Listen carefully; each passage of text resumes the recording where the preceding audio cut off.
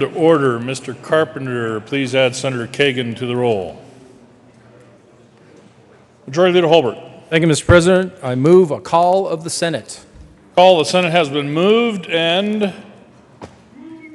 properly sustained. Will the sergeants please close the doors, allow no senators to leave, and return those kicking and screaming who are absent from the chambers. Will the clerk please call the roll? Senators Aguilar, Baumgardner, Cook, Quorum, Court, She's Crowder, Donovan, Finberg, Fields, Garcia, Gardner,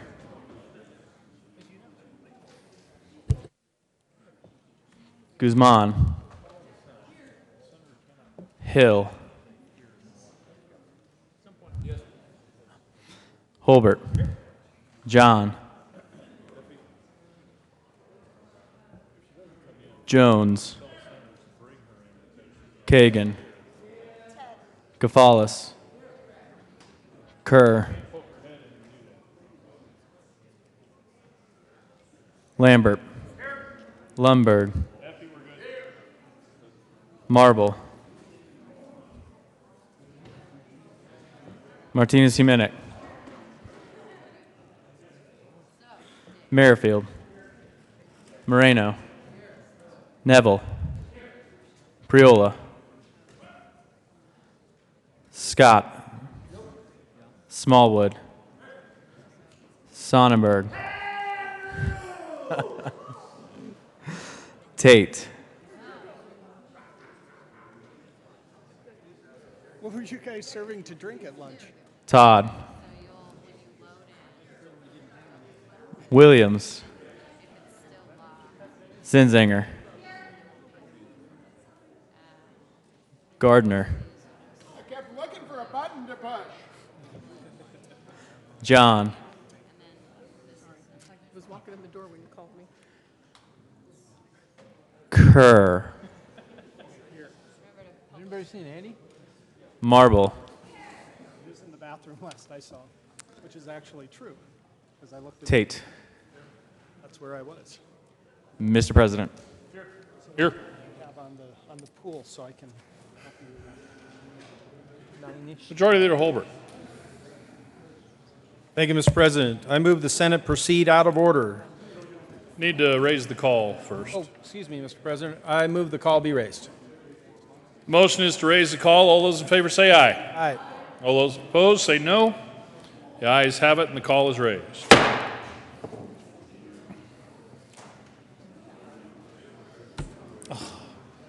Message from the House. The House has passed on third reading and transmitted a riser of statutes, House Bill 1219.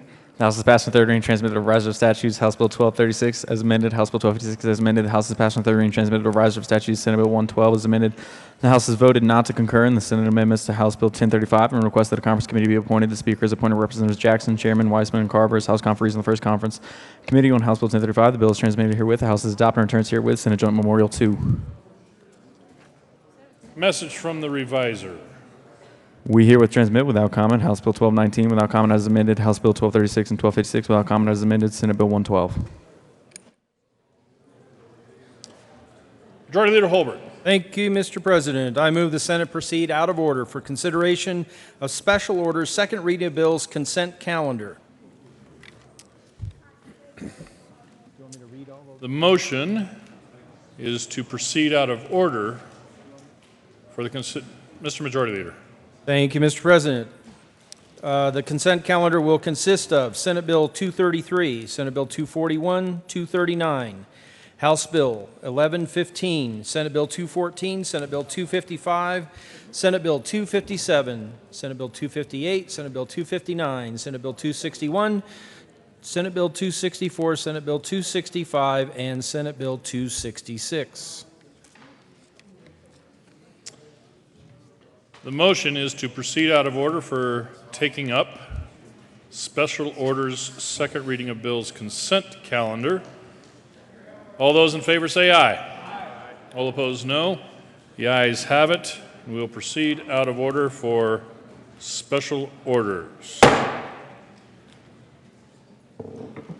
Senator Hill. Thanks, Mr. President. I move the Senate resolve itself in a committee of the whole for the purpose of general special orders, second reading of bills, consent calendar.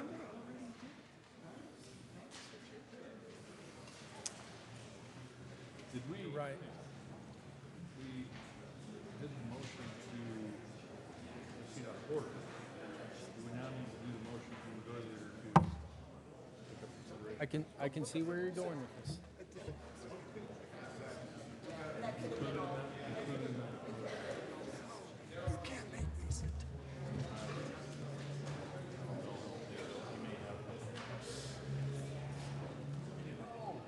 Gosh. Do I have to say all the bill numbers again? Thank you, Mr. President. I would make the... Senator Hill. Thanks, Mr. President. I withdraw my motion. Majority Leader Holbert. Thank you, Mr. President. I make my prior motion to move into special order second reading of bills consent calendar effective at 1:40 p.m. today. The motion is for the Senate to take up special orders, second reading of bills, consent calendar at the hour of 1:40.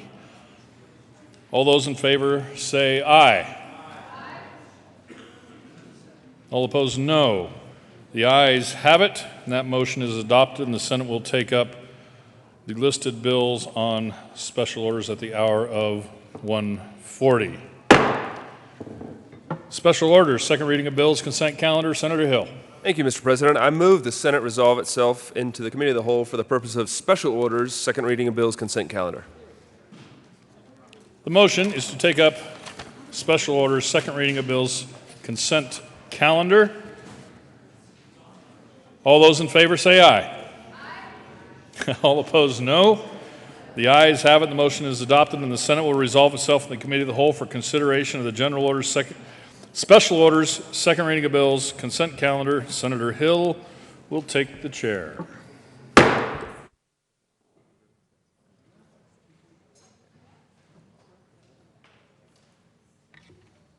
Kevin, you might ask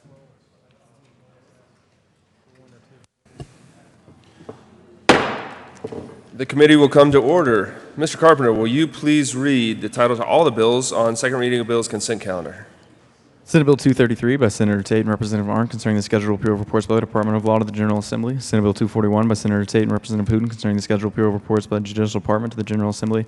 Senate Bill 239 by Senators Williams and Martinez-Humanic and Representatives Singer and Thurlow concerning additional authority for the controller to allow non-monetary adjustments for information technology capital projects in certain circumstances. House Bill 1115 by Representatives Buck and Janal and Senators Kafalis and Tate concerning the establishment of direct primary health care agreements to operate without regulation by the Division of Insurance. Senate Bill 214 by Senators Smallwood and Garcia and Representatives Exum and Pedersen concerning the creation of the Voluntary Firefighter Cancer Benefit Program. Senate Bill 255 by Senator Lambert and Representative Rankin concerning the creation of the Technology Advancement and Emergency Fund in the Office of Information Technology and in connection therewith making an appropriation. Senate Bill 257 by Senator Moreno and Representative Rankin concerning the creation of the Community Museums Cash Fund for the administration of revenues generated by community museums operated by the State Historical Society in connection therewith making an appropriation. Senate Bill 258 by Senator Lundberg and Representative Rankin concerning the use of open educational resources in public institutions of higher education in connection therewith making an appropriation. Senate Bill 259 by Senator Lundberg and Representative Rankin concerning the transfer of money from the general fund to the cash funds administered by the state departments for the protection of the state's natural resources. Senate Bill 261 by Senator Lundberg and Representative Young concerning the creation of the 2013 flood recovery account in the disaster emergency fund. Senate Bill 264 by Senator Moreno and Representative Young concerning funding sources related to services for behavioral or mental health disorders. Senate Bill 265 by Senator Lambert and Representative Hamner concerning a transfer of money from the State Employee Reserve Fund to the General Fund. Senate Bill 266 by Senator Lambert and Representative Hamner concerning a reduction in the amount of the General Fund reserve required for the fiscal year 2016-17. Majority Leader Holbert. Thank you, Mr. Chairman. I move all the bills on the special order second reading of bills consent calendar consisting of Senate Bills 233 and 241 along with its Judiciary Committee report, Senate Bill 239, House Bill 1115 and the Business, Labor, and Technology Committee report. Senate Bill 214 and the Business, Labor, and Technology Committee report. Senate Bill 255, 257, 258, 259, 261, 264, 265, and 266.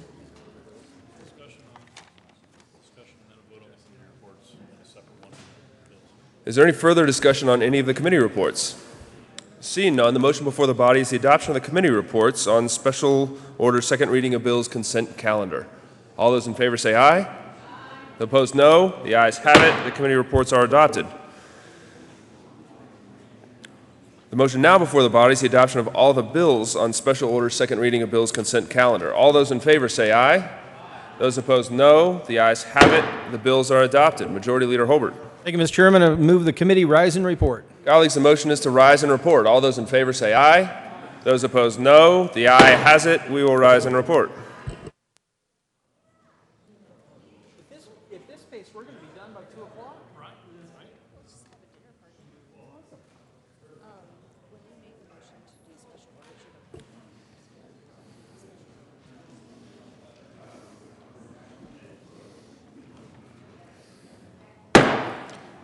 Senate will come back to order. Senator Hill.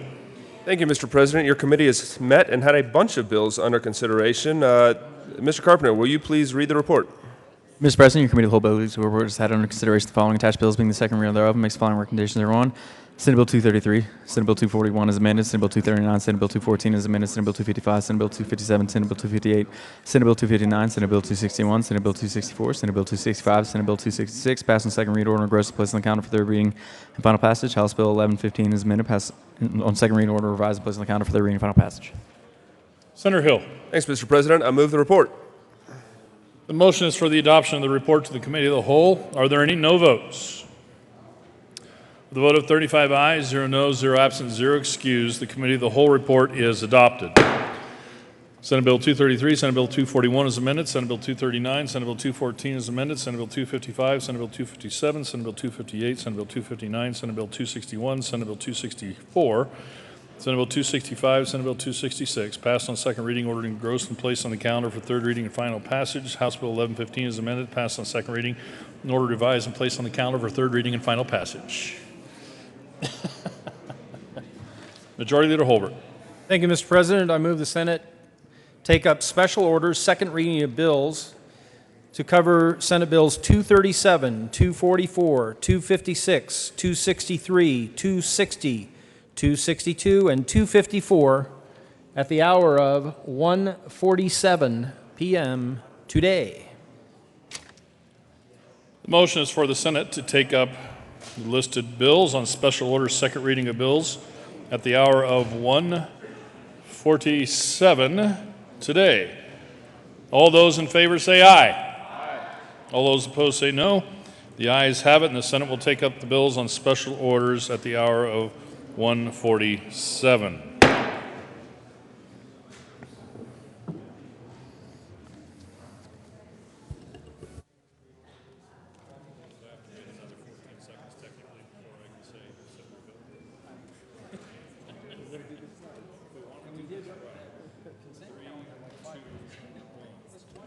Senator Hill.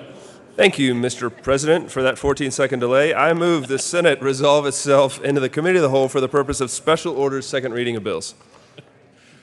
The motion before the body is to resolve itself in the Committee of the Whole for the consideration of the special orders, second reading of bills calendar. All those in favor say aye. All opposed, no. The ayes have it. The motion is adopted, and the Senate will resolve itself into the Committee of the Whole for consideration of the special orders, second reading of bills, and Senator Hill will take the chair.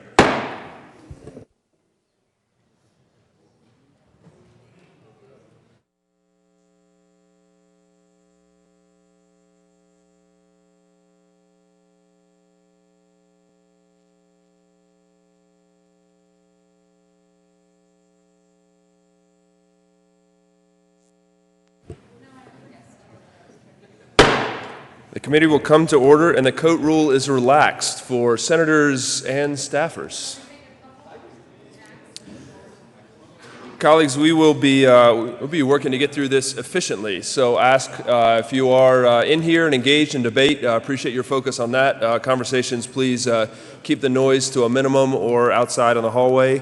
And we will be, if you are not around when your amendment is up, we will be laying those over until the end of the rest of the amendments. So either be on top of it or wait until the end.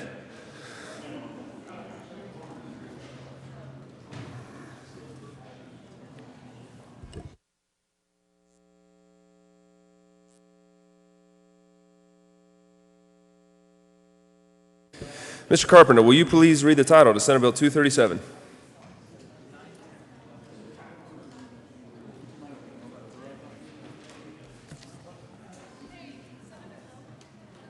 Senate Bill 237 by Senators Gardner and Marble, concerning the age of employees permitted to sell alcohol beverages at specified establishments licensed to sell alcohol beverages for consumption on the licensed premises. Senator Gardner. Thank you, Mr. Chair. I move Senate Bill 237 on second reading. To the bill. Thank you, Mr. Chair. Well, members, I'm going to spare you the very long diatribe about how when 197 got passed last year and it was going to get fixed by 143 this year, but didn't because it wasn't that way at all, that there was one piece of collateral damage, and that was that in 197 we created a situation where restaurant and tavern servers between the ages of 18 and 20 could no longer serve. That's going to become the law. And 143 was going to fix it, but we all know what happened there. This bill does pick up that one little item to ensure that the servers can serve alcohol and be between the ages of 18 and 20. Senator Marble. Thank you, Mr. Chair. And this bill isn't just important to the tavern and restaurant owners. This is a very, very important piece to those college students and high school grads who are looking for those employment opportunities. And this definitely fills the bill. Every pun intended. So thank you so much to the co-sponsor on this. We appreciate a yes vote. Is there any further discussion on Senate Bill 237? Seeing none, the motion before the body is the adoption of Senate Bill 237. All those in favor say aye. Those opposed, no. The ayes have it. Senate Bill 237 is adopted. Mr. Carpenter, will you please read the title to Senate Bill 244? Senate Bill 244 by Senator Priola and Representative Gray, concerning retail food establishment license fees. Senator Priola.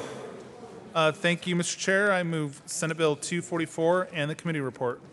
To the committee report. Senator Priola. Made some minor changes in committee. Ask for an aye vote. Senator Priola, I prefer to have a little bit more detail on the changes made in the committee report. No, we didn't have a committee report.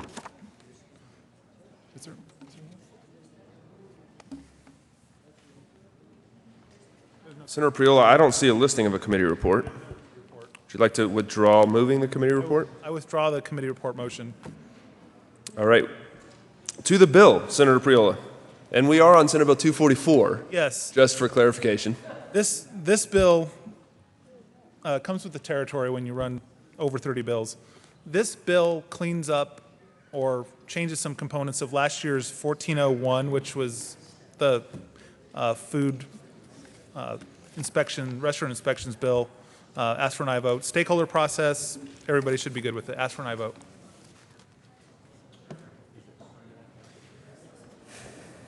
Is there any further discussion on Senate Bill 244? Colleagues, we'll be in a senatorial 5.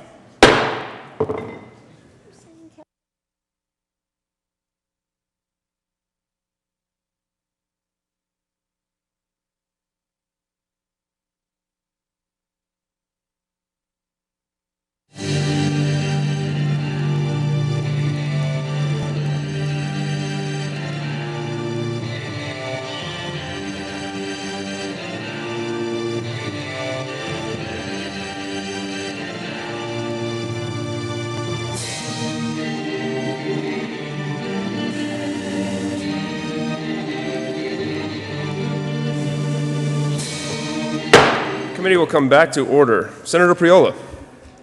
Thank you, Mr. Chair. I'm going to read the fiscal note for Senator Court here. This bill allows the county and district board of health to establish... Senator Priola, please don't use the senator's name. Sorry. The good senator from Denver County. The bill allows the county or district court of health to establish retail food establishment license fees that are lower than those set in statute if the county or district board of health is in compliance with the Colorado Food Protection Act. This bill removes language that prohibits a county government from using the increased fee revenue generated under House Bill 16-1401 for other county programs. I ask for an aye vote. Is there any further discussion on Senate Bill 244? Senator Court. Thank you, Mr. Chair. So it's my understanding that we're asking for these fees to be reassigned, reallocated. Is that pretty much the gist of it? From what you said, that's what it sounded like to me. Senator Priola. Thank you, Mr. Chair. I request the bill be read at length.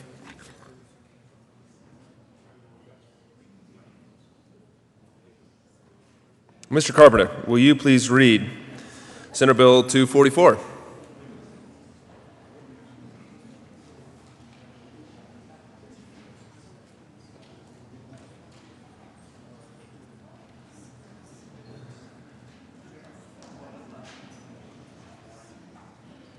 Senate Bill 244 by Senator Priola and Representative Gray concerning retail food establishment license fees.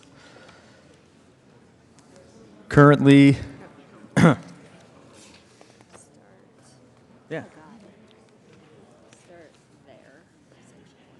Section 1, in Colorado Revised Statutes 25-4-1607, amend 1 introductory portion 1EI, 1.5D, and 13B as follows. 25-4-1607 fees repeal. 1, except as provided and strike paragraph D.5 of this subsection 1. Unstrike subsections 1, D.5, and strike subsection 14 of this section. Unstrike of this section effective January 1st of the year following the increase specified in strike paragraph A of this subsection 1.5, unstrike subsection 1.5A of this section. Each retail food establishment in this state shall be assessed an annual license fee as follows. EI, retail food establishment license fees shall be established pursuant to the subsection 1, except that A, the city and county of Denver may establish such fees by ordinance, and B, a county or district board of health may establish fees that are lower than the fees listed in subsection 1.5 of this section if the county or district board health is in compliance with this part 16, 1.5. Senator Priola. I withdraw my motion. Mr. Carpenter thanks you, as do the rest of us. Senator Tate. Thank you, Mr. Chair. We heard the bill in committee, and last year we raised fees related to restaurants and public health. This bill merely provides municipalities the discretion to lower the fees, below what we specified last year, if it makes sense to the municipality. So, urge an aye vote. Is there any further discussion on Senate Bill 244? Seeing none, the motion before the body is the adoption of Senate Bill 244. All those in favor say aye. Aye. Those opposed, no. The ayes have it. Senate Bill 244 is adopted. Mr. Carpenter, will you please read the title to Senate Bill 256? Senate Bill 256 by Senator Lambert and Representative Hamner concerning hospital reimbursement rates for the 2017-18 state fiscal year. Senator Moreno. Thank you, Mr. Chairman. I move Senate Bill 256. To the bill. Thank you, Mr. Chairman. Colleagues, this is the bill that will reduce revenues coming into the hospital provider fee. This isn't without pain because this is a significant cut to hospitals. But I'm hopeful that we have other legislation making its way through the process that would hopefully alleviate this situation. And so with that, I ask for an aye vote. Senator Aguilar. Thank you, Mr. Chair, and I hope as well that we have other legislation that alleviates this. But that's sort of like being told the check is in the mail. And the impact of this cut is at least $48 million to Denver Health. And with a $48 million cut, we would be immediately thrown into the red. And as you know, Denver Health is the largest safety net institution in our state. It provides care for over 40% of the residents of the city and county of Denver. And I would prefer that we voted on this bill after the fate of the other bill was made known, because as is with no guarantee, I cannot support this bill. Senator Donovan. Thank you, Mr. Chair. It is also the word hopefully that has me concerned and why I can't support this bill at this time. Hospitals closing in my district, which is a very real reality without this funding, means that there's not just another hospital in the neighboring town. It means that an hour drive turns into a 2.5-hour drive. You know, a 45-minute drive turns into a 3-hour drive. And it also means significant job loss. In most of my communities, the hospital is the largest employer. So these dollars are of critical importance to the survival of my communities and to the hospitals as the community hubs that they are. Is there any further discussion? Senator Kerr. Thank you, Mr. Chair. So as I look at Senate Bill 256 and some of the cuts that are happening, and I really hope that everyone understands the cuts that are happening in their own districts through this process if Senate Bill 256 becomes law. So if, for example, you represent Senate District 1 in this state, total cuts $6.4 million in Fort Morgan, Brush, Haxton, Cheyenne Wells, Burlington, Hugo, Holyoke, Julesburg, Sterling, Ray, Yuma. If you represent Senate District 2, the cuts happening in your district totaling $2.6 million in Canyon City and Woodland Park. If you represent Senate District 25, total cuts $29.3 million being cut to the Children's Hospital of Colorado, Health One North Suburban Medical Center, Platte Valley Medical Center, University of Colorado Hospital. There's an acute care hospital. If you represent Senate District 15, total cuts in your district, $10.2 million in Estes Park and Loveland. Before you vote on this bill, make sure you know how it's impacting your district. Make sure you know the cuts happening, and not on some government pork, but on the hospitals that serve people being brought in an ambulance. This bill is a draconian measure to try to address a fiscal issue. Please vote no on Senate Bill 256. And before you vote, make sure you know how this bill is going to impact your district. Senator Aguilar. Thank you, Mr. Chair. Members, I actually had the opportunity to visit several rural districts over the last few years, and I can tell you that I have been told by at least 4 hospitals that these cuts to the provider fee will lead to them needing potentially to close their facilities. And if you remember, there are 28 counties that have only 1 hospital and 17 counties that already have no hospitals. I think it's irresponsible for us as legislators to cut funding based on a hope and a prayer, and I would ask for your strong no vote in defense of rural Colorado and the safety of our citizens who live in rural Colorado. Senator Fields.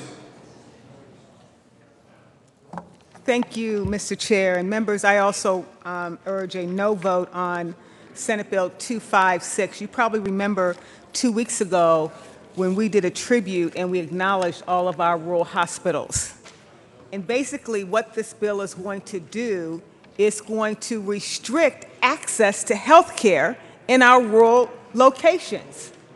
It's already a hardship for many of them. I just can't fathom why we want to put this tremendous amount of burden and stress on them when they're able to access and provide care to their citizens. And by doing this, you're eliminating health care.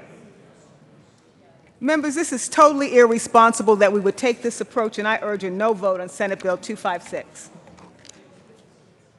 Senator Lundberg. Thank you, Mr. Chair. Members, I come down and in support of this bill because it is necessary to balance the budget, and I wish it weren't so on that. But the cold hard reality is Medicaid funding overall has grown by about $800 million in the budget, and unfortunately, the way the hospital provider fee was set up is it was inevitable that it became, you might call it a political football, and I'd like to take it off that line as well and find a mechanism for it to stand on its own 2 feet, even though I don't think the funding mechanism is that certain from the federal side in the first place.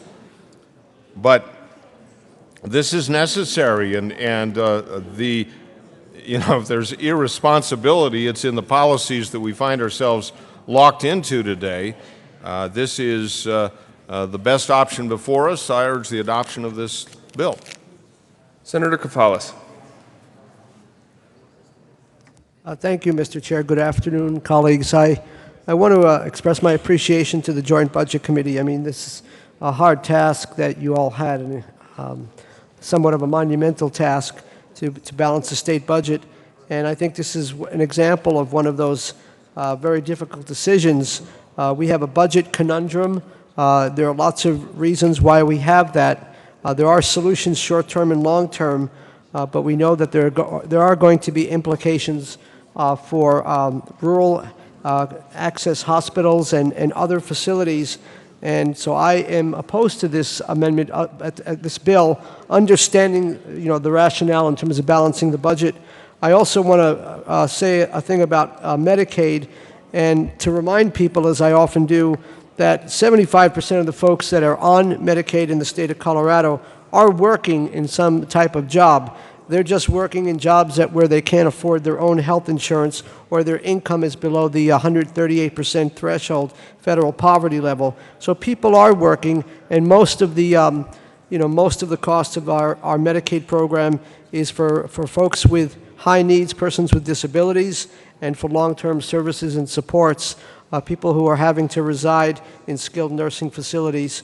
So again, it's a very tough thing. The JBC has done the best they can with what we have, but I want to remind people that there are solutions, short-term and long-term, for how do we address this problem of bringing us over the Tabor limit, having to refund dollars at the expense of hospitals and healthcare clinics in rural areas. Thank you.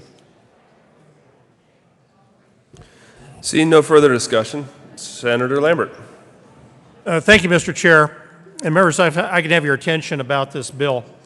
This is probably the most difficult and the most important bill to pass this budget. If this does not pass, it takes more than $250 million out of our balancing package. There will be no reason to continue with this budget at all if this bill does not pass. Then we will not have a Colorado state budget. The fact is that there are a lot of moving parts in this. The governor's request was originally for $195 million, but all of our representatives on the Budget Committee, who represent 4 different caucuses, got together. I believe there have been discussions between the President and the Speaker. And this is not just representing the hospital provider fee. The fact is, we balanced to a forecast from the Legislative Council staff that indicated we would have a $268 million refund back to the taxpayers under Tabor as a result of selecting that forecast for balancing.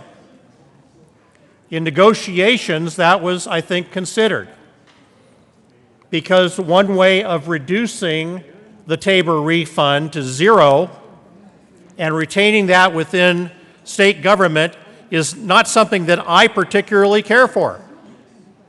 But that was a compromise that was made in very difficult discussions between the two chambers and the 6 members on the JBC that represent those two chambers. There are other ways to mitigate this, but they are not part of the balancing package. If we want to mitigate this, I believe we need to pass this bill first, get a balanced budget, and then figure out some of the other negotiations that are contained in other bills, but those are not this bill. I can't debate another bill that's not part of this bill and not part of this budget package. The fact is, this is a very difficult proposal. The governor of Colorado proposed a $195 million reduction based upon forecasts back from prior to December, back from last September. And since then, because we've had increased revenue, it also increases the amount of the Tabor refund. What I can almost guarantee you is that if this bill does not pass, we will restore a $268 million refund to the people from Tabor. We will pull the long bill. We will figure out other ways of cutting the budget that do not involve the hospital provider fee. Those could include things like education, higher education, transportation, all of those other things that we are trying to fund in a balanced way in this long bill. So I would reiterate that this is a critical but painful step of getting to where we need to be, but it is not the last step. We've had a great deal of bipartisan cooperation to put the whole budget package together, and I think you've seen that in the number of bills that we just passed on consent, which were pretty good bills. This particular one, though, I don't think this is the end of the story. I think there is a lot of discussion about how to protect rural hospitals. There are changes in funding at the federal level, which we don't fully understand yet. But we need to get to fiscal year 17-18 with a balanced budget. I would like to get that budget through on time, and this bill is critical to doing that. This is not something that we can work out in conference committee if we don't have the legislation to free up this amount of money to be able to balance other programs within the long bill. So it's up to you, members. We really need to have this bill. This is an absolute keystone that was well coordinated between the chambers, and I'd ask for an aye vote. Senator Crowder. Thank you, Mr. Chair. You know, I think there comes a time when we need to put a little bit of trust in what the senator was talking about. I'm gonna vote for this, and as you're aware, that I'm very adamant about the hospital provider fee because I ran it last year. But I do have a little bit of trust in the bill that's coming forward, and I'm talking about the Sonnenberg-Guzman bill that I think will pick up the slack on this. But I think I'm going to go ahead and vote for this to pass this, and I think that it's right that we go ahead and balance our budget and then find out and work toward solving this critical problem. But I don't see any other way around it. If there was another, if I didn't think that bill would not work, you know, I would vote against this. But I think the time has come when we take a little bit of trust in both sides on their judgment and go ahead and pass this. Thank you. Senator Fields and Senator Jean. Thank you, Mr. Chair, and I want to thank all the members that are on the JBC for the awesome work that you have done. But I'm having difficulty saying that we can't move forward unless everyone votes yes on this Senate Bill 256. I keep hearing this conversation about the hospital provider fee, and I think we have a solution to that. I've been hearing about a bill that's going to be coming forward to address the hospital provider fee, and that's one solution that could help us as it relates to us backing up against the Tabor limits. But I really cannot vote for a bill that is going to throw economic health in disarray in our rural communities. I can't do it. There's got to be a better way for us to balance the budget without saying we have to, as a body, vote no. We're trying to say we have to vote yes on 256 before we can make any further progress on the rest of our budget. That doesn't feel right to me. I cannot vote no on a bill that's going to create havoc in my community. You're talking about impacting families and children. If they don't have access to health, you're going to be crippling communities. Hospitals can't do the care that they need without this hospital provider fee. This does not feel good to me that we have to be put in this position on voting yes on this before we can move further. There's got to be a better way, and I have great confidence in the JBC. There's just got to be a better way. I don't know if we need to shift some other things around, but I just don't have, I just can't do that right now before I can move forward. I'm kind of stuck, and I'm not quite sure if we can find another pathway forward, because I cannot vote yes on Senate Bill 256. Senator Jean. Thank you, Mr. Chair. Well, I'm going to vote yes. We gave a job to our JBC members they took very, very seriously. And if anybody thinks for 1 minute, because I've had conversations with all of them, that it was easy to come up with this bill, it was not easy. They had to make the hard decisions that we elected them to the JBC to do. I did not spend the amount of hours, days, weeks, and months that they did listening to the budget analysts and listening to the people that tell them where all of the numbers are. They spent that time. So I think for us to completely disregard the incredible amount of work that they have gone through, I can't do that. I have a lot of confidence in our body that we will be able to come to a resolve. We have a bipartisan desire to fix the whole hospital provider fee, and I believe we can get it done. None of us want to see our rural hospitals go under, and folks, they are in trouble. We know that. But it took weeks and months for our JBC members to come to this decision, and it was not done hastily, and it was not done without a lot of pain on their part. I'm voting yes, and I ask you to do the same. Senator Court. Thank you, Mr. Chair.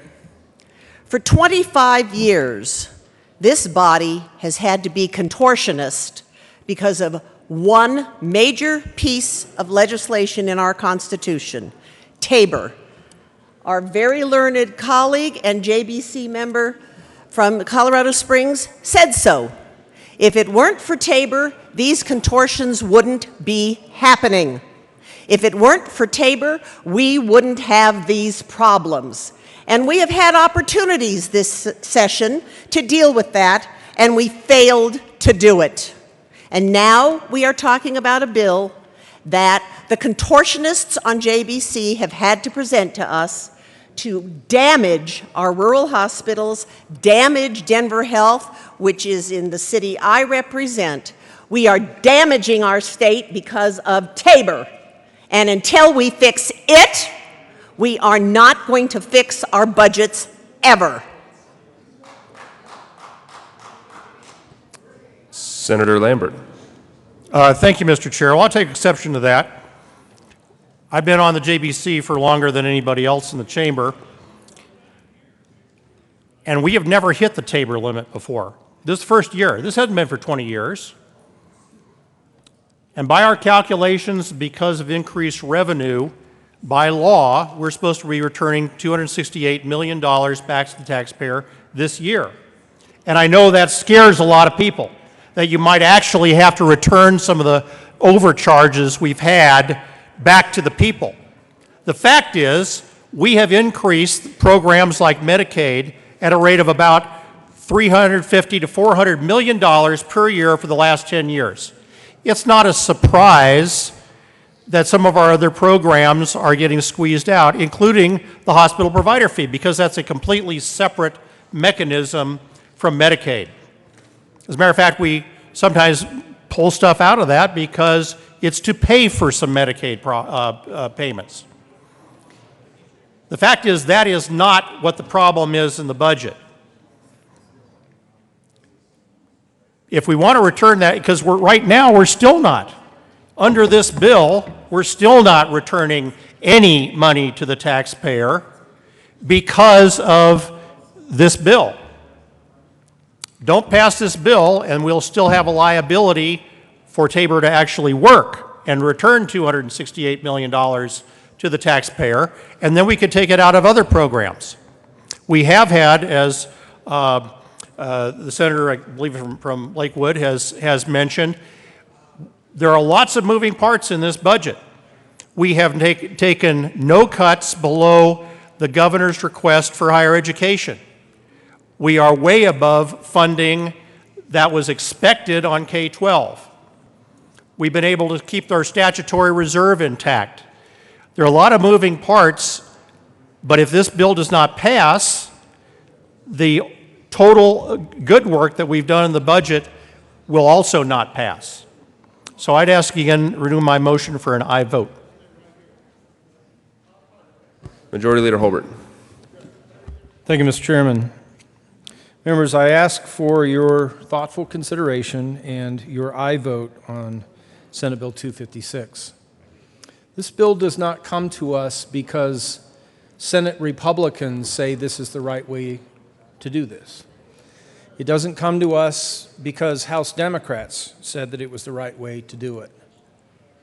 It comes to us because 6 people, 3 Republicans and 3 Democrats, 3 of those representatives, 3 senators, working with a Democrat governor and his staff, found a way to bring a budget to us that is balanced.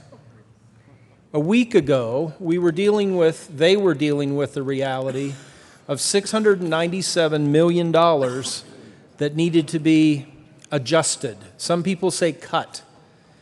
But we're dealing with a budget that actually has more money than last year, and people outside the Capitol hear cut, they think it's less money, but it's more. We do have increased spending in the major categories, K through 12 and Medicaid and Medicare. This is a decision that a balanced group of 6 people, Republicans and Democrats, again working with our governor, made tough choices. That's something that Congress gets to avoid every year. In Washington, D.C., with our federal budget, they can turn on the printing presses, they can borrow money, they can deficit spend, and we cannot. We can only allocate, we can only spend the money that the taxpayers deliver to us. Senate Bill 256 is not a political statement. It's not a battle between the chambers. When this bill, if the budget bill makes it through today and over to the House next week, the House will be dealing with probably this same or very similar reality. This isn't a partisan question, and it's not a battle between our chambers. It's a time for us to lead and to join our 6 JBC members in making tough choices. And one of those choices that I'll be making, and I ask you to join me, is supporting Senate Bill 256 with your aye vote. Senator Moreno. Thank you, Mr. Chairman. You know, this isn't an easy decision, and I will acknowledge that, and I acknowledge that people are having a hard time with it. But the reality is that cash funds, reimbursements, rebates, whatever you call it, to taxpayers cannot happen from cash funds. So a no vote on this today as part of the balancing package means that that $241 million hit will come from schools. It'll come from prisons. It'll come from higher education. All of the departments and programs on which they are dependent on general fund. That's what you're voting on today. This is part of the balancing package. It was an agreement that was made and that we should honor. I hope you'll vote yes. Senator Kerr. Thank you, Mr. Chair. I'd like to thank the majority leader for bringing back this conversation to honoring the work that the JBC does, and the 6 members of the JBC, the 3 House members, the 3 Senate members, and all of the work they put into the budget. They start months before the rest of us come back here. They've worked all through session to come up with this balanced budget collection of bills at this point, and I appreciate that. I appreciate the long hours they put in, the many days, far more than the rest of us have, and I appreciate that. I also appreciate the 145,000 people in my district that elected me to come down here to this Senate to represent them, and not to just rubber stamp a budget and a budget package of bills that was agreed upon and written by people that my constituents did not vote for. They elected me to come down today. Today is the day that we all get to put our stamp on this budget. Today is the day that we get to talk about what parts of the budget we like and what parts of the budget we don't.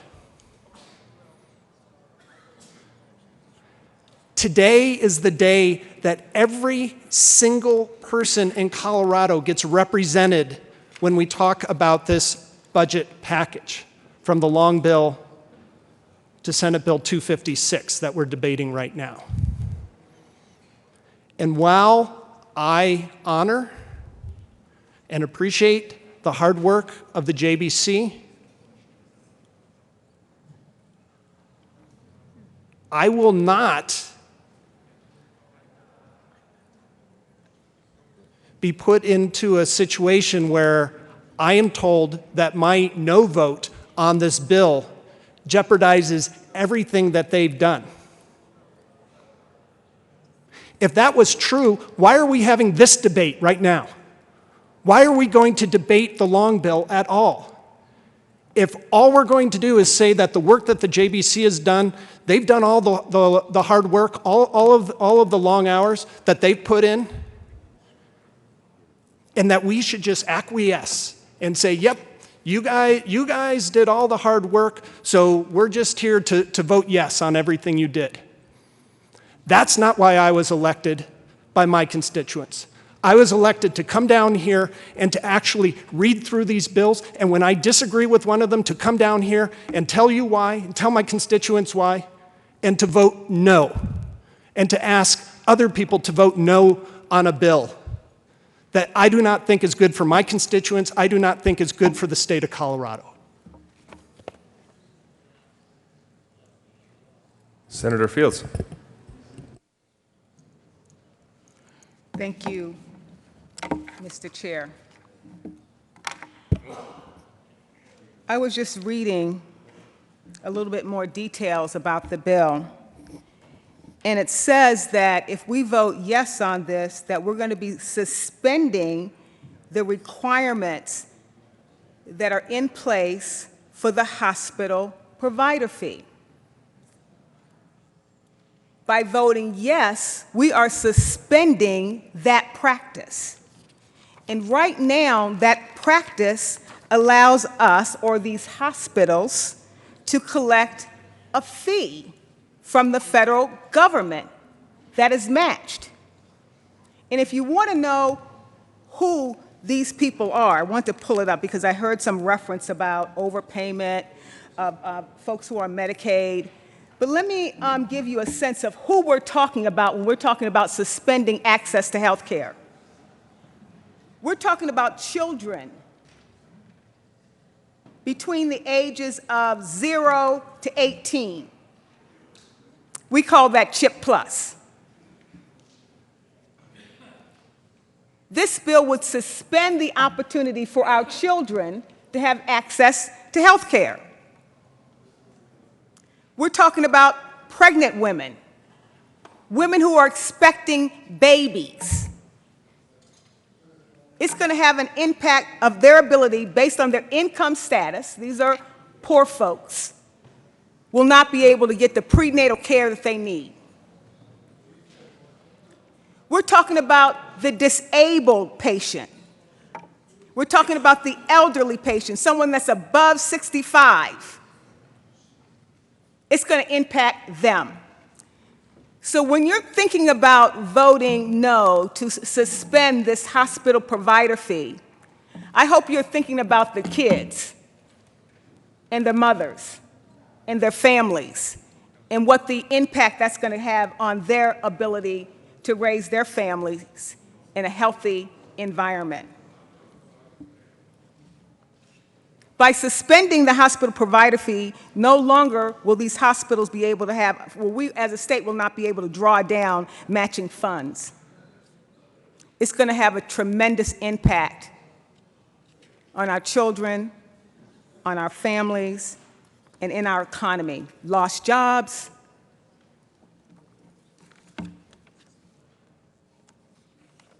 sick people, people dying. There's got to be a better way. Senator Lundberg. Thank you, Mr. Chair. I don't really want to belabor this, the points much on this, but I do believe some clarity should be presented on one, how the hospital provider fee works, and two, what impact this will have. And I was down here a little bit earlier explaining that Medicaid has grown at such a phenomenal rate that it's, the overall budgetary needs for next year for Medicaid is just a little under $800 million. And those are dollars that will continue to flow. Those are dollars that are used for for those on Medicaid and for CHIP Plus. That's not going to stop at all. The hospital provider fee is a reimbursement mechanism to hospitals who provide Medicaid services, but as far as the dollars that go into Medicaid, this does not change that. That's kind of the driver that's behind this budget-busting system that we have right now. But here's how the provider fee works. It's not a fee that is assessed against the federal government, that the federal government then matches. It's a fee that's assessed against the hospitals.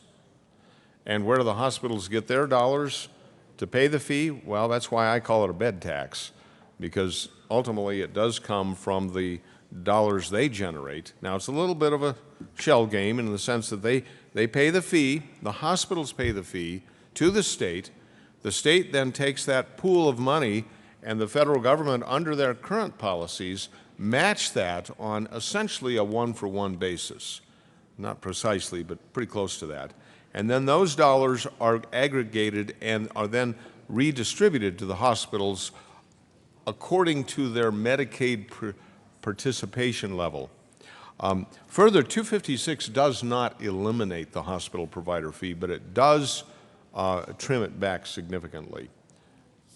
I still stand in support of this. I do believe that it is the best choice we have before us among some difficult situations, because we have some cost drivers that we cannot control in the long bill at all.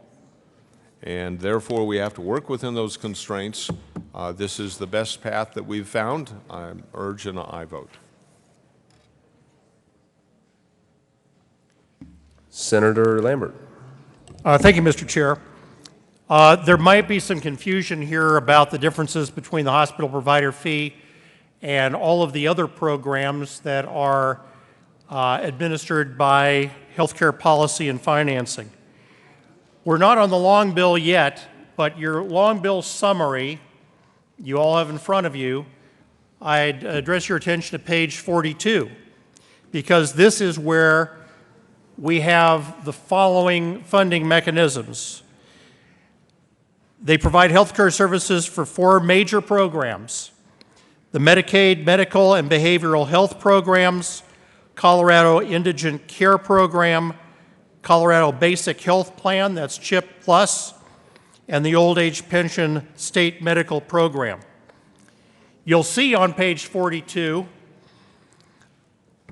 that the total funding for those programs, which is in the budget, amounts to $9,077 million. Just the general fund amount is $2,629,000.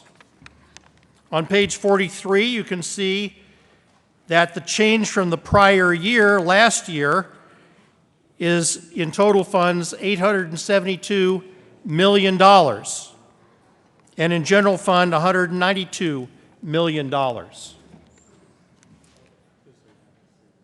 Those are the programs that's just the change from last year, which is almost comparable to the amount we're taking out of this hospital provider fee. But those programs are not touched by this bill. As a matter of fact, it provides the money we have to enable the state budget, to enable those things to get paid. So again, I would summarize and ask you for an aye vote on this bill. Seeing no further discussion, the motion before the body is the adoption of Senate Bill 256. All those in favor say aye. Division has been called. Will those in the chamber not entitled to vote, will everyone please take a seat?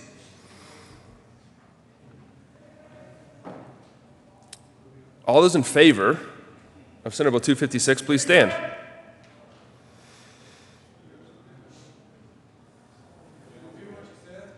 All those in favor of Senate Bill 256, please stand.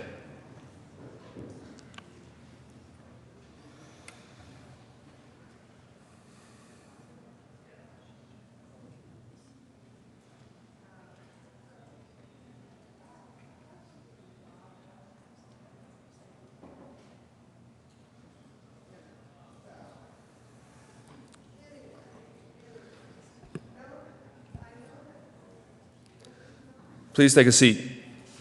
All those opposed to 256, please stand.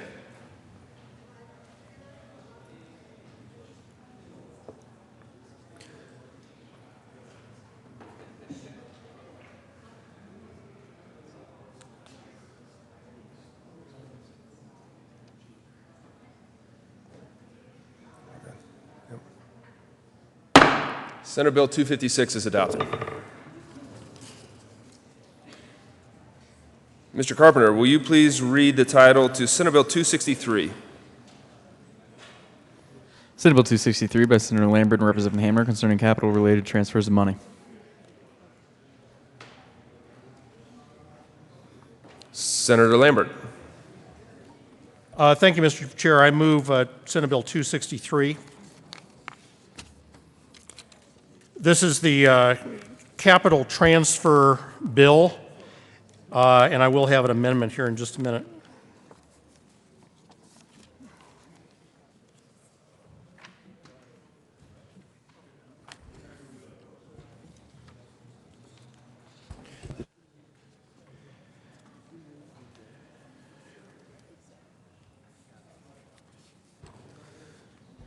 There is an amendment on the desk. Mr. Carpenter, will you please read Amendment 2?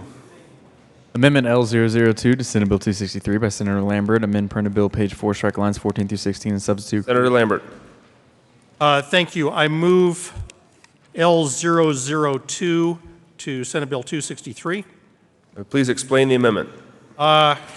Somewhere in the mess here with fixing the Capitol, I think our bill drafter had talked about restoring the roof. This year, don't need to restore the roof. We need to restore the windows and granite exterior of the Capitol building. That didn't make it into the bill, so L002 puts it into the bill, and I guess takes the roof off or something. I don't know what it is, but it extends it to the windows and granite exterior of the building. It's a technical amendment. I'd ask for an aye vote on L002. Is there any further discussion on Amendment 2? Seeing none, the motion before the body is the adoption of Amendment 2 to Senate Bill 263. All those in favor say aye. Aye. Those opposed, no. The ayes have it. Amendment 2 is adopted. To the bill, Senator Lambert. Thank you, Mr. Chair. Members, I thank you for the good comments about the hard work of the Joint Budget Committee, but I'd also like to mention the hard work of the Joint Technology Committee and the Capital Development Committee in putting together what I think is, and I've said in committee, I think one of the best, most responsible capital development priority lists that I've seen since I've been in the legislature. This bill funds that. 263 is the transfer bill related to capital projects. It's a good bill, and I'd ask for an aye vote. Is there any further discussion on Senate Bill 263? Seeing none, the motion before the body is the adoption of Senate Bill 263. All those in favor say aye. Aye. Those opposed, no. The ayes have it. Senate Bill 263 is adopted. Mr. Carpenter, will you please read the title to Senate Bill 260? Senate Bill 260 by Senator Lambert and Representative Hamner concerning transfers to the general fund from cash funds with severance tax revenues. Senator Lundberg. Thank you, Mr. Chair. Get myself in the right number here. I move Senate Bill 2. Which number are we on here? 260. Yes. Senate Bill 260. I move Senate Bill 260. There are no amendments.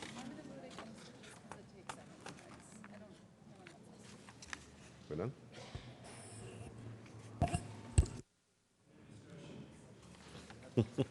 Any further discussion on Senate Bill 260? Senator Donovan. Thank you, Mr. Chair. Colleagues, I just wanted to make sure that this had a point of discussion. I know we are in a budget season that is making tough cuts, tough decisions, but once again, the budget will be balanced on the back of a severance tax sweep, and that impacts some communities more than others. Those include most of my communities, and it's become increasingly frustrating to see that these decisions are how we have to budget, how we have to balance the budget. It's part of a longer, broader discussion, but I didn't want this to just go by as being marked as we all consent to the idea that severance tax and a sweep of severance tax is how we should continue to make sure that we reach our goal of balancing the budget. Thank you. Senator Lundberg. Thank you very much, Mr. Chair. I thoroughly concur that there is always concern when we look at the severance taxes and where they're headed and how they're used. Would assure you that the Joint Budget Committee actually looked at some much larger numbers for severance tax, and because we were looking at several $100 million, by depending on whose number you grab, somewhere 600, 700 million that needed to be adjusted to balance the budget overall, that the number we were looking at for severance tax, moving severance taxes, and this is from 3 separate funds, local government severance tax fund, severance tax permanent fund, and the severance tax operational fund.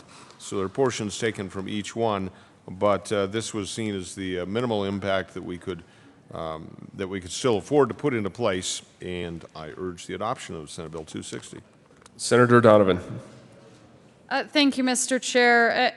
And I certainly appreciate that you made it the least worst it could be, but it's still incredibly challenging that these funds that are supposed to go to mineral impact communities, they're never restored. These just get swept and they're gone. So, and these are communities that exist, outside the metro corridor. So that the number of times that we have done this, that the dollars never get returned to these communities, and then we say, well, it's not as bad as it could be. This is a very frustrating message to have to explain at town halls that I would love for some of you to come join me at, because it's a different conversation than other people here at town halls. These dollars never get back to these communities, ever. Senator Lambert. Thank you, Mr. Chair. Mr. Chair, the good senator from Vail, I think, has a very good point. We have fought side by side for trying to maintain these severance tax funds as much as we can, not to just to give a apologetic about this, but last year, you might recall, when we were at this, well, it wasn't at this mic, it was 2 days before Senior DA, we were cutting severance taxes because 2 weeks prior to that, there was a Colorado Supreme Court ruling that said that DOR's position in some sort of tax credits for severance tax, it was the British Petroleum case, I think British Petroleum versus Colorado or something. That was a huge surprise right at the end of the year. We did put together a joint budget committee bill very quickly to try to mitigate that and actually authorize the committee to restore those funds when we could over the interim. When we found from the Department of Revenue that they didn't need to withhold as many funds, we fully funded the Department of Local Affairs request, their grant program, I believe it was in September. So by that time, we were meeting on a quarterly basis, restored those funds in December based upon the authority that we granted to our own committee to do that when the legislature was not here. But there's still problems. The slowdown in oil and gas on an international basis has cut into the amount of revenue that we've had from severance taxes. That's been a major factor since last year. And I think we had approximately $109 million in reserve or in the severance taxes that could have been swept. The governor's request, I believe, was for $77 million to be taken out of the severance taxes for balancing this budget. Fortunately, we were able to restore, I believe it was 32 million of that, so this is less of a reduction than what the governor had asked for. And we've tried, it's hard to put these together, but we don't take those requests from the OSPB or the governor just on face value because, as the senator from Vail has mentioned, it's exactly right. This does hurt our local communities. It's a matter of fairness. The next bill I think we're going to present is trying to put $10 million of cash, or general fund, back into Tier 2 maintenance projects, which restores another $10 million. So on the balance, we are presenting a budget and a budget balancing set of orbital bills here that is trying to be much kinder to the severance tax needs of the state than we started out with in November. And hopefully this will be something that will not be a multi-year problem. We do need to get back the severance tax back in its own lanes. But for now, for balancing, again, we've mitigated the impact of an entire year of severance tax cuts as part of this bill, and I'd ask for an aye vote. Senator Quorum. Thank you, Mr. Chair. You know, this is always a subject that always comes up in rural Colorado, and I appreciate the good senator from Vail bringing that forward. The fact is, over the years, we have robbed $400 million. I understand that when we're in hard budget years, but in the years where we say the economy is good, we continue to take money. It's very concerning. But I also want to put part of the blame for why our severance tax is down because of regulatory actions by this body, the House, and federal policy. We have lost a lot of drilling activity in rural Colorado. My district is 70% public land. Policies by the BLM, Forest Service, have actually canceled leases. We've had to pay money back to drilling companies, to oil companies. So let's get through this, but let's take a long look at what we do, because every action has a reaction. And frankly, some of the actions of prior legislatures has gravely affected severance tax. So I'm going to support this. I'm going to hold my nose, but I would like from assurances that we as a body will stop and look at the reactions of what we do here. When we take jobs away from rural Colorado, we take the ability to fund our schools, our fire districts. We do a lot of things around here because it feels good. But sometimes you just have to step back and do the right thing and get it done. Seeing no further discussion, the motion before the body is the adoption of Senate Bill 260. All those in favor say aye. Aye. Those opposed, no. The ayes have it. Senate Bill 260 is adopted. Mr. Carpenter, will you please read the title to Senate Bill 262? Senate Bill 262 by Senator Lambert and Representative Hamner concerning the transfer of money from the general fund to cash funds that are used for the state's infrastructure. Senator Moreno. Thank you, Mr. Chairman. I move Senate Bill 262. To the bill. Thank you, Mr. Chairman. Senate Bill 262 makes sure that we have enough money for our state's infrastructure, replaces some of the Schedule 228 transfers with a set amount for transportation each year. Ask for your support. Is there any further discussion on Senate Bill 262? Senator Cook, there is an amendment on the desk.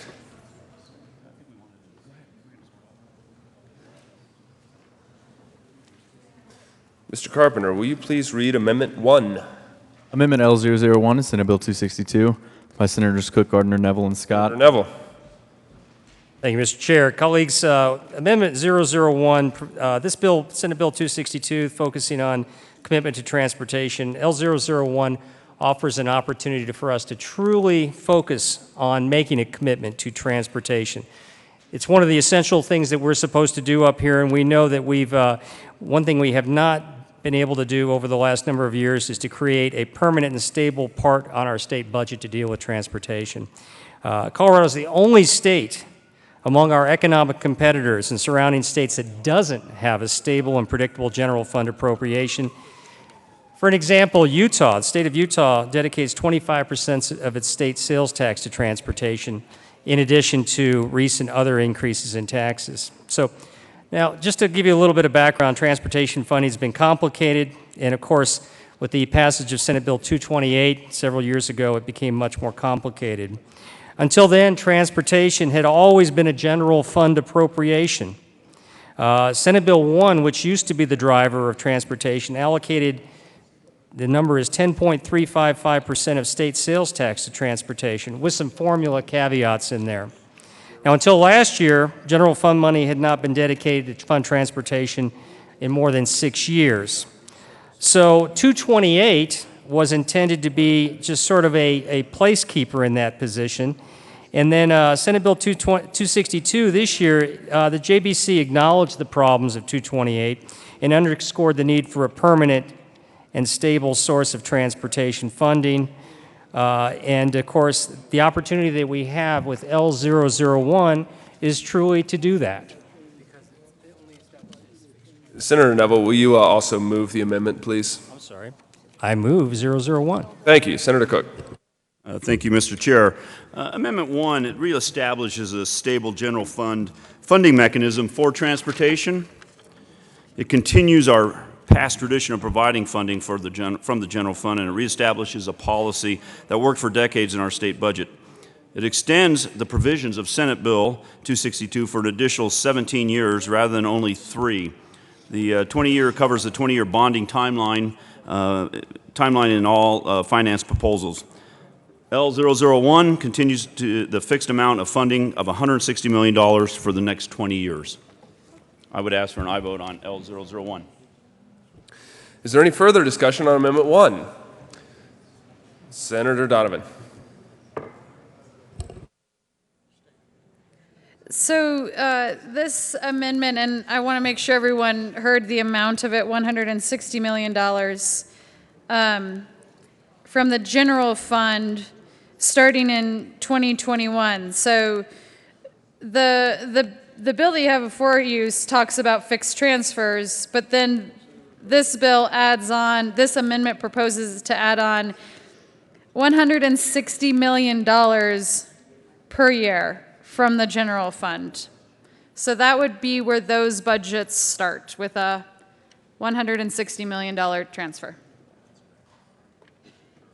Seeing no further discussion, the motion before the body is the adoption of Amendment 1. Senator Kerr. Thank you, Mr. Chair. So looking at L001, in light of other recent discussions we've had down here, sure seems to me like after the months and months and months of work that the JBC has done to balance the budget and to look at the overall budget and to look at the budget balancing package, that suddenly running an amendment on one of these bills to move $160 million and also talking about doing it for the next 17 years. This is, talk about blowing a hole in the budget. Talk about really putting us out of whack. Talking about the good hard work of the Budget Committee, whether the work of the Budget Committee this year or the work of the Budget Committee in 2021. So we're going to tie the hands of future JBCs. We're going to tie the hands of the folks that we in each caucus elect to do those hours and hours of work, the months and months of work. But very recently we said, no, we have to honor the work that those 6 people do, but yet here we are about to vote on an amendment that says, but the future work of the future JBC, we're going to tie their hands. We don't trust them in the future, but all of the work that's been done up till now is fine, but silence the voices of each of our constituents going into the future. I'd love to hear the sponsors of this amendment explain exactly which schools are going to be closed down with this $160 million transfer? Which hospitals in whose district are going to be shut down? If we don't trust the JBC members in the future to figure that out, then let's talk about it. Let's stand up here and defend your amendment and say which schools are going to be closed, which hospitals are going to be closed, which special education students are going to lose funding because of this amendment. If you're serious about this amendment, please come up and explain that. Apparently, Senator Neville, you are serious about this amendment. Thank you, Mr. Chair. I am serious about this amendment, but I'm not serious about answering a question that has no validity. Colleagues, the Joint Budget Committee did exactly what it was supposed to do this year and provided funding for transportation. This amendment continues that funding in future years. To say that the Joint Budget Committee in future years is totally hamstrung from actually making sure that it prioritizes the needs of the state of Colorado, I'm sorry, I do not accept that. Are we here to say, is my good colleague from Jefferson County here to tell me that prioritizing transportation for my constituents and for your constituents is not a goal, is not something that should be important and should be a high priority for the state of Colorado? I don't think that's the case. I think we're here to prioritize. Transportation is a priority. We are creating a priority in transportation, and this amendment continues that priority into future years. I urge an aye vote. Senator Lambert. Thank you. As the lawyer for the JBC here, I will plead the case against the amendment. I'd ask for a no vote. But I would point out, we run these, what we call orbital bills to the long bill because there are certain things we have to change in statute. The governor had asked for a decrease, I think it was $79 million, both in 16-17 and 17-18, to the automatic transfer that was caused by Senate Bill 228. That is very a formulaic type of process, and so we're not transferring as much to transportation this year for budget balancing purposes. It's one of those items that, as we say in technical budget language, also got a haircut. So it's one of those things we have to do, but this particular amendment, I just have to say, it's not illegal to put an amendment on a statute, just like every other bill that goes through. I would point out that this has absolutely no effect on this year's budget because it doesn't start until June 30th of 2021. The senator is right that this sort of binds legislatures in the future, at least into a mandatory statutory transfer of funding. It would be reviewed, I'm sure, by the JBC in the future. And part of the problem is that we did this with 228. 228 is almost impossible to budget for. I won't get into all the details, but when it's recalculated every quarter, you cannot plan a budget to 228 without risking actually having commitments to transportation programs, and then if the next quarter, if your forecast changes, actually have to cancel those contracts and pull that money back by law. Senate Bill 262 fixes that. And for the last couple years, 3 years ago, we did pass a bill that wiped out the first 2 years of the 228 transfers to make it a flat rate across each of those 2 years. This also extends into the last 2 years of the 228 mechanism and fixes those. So it's 262.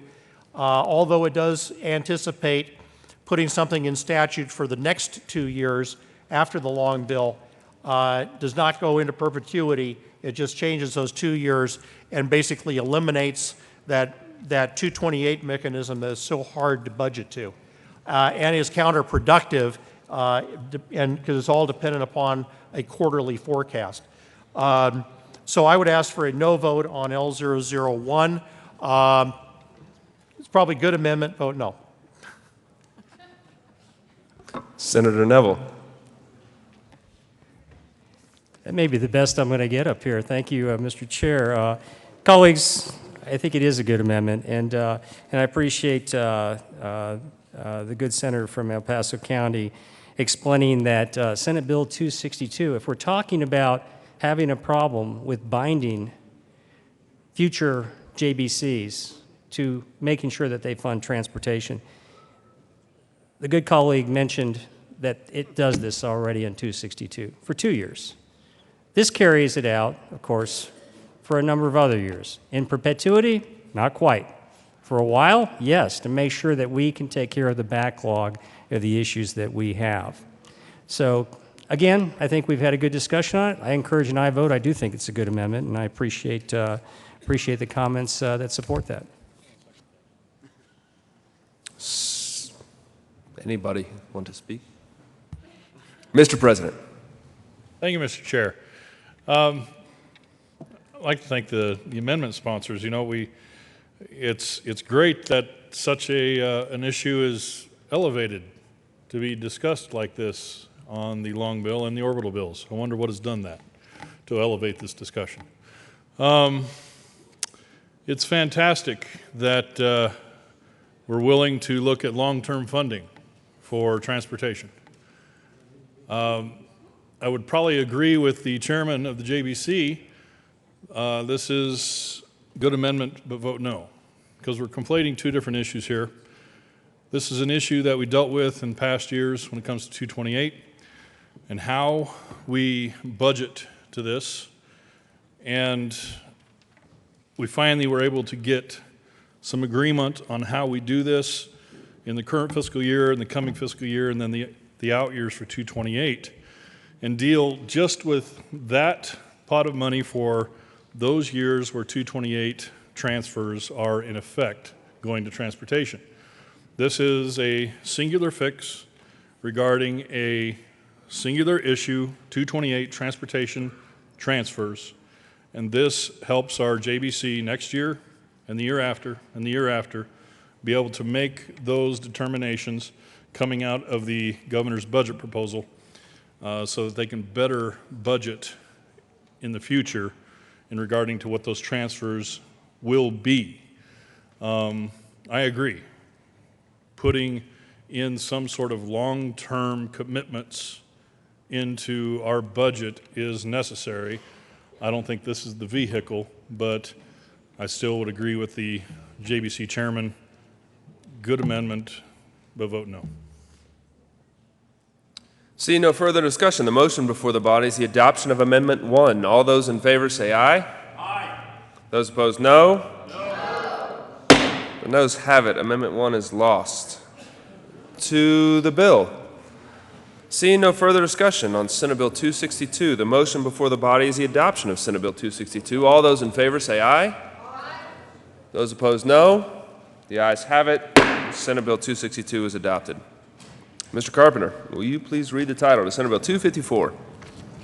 Senate Bill 254 by Senator Lambert and Representative Hamner, concerning the provision for payment of the expenses of the executive, legislative, and judicial departments of the state of Colorado and of its agencies and institutions for and during the fiscal year beginning July 1st, 2017, except as otherwise noted.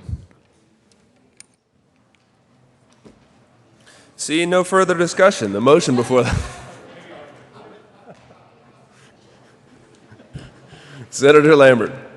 Thank you, Mr. Chair. We move Senate Bill, what is this thing here, 254. Ask for your aye vote.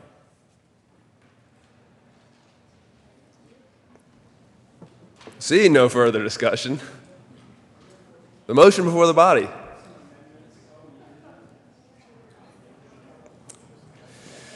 I'm reminded there might be some further discussion.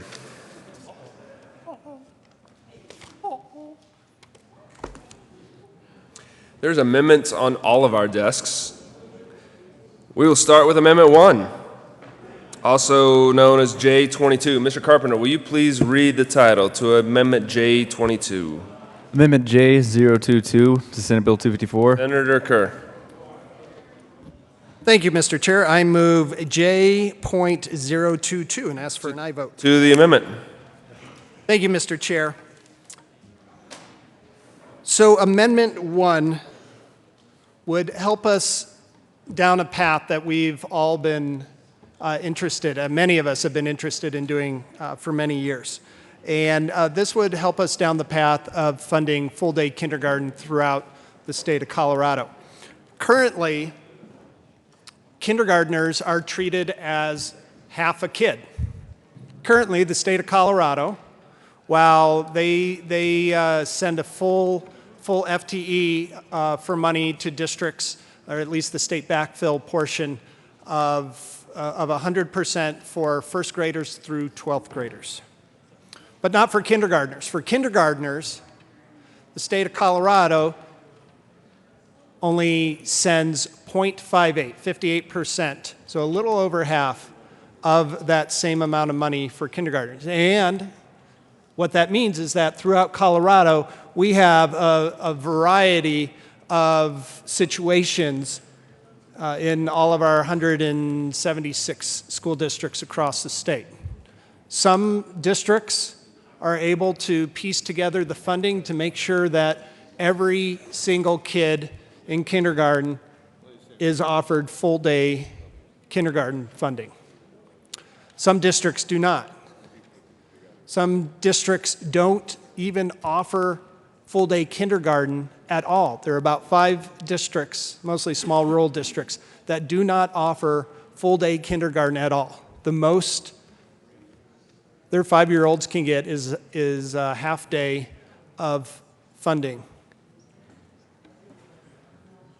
So over the past few years, many of us have been working on this to try to increase that. And while J022 doesn't get us all the way there, it steps us in that direction. So this would raise the amount of money going to districts for kindergartners from the 0.58, the 58%, up to 65%. So a step in the direction. And we have a plan. There's actually in statute right now, a lot of people don't realize, but there's actually in statute right now a plan, a 5-year plan of moving from the 0.58 all the way up to the 100%. J022 simply represents the first year of that 5-year plan of getting Colorado to be one of the states that offers full-day kindergarten to all 5-year-olds across the state. As we all know, in the 21st century, the education that many of us received in public schools, whether we did half-day kindergarten or full-day kindergarten, the education we received perhaps is not adequate to fully prepare a 5-year-old in 2017 for the demands, the rigor, the creativity needed in the 21st century. And that is why we as a state must start down this path. Now again, this doesn't take us all the way there. It won't be the least expensive thing we've ever done, but it might be the most important thing we've ever done. And of course the question comes up is, so where are we going to get this $36 million to take this first step? Now, as we all know, being legislators, we often hear about the school to prison pipeline. And the people who don't make it through school, don't graduate, don't get a high school diploma, your odds of ending up in prison are so much higher than folks who graduate from high school, go on to some sort of higher education attainment. And one of the most critical pieces in that K-12 education is starting out with a good, strong foundation. Starting out with an excellent kindergarten experience, making sure that when you go into kindergarten at 5 years old, that you are fully prepared and you are learning all of the rigorous information, skills needed in order to be successful in first grade, second grade, through third grade, all the way up through 12th grade, and graduate and move on to some sort of higher education attainment. We know in our economy, we've said this before, and Mr. Chair, you know very well, you've heard this many times back in the Education Committee. Back in the 70s, about 30% of all of the jobs in Colorado needed some sort of secondary education attainment, whether it's a 2-year degree, a 4-year degree, some sort of license, some sort of certificate. Well, we've flipped that, the way our economy has grown and shifted, we've flipped that number. And it's now 70% of all jobs in Colorado in the next few years, and probably growing, will require not just a high school diploma, but also some sort of higher ed attainment. Again, a 2-year degree, a 4-year degree, master's degree, certificate, along those lines. That's why it is so crucial that we start in kindergarten to make sure that our kids have every opportunity to start building that foundation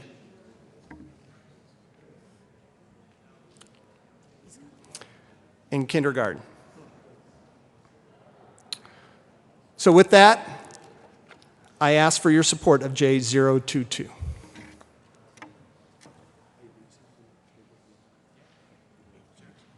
Senator Court. Thank you, Mr. Chair.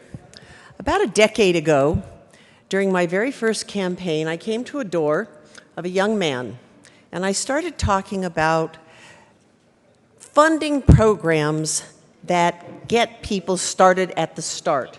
Preschool, kindergarten, preventative health care screenings of every sort. And he looked at me somewhat quizzically and said, "I'm not sure I understand what you're talking about." So I said, well, let me just put it this way. An ounce of prevention is worth a pound of cure. And he looked at me and he said, "That's profound." And I said, no, that's Benjamin Franklin. But anyway, my point simply is that this amendment provides that more than ounce of prevention.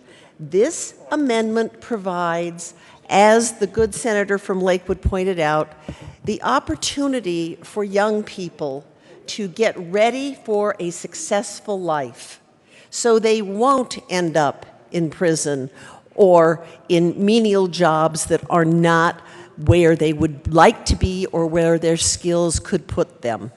So allowing our students to have full-day kindergarten is the ounce of prevention that Benjamin Franklin was talking about so many centuries ago. I encourage a yes vote on this amendment. Senator Lambert. Thank you, Mr. Chair. I'm sure amendment number 1 is well-intentioned here, but, you know, the fact is, I kind of had to think about this a little bit because the amendment sponsor said, well, you know, we need to have more education for kids because we don't want them to go to prison. Well, the fact is, actually, this might prevent them from going to prison because we're not going to have prison capacity for those prisoners that are already in prison. If we take $25 million out of our external capacity of prisons, that takes out 1,205 prisoners out of the system. Either puts them in an overcrowded state facilities or puts them back on the street. The fact is, this is an extremely irresponsible public safety problem if amendment number 1 is passed. We have been notified by the Department of Corrections, and I have a memo dated 20 March from our DOC analyst in the Joint Budget Committee. There is no excess capacity in the Colorado prison system. we are currently at the maximum. And to pull resources out of our prison facilities is going to cause irreparable damage to all of our prison programs, and especially just to the inmate population. When we had the closure of Kit Carson facility back in July of 2016, less than a year ago, that reduced the number of available private prison beds in Colorado by 1,488. Since that closure, the Colorado's inmate population has grown by another 387 offenders. In February of this year, 2017, it grew by an additional 119 offenders. Department of Corrections has come to our Budget Committee in an emergency fashion and said that it currently is looking at all available placement options. That would include contract jail facilities, where some of our sheriff's departments are already trying to turn away offenders because they're already maxed out. It could involve reopening a private prison or paying to send some of our offenders out of state into other contracted facilities outside of Colorado. The fact is, we are at maximum in our prison system right now. Department of Corrections doesn't need an overcrowding of our offenders, which could cause more violence, more injuries, perhaps more deaths within our prison systems. I won't go along with a lot of more data right now, but the most recent information we have from Division of Criminal Justice in the Department of Public Safety, as well as our Legislative Council staff forecast, is that over the next couple of years, we may be increasing our capacity, or have to increase our capacity in our prison system over and above what it is right now, and right now we are at the maximum. I have information, I've got charts right here to show you these trends. We are not making this up, but Department of Correction has already come to us and said this is an untenable situation where we may have to act in the very near future to expand our prison population. And unfortunately, Amendment 1 is attempting to decrease the appropriation to the Department of Corrections by $25 million. We cannot afford to make this untenable situation even more untenable and unsafe. We need to provide adequate living facilities for our offenders so they can serve their sentences, get back into the parole system, or get back into the communities. But this is just going to be counterproductive, and I'd ask for a no vote on Amendment 1. Senator Fields. Thank you, Mr. Chair, and I urge a yes vote on Amendment 1, because I think we should be valuing our kids. And I think what we should be doing is working upstream. I'm not here to question the integrity of what the good senator said about correction facilities and how we are at the maximum capacity and all those kinds of things. But when are we going to start investing in our kids and working upstream? If we want to avoid kids going to prison and creating these bids for folks who do bad things, we need to start with their development early. We need to make sure they know how to count and they know their colors. We need to start working upstream. So I think investing in our kids is a good thing to do.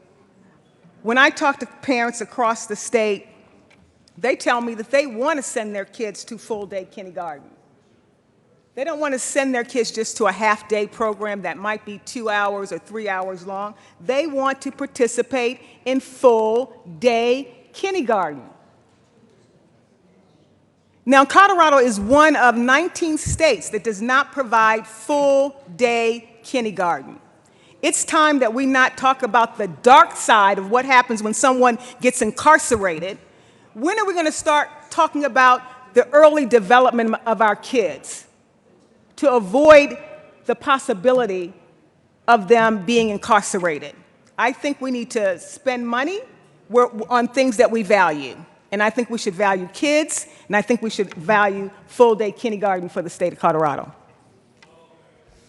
Senator Lambert. Senator Lundberg. Thank you, Mr. Chair. I don't want to spend much time on this, but I must observe that it seems like I'm hearing two separate debates that are on two separate topics. And I want to get to the amendment in front of us that says take $25,100,000 from the Department of Corrections for private prisons and spend $36,800,000 with the Department of Education. We are talking about a budget here. That's the issue before us today. And first and foremost, the numbers have to make some sense. Well, these numbers don't make sense because if you take $25 million away from the private prison side, the chairman of the Joint Budget Committee has already adequately explained that there is no excess space in the state's prisons to absorb this population. They have to go somewhere. There is not a $25 million savings here at all. As a matter of fact, the most cost-effective way to manage this portion of our prison population is in the private prisons. So if you take them out of, and that equals 1,205 or 6 inmates for that $25 million, they have to go someplace, and ironically, it won't save a dime. It will actually cost more to house them somewhere else. And that doesn't address the $11,700,000 that still has to be made up in order to satisfy the requirements of this amendment. I would love to have the discussion on the appropriateness or not of full-day kindergarten, but that's not really the issue before us. It's passing a budget that works and that balances, and amendment number 1 will in fact throw us further out of balance, both with the general fund appropriation required that there's no accounting for, and the $25 million that's taken out of the private prisons, which will have to make up, some estimates are maybe $35 million in order to fix that, or some number far in excess of the $25 million. So this amendment is simply dysfunctional. Please vote no so that we can move forward with a budget that does have integrity. Senator Lambert. Thank you, Mr. Chair. And just my last word on this. It sounds like in this debate we're talking about zeroing out K through 12 education. Again, I would look forward to what is actually in the budget. If you look at your summaries on page 27, that's the Department of Education budget.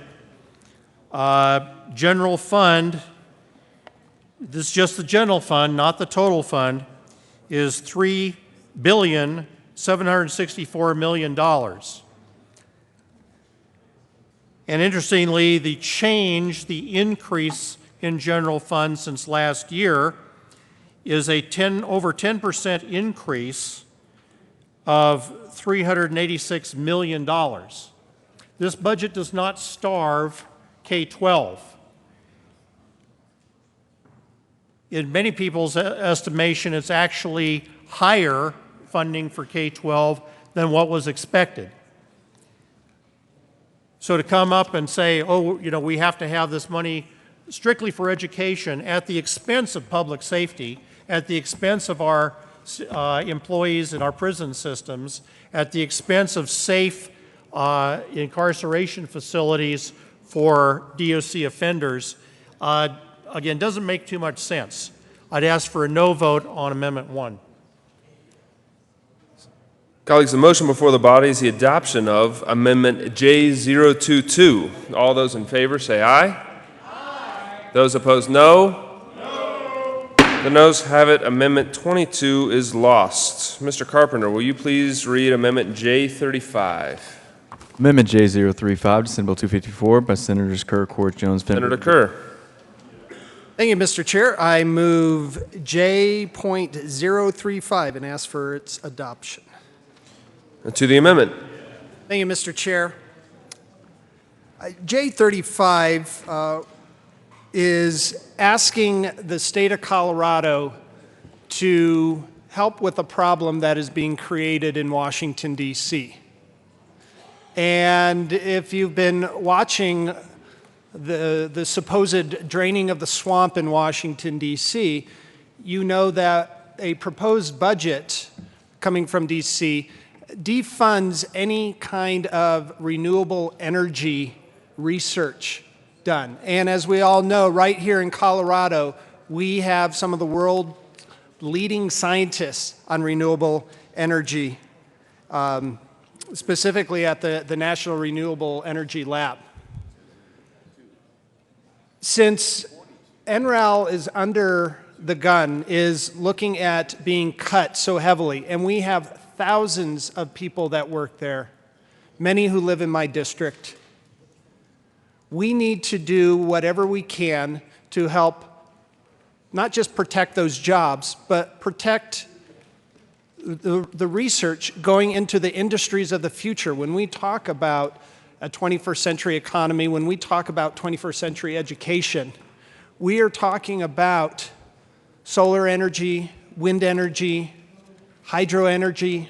We're talking about these different forms of energy production that are designed to reduce our carbon footprint in our state, in our country, and across the world.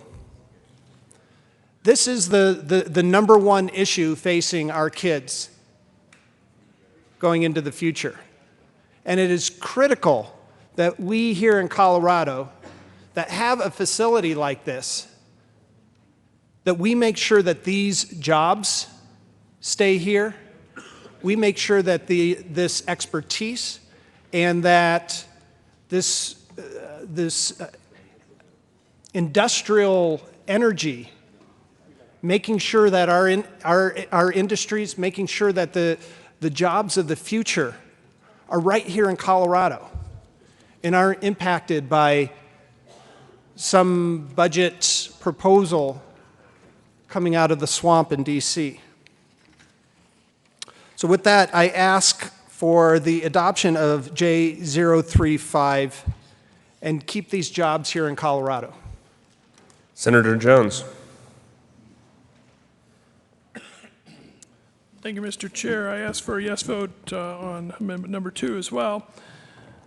So that this is about NREL, and it puts us on the map internationally as far as jobs in the renewable energy sector, wind and solar. Recent report came out yesterday that solar jobs are up, or today actually, 20% in Colorado. The number of people in these federal labs amounts to 2.6 billion to our economy. 2.6 billion to our economy, supports over 17,600 jobs. And it's also part of the brand that Coloradans have for this state. It's a clean energy brand. It fits kind of our Colorado way of life. And NREL is an important part of that. Unfortunately, in Washington, people think these kinds of science jobs that start innumerable startups, business startups, and make people entrepreneurs have a shot at creating a good business. Unfortunately, that somehow doesn't have value, and there's large cuts being proposed for these kinds of jobs. And I got to say, a long time ago, we must have had really good congressional people to get these kinds of jobs in Colorado, because we are the envy of most states that we have this kind of opportunity here to do the research and to move that research into practical applications so that we can get ahead in wind and solar and efficiency. So I think we're going to need to step in. I mean, we haven't really followed Washington's lead. We need to keep going our own way. We started doing this in 2004 with a public vote to do more wind and solar. We need to continue that. NREL is a critical part of that. It's a jewel for us in the state, and we should be supporting that and saying loud and clear that it's not okay to cut these federal labs that are such great economic engines for our state and do such good work for our climate, reducing pollution and creating jobs. Senator Lundberg. Thank you, Mr. Chair. Mr. Chair, once again, I find this curious discontinuity where we have two different subjects that are totally unrelated that are being debated on this one amendment. Here's what the amendment does. It takes $15 million away from the Department of Corrections for private prisons. Now, as has already been described, that means at the $15 million level, 725 inmates will have to go some other place. If there was space in the state prison system, which there isn't, just the housing of them and the management, it's about $10,000 a year more per prisoner if they're in the state system. So this amendment would not save $15 million that could be spent somewhere else. It would be costing us, roughly a little over $7 million in addition to what we're spending today for the housing of these prisoners. This wouldn't result in a $15 million savings. This would result in a over $20 million total cost for these prisoners, assuming we can find a place to put them. Now, there are creative ways. You can ship them off to some other state. You can, it's been said, put them in well, it's kind of a sneaky way they put them in the jail system. They just don't come and get them. And take that back to your local sheriff and tell them that that's what we're going to do. No, this is, amendment number 2 is another amendment that was kind of spun out of thin air and doesn't make any sense. Interesting discussion on renewable energy, which would make a fascinating debate, but it has nothing to do with Amendment 2 because the money is not there. Vote no. Seeing no further discussion, the motion before the body is the adoption of Amendment J35. All those in favor say aye.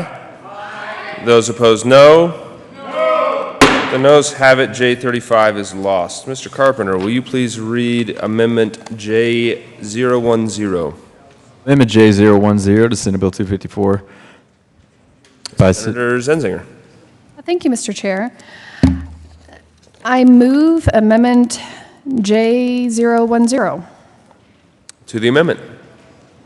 So, members, I believe pretty strongly that any child in Colorado who wants to go to college should be able to have that opportunity.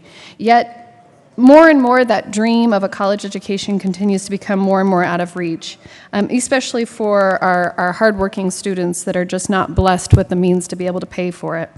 This amendment is about making higher education just a little bit more attainable for Colorado's children.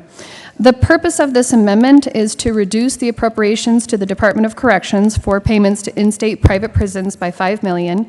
What's important to note is that doesn't defund private prisons. It merely takes the increase that has been allocated or proposed allocated to private prisons and increases the appropriations to the Department of Higher Education by $10 million.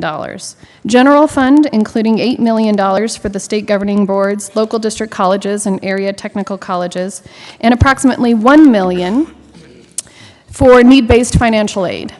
Now, the amounts that are in this amendment are allocated among the institutions that are based on the funding model that's used for the introduced long bill, and it also modifies a footnote to reflect the assumption for all state governing boards except for the School of Mines, for which tuition is not appropriated, that tuition increases for these undergraduate students with an in-state classification will be 1% less than the increases assumed in the introduced long bill.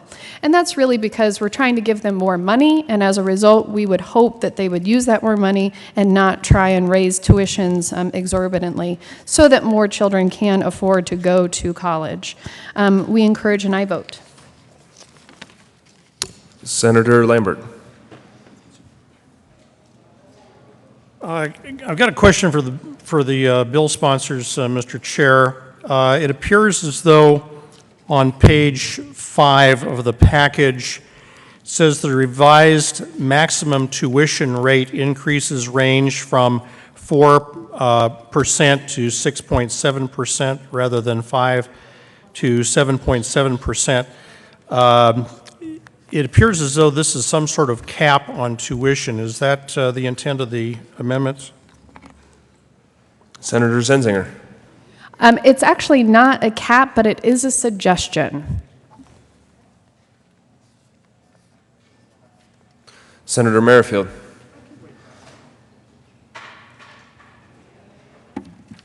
Thanks, Mr. Chair. Well, folks, we've discussed the opportunity for our kids to have a good college education many, many times. And we know that that's the route to earn a good paying job, to find the housing that they can afford, and to save enough money for retirement. All issues that we have tried to find solutions for. And unfortunately, the cost of having a college education, which is really the solution to all of these problems, can be pretty heavy or even prohibitive if you're a hardworking family that is not really raking in the dough. So student debt is a major problem for graduates young and old, and since they have payments to make every month on top of their significant expenses for housing, healthcare, transportation, and for their kids. The cost of living and the cost of higher ed continues to grow, as you know, and this amendment is a solid way that we can invest in Colorado's future by making college more affordable. And as you might have seen, we're 49th in the nation in providing support for our colleges, higher education. So college isn't for everyone, but any child in Colorado who wants to go to college should be able to have that opportunity, and that's what we are trying to accomplish with this amendment. So I hope you will support it. Senator Lundberg. Thank you, Mr. Chair. I think we've been here before, and once again, we have an amendment that is trying to presume that these prisoners will somehow go away, or there's some other place they can be absorbed, or somehow we can just spend that much less on their managing them in the private prison system.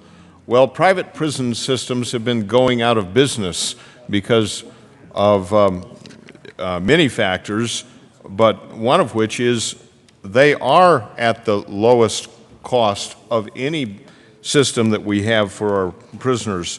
As a matter of fact, if you're an offender in the Arkansas Valley Prison, which is a state-run prison, it's about $84 per day. If it's a private prison, it's $27.20 less than that, as it is today.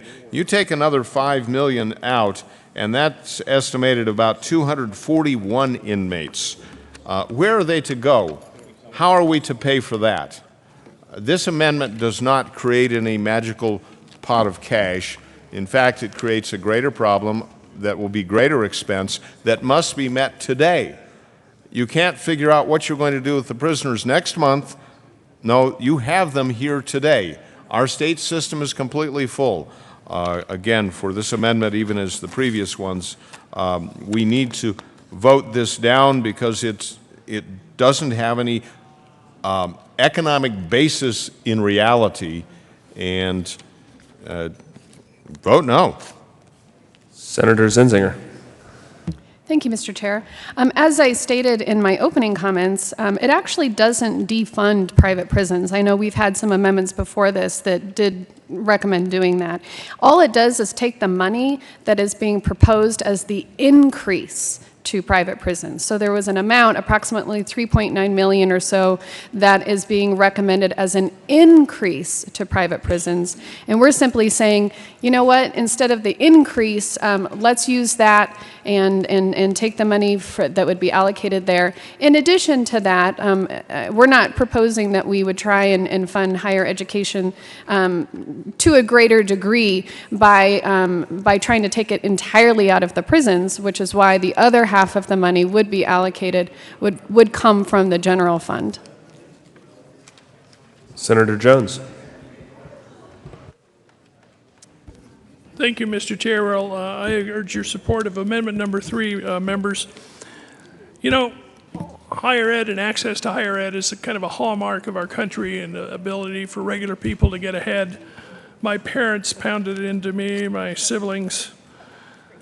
And it's a sad day when somebody graduating from a 4-year public school in Colorado has $26,000 worth of debt, which really puts them in a bind for so many other things, such as buying a home and getting a start. This helps need-based financial aid. It's $2.3 million for the CU system. And this will help people in a real-world environment. I don't know if you've had any kids go to school and you've helped them out. It is really hard for middle-class people to support their children in a positive way so that they get a shot at a better future. This helps people who have the greatest need to go to a good school, to go to a school like CSU or CU, and get ahead. And that's why we should support this. So I ask for a yes vote. Senator Lambert. Well, thank you, Mr. Chair. You're welcome. Department of Corrections is at its maximum capacity. Taking $5 million is not a decrease in some sort of excess. It fails to pay for the beds for 241 offenders that we'd have to pay for otherwise. The fact is, as much as we want to talk about higher education, we've talked about it a lot longer in our deliberations of the Budget Committee. We've talked about the Department of Higher Education.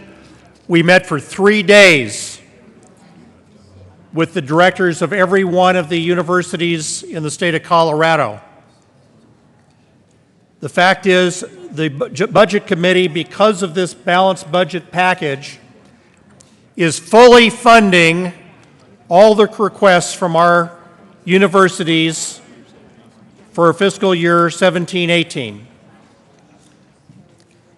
I'll say that again. We're fully funding this at a amount $20 million over last year. That was the governor's request. It's being distributed according to the 1319 formula. That's what the governors or the governing boards of the universities had asked for. It's what the Department of Higher Education had asked for. To presume that we're somehow cutting higher education in the budget is just not the case. What we're cutting here is the facilities for 271 of our offenders in our Colorado prison system. That's the effect of this amendment, and I'd ask for a no vote. Senator Zenzinger. Well, we definitely can appreciate the comments from the JBC. And we never said that we're cutting from higher education. We just truly believe that we need to do more. That there are too many students out there that are taking on student loans that's putting them into debt, that's preventing them from going out and buying houses. We have students out there that are taking on so much student debt that they actually leave college because they can't afford to stay anymore. We just feel very strongly that the future of our economy is dependent on students being able to get an education so that they can get a good job. There are study after study after study that shows that by the year 2020, 76% of all jobs are going to require some sort of higher education. And so we would just like to be able to try and take another stab at making college a little bit more affordable so that we can actually get more students to college so that we can improve our economies. So we encourage an aye vote. Thank you. Senator Merrifield. Thank you, Mr. Chair. What she said. The motion before the body is the adoption of J010. All those in favor say aye. Aye. Those opposed, no. No. The noes have it. J010 is lost. Mr. Carpenter, will you please read J038? Amendment J038, Senate Bill 2. Senator Kerr. Thank you, Mr. Chair. I move J.038. Ask for its adoption. To the amendment. Thank you, Mr. Chair. We've talked about renewable energy. We've talked about the importance of 21st century jobs. We've talked about how important it is that we here in Colorado stand up to the draconian cuts being proposed in Washington, D.C. right now to the people who live in my district, people who live around my district, in places like the National Renewable Energy Lab. There's another place near to my district. Many of my constituents work at this place, and it's called the School of Mines. It's one of the nation's leading science and engineering places of higher learning in the entire country. And called the School of Mines. Obviously, it originally started out talking about the engineering of mining, engineering of drilling, the science behind a lot of our carbon forms of energy. But as I've gotten to know the school and gone and toured it and gotten to know the administrators, the teachers, and many of the students going through the School of Mines, it perhaps should be renamed because it's not just about mining anymore. It's not just about drilling anymore. They have shifted much of their learning to a broader spectrum, including researching and finding the best ways forward on doing wind energy research right here in Colorado. And as we know, the state of Colorado is a leader among the 50 states in not just implementing wind energy, but also the research behind that and making it as efficient as possible and making sure that when our energy companies are building these structures, that we have the best technology, the best engineering going into these products. That's what a lot of what the School of Mines is all about. And so what J038 does is make sure that we are investing here in Colorado. We're investing in such an important institution of higher education and in one of their programs to make sure that we are investing in wind energy and top-notch science, top-notch engineering, and top-notch students who are coming from throughout Colorado, but all from throughout the country and quite frankly from around the world. Some of the best engineering, scientific minds from around the world are coming here to Colorado. And that's what J038 is about. I ask for its adoption and making sure that we continue attracting the best scientific and engineering minds from around the world coming here to our state. Senator Lambert. Thank you, Mr. Chair. Well, what J038 does is eliminate beds for 157 inmates in Colorado that we cannot afford to cut. We are at our maximum capacity in our prison system, and I've said before, that's what this amendment does.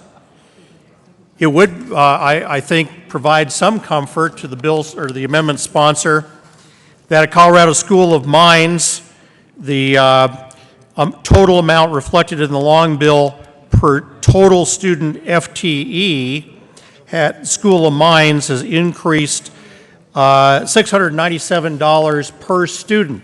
You can find this and how we have funded all the campuses of higher education in your long bill summary, starting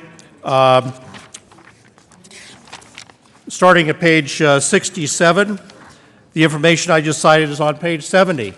It's a lot of fun working on the budget and increasing higher ed, which we did this year. They requested a $20 million increase.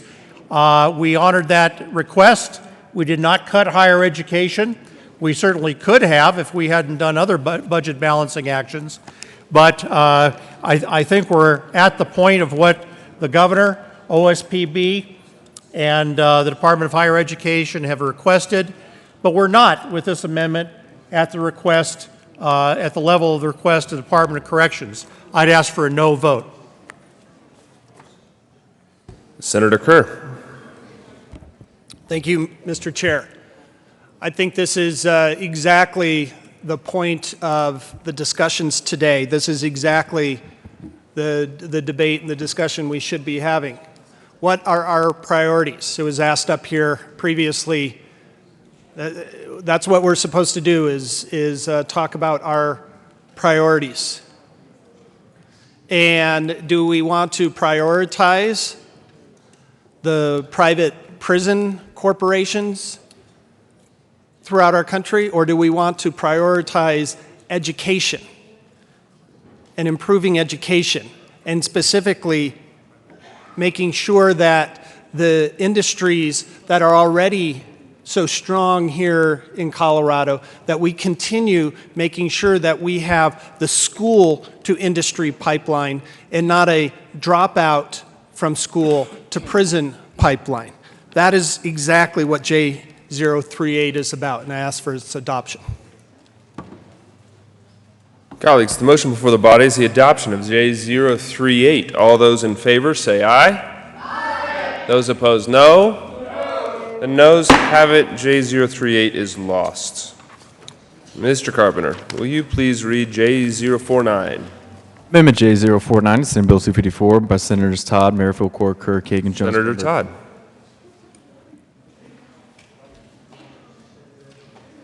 Senator Todd. Oh, I'm sorry. Thank you, Mr. Chair. And I move J49, and a little change of conversation and direction in what we've been discussing, but along some similar lines. And this is basically an amendment for us to look at how we can pay down the negative factor. I think all of us that have been at the legislature for any length of time are struggling with and continue to struggle with the fact that we are the only state in the nation that has a negative factor. We're the only state in the nation that funds education in arrears. We're the only state in the nation that we are still trying to pay back and pay off where we were in the 90s, and here we are in 2017.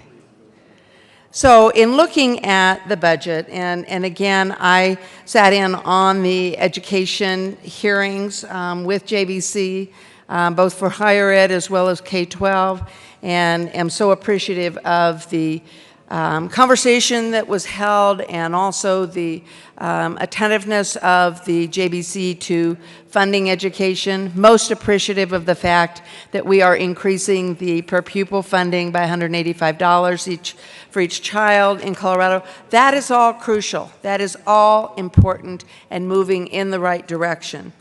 But again, Colorado currently has one of the most robust economies in the entire country. And yet, year after year, we continue to lag near the bottom in funding our classrooms. We've heard from the other side that this budget is a win for our students. Let's make one thing clear. An $880 million negative factor is not a win. $880 million negative factor is not a win for the students in Colorado. So let's stop patting ourselves on the back and saying, hey, we fixed it. It's all good. It's all where we need it to be. As we discussed with the full-day kindergarten amendment and was voted down by the majority, we simply have to do a better job of investing in our kids. So let's stop kicking the can down the road. Let's stop thinking we'll fix it one day. This is the one day that we have an opportunity and continue to we have an opportunity today to actually put a halt or a temporary stop on watching that negative factor grow. With the amendment, we can at least hold the line and stop the negative factor growing by nearly $50 million. We're getting awfully close to underfunding our kids by nearly $1 billion. Passing this amendment will help stop the bleeding. So my proposal is, with J49, is to take this amount of money, the $50 million, out of the state education fund for that line item for that same amount, and be able to start nibbling away and start holding steady on that negative factor. If not today, if not now, if not this budget, when? Do we just continue to let it grow? Do we just continue to work around it and pretend like, oh, we're doing fine, when we really are not? The cost of funding education is greater today than it's ever been.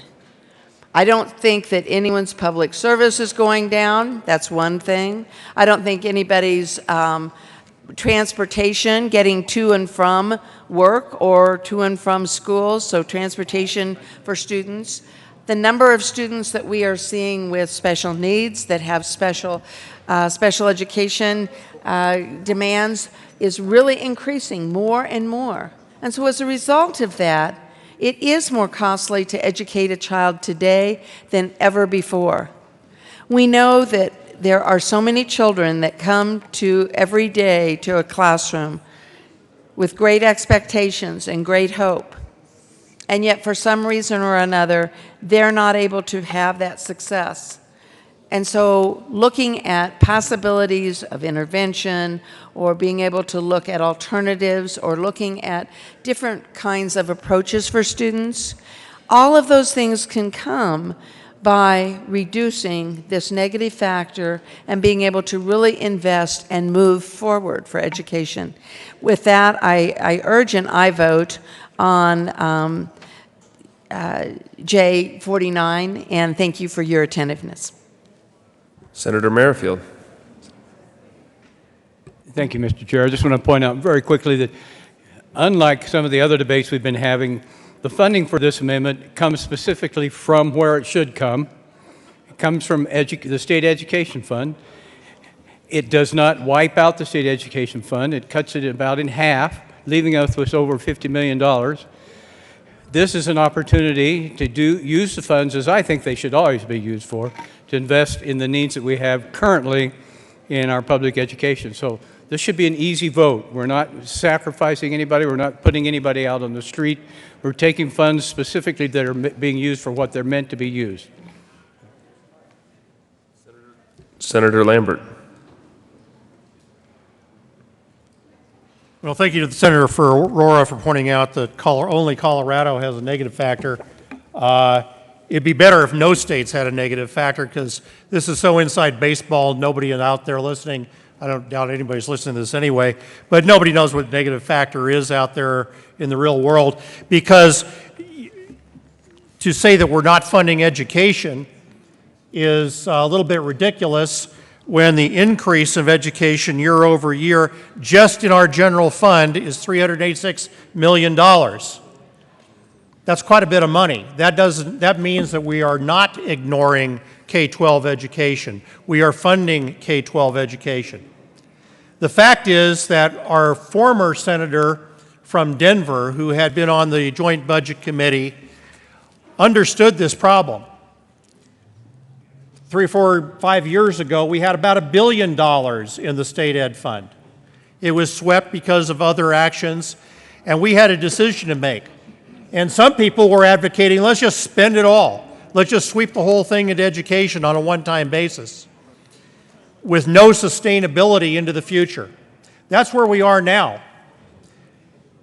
Due to the senator from Denver, who had been on the JBC, and other JBC members working very diligently over the last several years, we have tried to make K-12 education funding sustainable with general fund, not drawing down the cash funds that are not sustainable. That's one-time money. It's fiscally responsible to have about $100,000 in the state ed fund. We've had long discussions with the governor's office about this. And that is the department recommendation, is to keep some money in reserve for education, for special programs that we typically use for that. Why do we have to spend down every penny of our cash funds to make it less sustainable in the long run? We're at a very good place right now. We've done a soft landing, you might say, in the state ed fund, drawing it down not too fast, but over several years. Now at $100,000 balance, that's where it should be. We should be not be using cash funds to sustain our K-12 education. We have tried to restore funds, and the fact is when we're increasing general fund, again, by $386 million year over year in this budget, I think that's a responsible thing to do. I'd ask for a no vote on this amendment. Senator Jones. Thank you, Mr. Chair. Well, members, I think education is probably the most important thing we fund. If not, if it's not the most, it's tied for the most in my mind, because it provides people the opportunity to get ahead, all people. And that's one of the strengths of our state and our country, that we do that with public education, and we need to fund it. And the question came up, well, people in the real world don't understand the negative factor, and I agree. They don't understand what the heck we're talking about, the negative factor. The worst thing about that is it sounds so negative, I guess. But the fact is, real world, this has had impact. The Great Recession, because of our balanced budget, made us cut $1 billion that schools would have gotten. At Skyline High School, for instance, in Longmont, there are 2 more students per classroom in high school. 1 more student above 3rd grade in the other schools. There's less teaching time because of decisions we made. Now, we've come back and we've put some money back in there, and the negative factors at like $850 million we would have spent. But now we're saying let's add another $50 million to that number, so that we're back at $900 million or somewhere around that number. And what that means is we're not helping the schools be better off. We're saying it's fine that you have larger classes. And in fact, we're going to cut you even a little bit more, so that gets even worse. And a lot of people say, you know, class size doesn't matter. I'll tell you what, instruction time sure does. A good teacher coming around and helping you, it is critical. And by doing this $50 million out of here and making the situation worse when we should be making it better, I think is a big problem. And that's why I ask for you to support for this amendment, because it's opportunity for young people to get ahead, and we need to support that.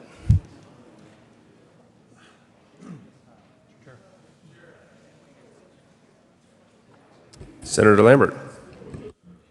Thank you, Mr. Chair. And just to maintain my integrity as a numbers guy, I misspoke myself, and I think I said 100,000 a couple times. My apologies. It's 100 million down to 50 million. What's a couple hundred million between friends? But I'd still ask for a no vote on the amendment. Senator Fields. Thank you, Mr.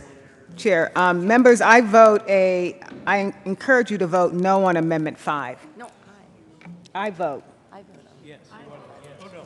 Vote yes on Amendment 5. And let me explain why. Why I want you to vote yes.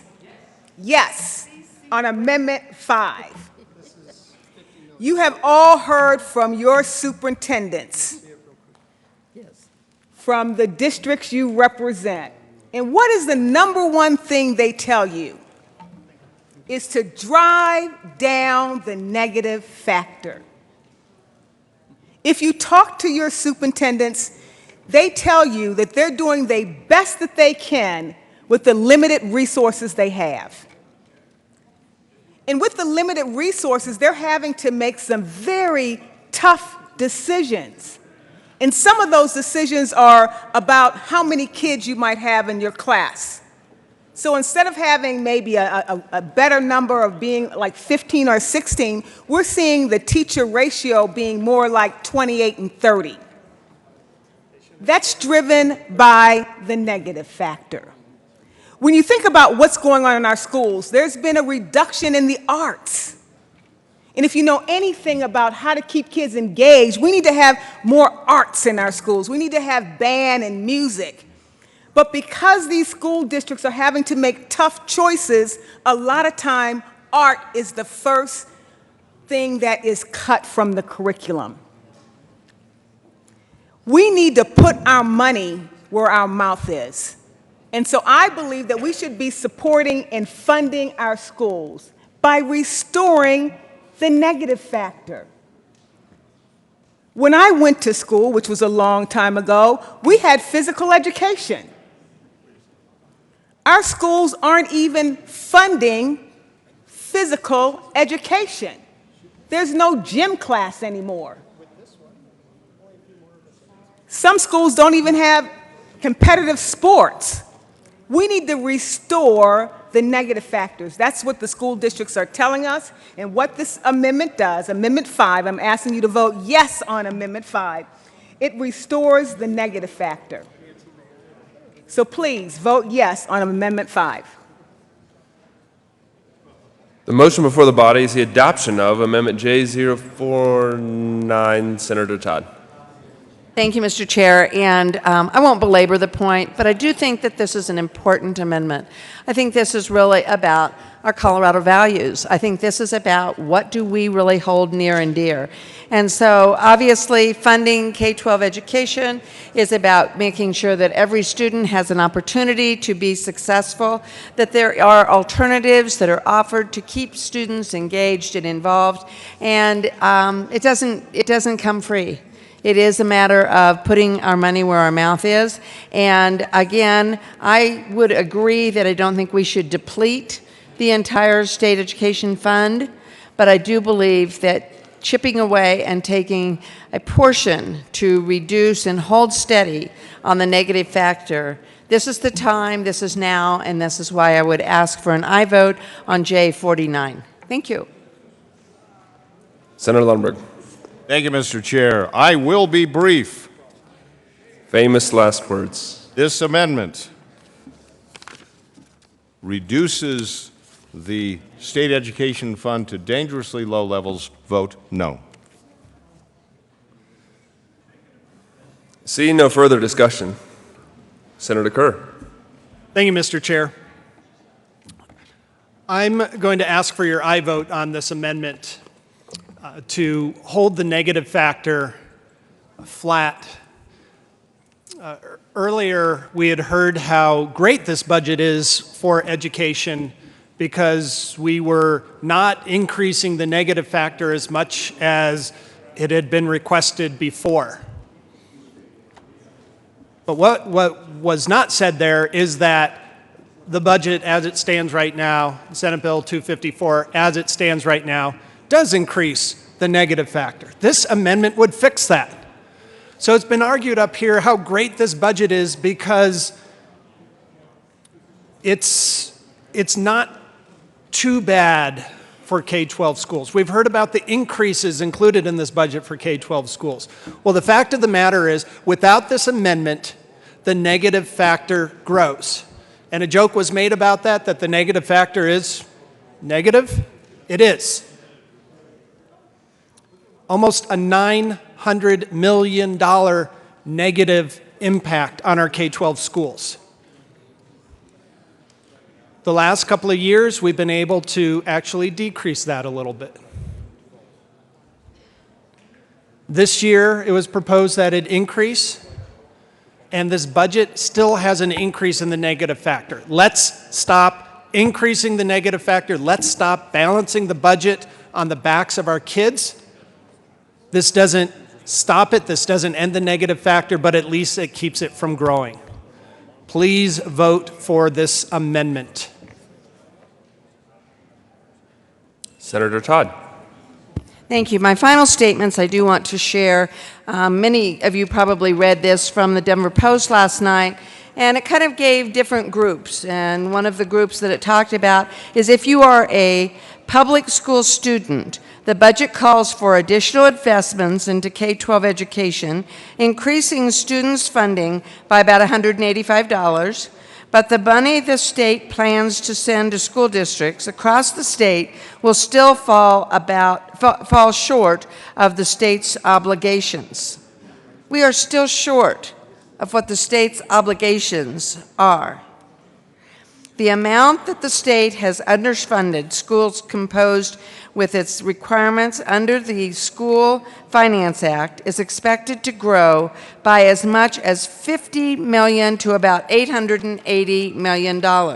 Now, I know that one of my fellow senators said, most people don't know what negative factor means. Well, they do in my district, and they do in my town hall meetings, because we talk education and we try to make sure that folks understand how and why the funding is as it is.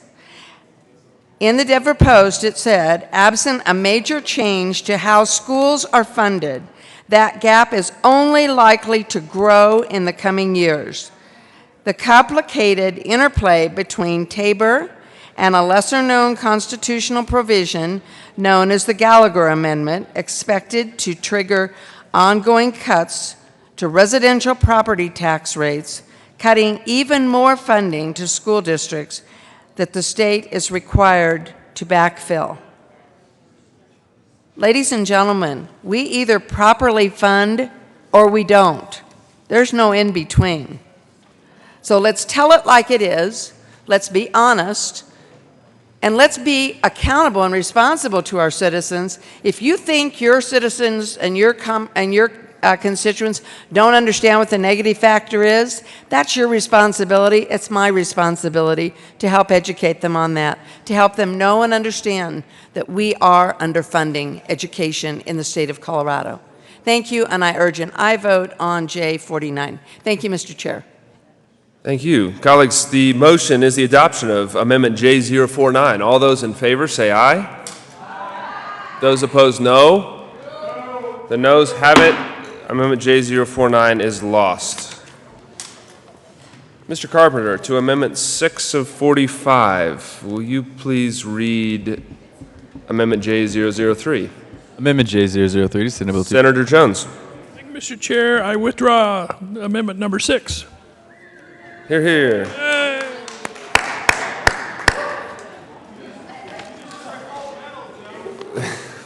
Mr. Carpenter, will you please read Amendment J004? Amendment J004 to Senate Bill 254 by Senators Williams, Crowder, Merrifield, Todd, Kirk. Senator Williams. Thank you, Mr. Chair, and I move J004. To the amendment.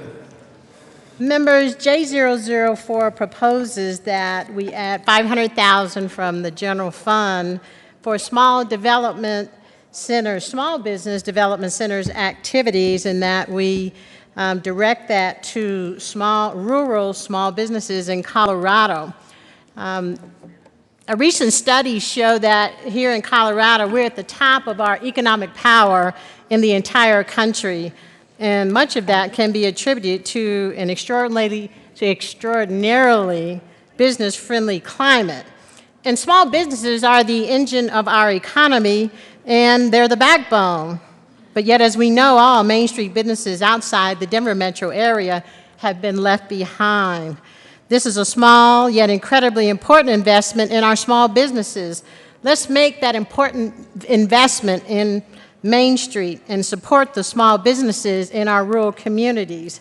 You know, small business development centers help existing and new businesses grow here in Colorado. They do free consulting at low or no cost. They provide training programs, marketing, relocation analysis. And I'll share with you that I have had an opportunity to serve on the Office of Economic Development Trade Small Business Advisory Committee, and we traveled the state, and I understand some of the challenges that small businesses face here in rural Colorado.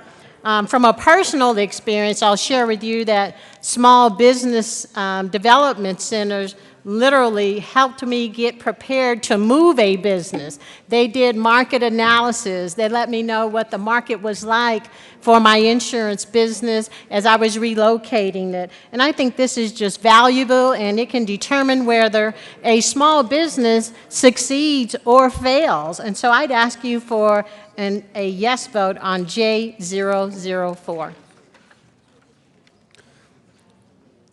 Seeing no further discussion, the motion before the body is the adoption of J004. All those in favor say aye. Aye. Those opposed, no.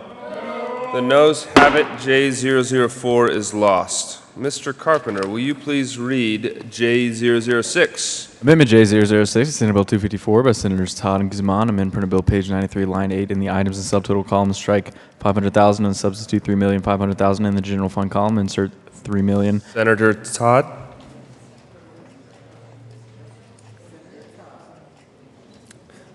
J006, Amendment 8.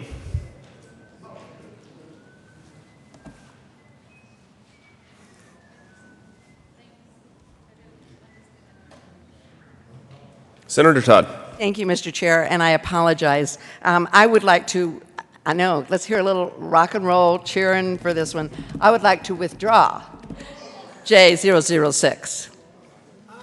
Aye. All right, I'm sorry. Thank you, Senator Todd. Mr. Carpenter, will you please read Amendment J047? I'm sorry, J053.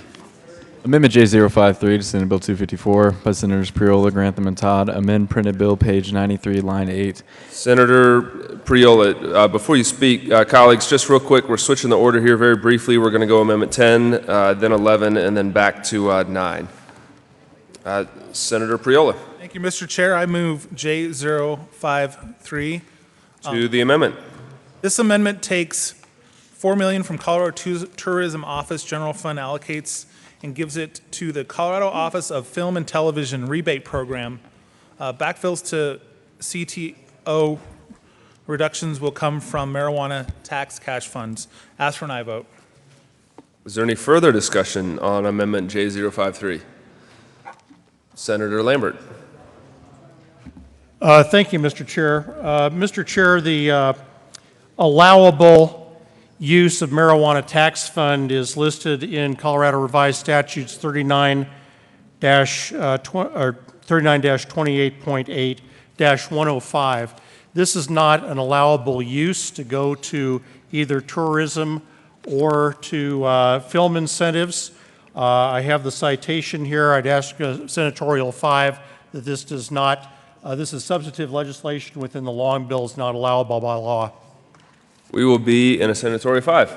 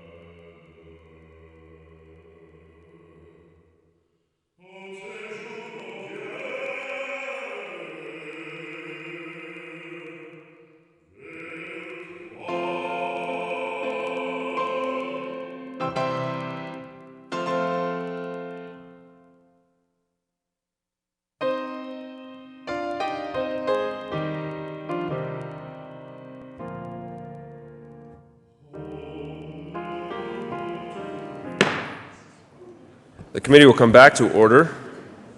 Colleagues, we will continue hearing Amendment 10, or J053. Is there any further discussion on J053? Senator Lambert. Thank you, Mr. Chair, and I understand and respect the ruling of the chair that this may not be substantive legislation. However, I would argue that this is not a legal transfer still. You'll have to vote as you are on this one. It may cause future conflicts with the law. It may actually challenge the long bill if this is included in it. So I would ask for a no vote on amendment number 10. Senator Aguilar.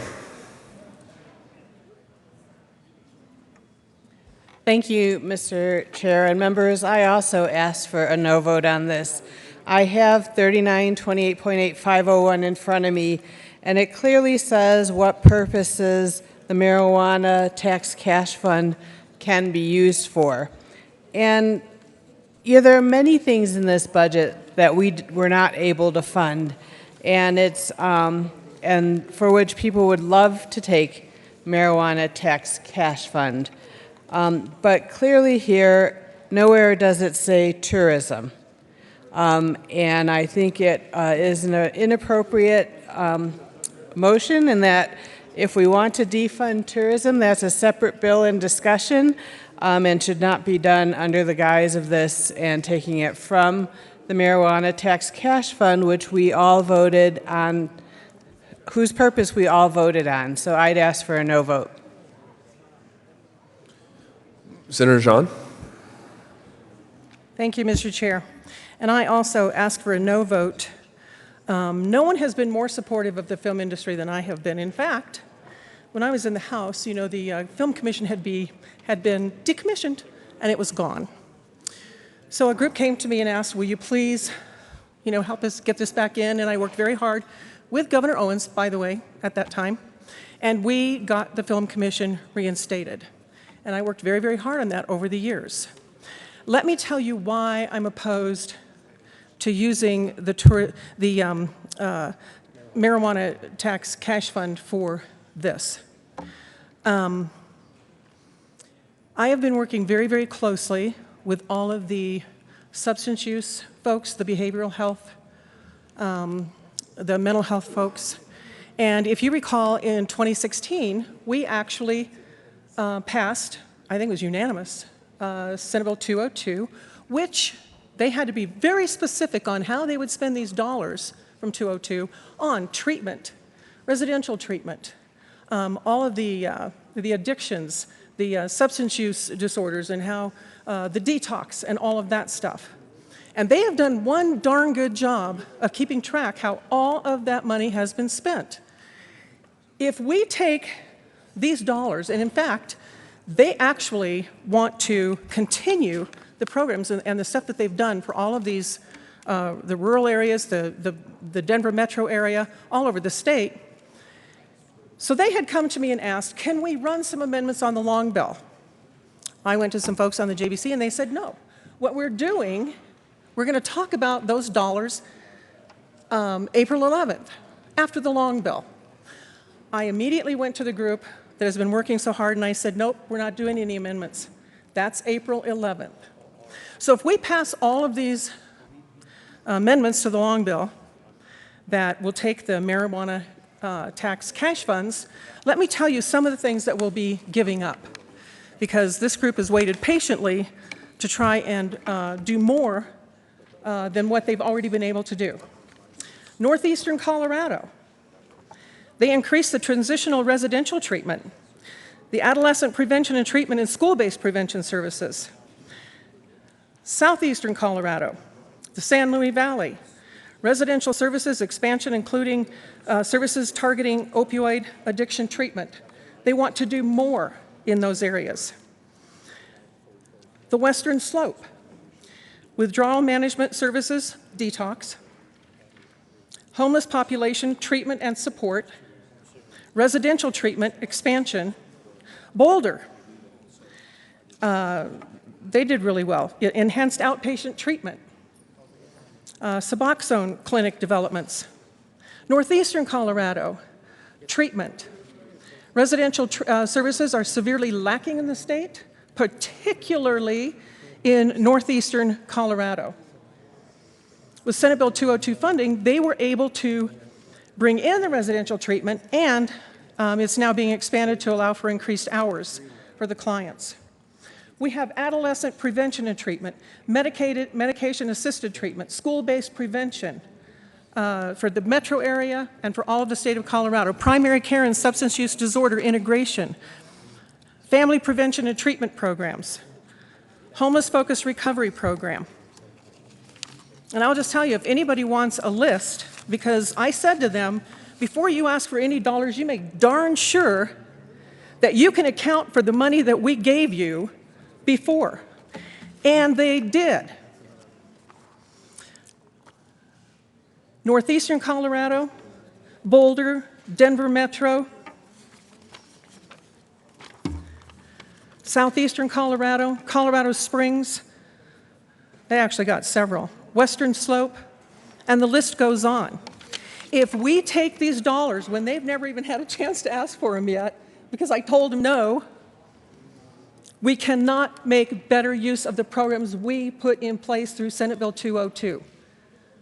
With that reason, I will ask you to vote no on this amendment. Senator Neville. Thank you, Mr. Chair. Colleagues, I rise to ask a no vote on Amendment 10. You know, when we're sitting there, I tell you, one of the things that we always get asked for, that I get asked for by my constituents is, what about all that marijuana tax money? Where's it going? What's it going to? Are we truly going to go back and say, yeah, we took $4 million and we added it to tourism? Really? I urge a no vote. Senator Lambert. Thank you, Mr. Chair. The senator from Wheat Ridge is exactly right. There's a lot of competition for marijuana tax cash fund money. You know, since this was put into the Constitution, the Joint Budget Committee has sponsored two referenda to the people, AA and BB, to help define this program and establish some lanes in the road for fairness on the program. A lot of our constituents don't want marijuana tax cash fund money to go directly to education. And so far it doesn't. That would require statutory change to directly fund the operations of education.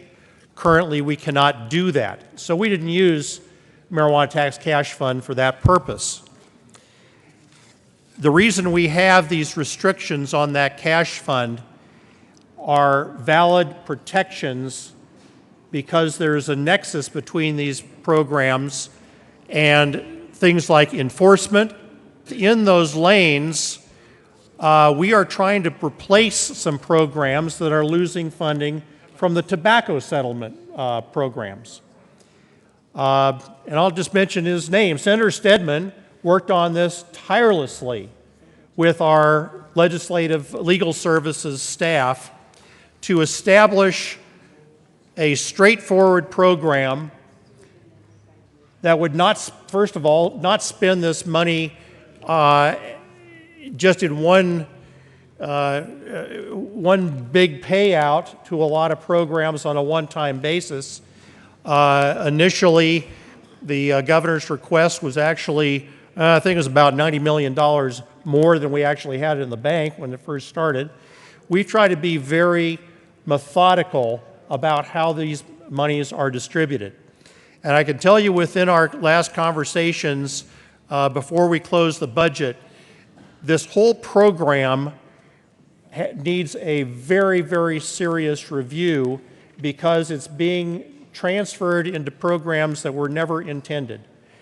Some of the specific programs that have a nexus in terms of drug abuse, behavioral health, law enforcement, the enforcement within Department of Revenue on the regulation, the safe regulation, of marijuana grows, it should have a very methodical place, and it should be reserved for those purposes. Unfortunately, when we're all legislators, we get excited about our programs and we want to fund them that way. This is not the appropriate source. It really puts more stress on that marijuana money, the marijuana tax cash fund, and will start defunding programs if we overexpend those areas. That's why we have tight boundaries within the law as to where it should go. So I thank the senator from Wheat Ridge and would join her in asking for a no vote. Majority Leader Hobart. Thank you, Mr. Chairman. Members, I join in opposition to the amendment J053 and ask for a no vote. I agree with the former speakers who pointed to current statute that specifies where marijuana tax fund money can be allocated, and this isn't one of those places. I've talked with a lot of constituents, and I really appreciate the good work of Brandon Ritteman down at Channel 9. He did a news report about where does all that marijuana tax money go. And I really appreciate his work there because it's helped me answer those questions for constituents. Constituents have heard the word billion. Well, gross sales in that industry might have topped $1 billion, but that's not tax revenue. Right now, I think we're over $150 million, approaching $200 million in tax revenue, and that's a lot of money. Compared to my household budget, that's a lot of money. But compared to $28 or so billion in the total state budget, it really isn't. And we have to be careful about how we manage that source of money, because we've heard talk here today during debate on the Long Bill about Tabor. And the voters out there, they pretty much understand Tabor. We can't raise taxes, but they can, and they haven't been. With this rare exception, back with the legalization of marijuana, taxation, we were authorized as a General Assembly to establish that, and we did. So now we have this pot of money. And the voters out there see it as going toward building schools. And I've explained the BEST program to folks and that first $40 million. They see it as, whether they voted yes or no on medical or recreational, they see it as going to building schools under the BEST program, and they see it going into programs that are drug prevention oriented.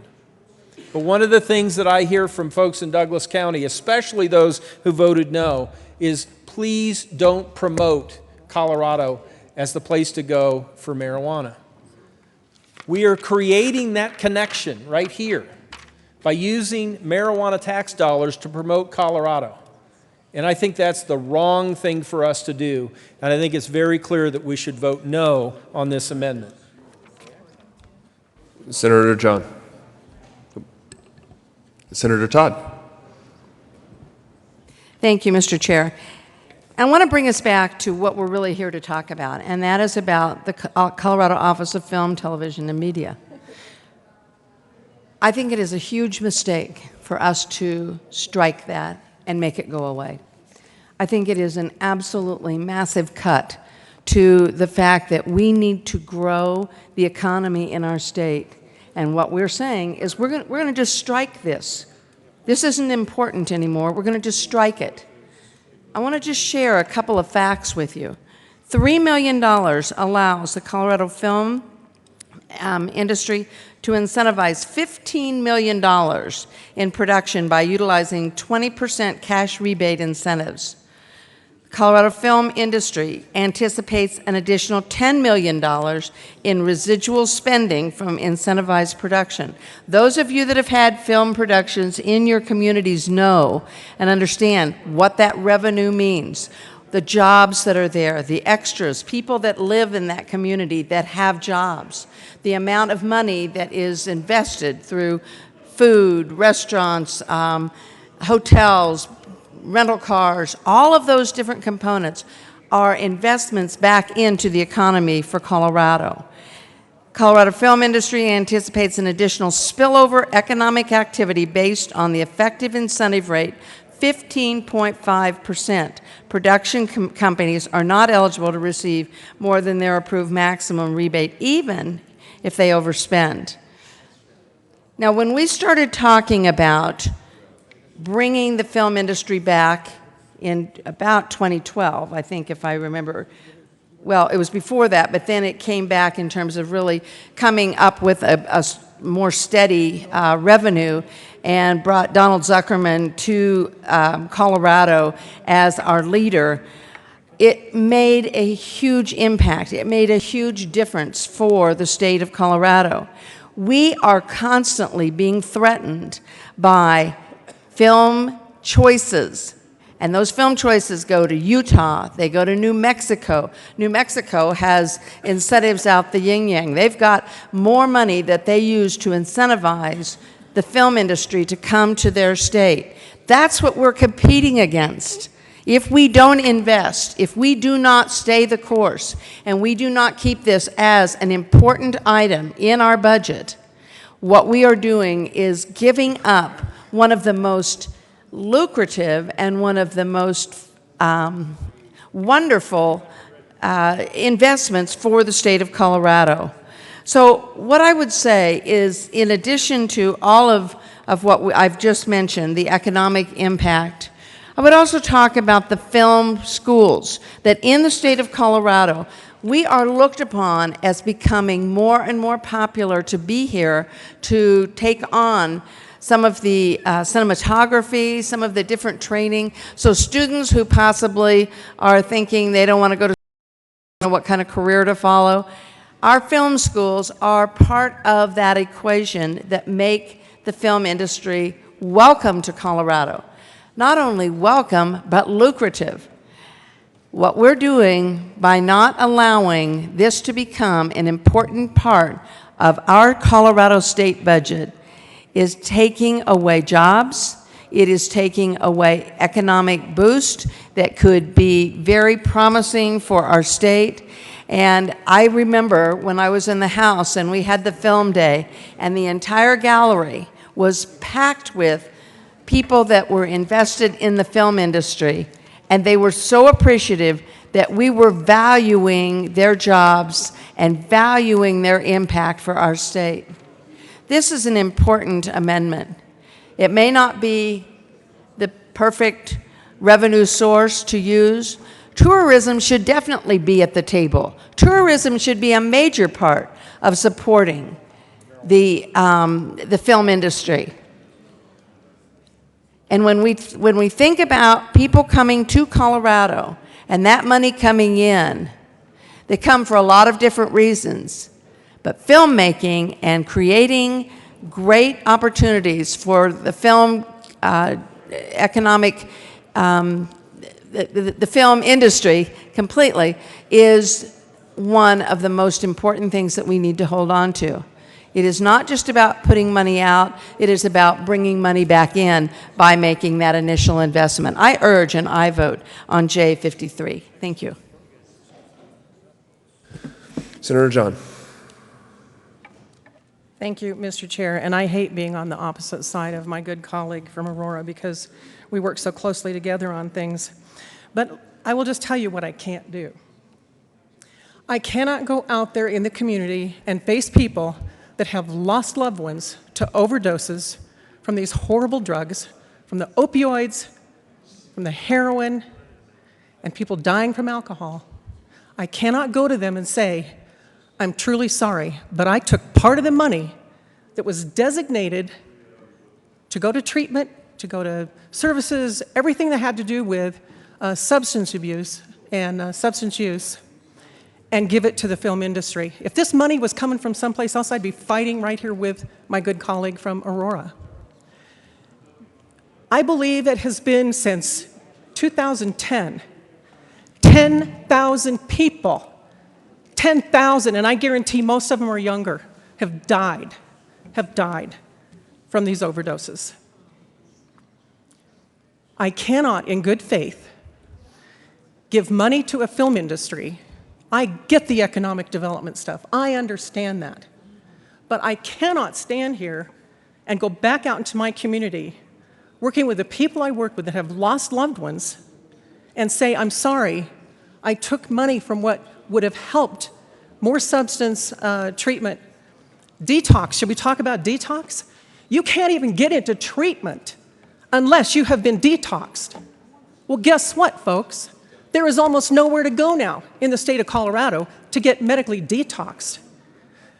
The money that these groups are asking for and hoping to get and distributing more of will bring more detox facilities. You can't even get into treatment unless you've been detoxed. I cannot go out there and tell people that I absolutely support, for economic development purposes, putting this money into the film industry when I know that people are dropping dead every single day from overdoses from these horrific drugs. I ask for a no vote. Senator Neville.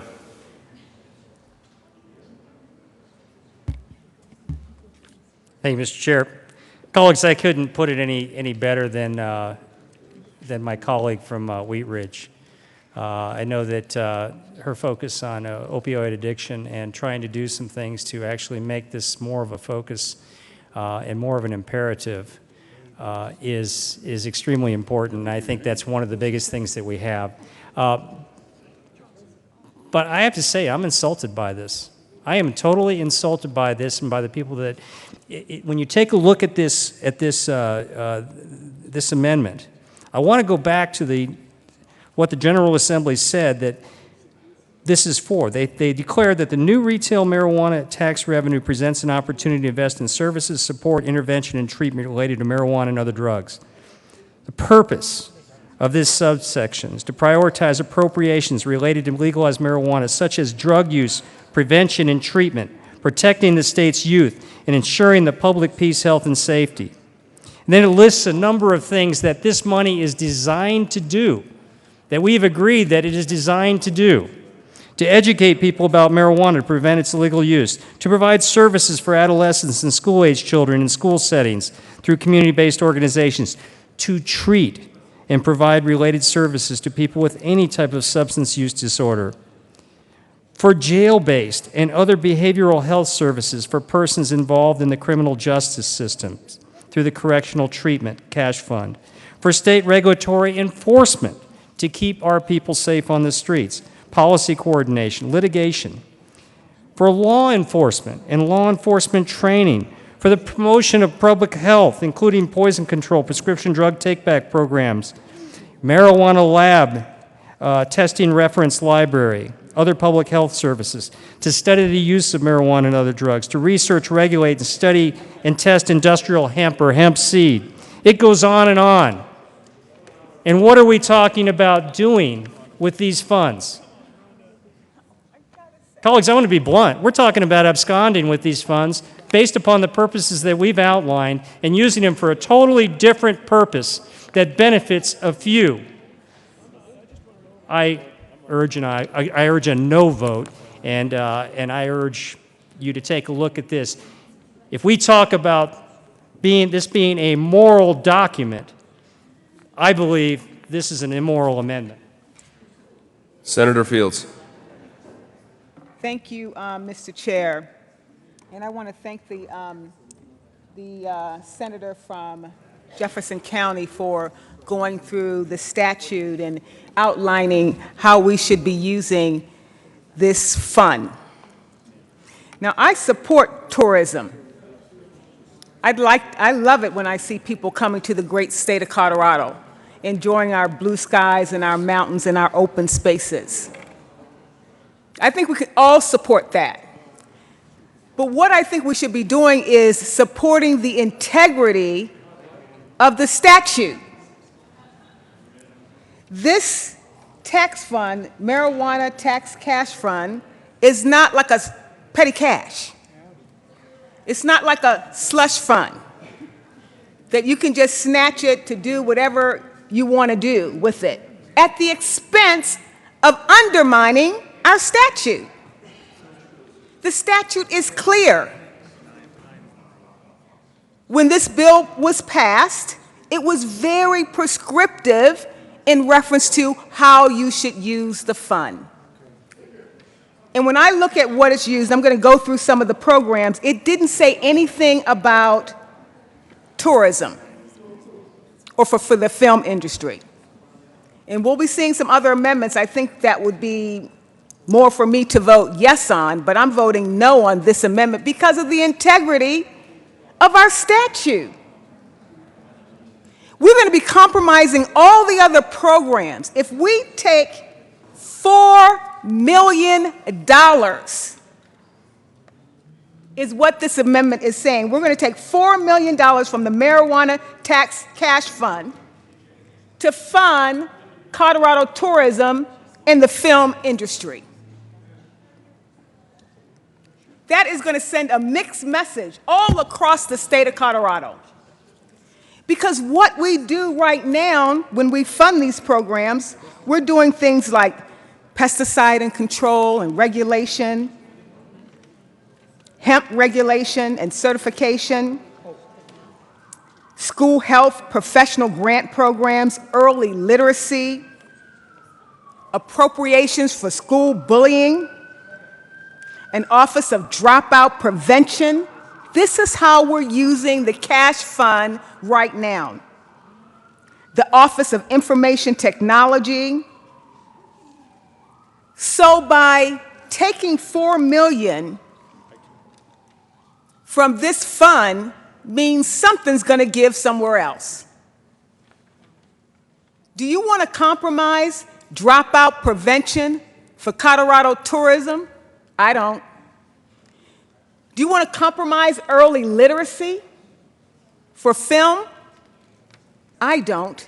But I do want to support Colorado tourism and our film industry, and I think there's a better way for us to fund that, and we can do that through general funds. But to change the rules, after it's very clear in our statute, is really questions our integrity. So members, please vote no on Amendment 10. Thank you. Senator Corum. Thank you. I'm going to speak in support of this amendment because I come from an area that is very dependent on the film industry, and the fact is, it's been mentioned earlier that, we have New Mexico putting $50 million into the film industry. We have Utah to the west of us.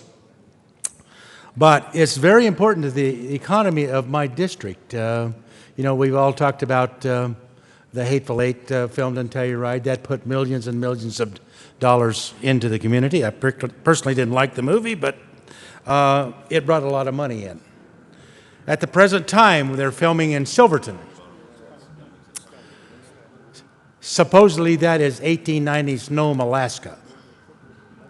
Now, I don't know if you realize this, but there's not a lot going on in Silverton, Colorado at this time of the year. We have the extreme ski area, and that's it.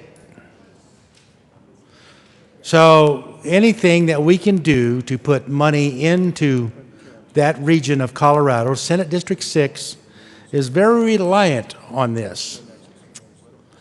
I grew up in the days of lots of film industry, and basically they based in my hometown in Montrose. John Wayne was a regular in Montrose. Debbie Reynolds was a regular. You name all the old Western stars, and that was kind of the center of it. Because we had the high mountains, not that far to the desert. It was a tremendous opportunity for the community. I had an uncle that was one of the extras in one of the movies. He even made it through the cutting floor.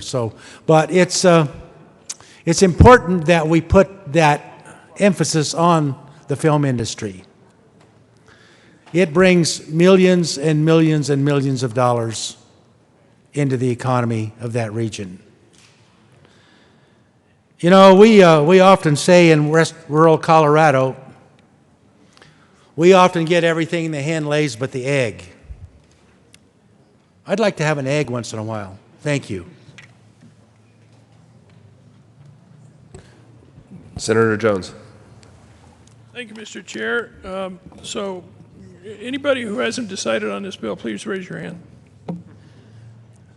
So I suggest we get on along with this, and the next one looks very similar. and vote on it, else we'll be hanging out with John Wayne and Debbie Reynolds before we're done with this. Senator Marble. Thank you so much, Mr. Chair. Long, long ago in a land far away, I used to work in those movie industries. And you know what? We did a lot of filming kind of everywhere. But they would bebop in and out throughout the states depending on what location worked best for the Western they were doing, because that's all I did was Westerns. But as soon as they would get done, like take, for instance, the buffalo herd in South Dakota, in Spearfish, oh my gosh, that was fantastic. But as soon as we finished filming the buffalo scenes, it was off to Canada and Mexico. And I asked, why do you just, come in and out of the states like that? And they said, because of the regulatory climate. And I said, so if you had less regulation, then you would stay in the states? And they said, yes, we would. Last year, I talked to some more film producers and asked them the same question. If we could reduce regulation, would you like that better than getting incentives? And they said, yes, we would. We don't need to fund movies or filmmaking here in Colorado or in the United States. We just need to loosen up on some of the regulations that we have, and they'll come flooding in. It's totally unnecessary to add $4,000, from the marijuana tax cash fund and put it in to the governor for tourism promotion. It's just wrong and unnecessary. Senator Grantham.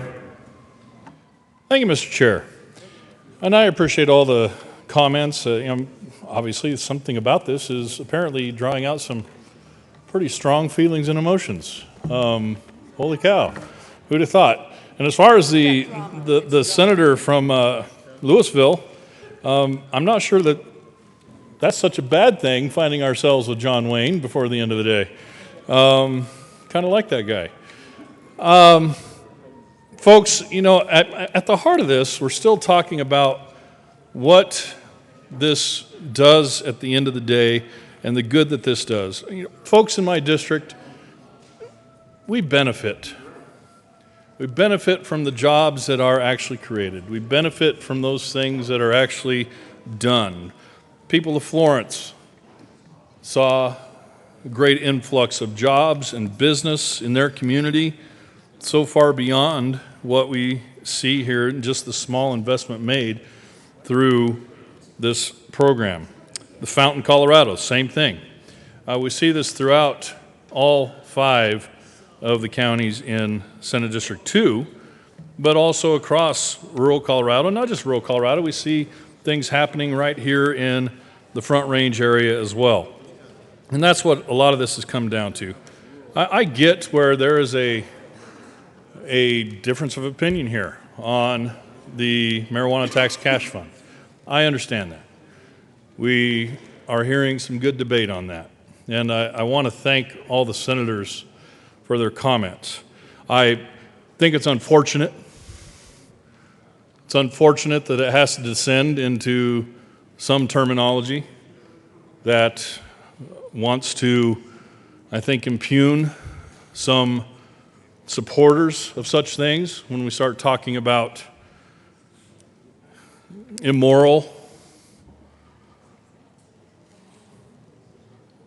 that this becomes immoral because of this amendment.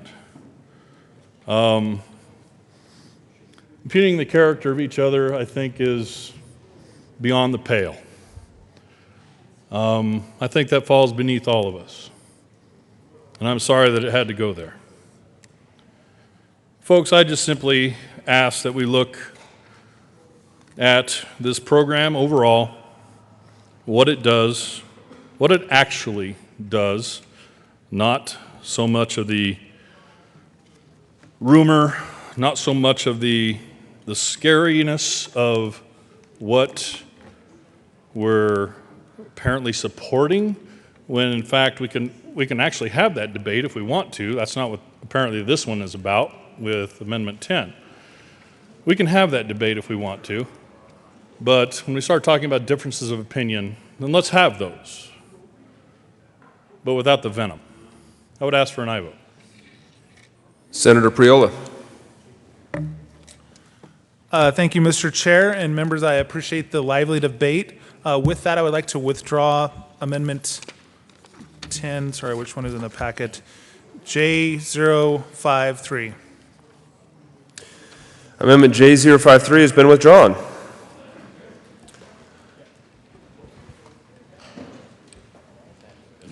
Mr. Carpenter.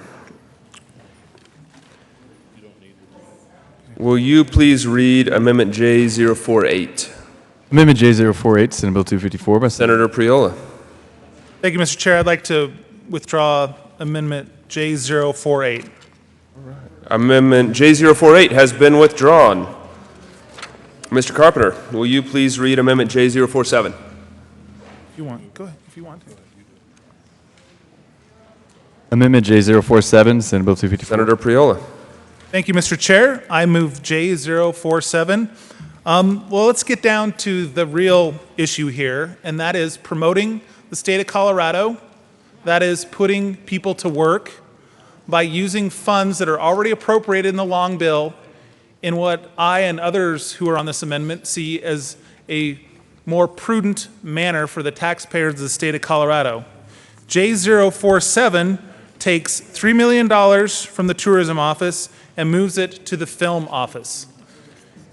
As many of us in this room probably understand, the power of earned media, so on and so forth, the culture of YouTube and watching videos and so on and so forth online.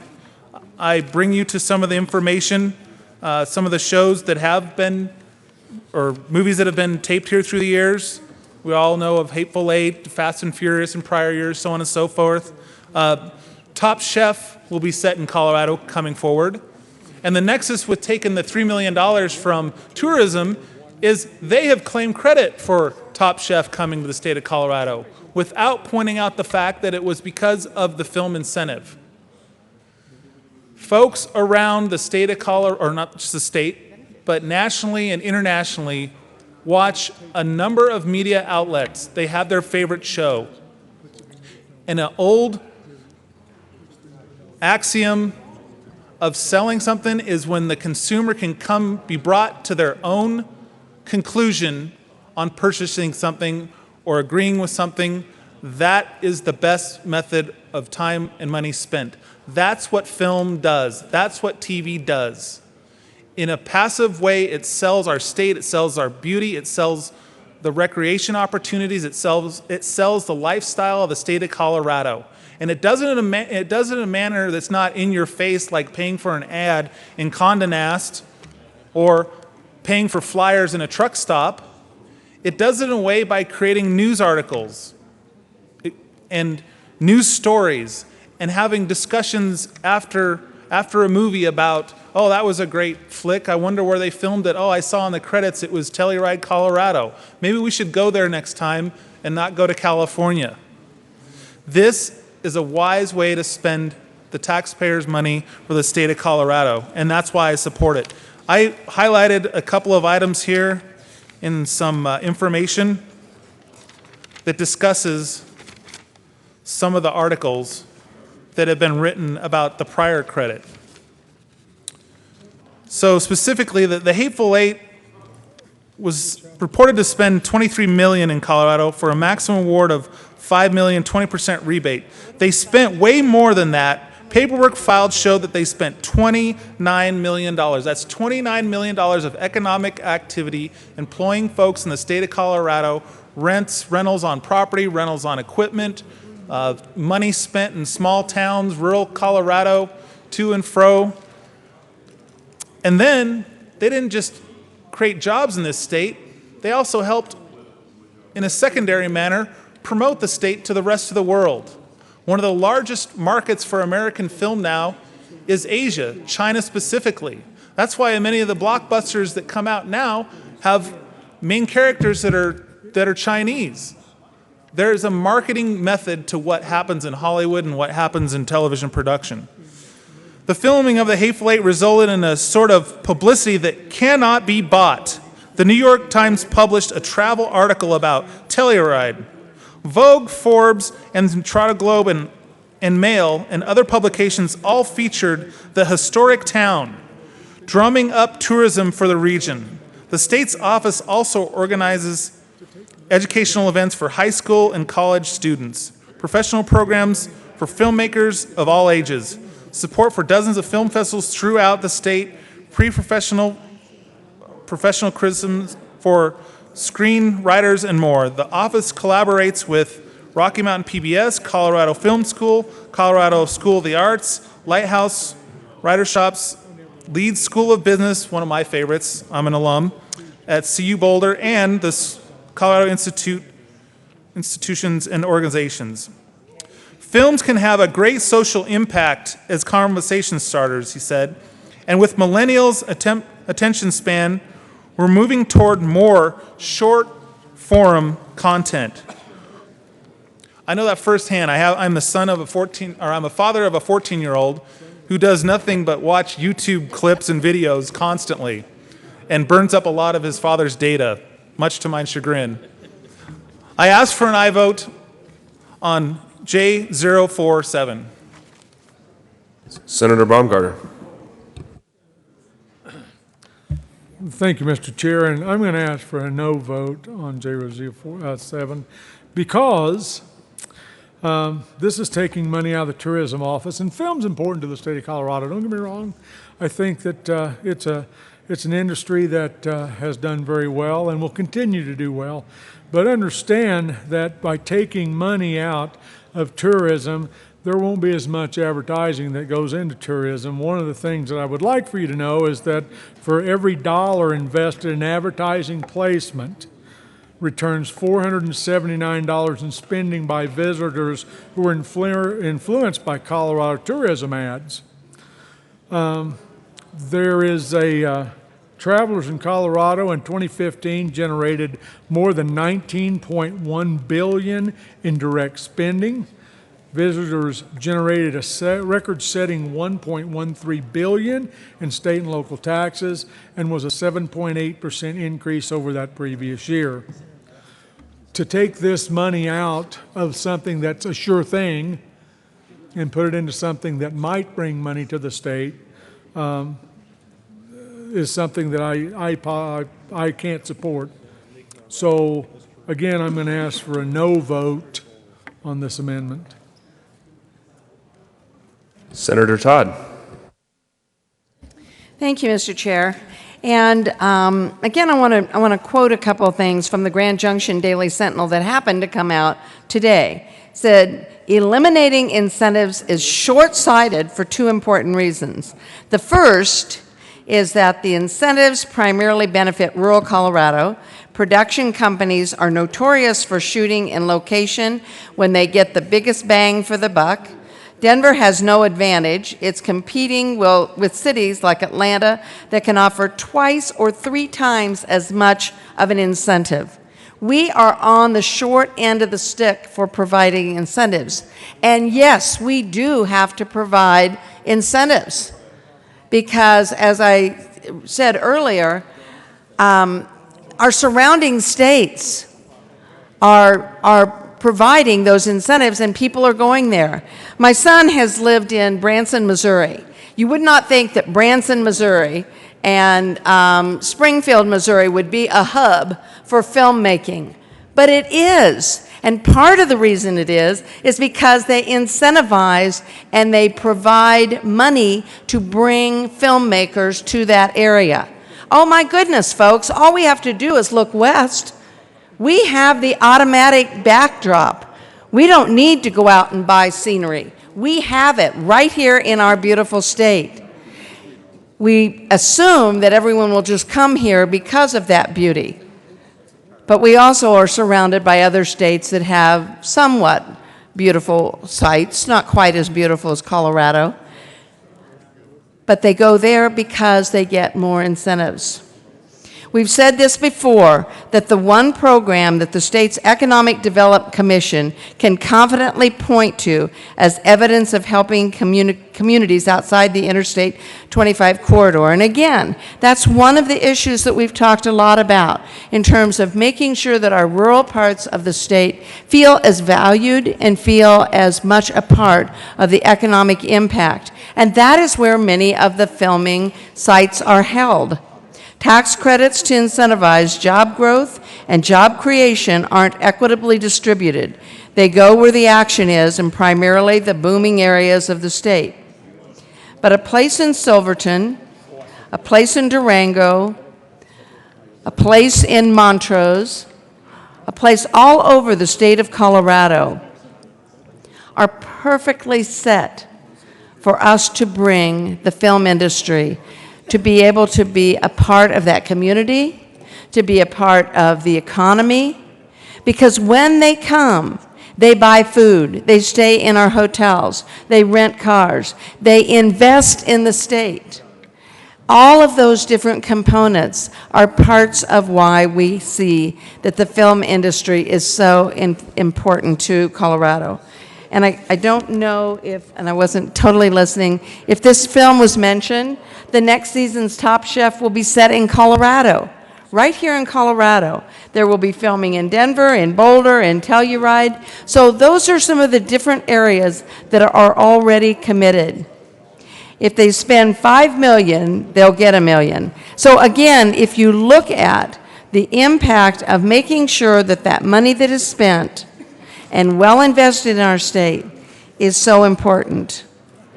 I would hope that we are able to keep the film industry on the line of the budget, that when we tell the story, when we sit there and we watch the Academy Awards, or we sit there and we watch the Oscars, that there are films made in Colorado. When I was walking through the airport in Philadelphia several years ago, I was absolutely stunned. I stopped and I froze at the number of films that were listed on the wall of this entire corridor that had been filmed in Philadelphia. And I turned to my husband and I said, that's what Colorado should have. We should have those same number of films from our great state, not in Pennsylvania.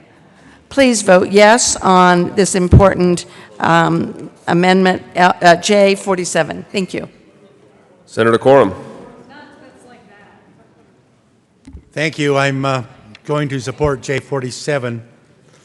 The good senator from Hot Sulphur Springs had talked about what tourism does for Colorado. And I absolutely agree. But the best advertisement you can get for Colorado tourism is a Monday night football game, probably playing the Raiders, but the staff has trouble keeping the lines off of the field that's snowing so hard. That is one thing that brings economic development and tourism to Colorado. Tourists are the greatest thing you can have. They come in, they eat in your restaurants, they stay in your hotels, they rent a car, they drink distilled spirits, and when they run out of money, they go home. You don't have to educate their children. You don't have to build roads, more roads for them. But what this does, it brings jobs to rural Colorado. People that I see from all over the nation come to Colorado because of the scenery that they have seen in a film filmed in Colorado. It brings bodies. It brings money. They come, they visit, and they go home. Does it get any better than that? Senator Court. Thank you, Mr. Chair.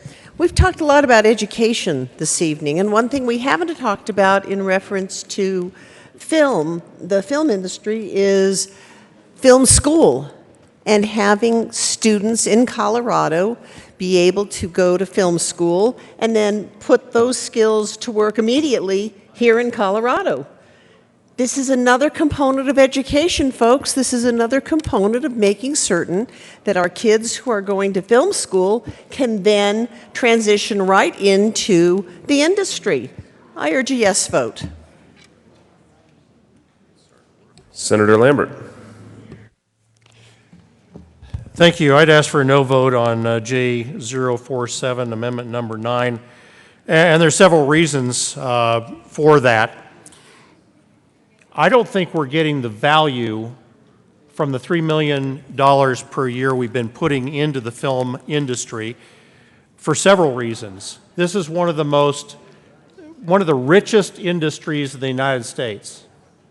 And yet we're used almost 2 years worth of this revenue to make that one movie. You all know what it was. One of my favorite, well, The Hateful Eight. One of my favorite actors is Denzel Washington, who professionally absolutely condemned that movie because the amount of violence that was in it. We've been debating things like teen suicide. We've been debating things like safety of our youth. And yet we're spending taxpayer money for a film for almost 2 years worth of our Colorado taxpayer general fund money to make a film that aggrandizes violence in a way that responsible actors will distance themselves, like Denzel Washington did. Many of our police and sheriff's associations around the country boycotted that movie that was attributed to Colorado. But wait, it wasn't attributed to Colorado because everything in the movie indicated that it was filmed in Wyoming. So if we're trying to encourage people to see beautiful views of Colorado, why are we spending Colorado money to set a film in Wyoming? So those are some substantial things about this that I don't personally like. But on the budget side, if you'll notice on the bottom of Amendment 9, this is spending $500,000 of general fund without a source. It's just coming out of the general fund. So it's increasing our general fund spending. It's putting us a little bit more out of balance. I think there's some other reasons not to vote for this, but take your own responsibility for that. But I'd ask for a no vote. The motion before the body is the adoption of J047. All those in favor say aye. Aye. Those opposed, no. No. The noes have it. J047 is lost. Mr. Carpenter, will you please read Amendment J019? Amendment J019 is Senate Bill 254 by Senators Merrifield, Court, Todd, Kerr. Senator Merrifield. Thank you, Mr. Chair. I move Amendment J019. To the amendment.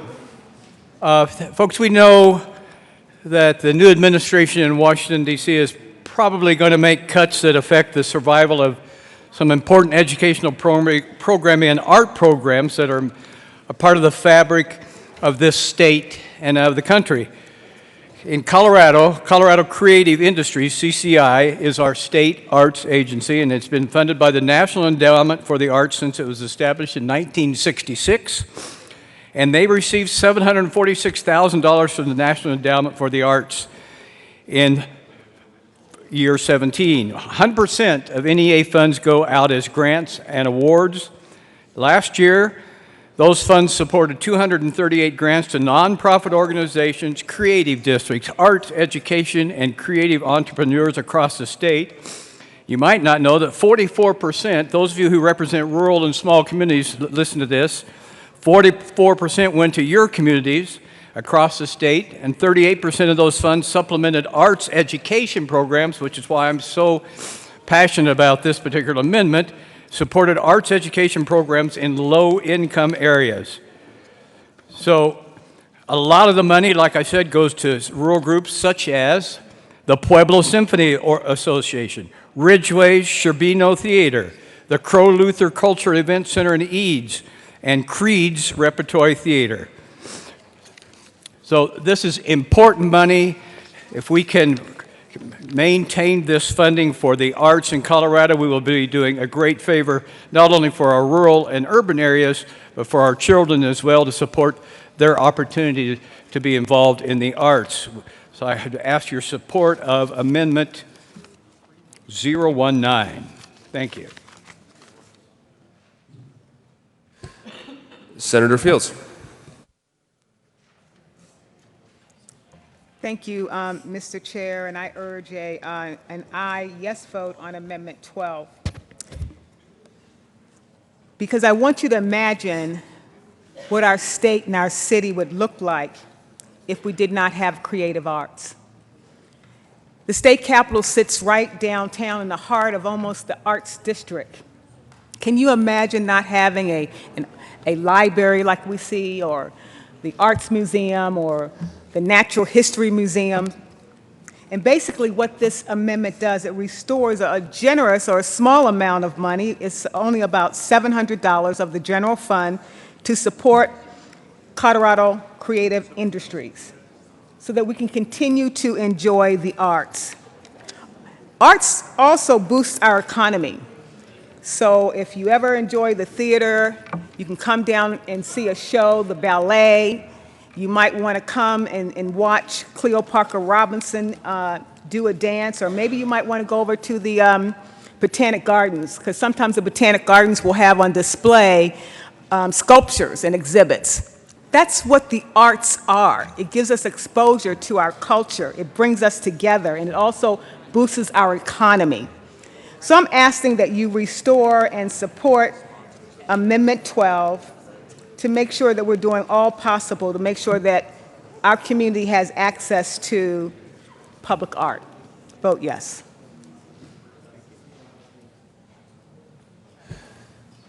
Colleagues, the motion before the body is the adoption of J019 to Senate Bill 254. All those in favor say aye. Aye. Those opposed, no. The noes have it. J019 is lost. Mr. Carpenter, will you please read J001? Amendment J001 to Senate Bill 254 by Senators Garcia, Aguilar, Merrifield, Cortot, Kirk, Hagan, Jones, Finberg. Senator Garcia. Thank you, Mr. Chair, and I move Amendment J001. Senator Garcia, I'm going to interrupt you here just for a second. Colleagues, the food is ready out in the hallway.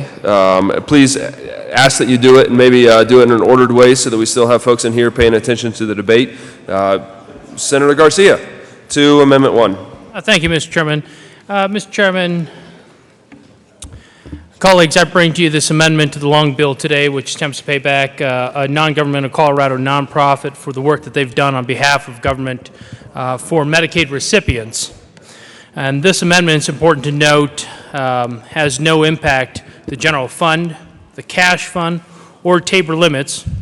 All it does is that it gives the authority to HCPF, Healthcare Policy and Financing, to allow Connect for Healthcare Colorado to put $1.8 million of their own money into certified public expenditures to allow to draw down $5.1 million in federal funding, paying Connect for Healthcare back $3.3 million for the work that they've done for nonprofits, nonprofit work performed here on behalf of HCPF and Medicaid. With that, Mr. Chair, I'd ask for an aye vote. Senator Donovan. Thank you, Mr. Chair. I want to rise in support of this amendment because I think it's just a needed fiscal fix that we need to add on to the long bill this year. So the federal government mandates that Connect for Health perform certain activities to determine eligibility, or for that matter, non-eligibility for Medicaid. And so this amendment allows Connect for Health to then recoup those expenses with, again, this is the really important point on this specific amendment, without having any effect on the Colorado budget. The problem that we will face is that without this authority, Connect for Health will continue to have to do these things for work on behalf of HCPF. And we're a little concerned that these costs could then be passed on to the private sector. This amendment won't have any impact on the general fund, cash fund, or Tabor limits. And that's important to note as well, because I think this is just a fix in the budget. Again, we're just trying to make sure that Connect for Health can get repaid for performing the duties that they're required to by the federal government. We just want to make sure that they get reimbursed for doing the task that they are required to do. So I ask for your support on this amendment. Thank you. Senator Lundberg. Thank you, Mr. Chair. I stand before you wanting to explain why this amendment was put together in the first place. In other words, why the funding wasn't put in place, as well as to correct a couple of errors that I did hear. One is all you have to do is look at the page 2 for this amendment, and it tells you that the federal funds that are drawn down are not $5.1 million. They are $3.35 million. The 5.1 is the total between the cash funds and the federal funds. Now, why? Why would I not want to see that happen? And why did 3 of us and the Joint Budget Committee vote no? Well, that shouldn't happen. Well, I serve as the chairman for the Oversight Committee for the Healthcare Exchange and have been on that committee for nearly 5 years or 6 years now. And so I've watched the development of this whole process, and I understand it pretty well. And about a month ago, I had conversations with several insurance brokers who were telling me how broken the system is for so many of their clients who have gone through the exchange and found themselves sometimes inadvertently qualified for Medicaid when they didn't qualify at all. They may have a $100,000 income, but because the way the system is set up between the exchange and HCPF and their computer systems, it didn't work. And they said it would take literally months to get off of the system. Well, this wasn't just one broker, this was several brokers. And an interesting little wrinkle here is they said, well, why don't you talk to them? And their answer almost always is, please don't do that, because they hold us hostage for any business with them. And of course, they have the monopoly of all the federal subsidy systems out there. Now, let me correct one other element that was said, and that is a concern that if these dollars aren't available, that somehow this will be a cost passed on to the private sector or to individuals. There's no way that can happen. The federal law requires or restricts the exchange to one funding source other than what the feds send them, and that is a 3.5% premium on all insurance premiums paid for policies that move through their system, and it's paid by the insurance companies, and they are at the maximum right now. They collect, I can't give you the total number that they collect through that. They don't know until they know how many policies they have, but their overall budget is over $40 million this year. And so anyway, I brought all that information to the exchange when the Oversight Committee met with them, 3-4 weeks ago, and asked them, so what can you tell me about this problem that I am told by everybody on the in private insurance broker side is occurring with their clients when they go through Connect? And that's the exchange. And the answer was, is there a problem here? So we had somebody from HCPF come up, who, of course, administer the Medicaid program, and asked them, so can you tell me something about this problem? And it pretty much got the same answer of, well, we don't really see a significant issue here. I'm concerned that we've got a dysfunction within the process of what's set up with with the exchange for pre-qualifying people for Medicaid, and they are pre-qualifying people who don't belong there, and then there's this bureaucratic mess of trying to get off. Just call 2 or 3 brokers who deal with this and get the answers yourself from them. But it was enough for me to say we've got to blow the whistle on this and stop this funding for, this is what these funds are for. It's for the work that the exchange does in qualifying people for Medicaid. Well, in my opinion, and that's why I was a no vote, they aren't doing a good job. And they don't deserve our blessing in this arena. I want them to go fix it. I want HCPF to sort out how many people are on their Medicaid rolls that don't belong there. The answer they gave me when I asked was, well, we don't have any data to figure that one out. Excuse me? HCPF doesn't know how to sort out if there are and how many people are on the Medicaid rolls that don't belong there when we have over 1.3 million people on Medicaid in Colorado? I'm sorry, that's not a system that we need to sustain and continue. We need to stop them dead in their tracks and say, you need to find a better way to get this done.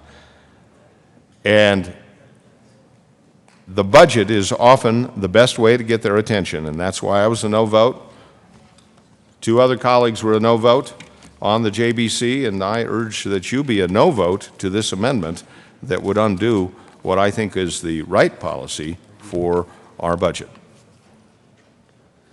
Senator Tate. Thank you, Mr. Chair. I support the amendment, and I don't think I have maybe I'll go back to my colorful crystal hamburger metaphor of last week. Yes, agreed. He was ready for that. I queued that up. But I noticed the majority leader having a bowl of dinner here, and you can say on one hand, we have the majority leader's dinner, and on the other hand, we have the majority leader's dinner and $3.3 million. Which is better? I'm completely sympathetic with my colleagues' concerns about the exchange, how people are funneled into Medicaid who don't want to be on Medicaid. And in my personal view, having been on the exchange committee and also as a cameo member when I was in the House on the exchange committee several times, HCPF has a lot to answer for and how difficult it is to get out of being enrolled in Medicaid where you don't want to be.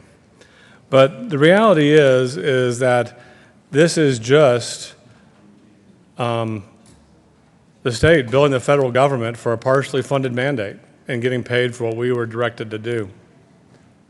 You know, I was involved years ago in unwinding a business. We had a successful year, but the market looked bleak the following year.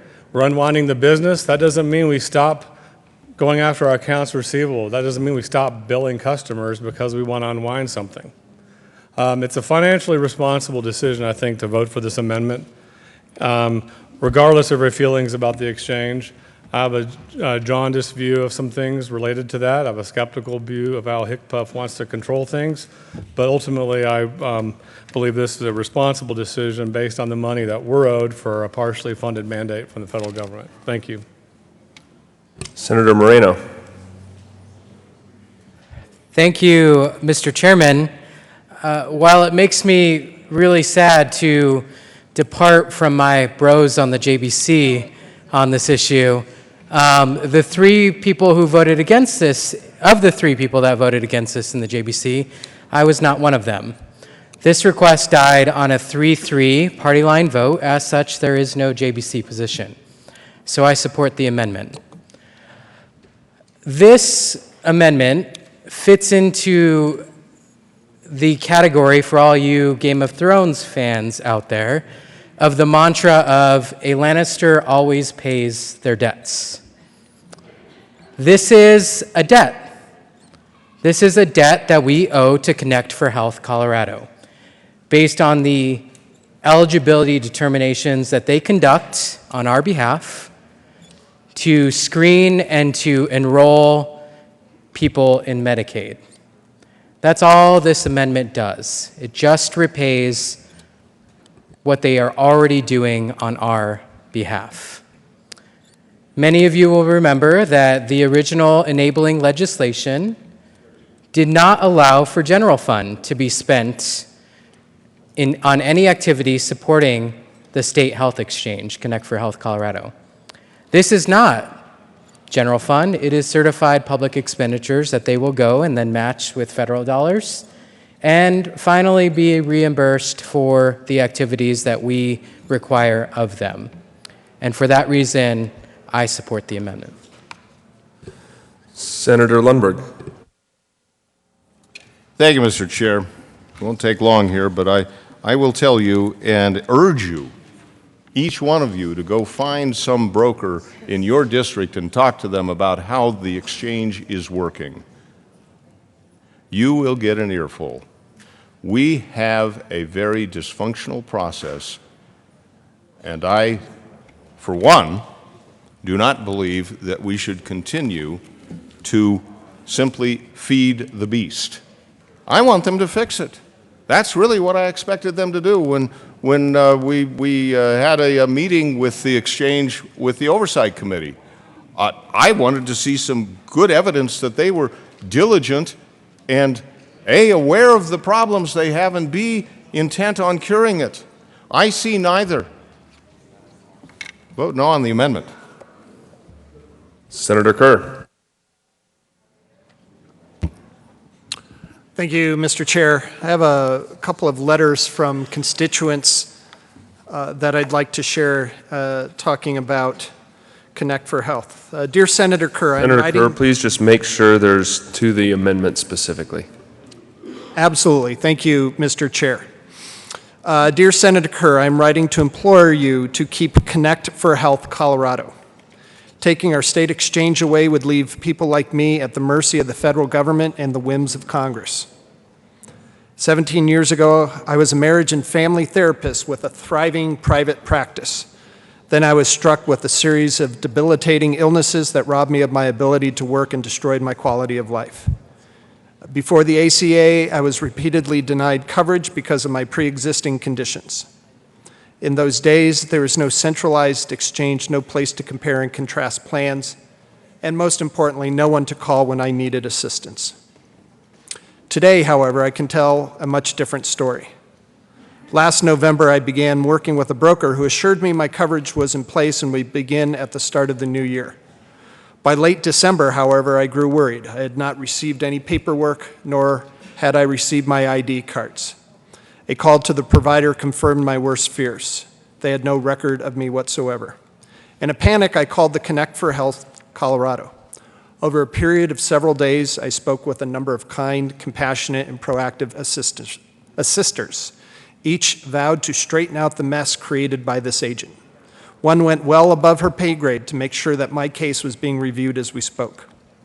Because of their hard efforts, I am happy to report that I had full coverage as of January 1st of this year. Goes on to speak about some of the catastrophic pools. Senator Kerr, just to clarify, this is how we allocate expenditures as public expenditures and not the overall do or die for Connect for Health Colorado. I appreciate you keeping the discussion on this specific amendment and whether or not we certify these as public expenditures. Thank you, Mr. Chair. My constituents who wrote these letters did see that this amendment, if were not passed, would have a very adverse effect on the health of the Connect for Health Colorado system, and that is why they wrote these letters to me. As this letter goes on, most Americans do not understand that with catastrophic pools, insurance companies can add exclusionary riders to policies that exclude coverage for the very condition for which they sought insurance in the first place. As a member of two such catastrophic pools prior to the ACA, I paid exorbitant premiums and out-of-pocket for any medication or medical procedures pertaining to my pre-existing conditions. The cost of the catastrophic pool cost far exceeded the premium I pay currently. I do not qualify for federal assistance, nor do I qualify for Medicaid.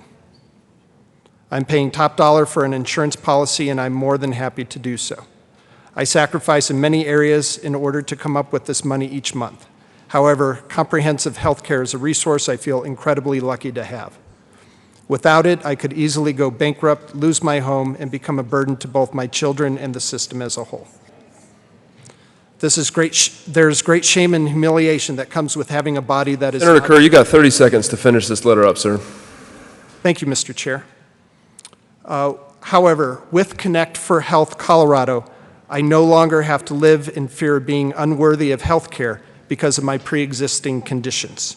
With the state exchange, I can connect with a live person if I'm having difficulties.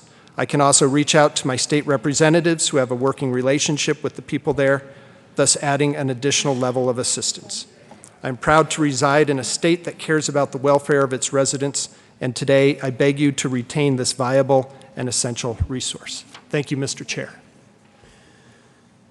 Is there any further discussion on Amendment J001? Seeing none, the motion before the body is the adoption of Amendment J001. All those in favor say aye. Aye. All those opposed say no. No. The ayes have it. J001 is adopted. Mr. Carpenter, will you please read J051? Amendment J051 is Senate Bill 254 by Senator Smallwood. Amend printed bill page 117, line 6, strike individuals and substitute individuals. Senator Smallwood.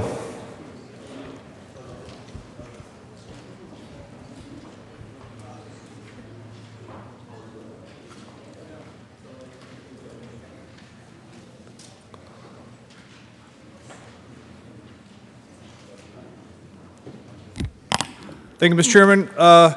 Colleagues, this was interesting research. I'm going to withdraw this amendment, but as future funding of Medicaid might change, I think it's important to know the areas within Medicaid that are able to be adjusted and those that perhaps haven't been researched. So it's something that I think we should talk about more in length next year, but at this time I'd like to withdraw Amendment J051.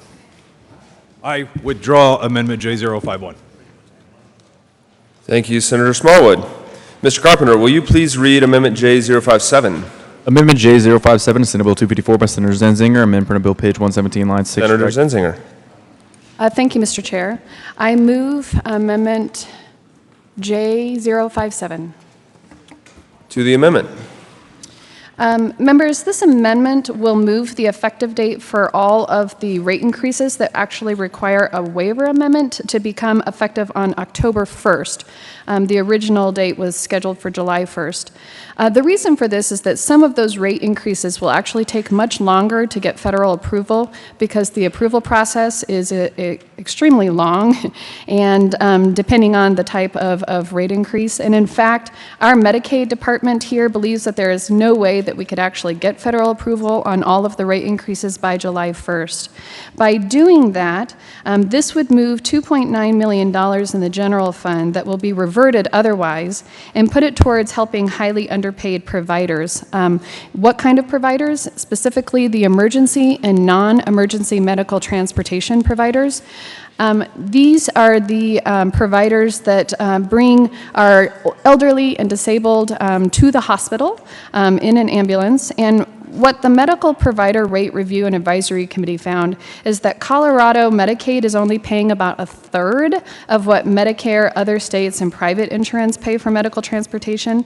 And because ambulances don't refuse anyone, they end up eating a really huge cost when they pick up a Medicaid client, especially in the rural areas. So transportation for people with disabilities is also woefully underfunded, which limits our access. And then the low payment rates for this medical transportation means that it's harder for our clients to get medical appointments and harder for hospitals to discharge these patients quickly. The amendment utilizes the general fund that would otherwise be reverted because of an expected delay in federal approval and utilizes that funding to help Medicaid transportation providers. I encourage an aye vote. Is there any further discussion on J057? Senator Lambert. Thank you, Mr. Chair. I would ask for a no vote on J057. We got feedback from two sources about the non-emergency and emergency medical transportation rates. A couple of years ago, the JBC set up a very comprehensive 5-year cycle program for a committee to look at all the provider rates within Medicaid. They did look at both of these rates, one for non-emergency medical transportation, the other one for emergency medical transportation. And this is kind of a mixed story. I do believe their rates are too low. I'll start out right up front with that. But I think what the department is saying and what the committee has said is that they don't have enough information yet to make a recommendation to increase these rates. On the report from the department, or this is actually a JBC document, but it's actually I think it's an OSPB document, but the department recommended in their report that there's a general impression of the rate setting committee that rates for non-emergency medical transportation are significantly below surrounding state rates. However, inconsistent and incomplete data from the providers made it impossible for the department to draw a conclusion on whether rates are sufficient to allow for provider retention and access. Therefore, the department is not recommending any changes to rates at this time. Similarly, on the emergency medical transportation rates, the department concluded that EMT rates are sufficient to allow client access and provider retention, but the department does not recommend rate changes at this time. But in response to the committee's recommendations, we'll gather information on surrounding state rates, investigate supplemental funding for EMT services, calculate the fiscal impact of opening treat and release codes, investigate if changes to regulation would lessen potentially avoidable utilization of EMT services. They would gather more information from EMT providers on the rate components they consider inadequate, and they would forecast budgetary impacts of a rate increase for existing EMT services. I specifically looked into these rates as we were just a couple days before we closed the budget. In my impression, I think the rates are too low if you want to consider that, but that's my impression. The process that we've gone through and the department recommendation would like to see a little bit more study as to where to set these rates. We're basically, this is, this amendment is a certain amount, 2.9 million general fund, which is coming out of the overall provider rates, or actually a targeted provider rate section here. So it's not doing a great deal of damage to, it's basically coming out, it's sort of budget neutral as far as the budget goes. So that's a good thing to consider. However, it is one-time money. This, in the footnote that's being put in here, it says the General Assembly assumes to continue those rate increases. And I don't know if we can assume that yet because we haven't gone through the deliberate planning process that the department has suggested that we go through. And also, I think this is predicated on the idea that in order to make a change to provider rates, they have to get permission from CMS. I would suggest that to change these provider rates, it also might require a change from CMS, and it might be delayed just as long. So it's not clear that this is just, unobligated money hanging out there that is not connected to some other program. I think the senator's observation that it does take a long time, we have seen that before. In some cases, takes sometimes over a year to get CMS to change these provider rates. But if they actually did their job and were quick, then we would be in a more complicated situation because we'd be trying to pay provider rates across the board to other providers. So, my only concern here is like some of the provider rates for licensed practical nurses, that were recommended for a rate increase. I don't want to see them losing their rate increases because we're kind of taking out this money based upon the time lag that we might expect from CMS to actually get their job done expeditiously. So just on the technical point, I'd have to be a no vote for this, but certainly our ambulance services are something that's definitely on our radar. In the long run, I think it's clear that they are going to need a rate increase. It's just that I think the department's concerned that we don't have all the evidence of how much that should be yet, and so I'd ask for a no vote. Senator Aguilar. Thank you, Mr. Chair. And members, I think it's important to know that all rate increases are year by year and could be changed at any point in time. So this is like all of our rate increases, potentially just temporary. But I think the most important thing here is that ambulances have to go, and if no one can pay, they just don't get paid. And this has led to a decimation of ambulance services in rural communities. A number of rural communities actually rely on volunteer ambulances because they are picking up people who have absolutely no way of paying for them. And so while this will by no means cure the problem, it will provide some relief, particularly in our rural communities. And I'd ask for a yes vote. The motion before the body is the adoption of J057. All those in favor say aye. Aye. Those opposed, no. The ayes have it. J057 is adopted. Mr. Carpenter, will you please read J005? Amendment J005 to Senate Bill 254 by Senators Cafalas, Jones, Merrifield, Todd, Kerr, Kagan, Fenberg, and Guzman. Amendment to Bill page 190, line 15, in the item and subtotal column strike 92,147,947 and substitute 100,147,947. Cafalas. Thank you, Mr. Chair.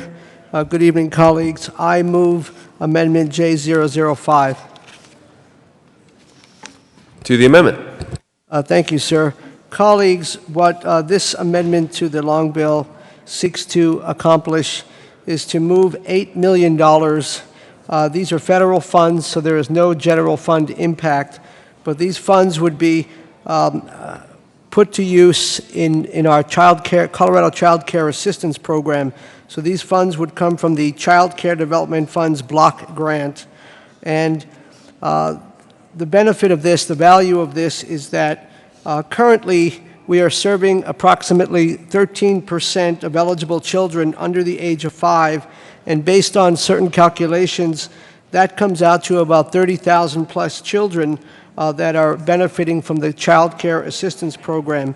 An increase of $8 million from the federal funds, drawing down those federal funds for the next fiscal year, would get us from 13%, perhaps up to 15%, and by my calculations, that would add about another 4,600 or so children who could have access to quality and affordable child care. I think that some of the reasons why this is important, and I hope you will give it serious consideration, is that in Colorado, we know that child care, quality and affordable child care is very expensive. In fact, we're in the top 7 as far as most expensive states for child care. If we believe in this idea of the two-generation model, which means that we provide quality early childhood learning experiences to the children and work supports to the adults who can engage in the workforce, this is really critical. And so for all of these reasons, colleagues, I ask you to consider supporting J005, because ultimately it will allow us to serve more children whose parents cannot afford quality and affordable child care on their own. And once again, this does not have a general fund impact. And we save money if we invest early in these kids.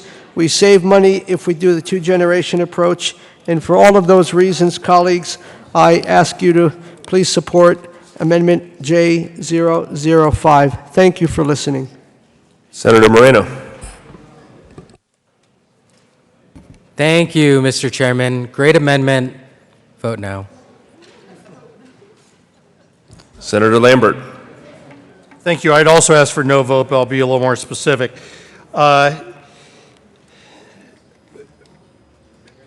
We need to have money for childcare, but as the senator said, we are probably the second or third highest state in the country for the cost of childcare.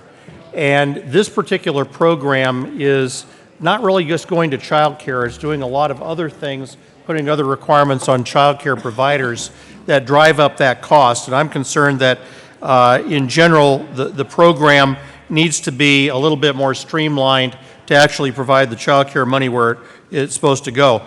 But I'd come up right now to let you know that over $90 million is currently funded in this particular program. We funded the request for the CCCA through the budget, but my concern is that if we draw this from the federal block grants, it could completely drain the reserves. On a one-time basis, $8 million is taking down that reserves, making this program unsustainable. I'm getting concerns from the department about how they would do this. I don't think they could sustain the program for very long if this amount passes. So therefore, I would ask for a no vote on Amendment 15. Senator Kafalis.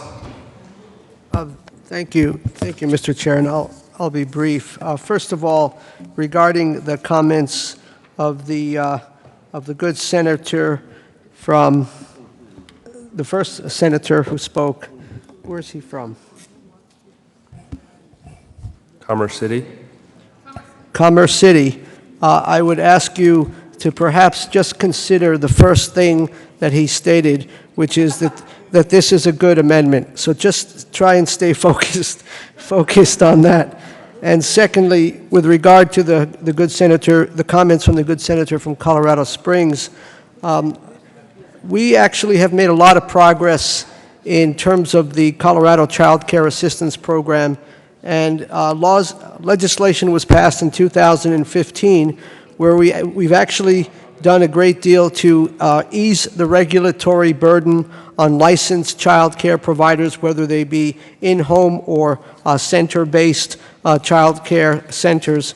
And so we've made a lot of progress in trying to make it easier for providers, and we've also made a lot of progress to incentivize children having access to quality care. And so we've created this tiered structure whereby those who meet certain quality criteria are able to be reimbursed at a somewhat higher rate to incentivize quality care. So it is my opinion that there is value in investing in these children now and continue to work together to see how we can further invest in kids in the future. Once again, we are only serving, even though we've made progress, we've added more dollars, state dollars, we're still only serving about 13% of the kids that we could be serving. And ultimately, if they don't have access to quality and affordable care, and the parents want to be in the workforce and work a job, it becomes that much more difficult. Thank you. Senator Lambert. Thank you. Well, that being exactly the problem with this particular amendment, taking money out of this block grant fund is going to make it unsustainable to the point where it's going to diminish. It's just going to run out of funds, which will shorten the lifespan for actually providing these services. This is creating a cliff effect where we will not have money to sustain the program. And I'm not saying this in debating against the program itself. I'm saying the reality is that this $8 million is too much to take out of that block grant fund. You know, we've put more money in according to the department request. The department did not request this, and I think would warn against drawing down these reserve funds, or it simply actually will end up hurting the CCAP program, hurting child care throughout the state. These are not just my words, these are discussions that we've had with the department, it's a major concern that sometimes these block grants need to be, they are sometimes on a one-time basis. It's a cash flow problem. I'd suggest to the amendment sponsor that he check himself with DHS about this, because this is a concern of how they can sustain this if we suddenly take $8 million out of the program. I know the senator is, is very contemplative and good intentions about doing this for child care. Unfortunately, for this particular program, this will deplete the funds so fast that they may not be able to sustain the program for very long. So I would just ask again for a no vote on Amendment 15. Majority Leader Holbert. Thank you, Mr. Chairman. I also want to ask for a no vote on this amendment, but for a very different reason. This marks 1/3 the way through the amendment packet. Vote no. Motion before the body is the adoption of J005, also known as Amendment 15. All those in favor say aye. Aye. Those opposed, no. No. The noes have it. Amendment 15 is lost. Mr. Carpenter, will you please read Amendment J017? Amendment J017 to Senate Bill 254 by Senators Merrifield, Williams, Cafalas, Kerr, Finberg, and Senator Merrifield. Thank you, Mr. Chair. I move J017. To the amendment. This amendment is about the Two Generations Reaching Opportunity program, which is To Grow is the acronym. The To Grow program is an innovative pilot program that creates economic opportunity for some of Colorado's hardest working yet vulnerable families. Families with a median income of around 50% of the federal poverty line, and that's $12,150 a year for a family of 4, if you can imagine that. We talk here all the time about creating opportunity for our hardworking families to pull themselves up by their bootstraps. Yet in this budget, we're zeroing out this out-of-the-box successful program that does everything from helping pay for community colleges, financial coaching, dropout prevention, to helping pay for child care or preschool for the little ones. We know that if families are able to rise out of poverty, they put more into our economy. Colorado's investment in its lowest income families will result in increased economic self-reliance. That's investment in our future, the future of all of us, so I would urge you to vote yes for this amendment. Senator Williams. Thank you, Mr. Chair. And colleagues, the Two Generation Reaching Opportunity, basically the funding, it adds $681,000, including $372 from the general fund and $309,000 from the federal temporary assistance to needy families.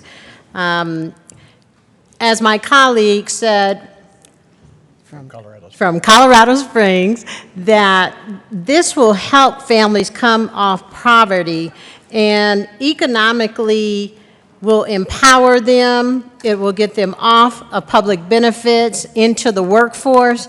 And this is a value that we've always talked about, is economically empowering our families so that they can be self-sufficient. And for example, if we move a family of 4 from the current median income level of $12,500 a year to an annual income of $33,280, saves approximately $14,866 per year in public benefits. Some of the costs that we have that in now is the Supplemental Nutrition Assistance Program, which is SNAP, and Adult Medicaid. And there are some other things that can help mitigate some of the barriers for some of the lowest income families as we improve education and employment, like community college enrollment, GED testing, community college tuition, financial coaching for families, which is very important, dropout prevention, and child care. Some of the other categories, and remember, this is a pilot program that will ensure the investments of its lowest income families that become self-reliant. And I ask you for an aye vote on J017. Senator Lambert. Senator Lundberg. Thank you, Mr. Chair. I am asking for a no vote, And there are a couple of points here. One is how much, how much shall the state step in and try to help everybody at all times as opposed to letting the people of Colorado look after the people of Colorado? I really see this as a fundamental question of are we in charge of everybody's life or not? I do know a little bit about the two-generational early childhood home visiting program. I believe it's done largely through the early childhood education group. I'm not going to give you the right title there. But this is the kind of program creep that will never stop. And when I look at things like this, especially when I look at it and say, well, okay, there's another $372,000 coming out of the general fund from somewhere. But we will have others come down and say, but we need more money for education. But we've got to maintain the money that we have for corrections, that we need more money for transportation. And yet we come back and we say, but we have to have more here and more here and more here and more here and more here. We have put together the budget that works to the best we can see to happen. And when you continue to hemorrhage more spending and more spending and more spending, you have to say, but wait, where is the core purpose of government or not? And therefore, this was not an issue that we included in the budget, and I recommend that we not amend it into the budget at this time. Senator Merrifield. Thank you, Mr. Chair. Well, I think we have a basic disagreement on the purpose of government. But here we have an area where I think we should be able to agree, where the government gives a helping hand, and in return, they save $21,000 a year in public benefit costs from SNAP and from Medicaid. It's just, not only is it good policy, but it's good math. And if we can create an opportunity to save the state money and still provide that bootstrap that those families can grab a hold of, I think it's something that we should be doing. Senator Lambert. Thank you, Mr. Chair. Well, the math is spending on this, and as you see, many other bills or many other amendments in this packet, spending general fund with no designated source of where it's coming from. Add all these together, and we're several $1 million out of balance. I wish we were a little more creative in finding out actual specific places to take this money from. But this one doesn't, and I'd ask for a no vote. Any further discussion on Amendment J017? Seeing none, the motion for the body is the adoption of J017. All those in favor say aye. Opposed, no? No. Noes have it, and 017 is lost. Mr. Carpenter, please read Amendment J007. Amendment J007 is Senate Bill 254 by Senators Fields, Cafalas, Aguilar, Todd, Kirk, Kagan, Finberg, Zinzinger, Senator Fields. Senator Fields.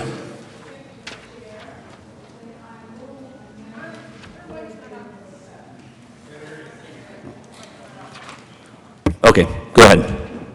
Thank you, Mr. Chair.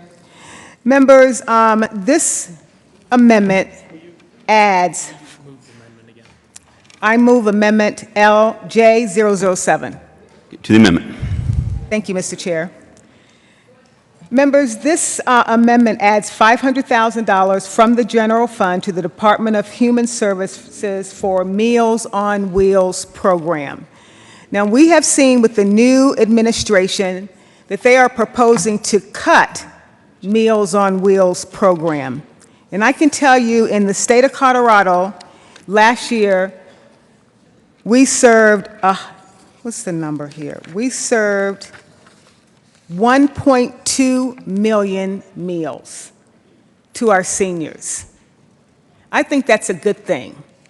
And I've heard some discussion about Meals on Wheels as it relates to what impact does it make? What results are we getting from feeding our seniors who are homebound? Well, what it does, it provides them with a meal, and it also provides them with a nutritional meal, but it also gives them the opportunity to have a contact with somebody. Many of these seniors are homebound. You have to be 60 years and above, and many of them don't have family members, and many of them don't have food. And so what this program does, it provides them with a meal, but then it also provides them with a human contact where someone can check on them and see how they're doing and making sure that they're okay.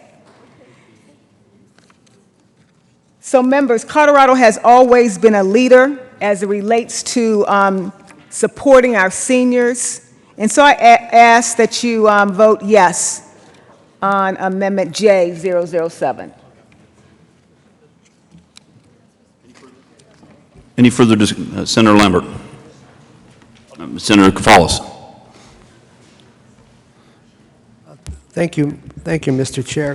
Colleagues, my name is on this amendment, so I certainly rise in support of J007. And the only thing I would add is perhaps to share a personal story. And there's an elder friend of mine, her name is Mary, and she's on Medicaid, and she's mostly homebound. My wife visits her just about every Monday, and so she has a way to get out and some companionship that way. But Mary also receives Meals on Wheels besides other home and community-based services, and that's what helps to keep her in her apartment. Without those supports, she would likely be in assisted living, perhaps even a skilled nursing facility, and ultimately that's much greater cost to the taxpayer. And I think we all agree that whatever we can do to help people age in place in their homes is better in many ways. Thank you. Senator Lambert. Thank you, and Mr. Chair. And I would echo the Senator's last comments about need to keep people in their homes. Obviously, these programs for LPNs that we funded, the extra provider rates for in-home assistance that we have funded that were not requested in the governor's budget, the 1.4% increase in provider rates, which were not requested in the governor's budget, in many ways helps in some of these areas. Just to provide people at almost near minimum wage jobs to keep those jobs or attract them to stay in those jobs. The fact is, this budget, I don't believe, cuts anything about Meals for Wheels or still senior care. I don't recall not funding the department requests. As you can see in the amendment itself, this line is funded at almost $22 million. So there's not a cut involved in these programs. The problem I have with this amendment, it is adding more general fund, $500,000 of general fund with no source of it. It simply takes it out of thin air, unbalances the budget on considerations that we've already taken in other areas to fund the department requests in these areas. So this is not requested by DHS, and I would ask for a no vote. Senator Donovan. Thank you, Mr. Chair. Let me just first set aside, the $5 million isn't out of thin air, that's a set aside. So this is not, it's not just pulled out of thin air. That's clearly in our narrative, is that there's $5 million that's been set aside for programs that we deem to meet the level of deserving to be funded. And I think that this program, certainly Meals on Wheels, deserves to be funded. My grandfather passed away a few years ago, and this started a chain of events that I think certainly my mother and I didn't anticipate. The death of a loved one often brings unexpected challenges with it. My grandparents live in Evergreen, which is close but not quite close enough to support them on the daily basis. It's a 2-hour drive from my home and where my parents still live. And so my grandmother was still healthy, but certainly elderly, and we had some challenges to figure out. She was suddenly living on her own with no one to support in a more spread out neighborhood that didn't have an immediate neighbor. We could rally up people to check on her for the first weeks and months, but slowly the favors that you can ask of even lifelong friends starts to get to its end. What was so incredibly important to my grandmother was to stay in her home, because basically her home was being able to stay with my grandfather, being surrounded by the things that she had become accustomed to, staying with the pictures that reminded her of the love of her life, instead of having to pare down a household of pictures to a precious few if we were going to have to move her to a nursing home situation, which was the alternative we were looking at. And suddenly we found out that Meals on Wheels could support her on certain days, on certain parts of the month. She was then at that, and still is, surviving on a small military pension, with occasionally my family filling in the gaps at the end of the month. But Meals on Wheels allowed a check-in, it allowed her a hot meal, it gave her that time in the day to do another thing, but most importantly, it allowed her to stay in her home and stay with her husband. The cutest thing she did was she saved the brown paper bags that the Meals on Wheels was delivered in, that I could reuse those bags at our ranch when we sold produce to customers. So the Meals on Wheels bags that sometimes smelled like fried chicken and sometimes smelled like green beans and sometimes were grease stained were all neatly stacked up, saved in her kitchen, and then delivered to me by my mother so that we could reuse those at the ranch. That also summarizes my grandmother to an absolute T. So this program is so much more than just a meal. It is a lifeline, and it deserves our investment. This investment that this amendment refers to will add 62,000 meals annually. This is one story. Imagine how many other stories are out there, and imagine what this amendment could do. Thank you. Senator Kerr.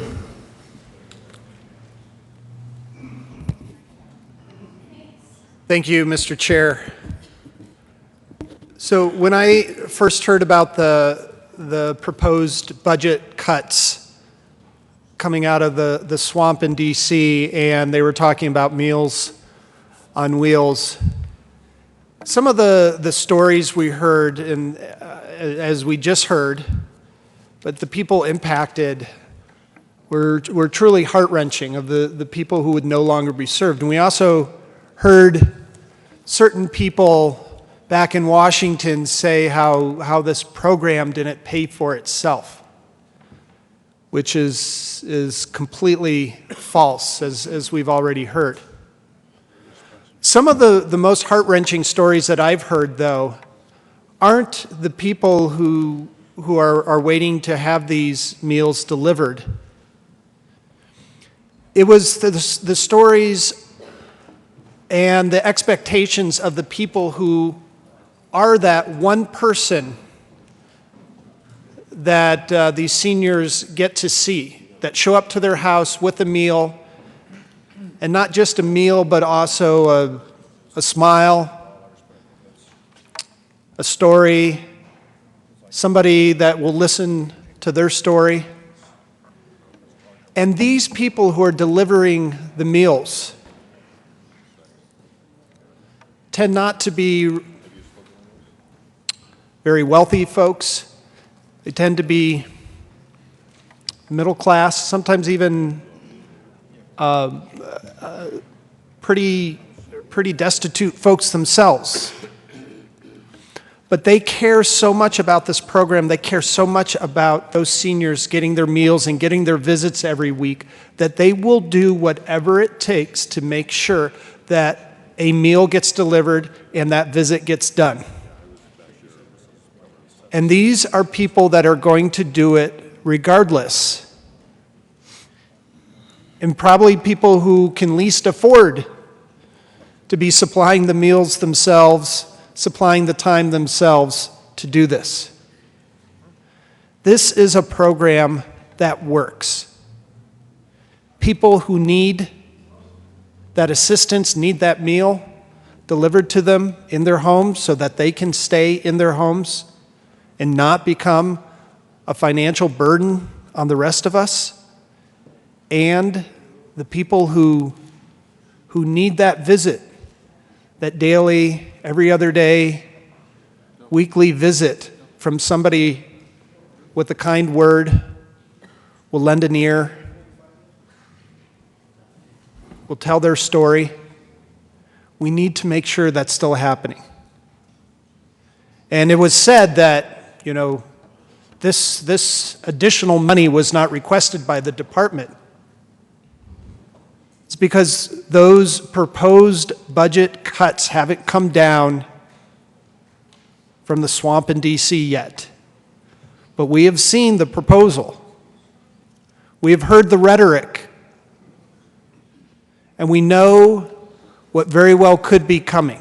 Here in Colorado, we need to support our fellow Coloradans. We need to make sure that we're taking care of our community members who desperately need to make sure that functional programs like this continue. Please vote aye on this amendment. Senator Lambert.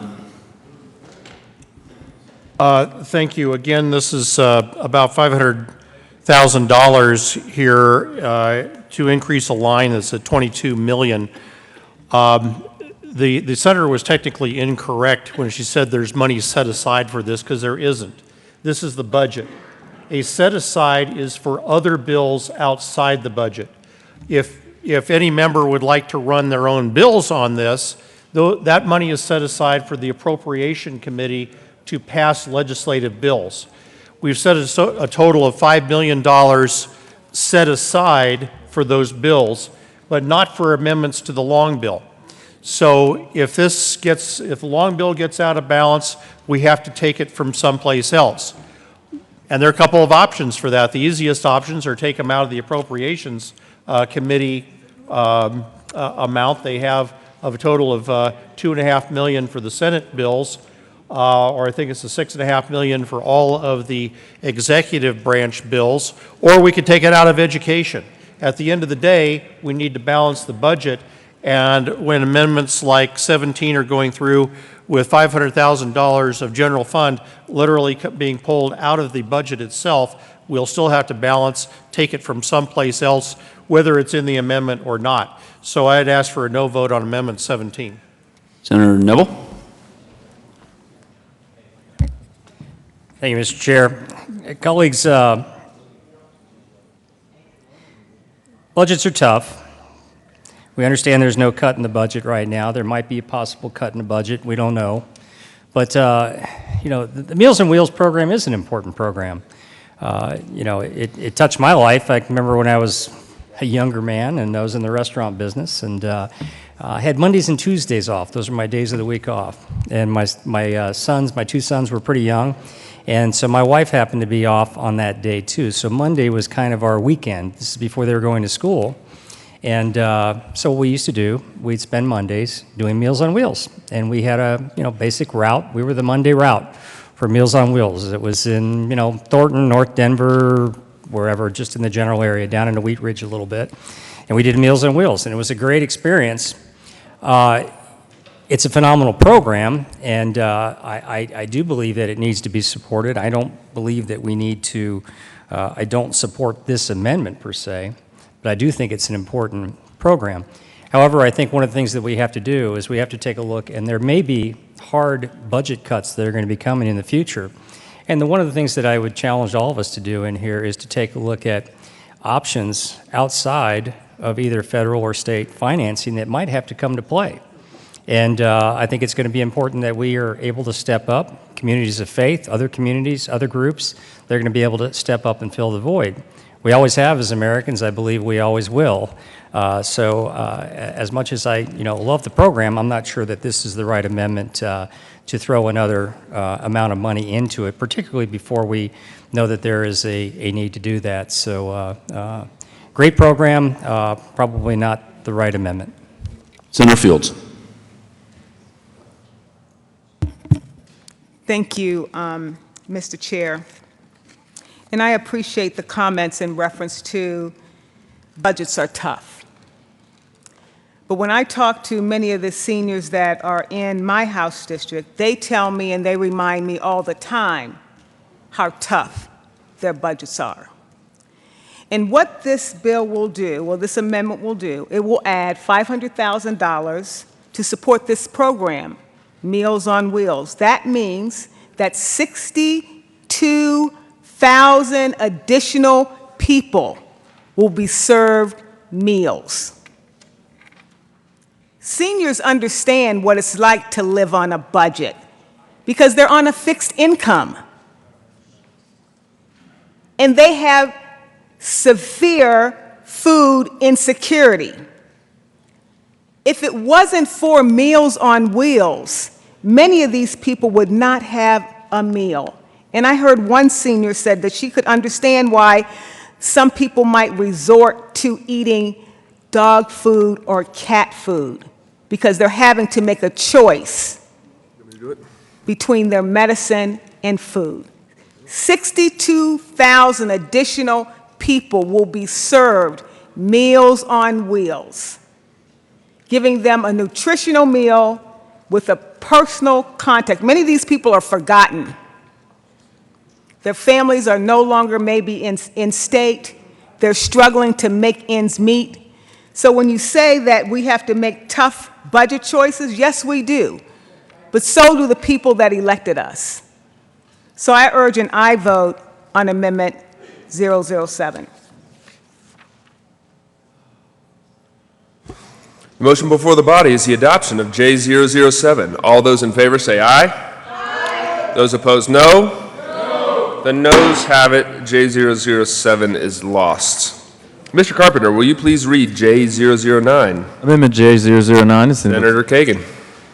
Mr. Chairman, I move Amendment J009. To the amendment, please.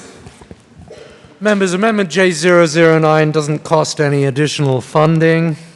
What it does is it makes clear that of the $54,126,404 that is appropriated to personal services at the Division of Youth Corrections institutional programs, of that 54 million, it's the intent of the General Assembly that some of that appropriation be used to develop guidelines based on evidence-based practices for administering state-owned and operated youth corrections facility in a manner that does not physically harm youth in custody.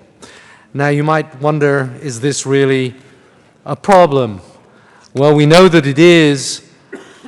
Children at the Division of Youth Corrections facilities in secure lockups are authorized.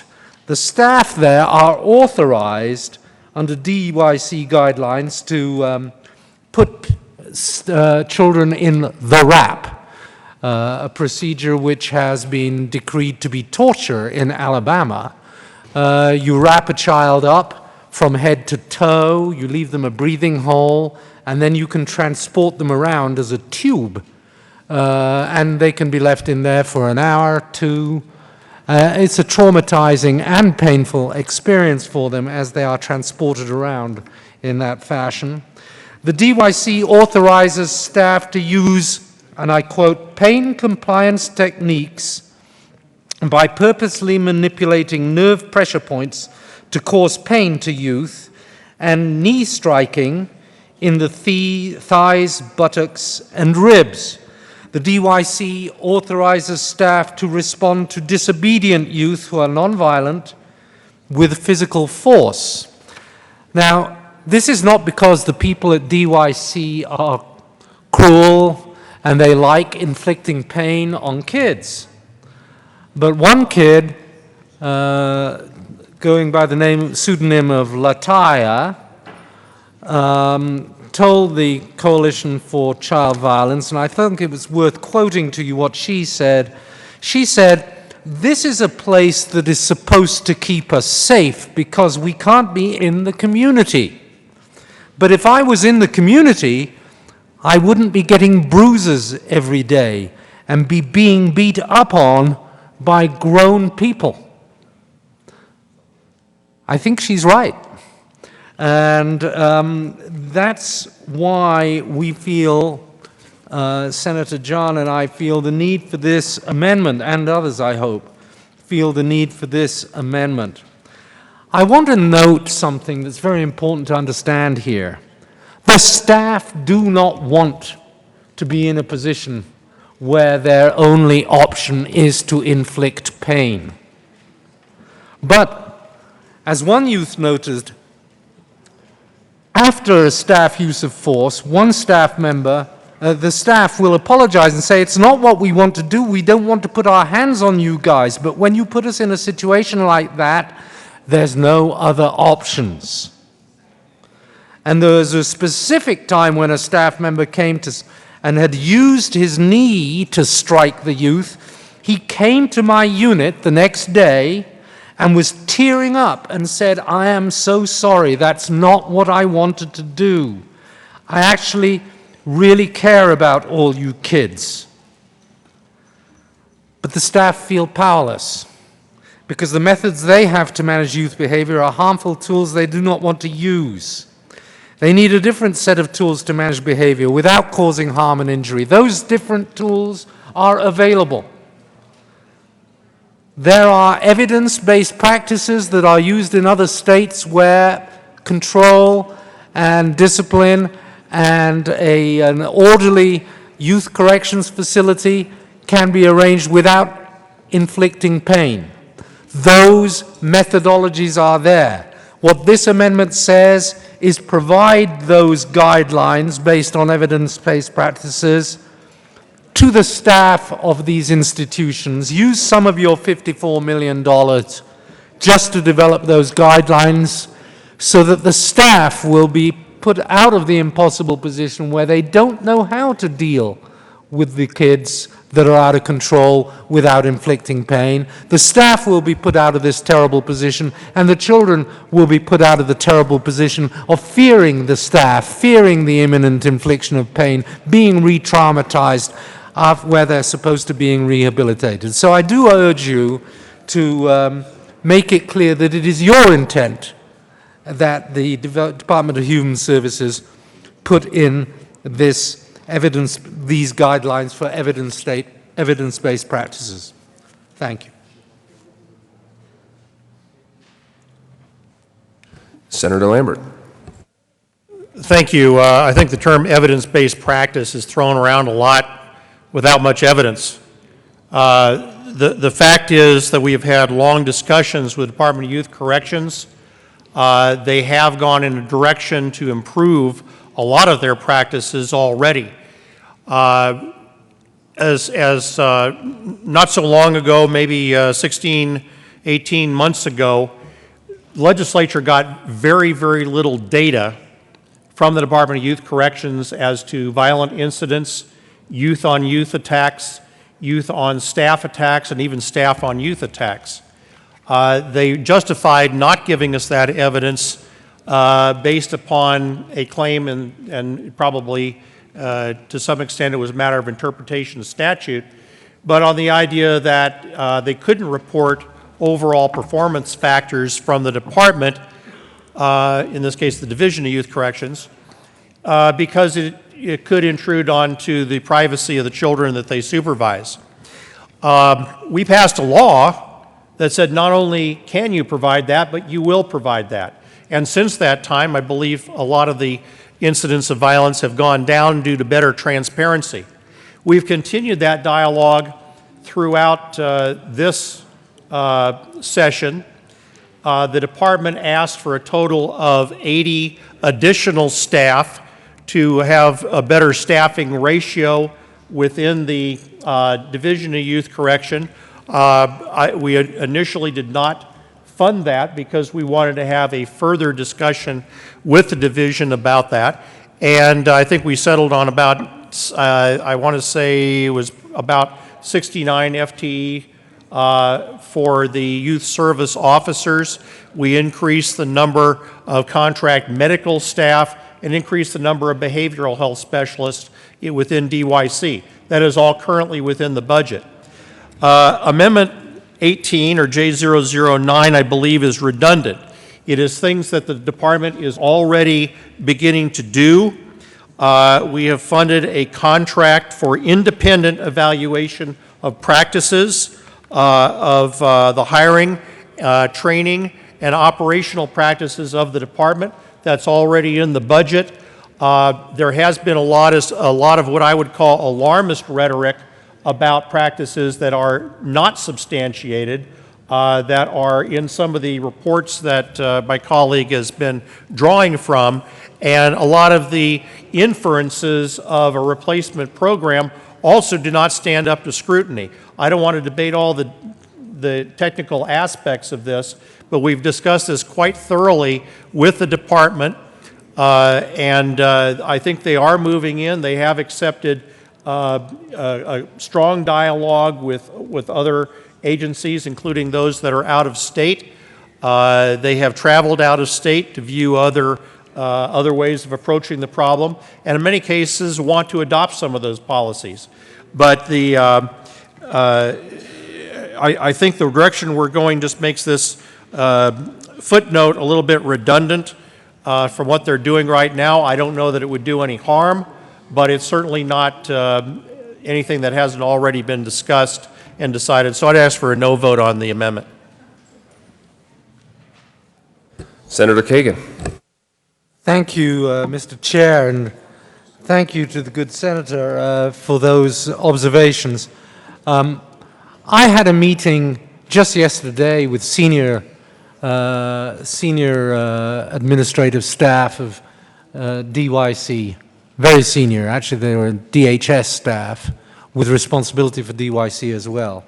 And what that senior executive administrator said to me was, well, you say that you don't think much of the use of the RAP, that procedure I just mentioned to you, which is traumatic for a young person to be put into a tube and then carried around from place to place and left in this tube with a small breathing hole. It's like being buried alive with a small breathing hole for sometimes more than an hour. And he said, look, if you can come up with a better way, we would love to dispense with that. If we could come up with a better way, we'd love to do that. This same administrator said to me, intentional infliction of pain, yes, it is authorized, but we don't know how better to do it. I mean, you come up, we want to get rid of these things. We want to get rid of these things. But don't just tell us we can't do it. Let's work together towards getting rid of these practices in a way that, because we want to.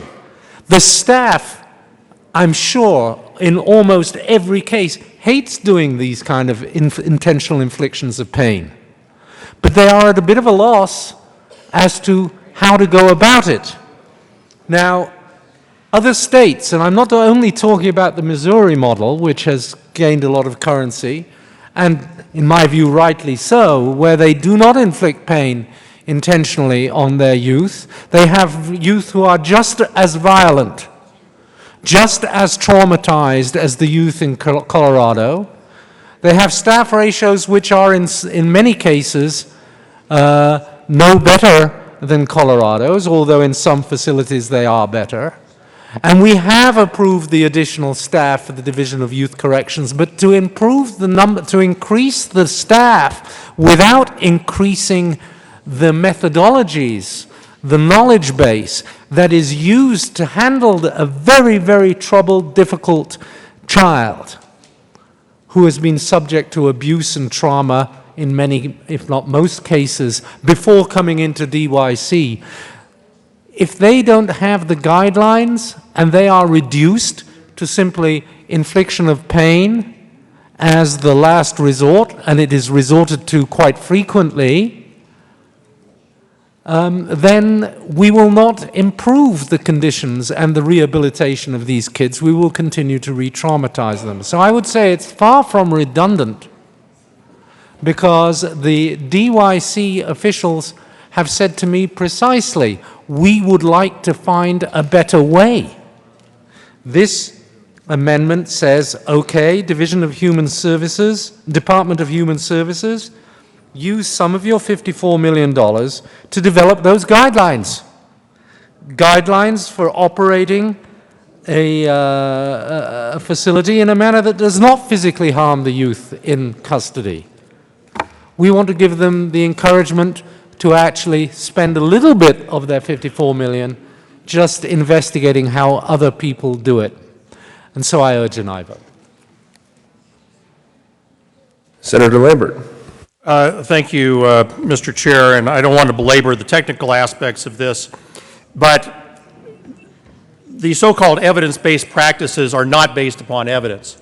Our Department of Youth Corrections has specific guidelines for the length of time, for instance, in this wrap. It is not intended to restrain a person for long periods of time.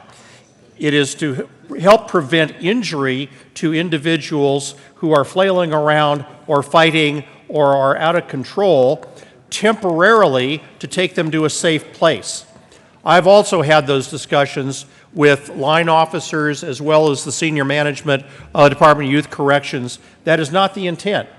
In some cases, you said, actually I think in South Carolina, they use this in some cases for long periods of time. Our Department of Youth Correction in Colorado does not. The good senator also mentioned the Missouri model, which has been evaluated by reports by the University of Missouri as not being evidence-based. In fact, it has no evidence. They did not collect data. There are no case studies to indicate the effectiveness of this that were studied by the Division of Criminology of the University of Missouri. So, yes, let's base it on evidence, but that is what we've already done. We've had extensive discussions with the Department of Youth Corrections. We're using independent evaluators, which we've already funded, and I think we need to have a realistic approach on this and actually use evidence-based practices rather than rhetorical approaches that simply attack our leadership in Department of Youth Corrections or DHS for people who are actually trying to improve the program. And I have been one of the strongest critics of the department and the division when they have had these kinds of failures. We have had a lot of state employees that have been seriously injured.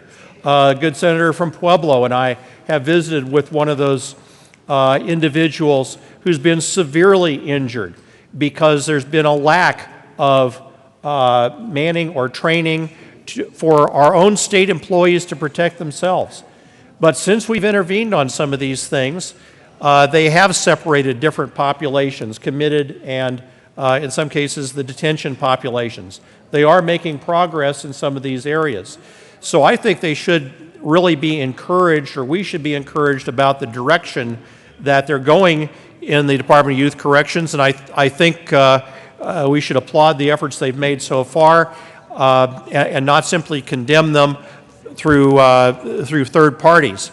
I do think they have some further to go, but we have made very serious efforts to have better oversight over the time that youth are in detention, the time that they're restrained, the number of violent incidents, and I think by having a better engagement with the department, we're already making those changes. So again, I'd renew my request for a no vote on Amendment 18. Senator Kagan. Well, I want to agree wholeheartedly with the senator from Colorado Springs. We do not want to attack or disparage the Division of Youth Corrections or the Department of Human Services under whom they are organized. Absolutely not. These folks are all trying to do the right thing. They are all trying to create a culture in the Division of Youth Corrections that is constructive, that is rehabilitative, that will take a very, very troubled youth and allow them to thrive. That is all their intention. They're devoting their lives, their professional lives to that. So are the staff.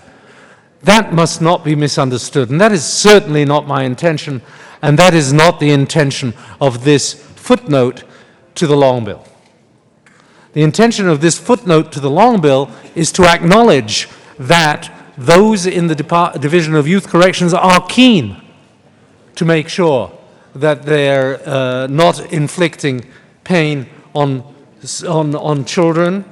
And as far as the senator from Colorado Springs' assertion that they're going in the right direction, since in 2014, from the 2014-15 fiscal year to the 2015-16 fiscal year, there was a decrease in the number of young people committed to DYC's care.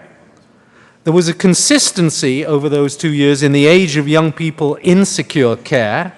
There was a consistency in the percentage of violent young people in secure care. There was a consistency in the percentage of young people with prior involvement with law enforcement in secure care. There was a significant increase in staffing and funding for DYC, and yet, by every single measure, there was an increase in violence, an increase in fights and assaults in the last 4 years of 22.5%, then 35.3%, and then 3.3%. So we are, yes, we are trying to make progress, but the fact of the matter is that the incidence of violence and the culture of violence persists despite the best efforts of well-intentioned people. So what we are trying to see as a result of this footnote to the long bill is more tools in the tool chest of the staff and administrators of the DYC so that they can move towards less intentional violence. I urge an aye vote on J009. The motion before the body is the adoption of J009. All those in favor say aye. Aye. Those opposed, no. No. The noes have it. J009 is lost. Mr. Carpenter, will you please read J050? Amendment J050, Senate Bill 254 by Senators Neville and Cook. Senator Cook. Thank you, Mr. Chair. I move J050. To the amendment. Thank you, Mr. Chair. What this does, it takes away the salary for the judges salary increases. Thank you. Salary increases for next year for the judicial branch, for the judicial officers. Yeah, I think we all probably like the first part better, but it takes away the increases for the salary of the judges, and it puts the savings towards transportation. And why we're running this is two reasons for me. The judges are getting a 3.5% pay increase. Now, I know they are going to say they have a 3.15? Okay. 3.15 salary increase. And I know they're going to say they have their own mechanism on how they come up with that pay increase, and that they can't get good judges because of the salary. You know, other state employees are getting a 2.5 pay increase. And I'm sure if you talk to them, and I know, my daughter was a probation officer, and she was underpaid, and they had trouble finding probation officers. And if you talk to parole officers, you're going to say, they're going to say they're underpaid compared to other parole officers. You can go throughout the state and say to the state employees, and they say, yes, we would like to make more money. Why are the judges getting more than what we're making as far as the percentage of increase? The other reason is that in 2015, right, wrong, or indifferent, this body put on a bill and passed a bill that said the state legislators are connected to the judges. So their salary increases relate to our salary increases. So when the judges get an increase, the state legislature gets an increase. Now, regardless, we're going to get an increase in 2019. So theoretically, people here in this body did not get an increase because some people are term limited. Some people will get primaried. Some people will have a general election, and they might not be coming back. So those people will not be getting a pay raise. No one here is guaranteed a pay raise in 2019. Now we come this year, and the court is asking for a 3.15 pay increase. So therefore, we will get a pay increase if we approve this in the long bill. So we will be getting a pay increase on top of a pay increase. Now next year, I already know that they're going to come back and ask for another 3.1% increase. So therefore, we're going to be getting a pay increase on top of a pay increase on top of a pay increase, even before the first one takes effect in 2019. So this bill says, look, we should not be voting on pay raises for ourselves. We need to do something different. And that's a different bill, I understand that. But if we vote for this amendment, the judges won't be getting a pay raise at this time, but yet we won't be voting for a pay raise for ourselves this year, next year, and the following year. So I would ask for an aye vote on Amendment 050. Senator Neville. Thank you, Mr. Chair. Colleagues, I think the good senator from Weld County summed it up extremely well. Whether there's a need, there's probably an issue regarding the decoupling of salaries. I think we're putting ourselves in a very tough situation. I think that hopefully we will see some potential legislation that could possibly do that. But right now, the focus that we have as a body is making sure that we're doing what we feel is in the best interest of our constituents. And again, I support this amendment based on the same reasons that the good senator from Weld County supports this. And would also urge an aye vote. I did not support the increase in 2015, and of course, I'm extremely concerned about how we're handling the money. And of course, the senator made a very good comment regarding what our other employees are looking at as far as a pay increase this year. So, would urge an aye vote on this amendment.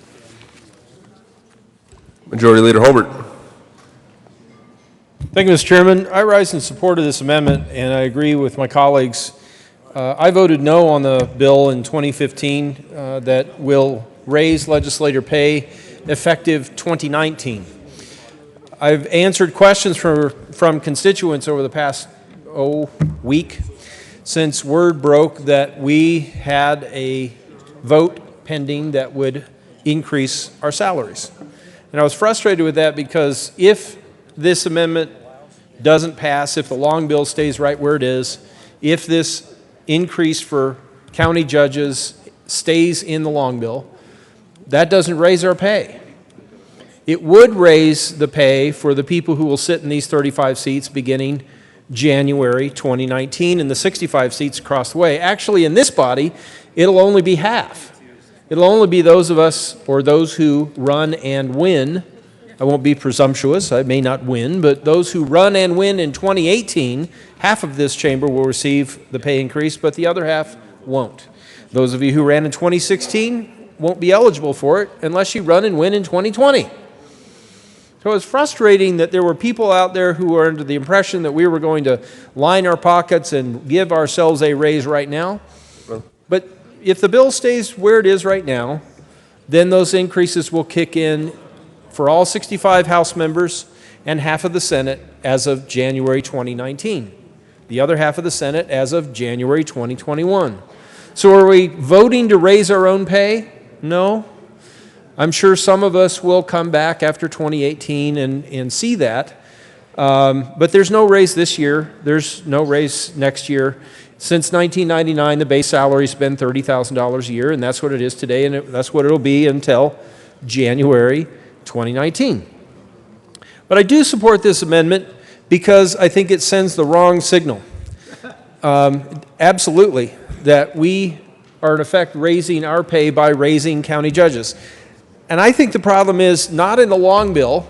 I think the problem is in the underlying legislation. Why we are tied to county judges?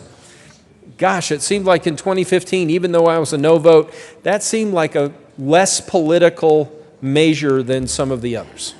But there's got to be a better way. If the counties need more pay for their judges, then let's find a way to decouple us from them and be able to take care of the needs in the counties without bringing the political message of us raising our own salary here at the legislature. Ask for an aye vote. Senator Gardner. Thank you, Mr. Chair. Well, I haven't been in the well on the budget all day today, but it's first time for everything. Well, members, here we go. The 70th General Assembly. Madam Minority Leader, I'm talking about the last General Assembly. Once again, the 70th General Assembly created one more problem while being too clever by half in creating this pay increase bill and tied it to judicial salaries, and here we are. And so my guess is this amendment or some version of it passes this evening, and we're going to have to carry some legislation to decouple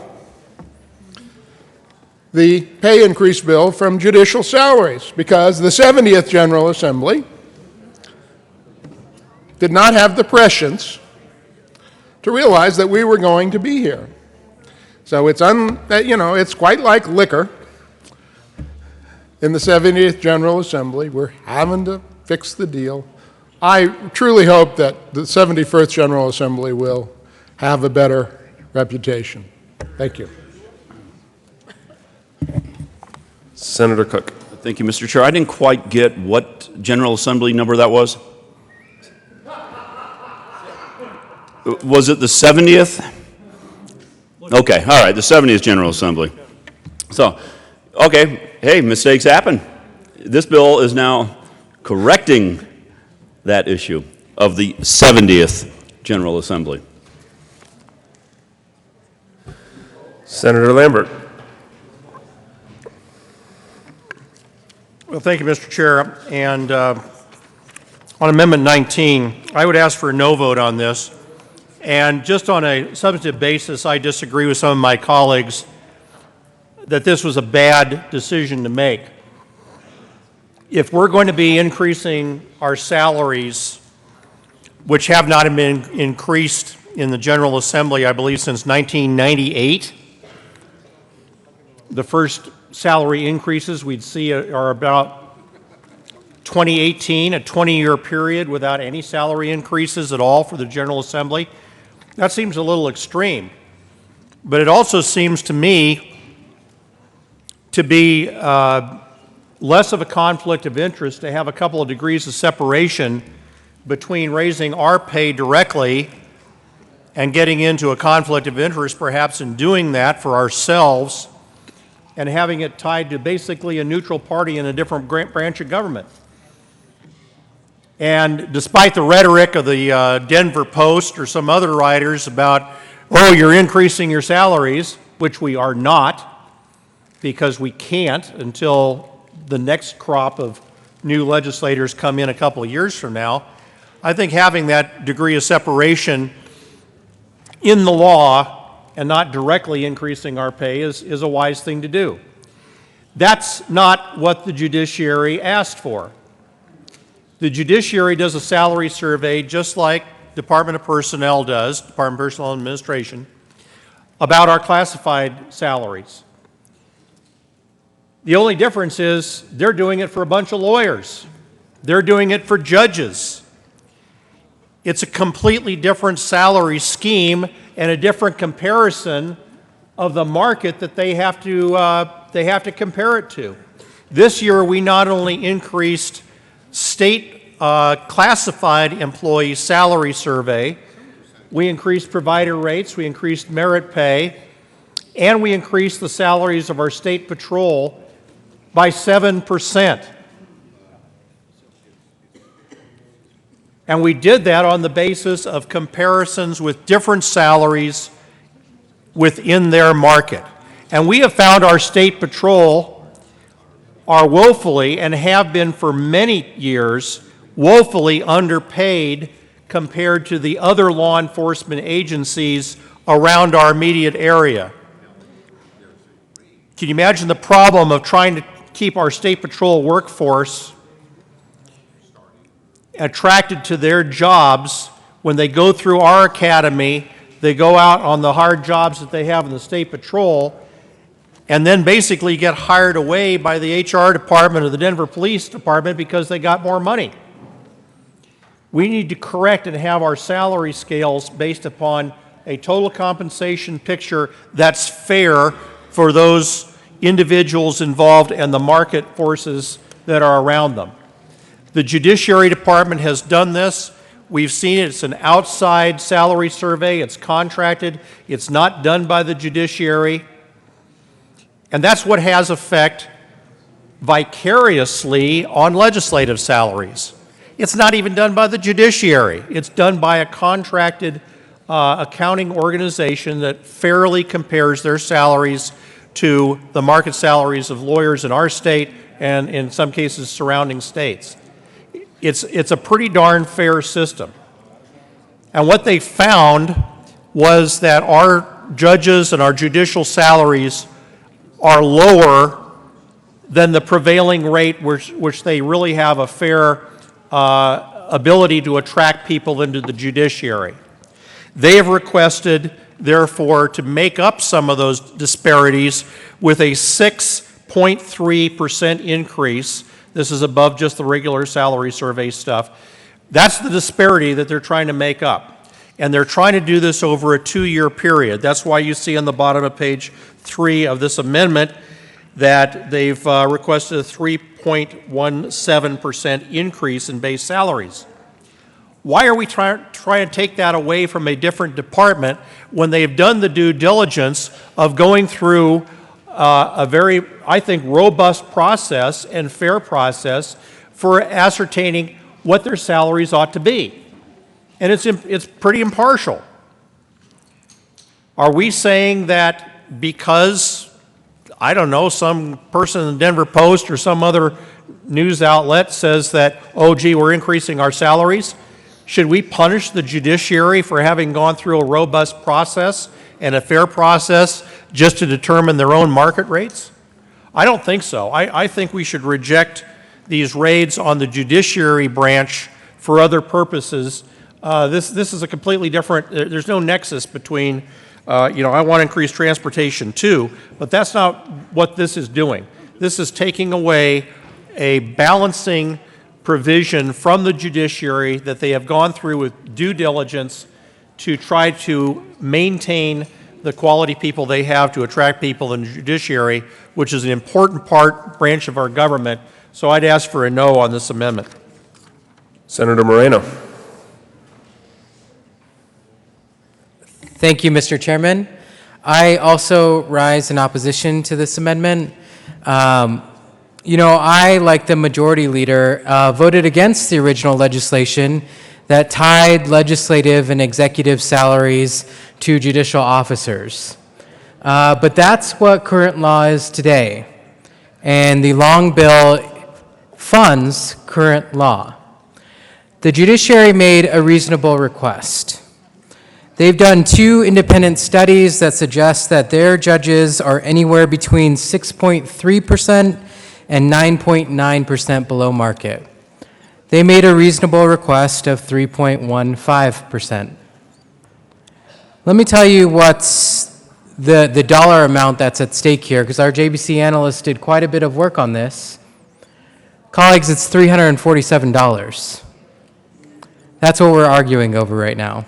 $347 increase to legislative salaries when the law takes effect in 2019. That's what we're talking about here. But I don't think our judicial officers should be punished simply because the legislature decided to act on a law that tied our salaries to theirs. That doesn't seem fair to me. They're having trouble recruiting private sector attorneys and workforce to serve as judges. And did you realize that half of the case law that's heard by these judicial officers deals with the private sector? And yet they cannot recruit private sector attorneys to serve as judges. This is the problem that the judiciary is facing and why they made this reasonable request of the Joint Budget Committee. and I ask for a no vote on this amendment. Senator Neville. Thank you, Mr. Chair. Colleagues, there have been a lot of good points made here. We always come back to the idea that when we make decisions here, we make decisions not from where we were at in 2015 and not where we're going to be even in 2019, but where we're at right now. So the bottom line is that we know that legislators are set up for a pay raise in 2019, at least most of the legislators, all the House people and people that are returning or that would be elected to the Senate from 2018 into 2019. That's the reality. And the reality is that law in 2015, one which a number of us did not support, actually linked the two salaries together. A percentage of the county judge salary, which I believe is currently about $150,000 a year. So that's the reality. The reality is that when you make this vote tonight on this amendment, you will either be voting to stay linked and, I guess vote yes and take the dough, or you will vote no. Now, you may believe that it's important that you support the judges. And I'm not saying that's not the case, but we probably need to have another bill that separates the linkage of the two and allows us to make that decision. It's an important amendment. I ask your aye vote, and I ask you to vote according to your conscience. Senator Cook. Thank you, Mr. Chair. Yes, they might have made reasonable requests of a 3.1% increase this year, but we heard from the good senator from Commerce City that they're going to come back next year and ask again for a 3.1% pay increase. And since our salaries are tied to theirs, we will be voting on our salaries. Make no mistake about it. So we will be getting one in 2019, whoever's here in the body in 2019, because of what happened in 2015. So if this does not pass, we will be voting again on a salary increase for legislators. So we were voting on a salary increase upon a salary increase, and then next year another salary increase on a salary increase that we have not received yet. So I would ask for an aye vote on this to limit the pay increase for the judges, and if we need to fix this bill so that fix this problem, then we can run another bill. So I would ask for an aye vote on this amendment. The motion before the body is the adoption of J050. All those in favor say aye. Aye. All those opposed, no. No. The ayes have it. J050 is adopted. Mr. Carpenter, will you please read J020? Amendment J020 to Senate Bill 254 by Senators Donovan, Zenzinger, and Kerr. Amend printed bill. Senator Donovan. Thank you, Mr. Chair. I move Amendment 20. To the amendment. Thank you, Mr. Chair. So this amendment is strikingly similar to the one before, but it's a discussion that clearly a lot of us are finding commonplace on. And I think we all are finding similarities in that we fully acknowledge that people deserve a raise, that our budget hasn't caught up with our hardworking employees of the state in even matching the cost of living. When I'm up in the Buena Vista area and I talk to the good folks that work in the correctionals facility up there, every town hall I hear how they are working longer and longer shifts, how they don't have the staff to support each other in a safe manner. And the problem is just getting increasingly worse because their salary isn't matching the cost of living and they're having a hard time recruiting coworkers.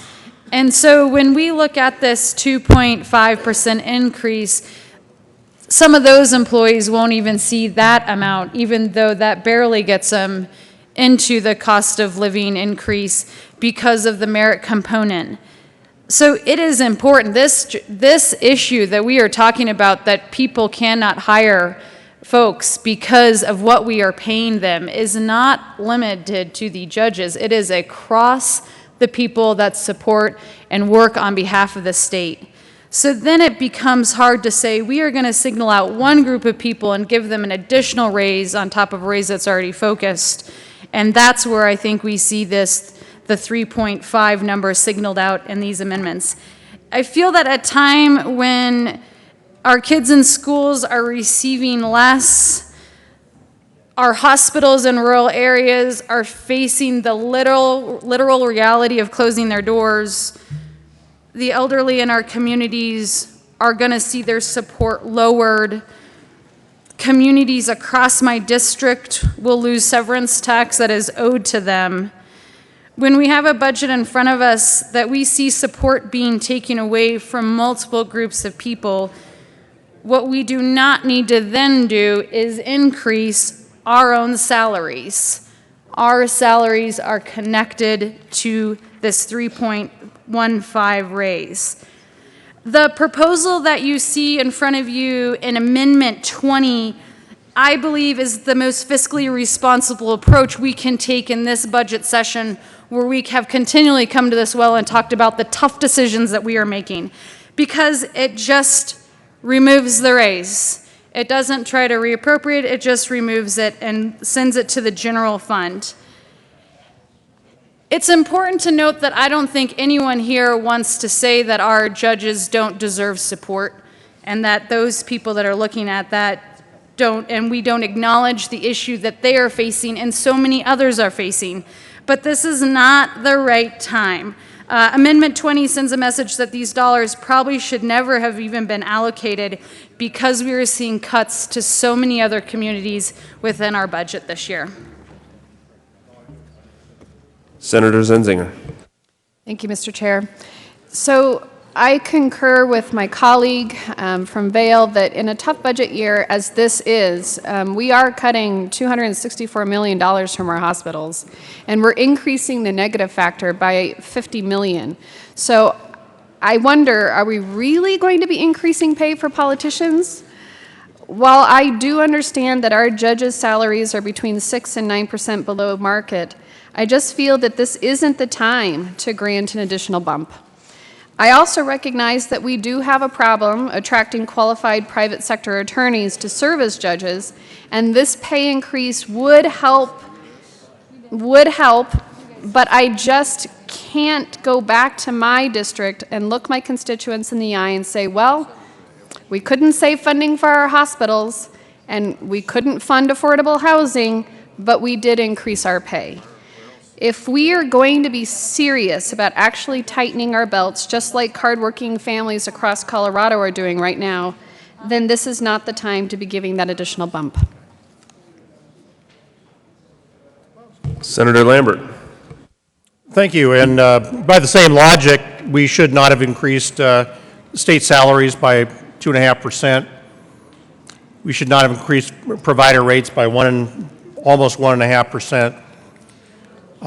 Shouldn't increase those state patrol salaries by 7% because nobody else is getting those increases.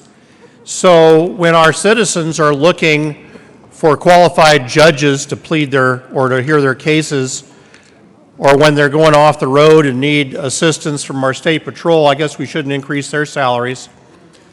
You know, if we want to be fair about this, or a little bit more fair, maybe the amendment should have only have frozen the county judicial rates, because that's the only one that affects the legislature. However, that's not what these amendments are doing. This is cutting salaries across our judiciary that are not linked to legislative salaries.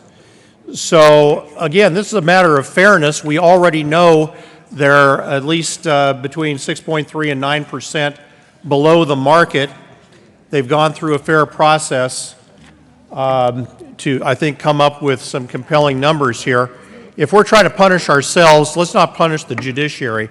I'd suggest a no vote to this. Plus the fact if this passes, I don't know, I think we just took negative because we took it out in the last bill and now we're trying to take it out in this bill too, or this amendment as well. The motion before the body is the adoption of J020. All those in favor say aye. Aye. Those opposed, no. The The ayes have it. J020 is adopted. Mr. Carpenter, will you please read J014? Amendment J014 to Senate Bill 254 by Senators Kagan, Aguilar, Merrifield, Todd, Kirk. Senator Kagan. Mr. Chairman, I move J014. To the amendment. J014 takes $1 million of general fund and provides it to the Department of Local Affairs to help with housing. You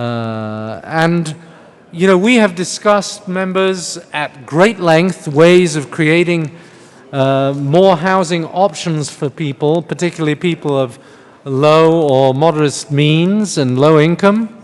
And this amendment does exactly that. We've talked about all the ways we can do it. This hits the nail right on the head. We'll provide $1 million of new money for low-income rental subsidies to get folks who can't afford housing without these subsidies into housing. It reduces homelessness. It provides a roof over people's heads that couldn't otherwise afford it. It is a well-established program that's working well but not providing service to enough people, and I urge an aye vote. Senator Lundberg. Thank you, Mr. Chair. Understand that $1 million of new money comes from somewhere. My guess is that it would be education, it would be higher education. It's not free. Vote no. Senator Kagan. Well, I would not be in favor of it coming from education. Education is underfunded. I would not be in favor of it coming from many places. There are places it can come from. We have a placeholder in our long bill for $5 million between the two chambers, I believe it is. It could come from there. It could reduce by $1 million the state reserve. That it could come from there without impacting education or any of the other very good programs that we fund in this state. It does not have to come out of education or transportation or anywhere like that. It should come from the money that has been set aside. And this is an emergency we're facing in housing, as we have so often discussed in this chamber. There is an emergency for people of moderate and low income, and a problem for them to even get a decent roof over their heads. This emergency is precisely the kind of emergency and assistance that we are here determined to give to our most in need in this state. If we are to fight for the weak, fight for the roof over their head for people, not as charity, but in a well-structured program that has worked well over many years, low-income housing support, the money is available in either the state reserve or in the $5 million set aside that we've made for urgent, important needs. This is one such urgent, important need, and I urge an aye vote. The motion before the body is the adoption of J014. All those in favor say aye. Aye. Those opposed, no. No. The noes have it. J014 is lost. Mr. Carpenter, will you please read J033? Amendment J033. Senator Donovan. Thank you, Mr. Chair. I move J033. Senator Donovan, to the amendment, please. Thank you, Mr. Chair. I ask for an aye vote on J033. Seeing no further discussion, the motion before the body is the adoption of J0. Senator Lambert. Mr. Chair, we've taken this money away twice. There is no way to reconcile this. I request a senatorial 5 to figure out how we rebalance the budget since judicial salaries were taken out twice for different purposes. We'll be in a senatorial 5.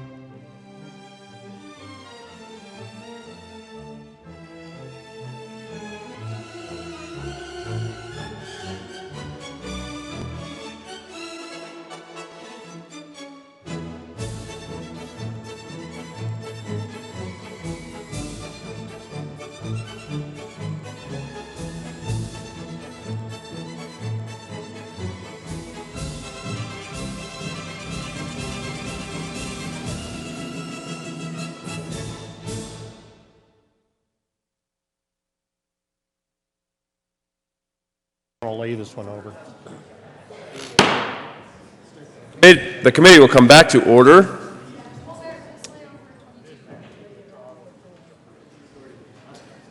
Senator Donovan. You got to withdraw. No, I don't, but. Will you lay it over? Give me one bill. Majority Leader Holbert. Mr. Chairman, I ask if we could please lay this amendment over one amendment. Or withdraw the motion for this amendment and return to it after, to follow the next amendment. Would you be willing to withdraw your motion? Yeah. Yeah. Thank you, Mr. Chair. I withdraw Amendment 22.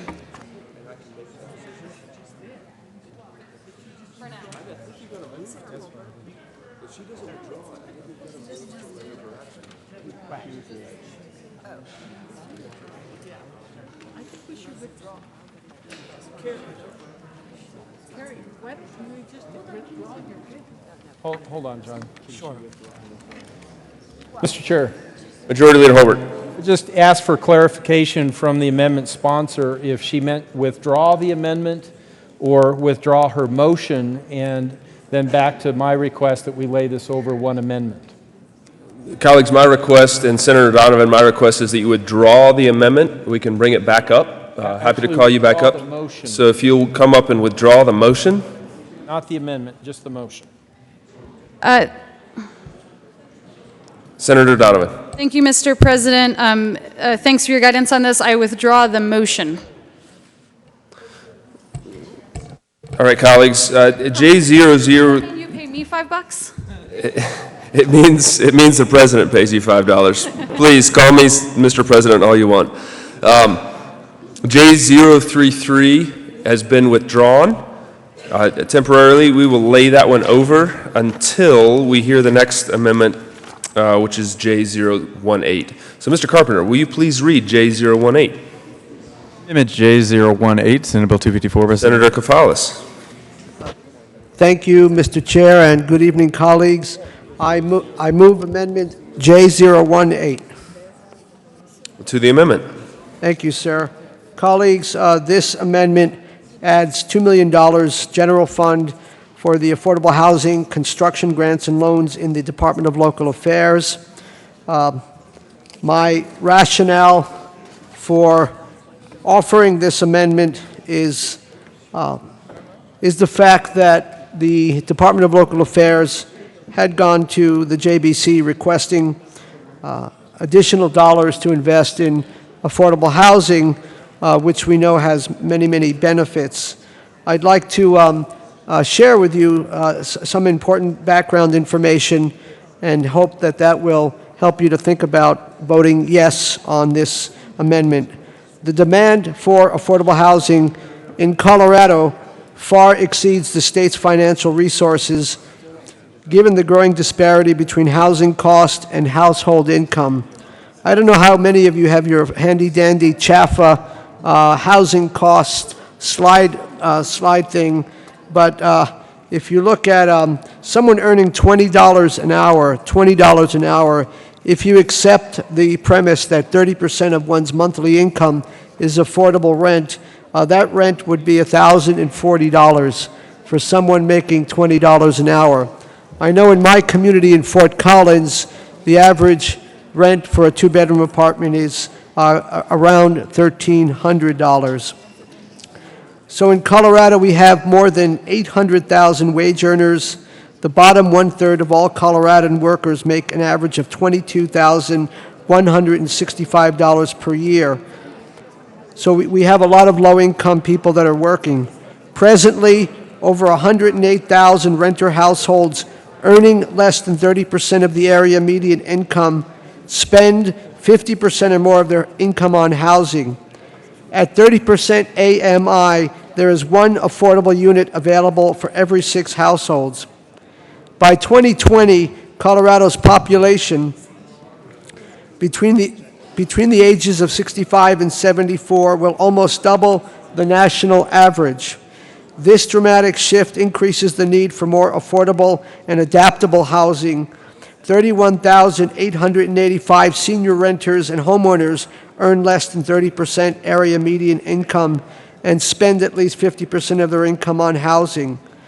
So I submit to you, colleagues, that investing $2 million in the affordable housing line item that already exists to increase it from the current $8.2 million is a sound investment, and there is a return on the investment.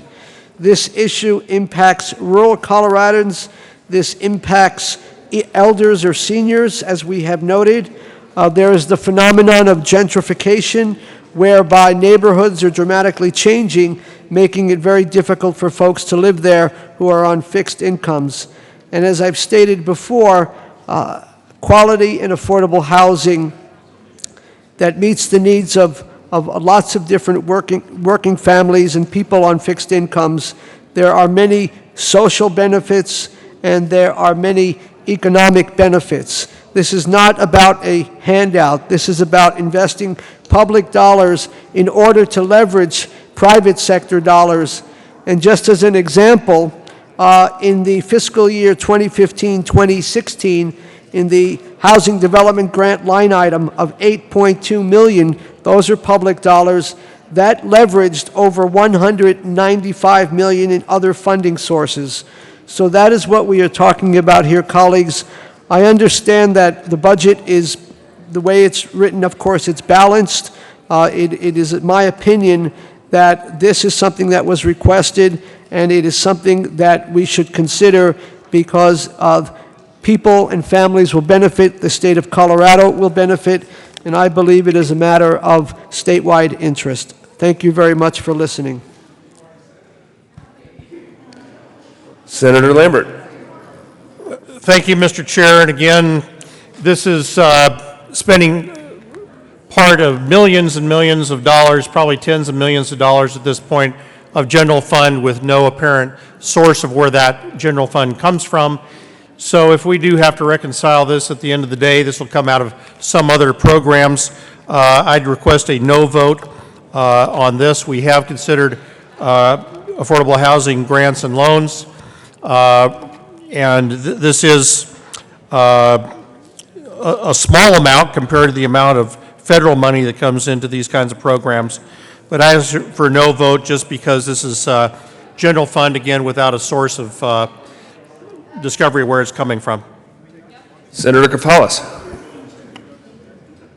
Thank you, Mr. Chair, very kind. And as always, I appreciate the comments. And, you know, there are lots of concerns about the investments that are being, that could change federal investments in housing.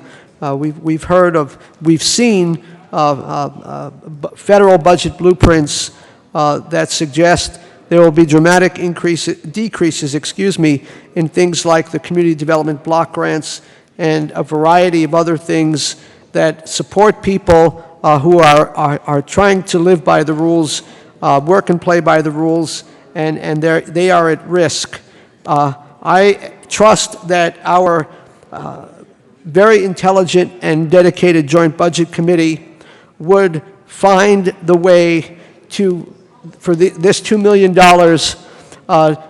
where there's the least amount of impact on other things, where we can somehow reprioritize. And just like we say about transportation, we're falling behind. We're also falling behind in how we invest in housing. And ultimately, if children are to be successful, if working families are to be successful, they need to have a roof over their heads. And it is becoming really, really hard for folks to be able to afford a roof over their heads. And in the end, all of us pay for that when people are perhaps made homeless or other kinds of circumstances. And this is an issue that affects people in urban areas. This is an issue that affects people in rural areas.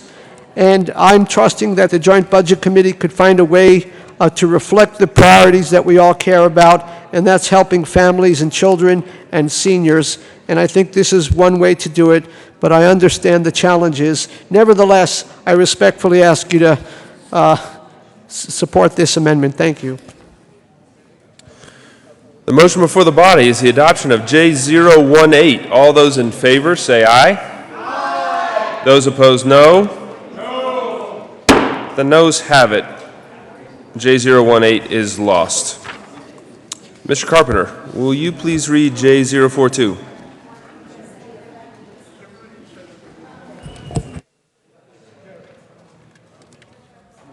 You want to? Yeah. The 24B. We're not going to do 24. It's the 24B. Doesn't he need to be withdrawn first, though? I think you still need to withdraw. Senator Kafalis, I know we've switched out Amendment 24 for Amendment 24B. Amendment 24 is still on the desk, so I'll need you to withdraw Amendment 24, please, if you want to do 24B. Senator Kafalis. Thank you, Mr. Chair. Thank you, colleagues, for the clarification. I withdraw Amendment J042. Thank you, Senator Kafalis, for your help on that front. Now, Mr. Carpenter, will you please read J058?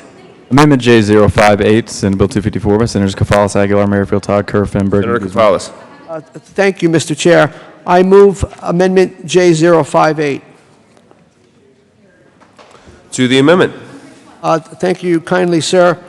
Well, colleagues, this amendment would add $16.3 million from the Marijuana Tax Cash Fund for the Department of Local Affairs for affordable housing projects. And so there is a funding source here, and I believe, according to statute, Title 29, Article 28.8, Section 401, there is a proper nexus between the use of these funds for this purpose. Let me explain what this budget request is about and who will benefit from this budget request. This would appropriate $16.3 million annually, as I said, from the Marijuana Cash Fund for housing and supportive services for people who are chronically homeless. $12.3 million will be used to develop housing units with supportive services for folks that are chronically homeless, and $4 million will develop housing for state mental hospital clients who would be homeless upon discharge. Over the next 5 years, this investment will produce 1,854 units of housing and 300 units per year thereafter. Let me provide a little bit of background. For all the reasons previously stated, Colorado ranks as one of the states where housing is very unaffordable. We've made some progress in terms of addressing the issue of homeless veterans, and yet at the same time, last year, 10,550 individuals were homeless in Colorado. 1,181 are veterans, and 653 are youth. Of the total, 1,642 were chronically homeless, and 188 are chronically homeless veterans.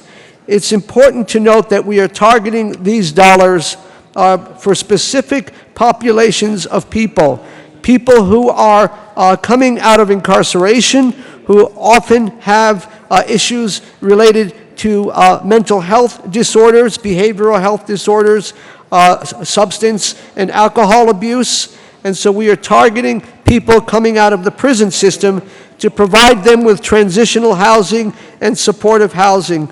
There's a concept known as rapid rehousing and supportive housing, whereby people are assisted to find housing, and then there are supportive services to help them address their mental health and other kinds of issues. We are targeting young people, youth, and we have a serious problem with runaway and homeless youth in Colorado. And so these funds would go to help young people that are released from youth corrections. The Department of Human Services estimates 1,500 persons with mental health disorders are homeless at any given time. In my community in Fort Collins, when I've talked to the Larimer County Sheriff, in our Larimer County Detention Center, I think something like 70% of the folks that are incarcerated are dealing with mental health issues. So I'm going to just list off the organizations that are supporting this amendment, and if there's an opportunity, I will provide you with more information. But I realize that folks are perhaps getting weary. But I think this is one of the most critical things, because it addresses chronic homelessness, addresses behavioral health issues, people who are dealing with substance abuse disorders, and that's why it's important. I have confirmation that the following organizations are in support of this amendment, because it's been said that we want to emphasize behavioral health. And so we have the Colorado Behavioral Health Council in support. We have the Colorado Municipal League in support. We have the National Association of Social Workers Colorado chapter in support. Housing Colorado supports this amendment J058. The Colorado Department of Human Services is in support. The Colorado Psychological Association also supports this. And finally, Mental Health Colorado. So in conclusion, for the moment, I ask for your support of this amendment, because it will target $16.3 million from the Marijuana Cash Fund to help address issues of recidivism. It will help address issues of chronic homelessness. And we want to address the problem of people who are homeless going to jail, when there are other more humane and cost-effective ways of helping them deal with their trials and tribulations. Thank you kindly for listening to my oratory. Senator Lambert. Senator Aguilar.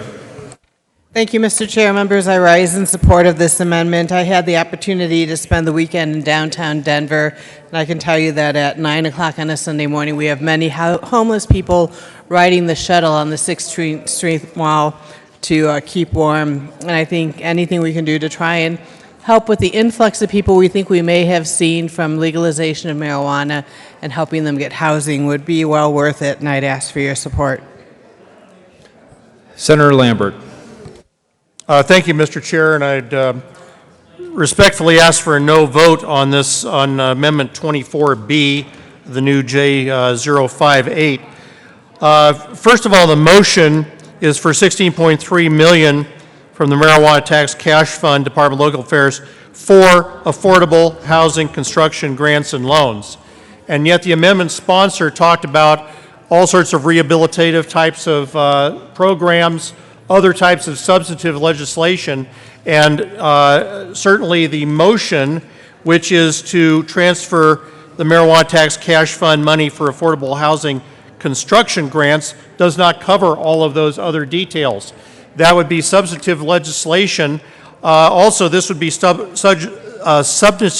legislation that is, I don't believe, permitted under the statutes concerning the use of revenue from the taxes on marijuana and marijuana products. I do not see that this is it fits within the allowable use of marijuana tax cash funds, so I just ask for a no vote. Senator Kafalis. Thank you, Mr. Chair. If I may respond to that, the last point of the good senator from Colorado Springs, I'm looking at the statute that was put on our table earlier, and I'm looking at section 401, 402, yes, 401, and help me out here. Here. I got a 501. It's 501. Thank you. Thank you, sir. Section 501, and in here, let me read off some of the statute I think would be relevant to this conversation. The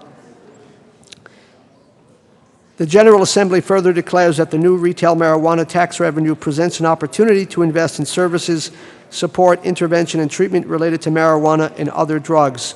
And that is an emphasis of what these dollars would be for.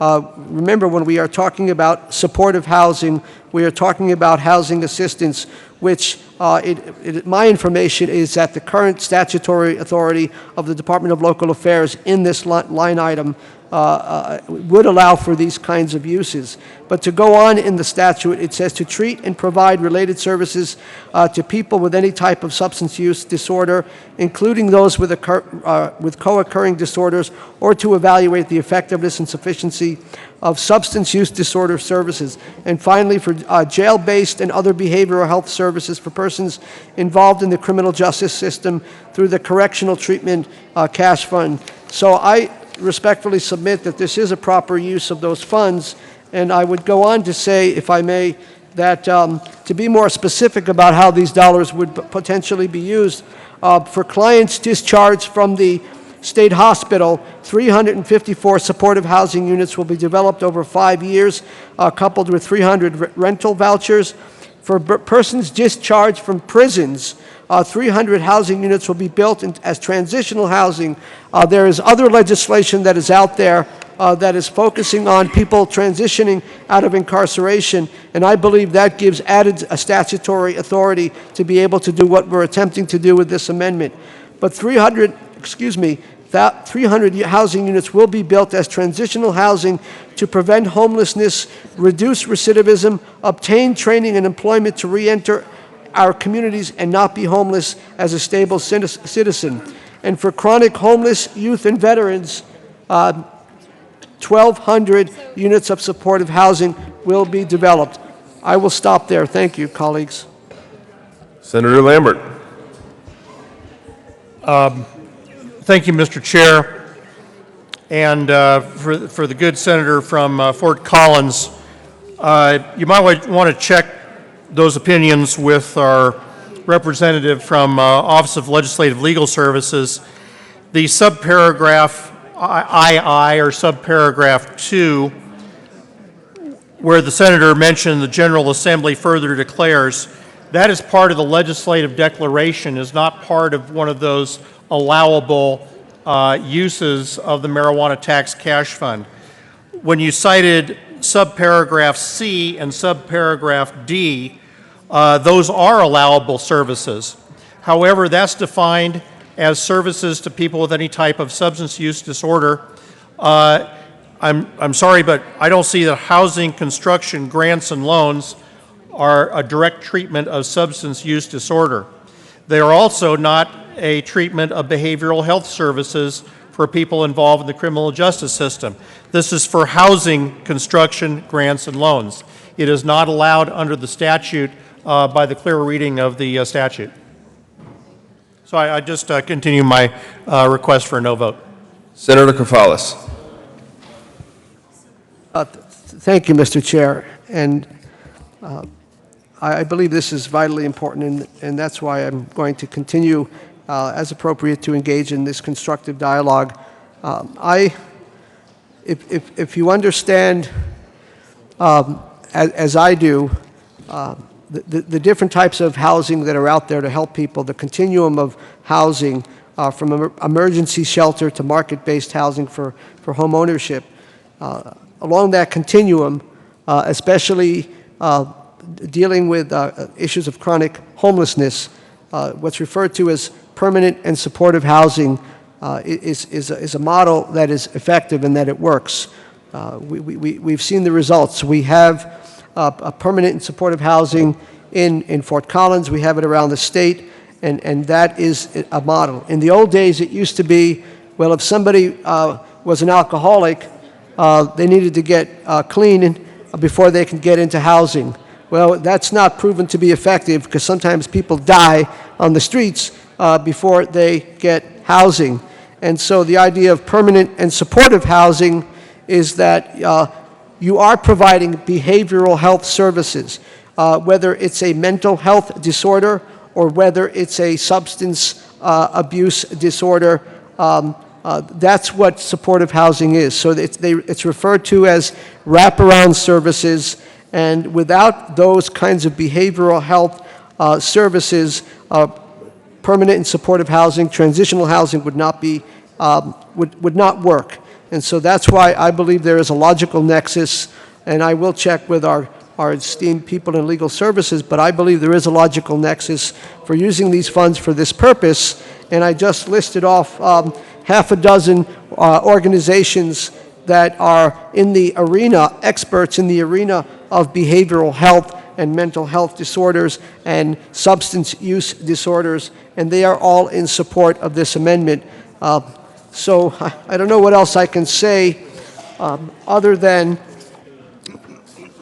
I think this is a wise investment, and it has support, and there's a nexus here. We're not taking it out of general fund, and in the end, I think the payback will be that we'll be able to help veterans, we'll be able to help folks in rural areas, in urban areas, we'll be able to help people who are coming out of prison so they don't go back into prison with the proper support system so they can be successful. We'll be helping youth who are homeless so they are not at greater risk of being subject to things like human trafficking, which happens a lot with homeless youth. There's a variety of benefits, and I believe that this amendment is worthy of your support. Thank you. The motion before the body is the adoption of J058. All those in favor say aye. Aye. Those opposed, no. No. The noes have it. J058 is lost.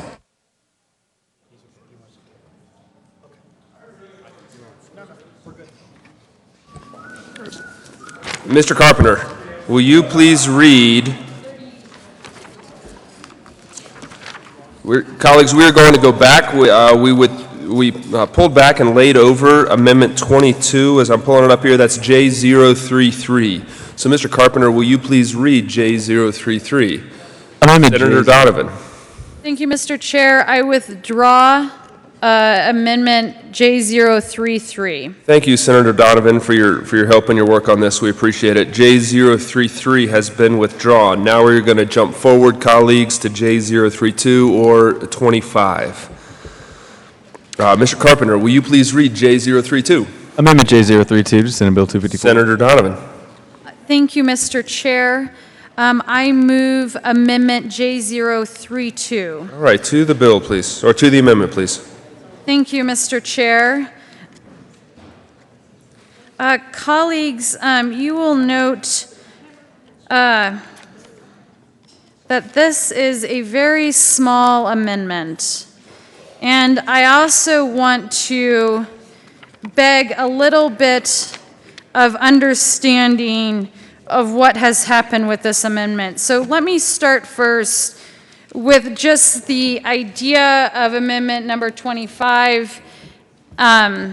And I hope, even though the night has gone long, that I can grab the attention of many of my colleagues on this, because I need to give an explanation.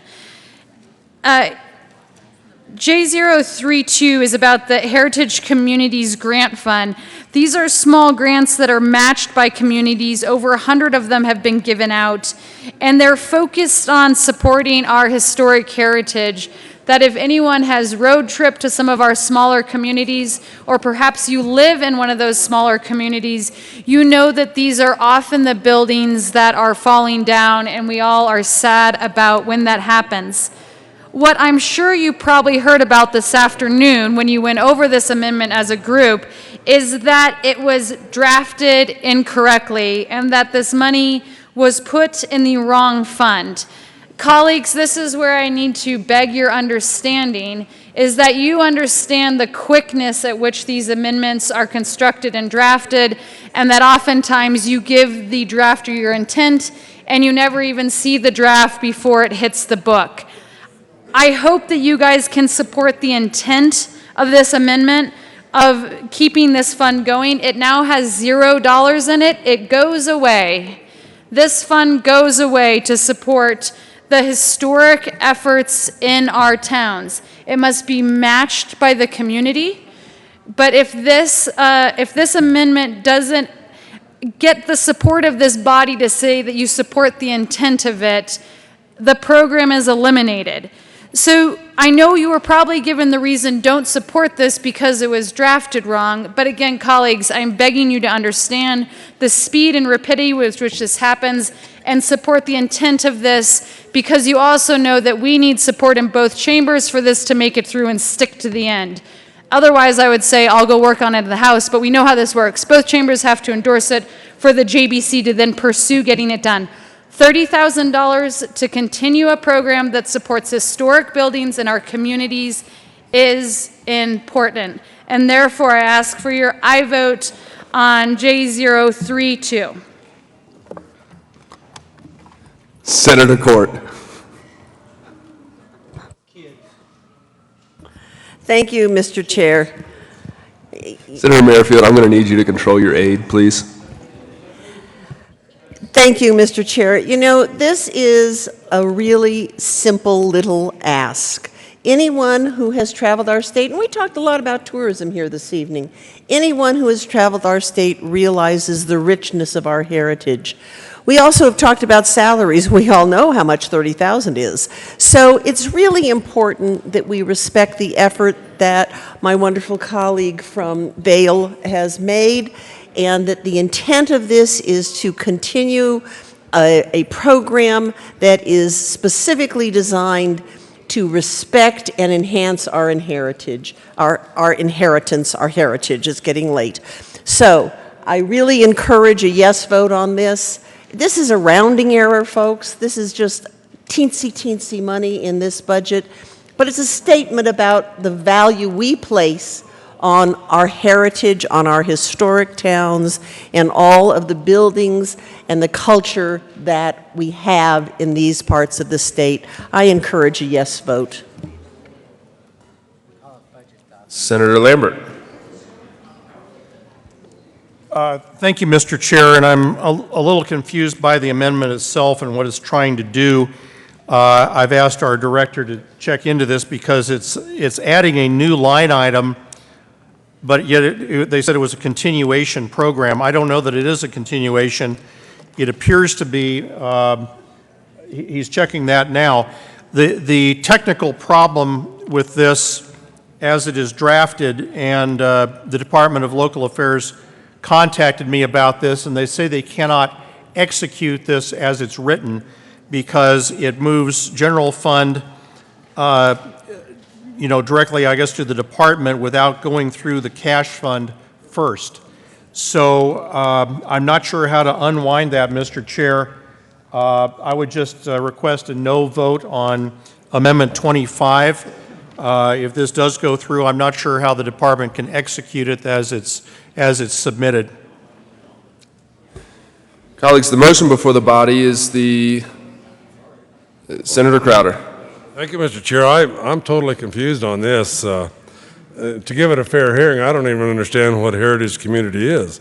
Is this the same program that the History Colorado has on your downtown renovation? Is this, but I'm not sure what this is. I apologize, but if somebody could tell me what a Heritage Community Grant Fund is about, it might help. And I apologize if I'm the only one in the room that doesn't know what it means, but.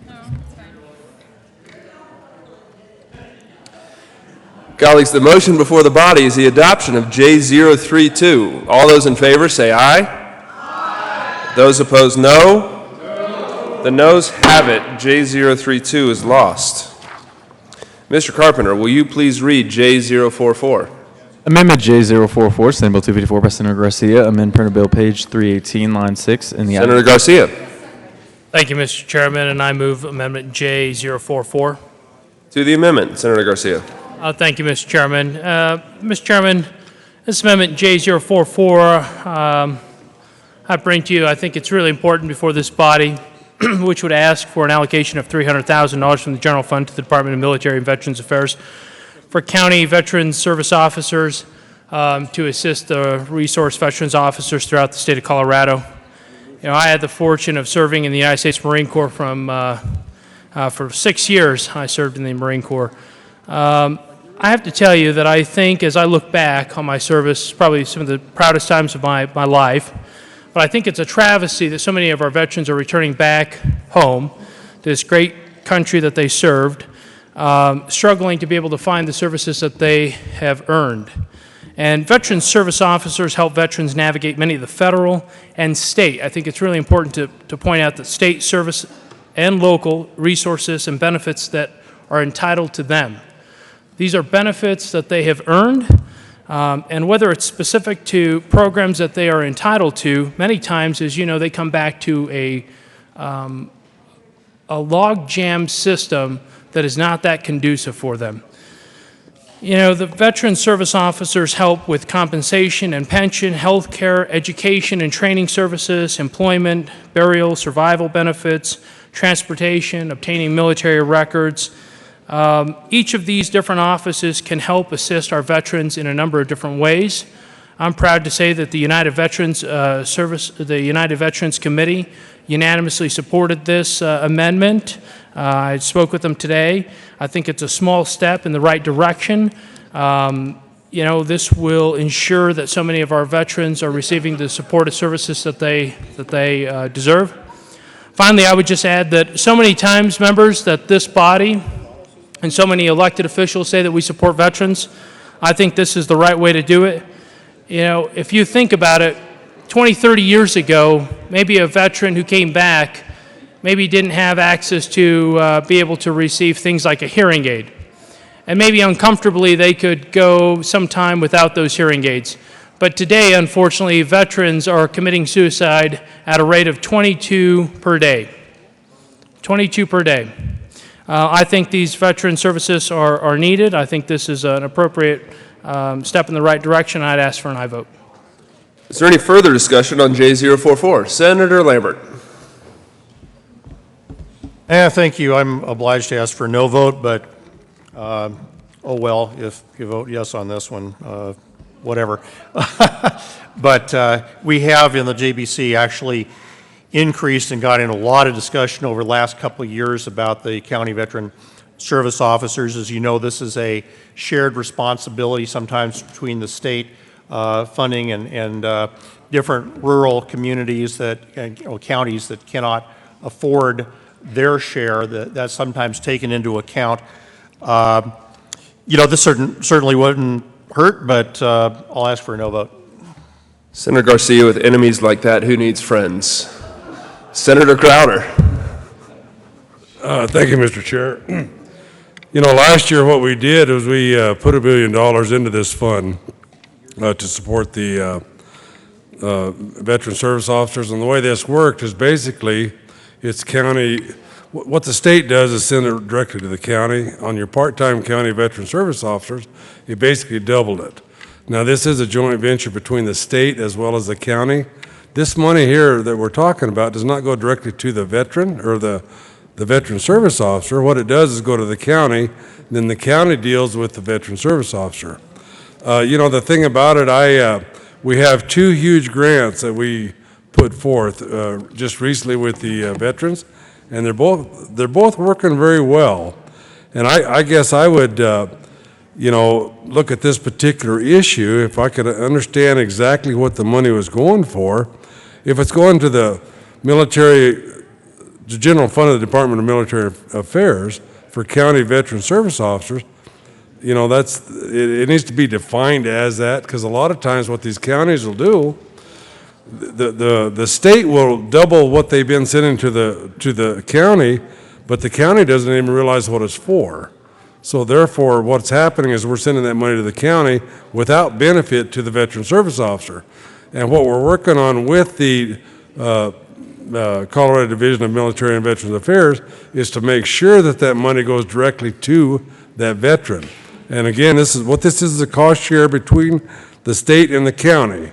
Now, the county I work for was very generous as a VSO, but there are some counties that don't have the resources, and that's what the intent of the last two were to do. So I would need more information before I could support this. You know, what we're talking about is $300,000. That could go inadvertently directly to the county without benefit to the veteran service officer, and that's what I would be concerned about. Thank you. Senator Lambert. Thank you, Mr. Chair, and I just wanted to acknowledge my colleagues here, Senator from Alamosa, who has served in this capacity and done a great job, and my colleague from Pueblo, who's also served honorably, and appreciate your service. Great amendment, vote no. Senator Garcia. Thank you, Mr. Chair. And just for closing remarks, I have great respect for both my colleagues who both served this great country, but I think both of them can attest that there's not one veteran you'll talk to who believes that this great country is doing all they can for these veterans. And, you know, I think it's our job to do more. I think 300 is a modest, appropriate response. I'd ask for an aye vote.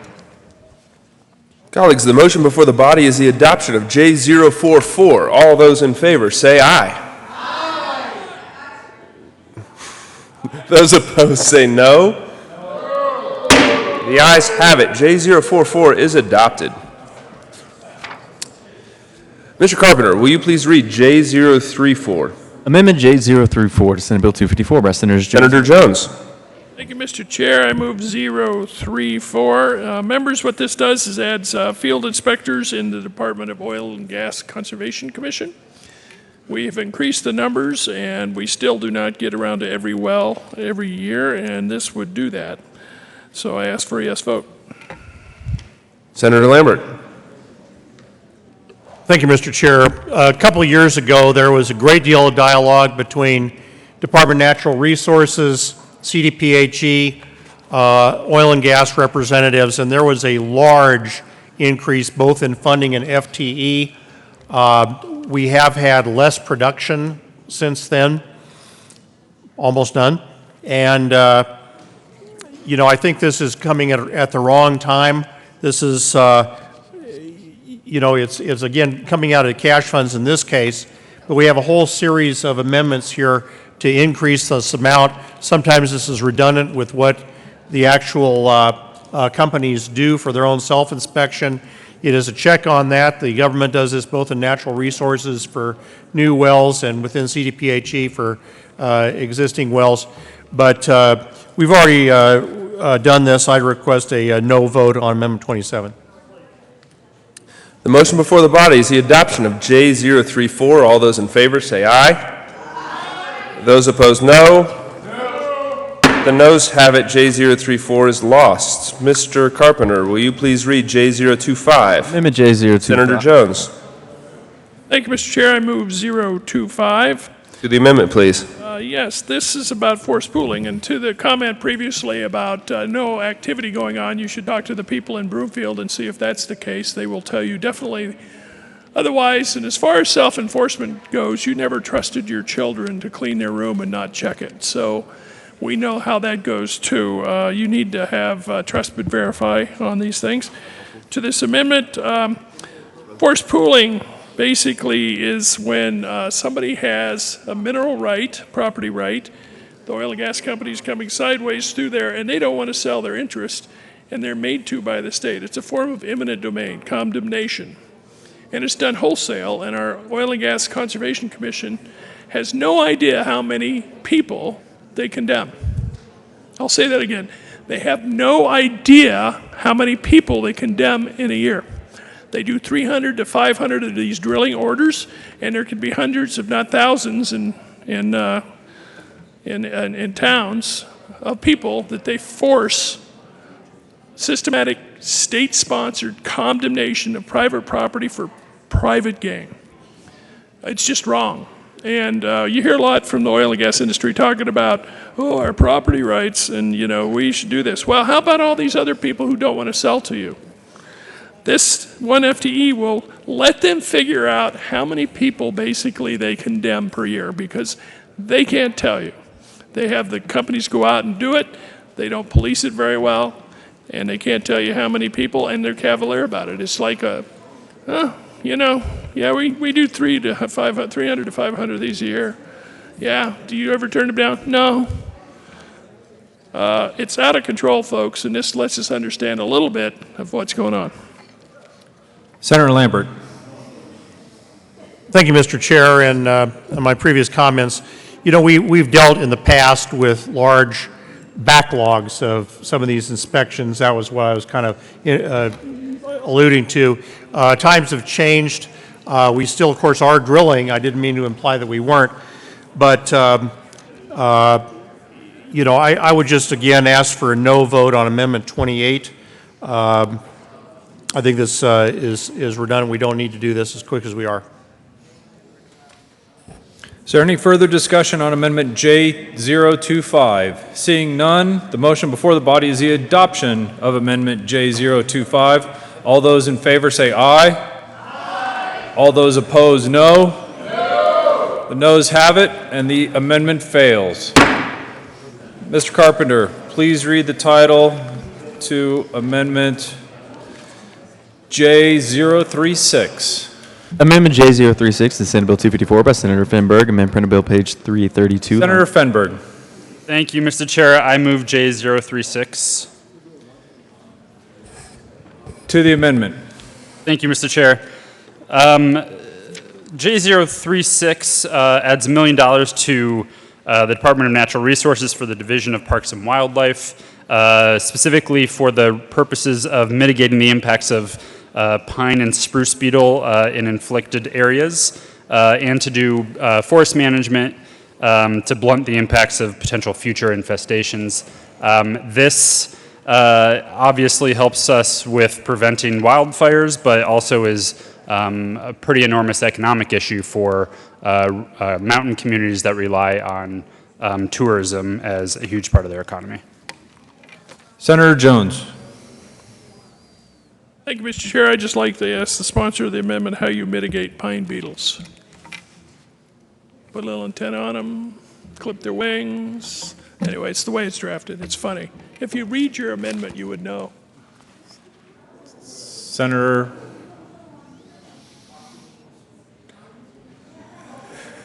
Kerr. Thank you, Mr. Chair. As we talk about the pine beetle infestation throughout Colorado, I also want to point out we've heard how bad this has been for our forest health, and how bad it can be for wildfire. But also, this is a water quality issue. These vast stands of what used to be forest and are now dead trees just standing there, matchsticks basically, ready to go up. But also it really impacts water quality, because as it snows in the winter, typically when the forest, the trees have branches with pine needles on them, they keep the snow off the ground when it first falls, and then eventually most of that comes down and falls and really kind of slows down the process.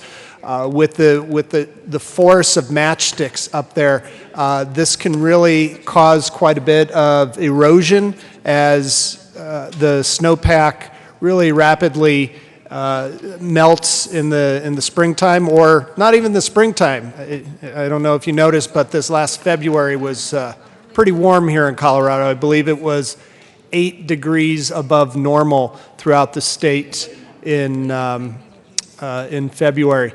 And as that snowpack melts quickly, really causing erosion, and that's a huge issue on our water quality. So this is the water that supplies much of the West, water for livestock, water for agriculture, water for our suburban lawns, water for our drinking. And so it's not just a matter of wildfire and mitigating the pine beetle, but it's also a matter of water quality. I ask for an aye vote on this amendment. Senator Lundberg. Thank you, Mr. Chair. I remember being on a committee, subcommittee, something like that, where we went around and looked at the pine beetle problem about 10 years ago or so. I remember I was in the House. This is an issue that we've looked at and worked on, and I'm happy to report that the state has done a lot better work at it than the federal government has done with their forest lands in our state.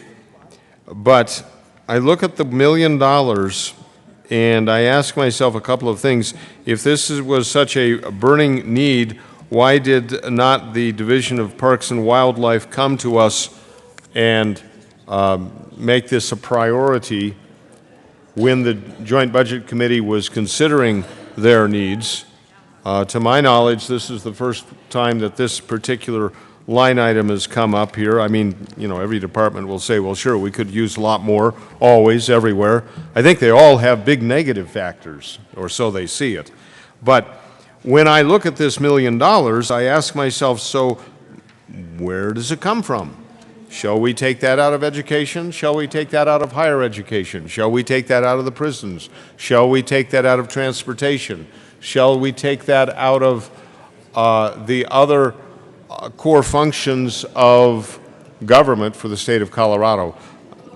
I urge a no vote on J036. Senator Jones. Thank you, Mr. Chair. For those of us on the Ag Natural Resources and Energy Committee, it was a very enlightening morning not long ago where we heard from the State Forest Service, and we learned that 1 in 14 of these trees is dead in Colorado. 1 in 14 trees. It's principally caused by 2 things: fire suppression over 100 years, so it makes very dense stands, makes it more prone to disease. The second one is a warmer climate, which allows, for instance, the pine beetle to do 2 generations instead of 1 in a year. And there aren't long cold snaps that kill the pine beetles and knock them back. Those are the 2 reasons, and I appreciate the senator from Alamosa listening to all of this. About the only person, senator from Grand Junction as well, thank you. But the point is that this to me is one of the symptoms that you see from climate change. And it's in our face, and we need to do everything we can to address it, and this is one way, although this is treating the symptom and not the problem. Senator Donovan. Thank you, Mr. Chair. I just want to address some comments that have made. One, you know, if this was such an important issue, why wasn't it brought by the department? Well, that's the whole point of this evening, is we raise issues that we think have been missed in the process that are important to our district. So that's why we don't rely on, we're allowed and should introduce ideas that we don't think got through the budget process that are important for our district. I have one county, Gunnison, that's dealing with 2 types of beetles. So southern Colorado and those forests in there have 2 insects that they're now battling that will have a great impact on the health of their forest and all of those implications that we have heard described by our healthy forest. And secondly, this question of where the money has come from, well, we know that there is money that is held that can be determined how to spend as we go through this process. So it doesn't always have to be or one over the other. This new idea that seems to be presented tonight that I've not heard in other budget discussions before, because we know there's money held as we go through the rest of the session and through this process that could be appropriated to bill. So I don't feel that either of those reasons completely explain why you should vote against this amendment. And I ask for your support on it because it is critical to my district that we continue to support the healthy, the long-term health of our forests. Thank you. Senator Crowder. Thank you, Mr. Chair. There are two bugs. There's the mountain pine beetle, which has been in the state of Colorado since about the mid-'60s.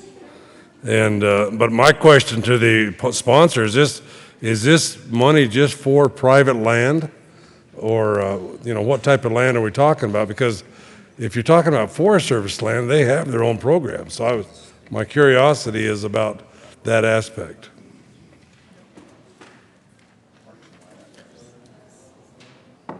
Senator Fenberg. Thank you, Mr. Chair. To clarify, this wouldn't go to federal lands. It would go to Parks and Wildlife and state park lands in Colorado. Is there any further discussion on Amendment J36? Seeing none, the motion before the body is the adoption of Amendment J36. All those in favor say aye. Aye. All those opposed, no. The noes have it, and the amendment is lost. Mr. Carpenter, please read the title to Amendment J012. Amendment J012 to Senate Bill 2. Senator Jones. Thank you, Mr. Chair. I move J012. Members, I ask for your support on an amendment to add a water conservation specialist. It's interesting, on the Select Committee on Energy and Environment, one of the presenters was talking about the Colorado River and how the drought that started in 2002, where you can see, well, they had to bore a new tunnel in the Hoover Dam to be able to generate electricity to be sure they would. About a third of that, they think, is through climate change.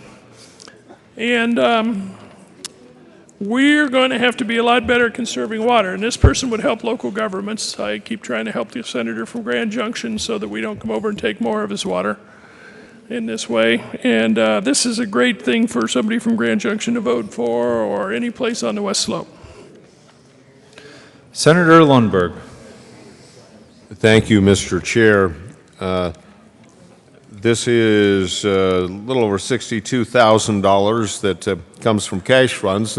Understand these cash funds are designated for water projects, and the question is, do we divert that from the ongoing priorities and issues and put it to hire this one more person to be in the the flow of things for Colorado Water Conservation Board?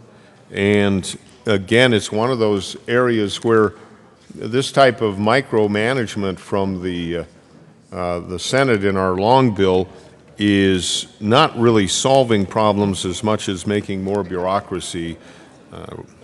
I ask for a no vote. Senator Crowder. Very quickly, Mr. Chair, our Colorado Conservation Board spent years on coming up with projects, and there's in-depth studies, and there's a lot of money involved, and there's a lot of planning. My curiosity, for $62,000, what program are you talking about doing, and where would that money come from? Because I can assure you it's not going to come from the Water Conservation Board. Senator Jones. I just must say, I get the fact that we're micromanaging, and there it is. There's a lot of micromanagement if you want to put it all in that frame. The fact is that we're all elected, and we all have a shot at trying to change this budget. Admittedly, the Joint Budget Committee, the members have the inside track, but this is all micromanagement. Is there any further discussion on Amendment J012? Seeing none, the motion before the body is the adoption of Amendment J012. All those in favor say aye. Aye. All those opposed, no. No. The noes definitely have it, and the amendment is lost.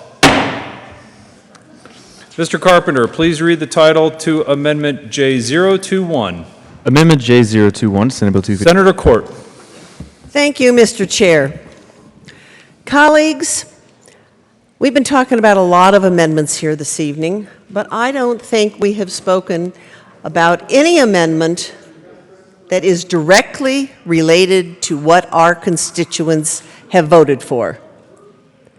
Proposition 106 on last fall's ballot passed with just about 65% of the vote. That is 65% of your constituents who passed Proposition 106. Senator Court, would you care to move the amendment? Yes, I will. I just wanted to lay out the groundwork here. And now I will move J021. Senator Thank you, Court. Mr. Chair. So, since your constituents, 65% of whom voted for this, looked at the ballot language and looked at the Blue Book and saw this information on the ballot, the Department of Public Health and Environment shall annually review a sample of records maintained pursuant to this article to ensure compliance. The department shall adopt rules to facilitate the collection of information defined in subsection 1 of this section. Except as otherwise required by law, the information collected by the department is not a public record and is not available for public inspection. However, the department shall generate and make available to the public an annual statistical report of information collected under this section. What our amendment J021 says is that the money that is already there must be appropriated to do this statistical report that is required in the ballot language. And the amount that is defined in the Blue Book that is to be set aside for this is $44,041. This is what the people of Colorado said they want. They want this right, 65% of your constituents said, and they want the information collected. They want the statistical information available to the public. This amendment says we must allow the appropriation for that collection. This amendment does nothing to change the law. The law is what our constituents said they want. All this amendment does is say that the department will collect the statistics as required and provide them to the public. No other discussion tonight has been so directly related to what the people of Colorado voted for, 65%. I think it would be unconscionable to not vote yes on this amendment. Senator Merrifield. Thank you, Mr. Chair. Well, as my good colleague from Denver said last fall, she made it very clear, and I think if you were following along, you understood that the people of Colorado overwhelmingly supported this legislation. The law received more than 65% of support on the ballot, but set aside the policy, defunding this provision is an affront to the voters of Colorado. When we say that the budget is a reflection of our values, we say one of the values we hold most dear is our respect for the voters. We're saying that constantly. We respect the voters' will and their decision in elections. So what does it say to these voters, these people of Colorado who voted for this policy, and yet we up here in our ivory towers are saying, no, you can't have the funding for the policy that you voted for overwhelmingly, 65%. So regardless of how you feel about this policy, I think everyone in this building would agree that the will of the voters should and must be respected. So let's do the right thing, put the funding for the end-of-life options back in this budget and support Amendment 021. Thank you. Senator Baumgartner. Thank you, Mr. Chair. I'm not clear on that percentage. Can you tell me what that was again? Senator Merrifield. Let me check my notes, Mr. Chair. That was 65%. 65%. Senator Lundberg. Thank you, Mr. Chair. Mr. Chair, I hope the Senate does listen carefully, because this is an important issue, and it's one that does concern a lot of people, and what the senator from Denver and from Colorado Springs said was almost correct. And to the extent that they said the voters did pass this measure, I concur with that. And the Blue Book did state that part of that component was to compile the statistics on what occurs out of that. I could see sense in funding that. But my vote of no in the Joint Budget Committee was because that's not what the Colorado Department of Public Health and Environment actually put before us. It was not only a collection of statistics, but it is the development of a helpline so that a doctor wishing to pursue the doctor-assisted suicide process can get some help and figure out how to do it and where to go and who knows what else. But that is not in the measure that the people of Colorado passed, to my knowledge. I don't believe it was read to us in that form that the state is now instructed to set up a system to enable doctors to follow through on this. It's one thing for the people of Colorado to say a citizen can go to their doctor and they can figure this out. It's a very different thing for the state of Colorado to say, and we're going to help you get it done. That's not in the measure. That's why I voted no. Am I personally opposed to doctor-assisted suicide? Yes, I am. But my vote against this funding was because it went beyond what was put into the law and included the department providing, to whatever degree, assistance and help for the doctor-assisted suicides to occur. I do not believe that 65% of the people of Colorado said, that's what we want done. I do not believe they were given that opportunity either in the debate and discussion on, what was it, Amendment 106? Proposition 106, yes, that is correct. Meaning that it was a statutory change. Correct.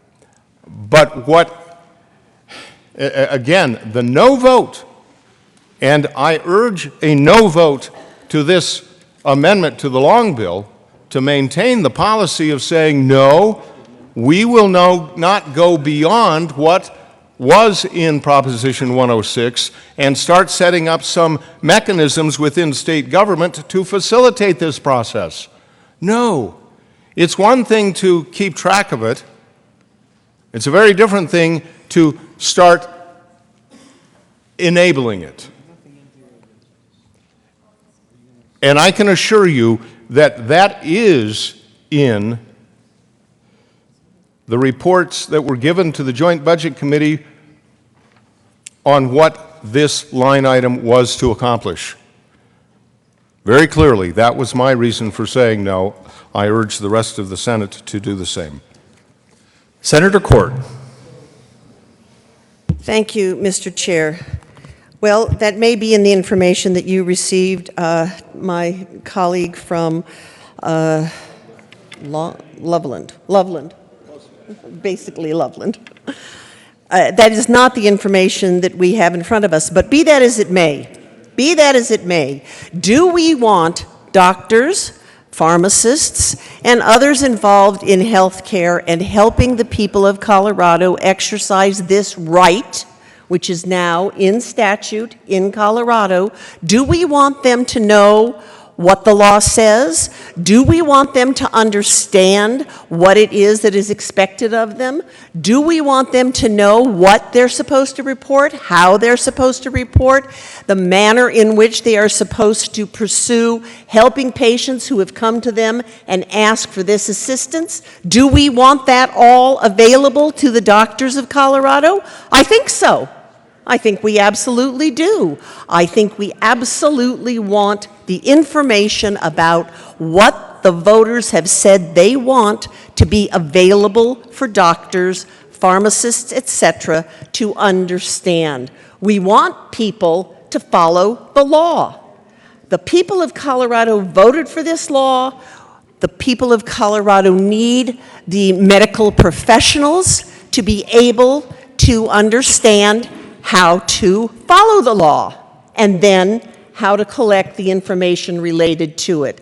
So I think this still would be an affront to the voters if we do not pass this amendment and give the permission to the department to do the job that 65% of the voters in Colorado want to see done. They want this right, and they would like their physicians and other medical professionals to understand the law and to be able to get that information from the department tasked with being available to them. I urge a yes vote. Senator Crowder. Thank you, Mr. Chair. I thought we already had that data available. It's called a death certificate. They are already, using that or utilizing that on the cause of death. And a simple website to the state would tell any doctor or medical person or anyone else looking for that information on how to go about it. So I'm not sure I think what this amendment is asking is already in place, and that is with that death certificate, because that is an instrument that is collected, and the data and the statistics on that are recorded. Senator Lundberg. Thank you, Mr. Chair. You know, the numbers of 65% voting for it, I agree, that's what the election came up with. There's another interesting number I think we ought to look at concerning this subject, and that is the Colorado Medical Society actually polled their members prior to the election, the medical doctors themselves. So what do they think of that?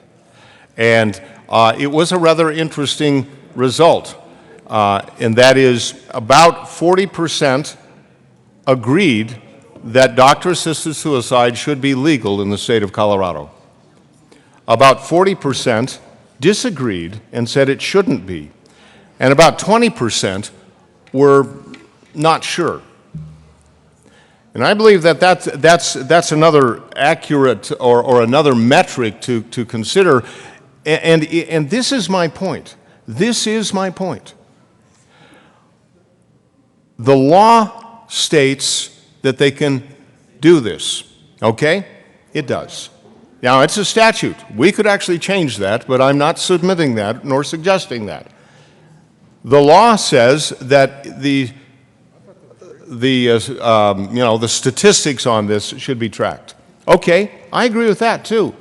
But I don't agree with this line item because it goes beyond that. And when they said helpline, I didn't read they're going to give legal advice. What I understood that to be, and I believe we need clarity on this before moving forward. You know, if somebody finds out that this is a very targeted, only provide the legal stats, even though you can read it in the law yourself, and I imagine most medical doctors are quite capable of that. But there's plenty of time. Run a bill. Make it clear. But by what information that was given to us in the Joint Budget Committee, this went beyond the law. So as to provide that structure to not just provide legal advice, but a helpline. And this was described as, well, it'll give doctors a better understanding on how to get the job done. I'm sorry, that's not the business of the state of Colorado. It's not in the law. The people didn't vote for that. I didn't, and again, I renew my request that you neither vote for this amendment as well. Is there any further discussion on Amendment J021? Seeing not, Senator Kerr.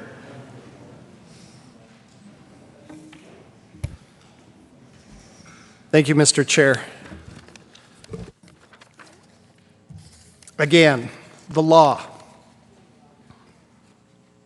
The law that was implemented in the state of Colorado, we have the ability for the people to put a proposition on the ballot, and if it receives more than 50% of the vote, it becomes the law in Colorado.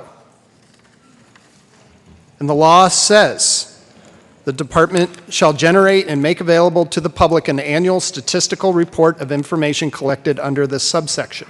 That is the law. That, again, 65% of the people who voted said that that should be the law.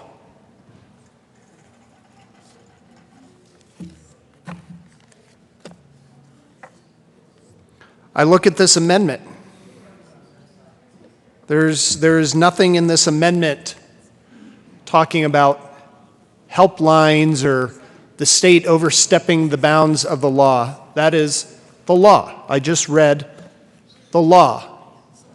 Not the law that we voted on and created, the law that the electorate, the people who voted on this Proposition 106, they created that law.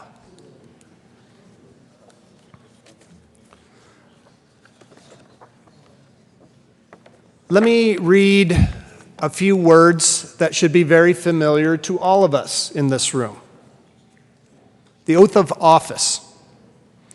I do solemnly swear that I will support the Constitution of the United States and of the state of Colorado, and will faithfully perform the duties. Let me repeat that. And will faithfully perform the duties of the office of state senator to which I have been elected, to the best of my ability, so help me God. Will faithfully perform the duties of the office of state senator to which I have been elected. And of course, speaking about election numbers, to get elected, you have to get at least 50% plus one. So to be a state senator, to uphold the oath that you took, you had to get elected. You had to receive a majority of the vote, just like Proposition 106 did. Proposition 106 is the law. The law spelled very clearly that we, as state senators, were to do this. We took an oath to faithfully perform those duties. One of the duties is to follow the law. We should follow the law and pass this amendment. Senator Fields. Thank you, Mr. Chair.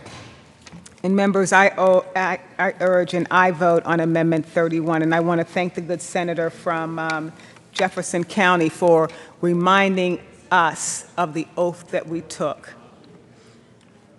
And when I think about that oath, I think about we the people. We the people. 65% of the people. That's across the board. That's your Republicans, that's your Democrats, your independents, your unaffiliates. That's 65% of we the people have already spoken on this topic. And it doesn't make any sense to me that now we want to undermine this legislation because someone is saying that they voted no and that's not their interpretation of what the bill is all about.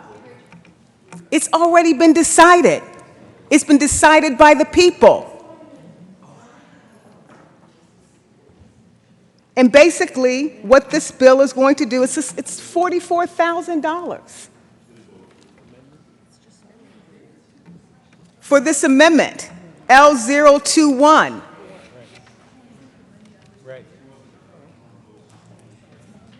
On Proposition 106. It's the law. The people have spoken. Why are we debating this? Vote yes on this amendment, J021. Majority Leader Holbert. Thank you, Mr. Chairman. Hours into this debate, we're tired. We've been listening to each other for a long time. I would ask that we not disparage, question the motives of other members, question the oath of office. Constituents send us here to vote yes and no on questions, and that's what we do. Just ask maybe we take a step back, allow each other to disagree, and consider each amendment on its merits and vote yes or no. Thank you, Mr. Chairman. Is there any further discussion on Amendment J021? Senator Court.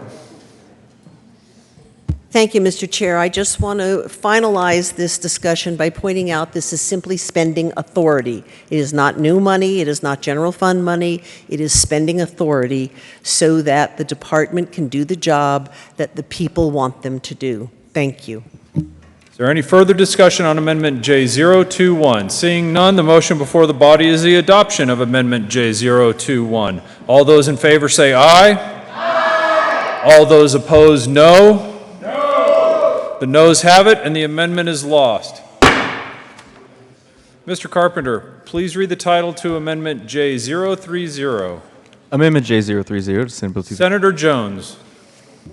Thank you, Mr. Chair. I move J030. Members, what this does is adds 5 positions to the University Corporation for Atmospheric Research. There are people at CU primarily that are affiliated with the National Center for Atmospheric Research, and they do cutting-edge work in understanding climate change, wind energy, all sorts of things having to do with the atmosphere. They do marine biology as well. And these are great jobs. Like I said earlier, it's it's a $2.8 billion driver in Colorado. And at the national level, I'm running this amendment because there's talk about reducing the amount of research and science we do. And I see that as cutting our competitive edge internationally.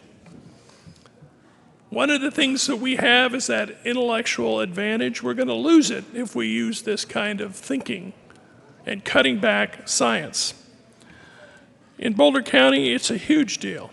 We're lucky to have a really good congressperson a long time ago that got NCAR, NRAL, NIST into the town to go along with the university. And there are a lot of people, internationally known people, that work there and potentially have their jobs at risk because of a short-sighted policy out of Washington, D.C. Colorado has always taken its own path. We're not going to change that, and this is one way to do it. The changes in Washington, D.C. are backwards. They're going to hurt us competitively as a nation and a state. And they're going to hurt fundamental science. I mean, if you do ice cores from Antarctica that are 10,000 years old and they melt, what do you have? Some of this stuff just blows me away. That's why I'm running this amendment. We should chart our own course for Colorado and support science and support this economy and this economic driver that we have in Colorado. Senator Lundberg. Senator Lambert. Thank you, Mr. Chair. I'd like a ruling of the chair of whether or not this is constitutional.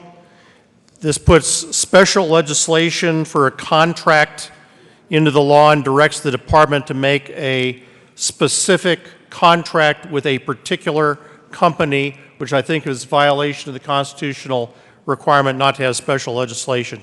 I request a senatorial 5. We will be in a senatorial 5.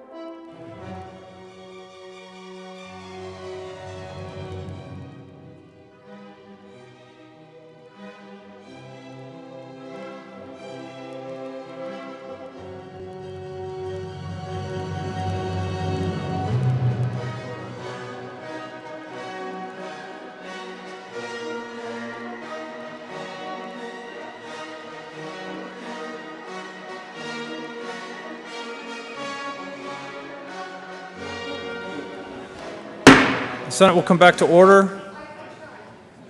Senator Lambert. Thank you, Mr. Chair. I would maintain my argument that this is special legislation to go to something that's not part of the University of Colorado, but Colorado Corporation or University Corporation for Atmospheric Research. I'd ask for a no vote. Is there any further discussion on Amendment J030? Senator Neville.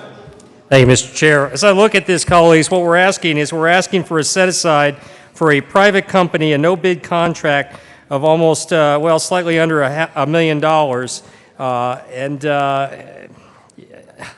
I'm a little flabbergasted by this, but simply to save time here tonight, I would urge an extreme no vote. Is there any further discussion on Amendment J030? Seeing none, the motion before the body is the adoption of Amendment J030. All those in favor say aye. Aye. All those opposed, no. No. The noes have it, and the amendment is lost. Mr. Carpenter, please read the title to Amendment J040. Amendment J040 to Senate Bill 254. Senator Jones. Thank you, Mr. Chair. I move Senate Bill J040. Members, what this does is gives the Health Department money for an oil and gas health safety impact study. The department recently issued a study that was it was done in-house. It only did 12 studies out of many, they cherry-picked, it seems to me. And they didn't have any peer review. And it wasn't transparent. People didn't even know it was coming out, and bang, it comes out. So this gives them the money to do a transparent, peer-reviewed, something they could defend study so that we know if people are safe around oil and gas wells. Is there any further discussion on Amendment J040? Seeing none, the motion before the body is the adoption of Amendment J040. All those in favor say aye. Aye. All those opposed, no. No. The noes have it, and the amendment is lost. Mr. Carpenter, please read the title to Amendment J056. Amendment J056 to Senate Bill 2. Senator Jones. Thank you, Mr. Chair. I move 056. Members, what this does is it provides 11 inspectors to the Colorado Department of Public Health and Environment Stationary Sources Control Program. In other words, these people go out and look at oil and gas wells and see if there are leaks from benzene, which is a cancer-causing chemical, or methane, which is a very strong climate-changing chemical. And right now they have 11 inspectors. I want you to compare this, okay? COGCC has 29 inspectors. They still don't get around to wells every year. This division has 11 inspectors. The recent methane rule that came into place has companies self-inspecting. You've got to do a good job of policing that to make sure everybody is reporting what they're gassing off, I guess is what their emissions. And so what this does is doubles the number of FTT, but it still would only be 22 compared to the COGC's 29. But this is something that's woefully inadequate, especially when you're putting industrial operations that off-gas cancer-causing chemicals basically in neighborhoods. Talk to the people in Broomfield, Windsor, Greeley, Erie, the list, Fort Collins, the list goes on. Oh, anyway, so I ask for a yes vote. Is there any further discussion? Senator Lambert. Ask for a no vote. Is there any further discussion? Senator Kerr. Thank you, Mr. Chair. I'm going to ask for an aye vote on J056. You've been watching the news, reading the newspaper the last couple of days. They're predicting that there are going to be a lot more wells being drilled in Colorado, a lot more oil and gas exploration done.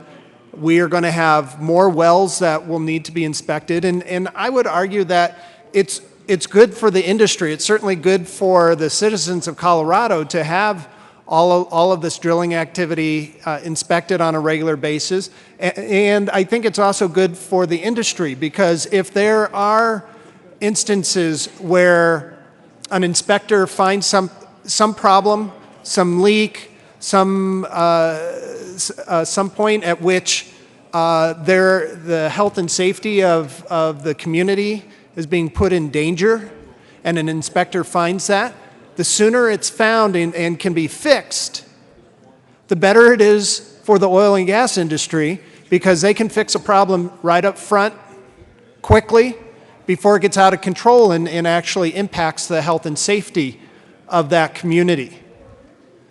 Because if with this increased drilling activity, more wells out there, and we have, and I don't think anyone can argue that there won't be more spills, more leakage, not through anyone's fault, but just through accidents or negligence. With these additional inspectors, we can help prevent that from becoming a problem and really being a black eye on the oil and gas industry. So I think this amendment is really a win-win situation. It's a win for the citizens of Colorado with increased safety, with increased inspections. I think it's a win for the oil and gas industry having these inspectors come in and help locate any potential issues right up front. I'm glad that this amendment is here. I think this is one that can really bring us together and we can all agree on. I look forward to hearing that resounding aye vote echo through these halls and J056 pass. Is there any further discussion on Amendment J056? Seeing none, the motion before the body is the adoption of Amendment J056. All those in favor say aye. Aye. All those opposed say no. The noes have it, and the amendment fails. Mr. Carpenter, please read the title to Amendment J046. Amendment J046 to Senate Bill 250. Senator Fenberg. Thank you, Mr. Chair. I move J046. Senator Fenberg. Thank you, Mr. Chair. Members, J046 is similar to the discussion we've been having. However, this specifically is just funding for air quality monitoring for oil and gas extraction that is happening within 2,000 feet of a school. Extraction that is happening where it is legally allowed, but just allows us to make sure that we are not doing it in a way and we are monitoring the activities so that it is not negatively impacting those that would be most vulnerable to the chemicals and potentially cancer-causing agents in those materials.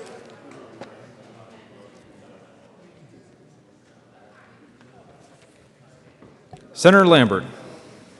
Recommend a no vote. Senator Kerr. Thank you, Mr. Chair. I recommend that J046 be an aye vote. We're talking about the air quality near schools. We're talking about these wells and potential seepage and leakage gases like methane gas near schools. And the earlier we can detect these, the earlier we know something is happening, the earlier we can get these things fixed, and the safer our students in their schools are going to be. This is a safety measure for our students in school, and it's also good business to make sure that we're finding any of these problems that are impacting the air quality around our schools as quickly as possible. I think we're getting really close to having one of these amendments that we can all agree on. So let's all vote yes on J046. Is there any further discussion on Amendment J046? Seeing none, the motion before the body is the adoption of Amendment J046. All those in favor say aye. Aye. All those opposed, no. The noes have it, and the amendment fails. Mr. Carpenter, please read the title to Amendment J037. Senator Aguilar. Thank you, Mr. Chair. I withdraw Amendment J037. Thank you, Senator Aguilar. Mr. Carpenter, please read the title to Amendment J055. Amendment J055. Senator Fenberg. Thank you, Mr. Chair. Members, this adds $500,000 for CDPHE to simply purchase. Senator Fenberg, do you care to move Amendment J055? Thank you, Mr. Chair. I do care to do that. I apologize. I move J055. Senator Fenberg. Thank you, Mr. Chair. I apologize for that. This adds $500,000 to the CDPH&E to purchase and staff an additional mobile air quality testing unit. So these is literally a truck that performs these tests on air quality around Colorado. They have one of them.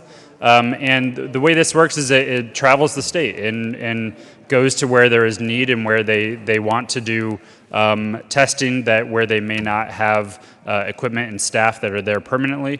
And really is in many ways a much more effective way to do it. This specifically would allow them to purchase one more to staff it for the purposes explicitly to go to areas that will soon be having an increased rate of oil and gas extraction, and allows the state to get baseline air quality testing before that extraction occurs, to get measurements during the activities and after, so we have much more accurate and full data sets to compare, so we know what the impacts are of oil and gas extraction in some of these communities.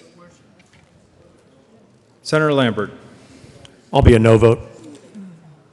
Is there any further discussion on Amendment J055? Seeing none, the motion before the body is the adoption of Amendment J055. All those in favor say aye. Aye. All those opposed, no.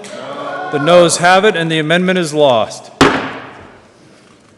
Mr. Carpenter, please read the title to Amendment J016. Amendment J016 to Senate Bill 254 by Senators Fields, Kerr. Senator Fields. Thank you, Mr. Chair. And I'd like to move J055. Did you say 6? J016. Yes. No, I'm on the wrong one. Yes. Sorry, Mr. Chair. I'd like to move J016. Please go ahead and move it. Thank you. I move J016. Members. Senator Fields. No. Members, I know it's very late tonight, but this is a very serious conversation I'd like to have with each of you because it's about our women, it's about our daughters, it's about our boys, and it's about our men. Members, what this amendment will do, it will increase access to health care, which is something that so many of our constituents are asking for. Basically, what I'm talking about is birth control. Right now, statistics will tell you that 98% of women have used birth control in their lifetime. And 62% of those who are in the reproductive age are currently using birth control. And what birth control does, it saves us $19 billion in medical costs per year in the U.S. So many women struggle with the costs that are associated with birth control. And so what this amendment will do, it will add $1 million to the Department of Public Health and Environment for planning services with a footnote indicating the use for birth control. So members, I do urge and I vote on Amendment J016.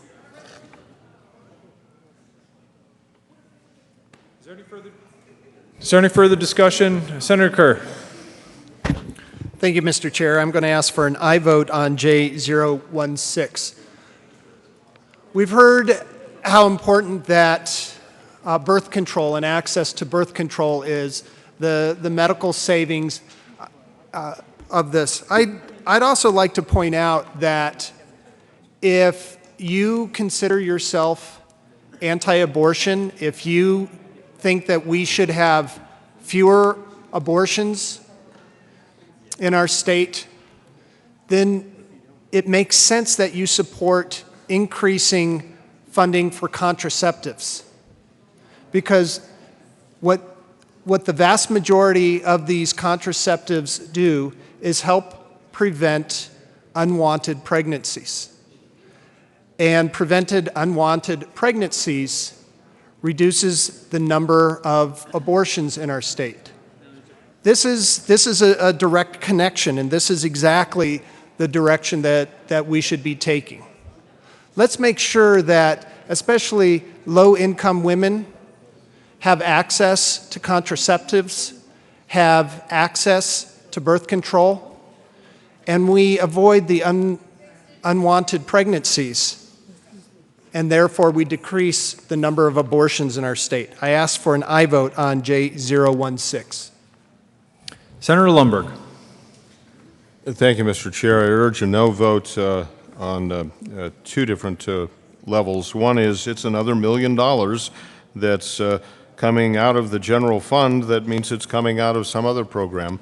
But secondly, that's I listened carefully to the senator from Jefferson County, and I believe he said the vast majority of birth control, I don't remember the precise language, but the implication is something that I think we all know at one level or another, and that is that some contraceptives are not actually contraceptive, but they're abortifacient. And that is anything but a pro-life perspective. So if somebody holds that view, which I do, to heavily fund the contraceptives, and I put that in quotes, is in fact to also promote the use of many abortifacients. And both on the fiscal sense of this money doesn't just come out of nowhere, and the fact that that this is an issue that is at best extremely controversial. It's even gone, to issues with the Supreme Court of the United States, and they've acknowledged that people of good conscience disagree and shouldn't be forced to fund such things through taxpayer dollars. Senator Aguilar. Thank you, Mr. Chair and members. I just want to tell you that according to the American Academy of Obstetrics and Gynecology, none of our contraception is abortifacients. That's based on their scientific evidence, and that's why we wanted to reaffirm the value of science here, because clearly we don't all believe in it. Senator Lundberg. Thank you, Mr. Chair. I'm not sure if I should respond to that. Clearly, not all of us believe in scientific evidence, but let me give you some science and note that it was way back in the 60s that the obstetricians, then Gynecological Society, or whatever their title is precisely, actually redefined the term contraception to mean the moment of implantation. Now, let me give you a little bit of science on that. The point of the beginning of that new being is the point of fertilization, not implantation. And most scientific knowledge on that recognizes that there's a several-day period between the two. And it's that critical few first days of that fresh new life that the obstetricians say, oh, that's contraceptive if that goes away. If that young child is eliminated before implantation, then we won't count that. That's not good science. That's very tricky use of the language, but it's an actual corruption of the facts. And that is, in fact, why many treatments that are called contraceptive are, in fact, abortifacient. Senator Court. Thank you, Mr. Chair. Well, it is a fact that I am way past my reproductive years. It is a fact. But when I was in my reproductive years, I used birth control regularly to be certain that we could plan our family as we wanted. And I think making certain that young women who are in their reproductive years have the opportunity to do that kind of family planning is the right thing for this body to do. I do not think that it is our right to tell young women that they should not have access to this opportunity that many of us did have during our reproductive years. Please vote yes. Senator Fields. Thank you, Mr. Chair. Members, please vote yes on this amendment J016.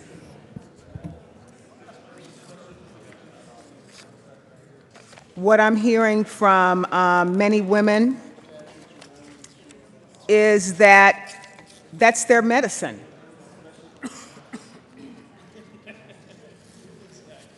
And when you think about that,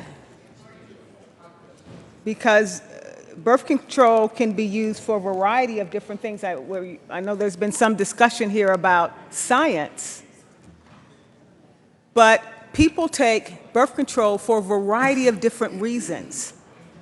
And this bill is about increasing our general funds to make sure that women have access to health care. And so I'm not quite sure why we would want to deny women the opportunity to have access to the health care and the medicine that they need. So once again, I urge you to vote yes on Amendment J016.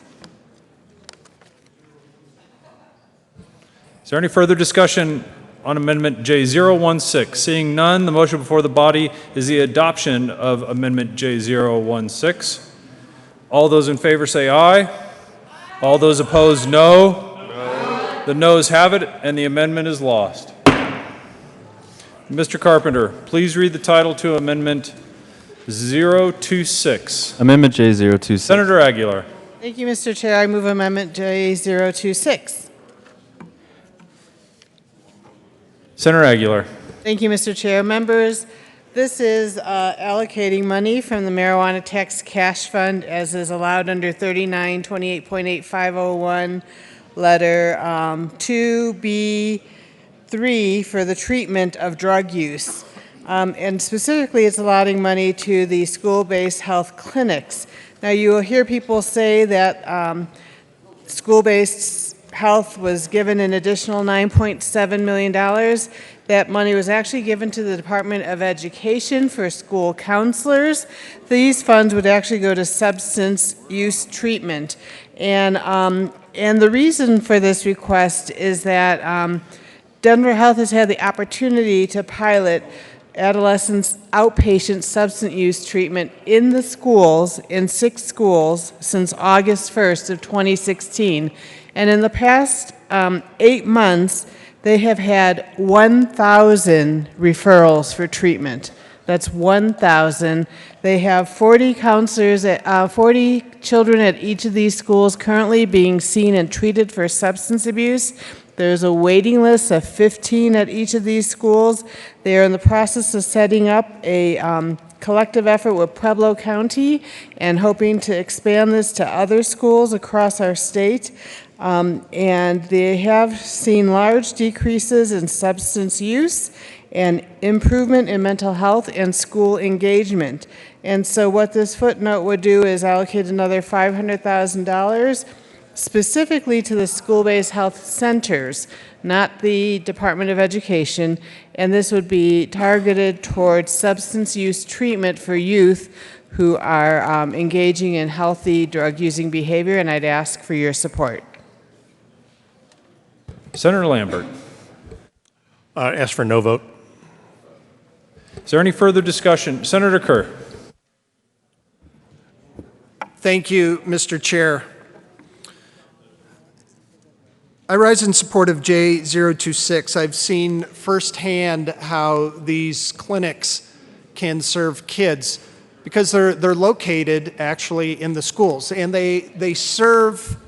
Some of these clinics, Alameda Kids and Teen Clinic, Jefferson Kids and Teen Clinic, the Stein Kids Clinic. These clinics are located directly in the schools, and I encourage you, if you have any of these clinics in your district, to please go and check them out. They serve all children from birth to age 21. Children can go in, but of course the children they serve most are the students in the school themselves. And if a kid, the family doesn't have money to be going to a dentist, and they have a toothache that could keep them out of school, they can go to the clinic, just stop by from going from one class to another. They can stop by the clinic and get that checked out. That's why these clinics are so important, is because they allow the kids and the families to have that quick access. And the greatest thing about this, being a teacher, that I've seen, is that it allows the kids to miss as little school as possible. We all know that when we have those, as kids, you have a doctor's appointment, your parents have to come get you from school, drive you to the doctor's appointment, however long that takes, and drive you back, and you might miss a couple of hours, you might miss most of a day of school. And as a teacher and a parent, I know how much that can affect the education of a student, especially if a student is suffering from some chronic ailment and is missing, needs quite a bit of health care. those are especially the kids that are well served in these clinics, because the clinics, again, are right there in the school. I ask for an aye vote on J026. Is there any further discussion on Amendment J026? Seeing none, the motion before the body is the adoption of Amendment J026. All those in favor say aye. All those opposed, no. The noes have it, and the amendment is lost. Mr. Carpenter, please read the title to Amendment J024. Amendment J0. Senator Quorum. Thank you, Mr. Chairman. I move J024. Senator Quorum. Thank you. This is a bill that puts $745,000 in the general funds.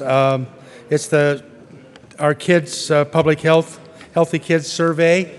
I've looked at the survey. I actually have some problems with the survey. But I've talked to the department. I think it can be changed. My school district has, throughout the district, has been very supportive of this. I've had emails and calls from parents, and I ask for an aye vote. Senator Jean. Thank you, Mr. Chair, and I agree with my good colleague. This has actually been in the state of Colorado since 1991. And you know, in talking with some of my colleagues, I think that they make some really good points. And I also have talked with the department, and guess what? They are totally willing to come in this summer in the interim. We need to keep the program going. And then this summer we can meet with them, look at the questions, look at the funding, and see if there's some changes that we need to make, because it has been in for a while now. So this is a really important program. It's completely voluntary. The superintendents of each district decide whether or not the district can even look at it. Then the principal makes a decision as to whether or not the school can even do it. And it also goes a letter to the parents saying, if you don't want your kids to do it, they don't have to do it. Send this form back in. So it's an important program. It gives us a lot of information when we're talking about substance abuse, when we're talking about suicide, and we're talking about the things that are affecting our kids today. And unfortunately, we are in the 21st century. Things are happening. So we need to be able to respond to those and be able to put programs in place so that people can be there for our kids and help them through some of these situations. I ask for an aye vote. Senator Lundberg. Thank you, Mr. Chair. I ask for a no vote. I didn't support this in committee. I don't support it now. I don't believe we should support it. I'm very, I am encouraged. I don't know if very is a good, accurate term, but I'm encouraged that the department has shown some willingness to change it. And my advice is we vote no. They get the message that it must be changed. And I'm going to explain to you now why it should be changed. Let me give you some particulars. I have the surveys in front of me, the middle school survey, the Module A, and the Module B for the high school survey. And let me start with the parent information letter. This is what is sent out, apparently, to the parents. This is their approved letter that at least I had access to. And it says, "Dear parent, this semester our school will participate in an important research study about student health and risk-related attitudes and behaviors. Randomly chosen students here and across Colorado will be invited to participate in a short written survey." And then it goes on to give some of the details on how the survey is to be conducted. And then it says, if your child will participate in the Healthy Kids Colorado survey, you do not need to sign or return anything. And then it gives a little form that you can sign and return if you don't want your kids to be involved with the survey. Now let's start with that. It's an opt-out mechanism. In other words, if the parent didn't see it, or if the parent didn't have time, or for whatever reason, if it didn't get done, then the child is opted in, is a part of the process. Now, it does say the kid doesn't have to do it. Well, I hope they're a little more diligent in filling out most forms they're given in school, or they're not going to graduate. But first off, the parents are simply told this is about student health and risk-related attitudes and behaviors. That sounds fairly benign. You know, maybe it's useful information. It's totally anonymous, too. Do understand that. It's anonymous. So if some child was to say, yes, I plan on killing myself tonight, there's nothing the school can do about it. But what do they ask? Well, for the middle school survey, it's fairly benign with exceptions, a couple of exceptions. And I looked at this from the standpoint of a parent. Would I want my, sixth grader or seventh grader to be answering these questions or not, or to be given these presumptions? Here's an interesting one. The next two questions ask about violence-related behaviors. Have you ever carried a weapon such as a gun, knife, or club? Yes or no? Excuse me? It's a violence-related behavior if you've carried a knife. I mean, that's just the presumption in here. I'm sorry. That would fit within some contexts, but I've shown this to some kids, and they're like, does that mean my penknife? Does that mean the stick I carry to, if they're a country kid, to maybe get the chickens back into the right pen? Is that a violence-related behavior? No, I'm sorry, that's not. Well, let's get a little more serious. Again, we are talking about middle school kids here. Have you ever seriously thought about killing yourself? Yes or no? Have you ever made a plan about how you would kill yourself? Yes or no? Have you ever tried to kill yourself? Yes or no? Now, I heard the statement, we're in the 21st century, get with it, don't you understand? No, I don't understand, not for every kid in the state of Colorado. I do understand for some, but frankly, as a parent, I am outraged. I am outraged that we think it's appropriate to put this in front of every child in the state of Colorado. Now, I know they all don't get it, but it's a random selection. I don't call this the Healthy Kids Colorado Survey. I call this the Corrupting Healthy Kids Colorado Survey. And that's what needs to change. Let's move on to the high school side of it, because it gets much more intense there.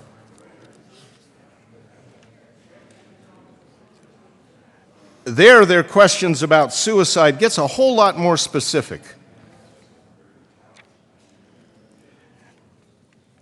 During the past 12 months, did you ever seriously consider attempting suicide? Did you make a plan about how you would attempt suicide? How many times have you actually attempted suicide? If you attempted suicide during the past 12 months, did any attempt result in an injury, poisoning, or overdose? Yeah, for some kids that's important information, and if there's a problem kid out there that needs to sit down with a counselor and have these discussions, absolutely go through that. But to take every child, including the most innocent one, and say, hey, let me tell you what it's like out there right now for you kids. I'm sorry, as a parent, I cannot handle that. Now, I'll be bluntly obvious or candid with you. I taught my kids at home, and when I read this, I am so grateful I did. I'll not go through all of the questions on the sexual activity side of it, but again, it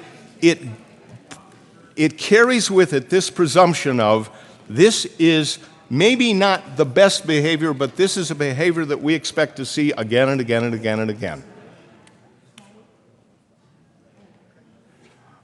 I'm asking for a no vote on this amendment because that's the kind of message that needs to be sent to the department that, sure, we'll fund this as soon as you clean it up. We'll fund this as soon as you send out a message to the parents that they know specifically how intense your questions will be. But it is not appropriate for we, the people of the leaders within the state of Colorado, to just presume that we're going to drag every child down to the lowest common denominator when it comes to the moral problems within our state. I am deeply troubled when that's the accepted norm. No, it isn't. And this is just for data collection. This isn't dealing for kids with problems, specifically. There are better ways to find out than sitting everybody down and say, look at this. Senator Quorum. Thank you. Have you ever known of a child that committed suicide? I have. Do I wish that I or someone like me had recognized those signs and stepped in? You're damn right I do. Maybe it is a little intrusive on some, but if we can save the life of one child, I'm willing to subject myself to that. I ask for an aye vote. Senator Donovan. Thank you, Mr. Chair. In my role as an educator, I was in the classroom when this survey was administered, and I just want to share a little bit of what that experience is. But first of all, I don't think suicide is the lowest common denominator. It's a real issue that has touched many of us, and anytime we get an opportunity to discuss that, it is important, and it is the role of an educator or as an adult leader or as a mentor that we take those opportunities to discuss this. Without it being addressed, people will never feel comfortable discussing that they feel it's something that is challenging to them. It is not a lowest common denominator. Let me also add that the Healthy Kids surveys, from my experience, was an incredible opportunity for discussion, because if there was a question that was challenging, perhaps on suicide, perhaps on heroin, you know what happened then in the classrooms I was in? Kids asked me, what is heroin? And then we got to educate them on that. It was an opportunity for education, and that is something I feel we should support and embrace. Thank you. Senator Fields. Thank you, Mr. Chair, and I urge and I vote on this amendment. Members, we can't do better if we don't know better. We can't do better if we don't know better. And what this survey has done, it has helped inform us as it relates to best practices in dealing with the difficulty that so many young people have growing up in our society. Our kids are bombarded with all kinds of messages that make them question and doubt themselves. I read somewhere that many of our young people go to school sad, far too many days, 30 days, 40 days. They're so sad they think about taking their life. And based on that data, we've had senators and representatives pass legislation so that we can do something to curb the trend as it relates to suicide among our youth. We can't do better if we don't know better. Basically, what this survey does, and first of all, we need to understand that it is anonymous. So it doesn't have a person's name on it. It's just an opportunity for a young person to document their feelings and their thoughts about what's going on. And then, as a state, we can capture this data and we can look at trends to inform what we need to be doing to create healthy, safe environments for our kids. If we don't do the survey, basically what we're saying is stuff your feelings. We don't care if you're sad. We don't care if you're thinking about suicide. We don't even want to know it. Keep it to yourself. And I think that's a wrong message to be sending to young people. This gives them a very safe opportunity for them to talk about their feelings.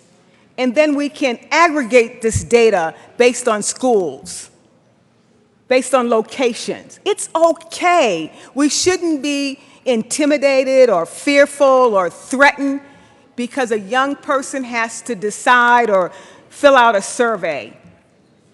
And there's an opportunity, if the parents or the student does not want to take the survey, then they can opt out. But we need this data. It is not easy being a young person. And whatever we can do to save a young person's life, we should do it. So I urge a yes on this amendment. Senator John. Thank you, Mr. Chair. You know, this is a hard topic. And I think it's hard because it really makes us think and realize that just maybe, in these schools, kids are wondering and experimenting and doing things that we would just hope that they would never, ever, ever do. We've been able to identify that there are thoughts of suicide. Colorado, I think, still has it did a couple of years ago, the highest rate of juvenile and youth suicides. That is unacceptable. Are there too many questions about it? Maybe. Maybe. Is it the appropriate questions? Maybe not. But what I would say is, why in the world would we throw the baby out with the bathwater instead of keeping it going and then coming together over the interim to say, is there a better way to write this? Because I think I've had some really good suggestions from people that have some concerns about some of these questions. That's what we do. That's what we do. Is it sad that we have to ask if they have participated or think about participating in drugs and alcohol? Well, they are dropping like flies. We have one of the highest rates of deaths from these substance abuse issues, from the opioids and the heroin, the oxycodones, and alcohol. Maybe when we identify these things are going on, we can put programs in place like we have put in the peer counselors in our high schools and our junior high schools, because we know that there are those tendencies so that they can work with peers in order to work through their stuff, and the counselors. Is it perfect? Nope. Are we willing to work on it? Yes. We need to have this information because, doggone it, it is important. It is important that we know. And I'm sorry, there's a lot of things I wish to God that these kids never thought about or participated in. But that's just not the real world anymore. Is it sad? Absolutely. But we need to stay on top of it, and this helps us to do that. I ask for an aye vote. The motion before the body is the adoption of J024. All those in favor say, division has been called. Colleagues, will you please be seated? Those in the chamber not entitled to vote, please have a seat. All those in favor of J024, please stand.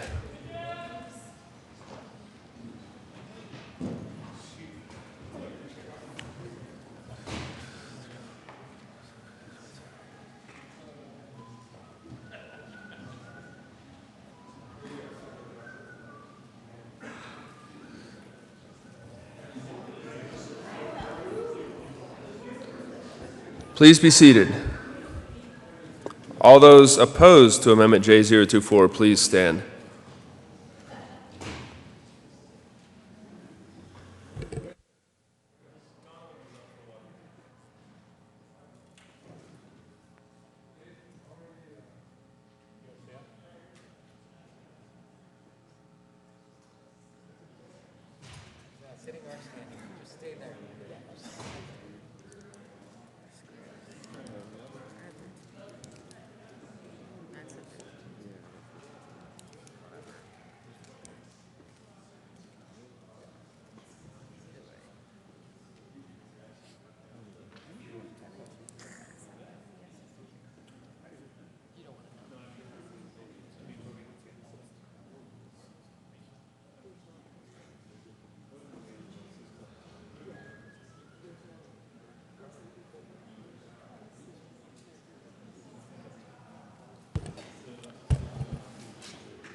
Amendment J024 is adopted.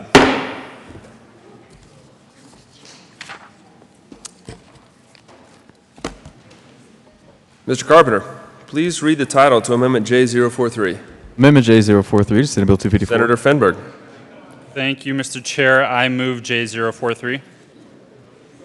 To the amendment. Thank you, Mr. Chair.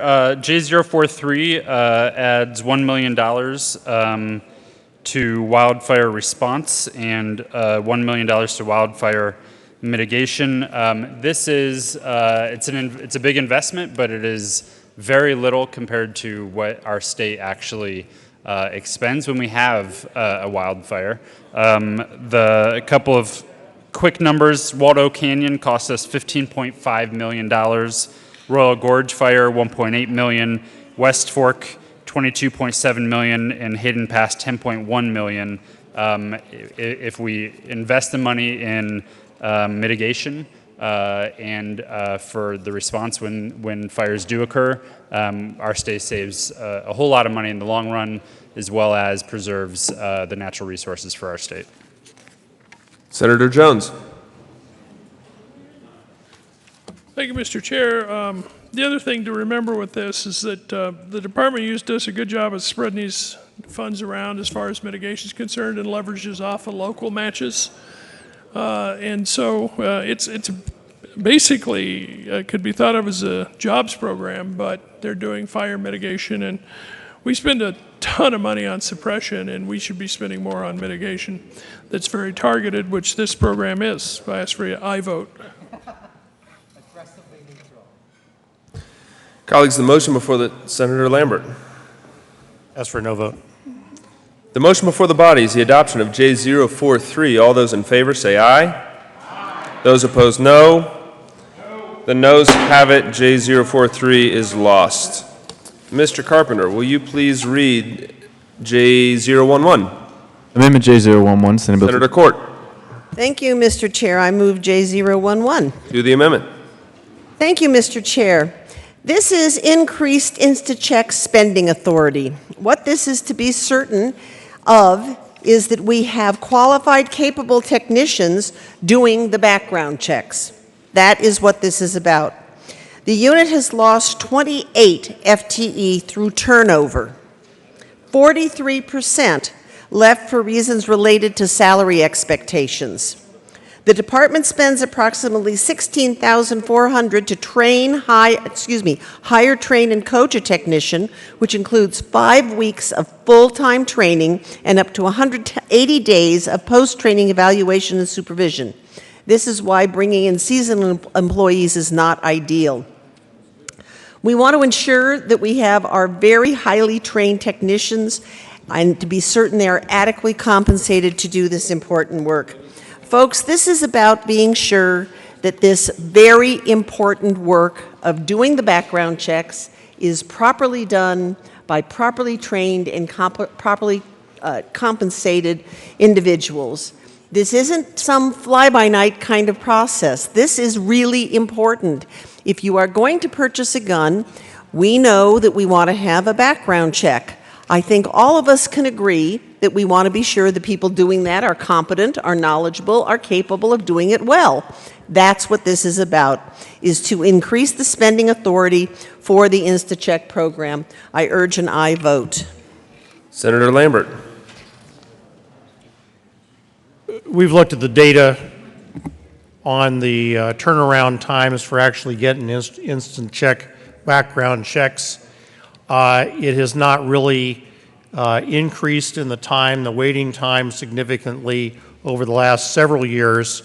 There are spikes at certain seasonal times of the year when gun purchases go up, but they have, as the Senator said, some people do in a lot of our organizations have turnaround.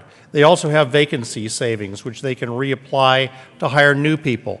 But so far, the department has not demonstrated, at least to my inspection on the data that we were provided, that it has increased waiting times significantly. I'd ask for a no vote. Senator Court. Thank you, Mr. Chair. I'm not arguing about wait times. I'm arguing about competency of the people who do this work that we want to be sure is done properly for our public safety. That's why I'm urging a yes vote.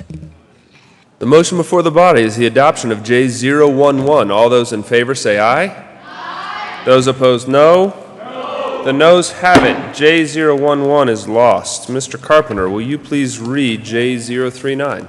Amendment J039, Senate Bill 254 by Senators Donovan, Aguilar, Todd, Finberg, and Guzman. Senator Donovan.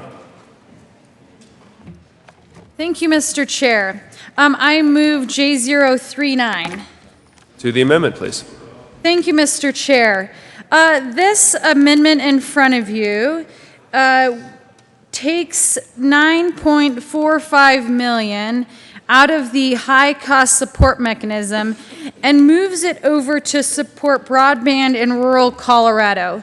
Now, let me explain that the high-cost support mechanism is a fund that's currently supporting the telephones.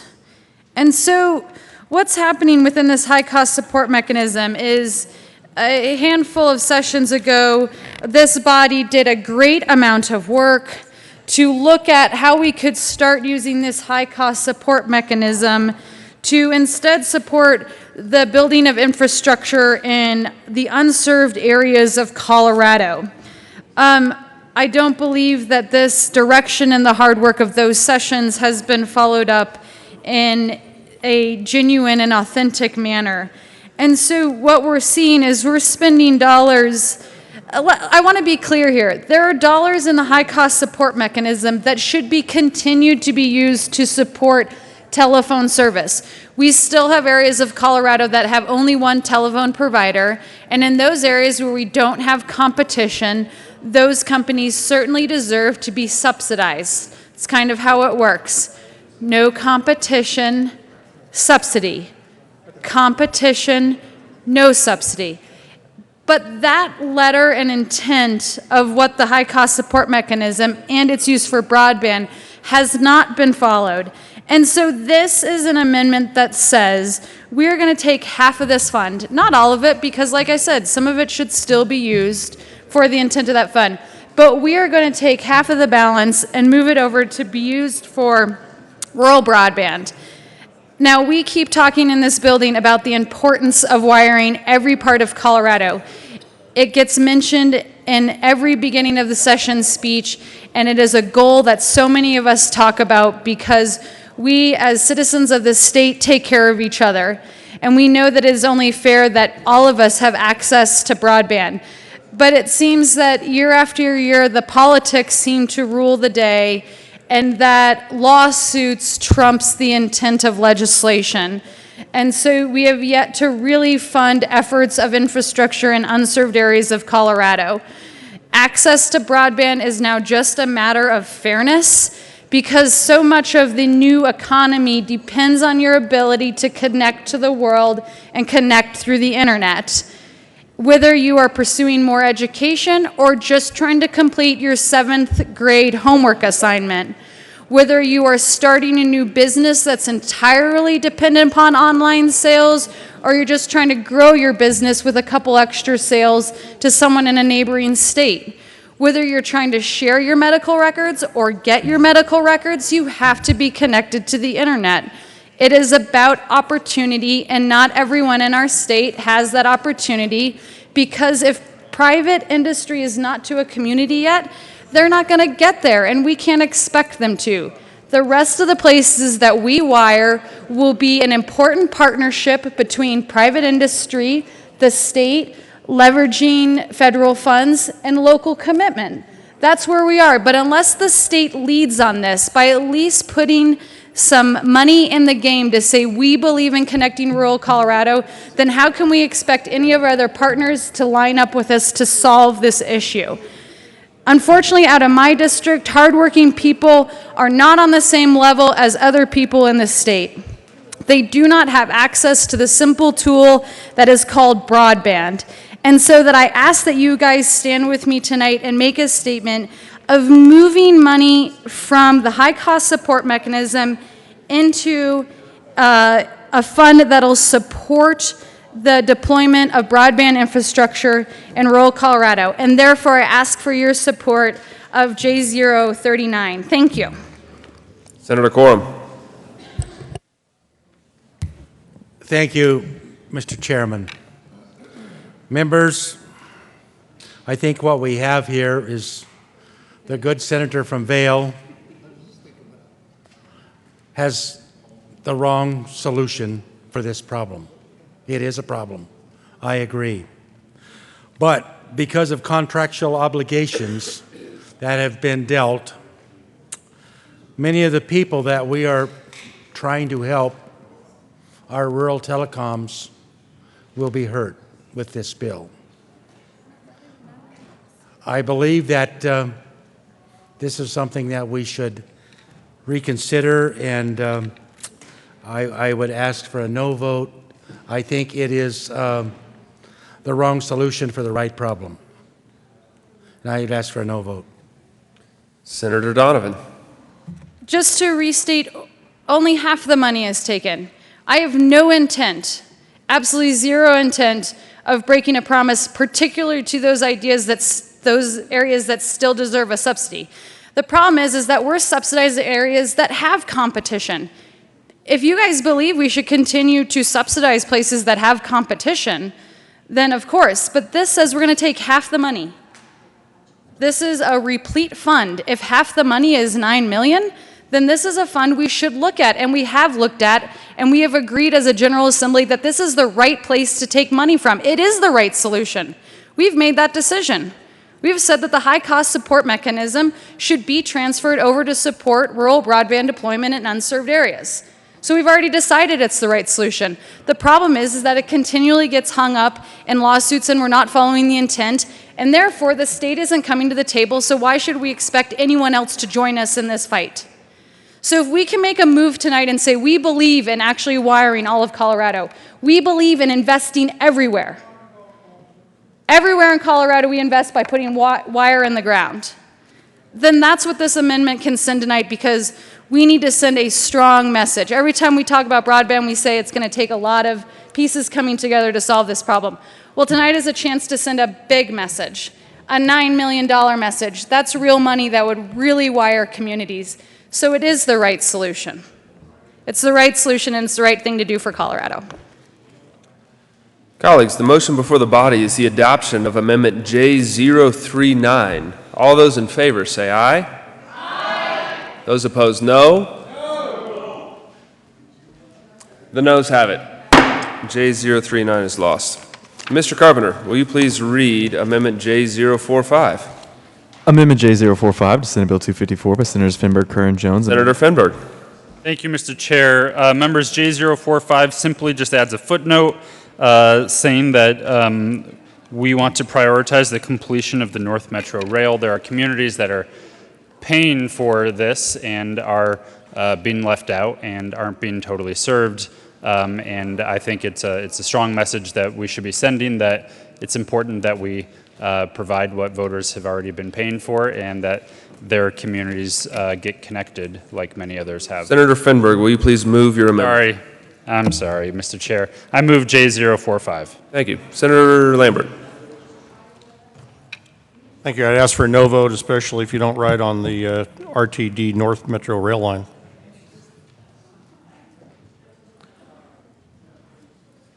The motion before the body is the adoption of Amendment J045. All those in favor say aye. Aye. Those opposed, no. No. The noes have it. J045 is lost. Mr. Carpenter, two more. Will you please read Amendment J052? Amendment J052 to Senate Bill 254 by Senators Cook and Neville, amend printed bill page 508. Senator Neville. Thank you, Mr. Chair. Colleagues, Amendment 52 is basically a focus to make sure that we have some funds set up from the general fund. And frankly, 1.9% of total general funds appropriations reduced proportionally from all general fund line items would result in $150 million to be used for construction and repair of colleagues, roads, and bridges.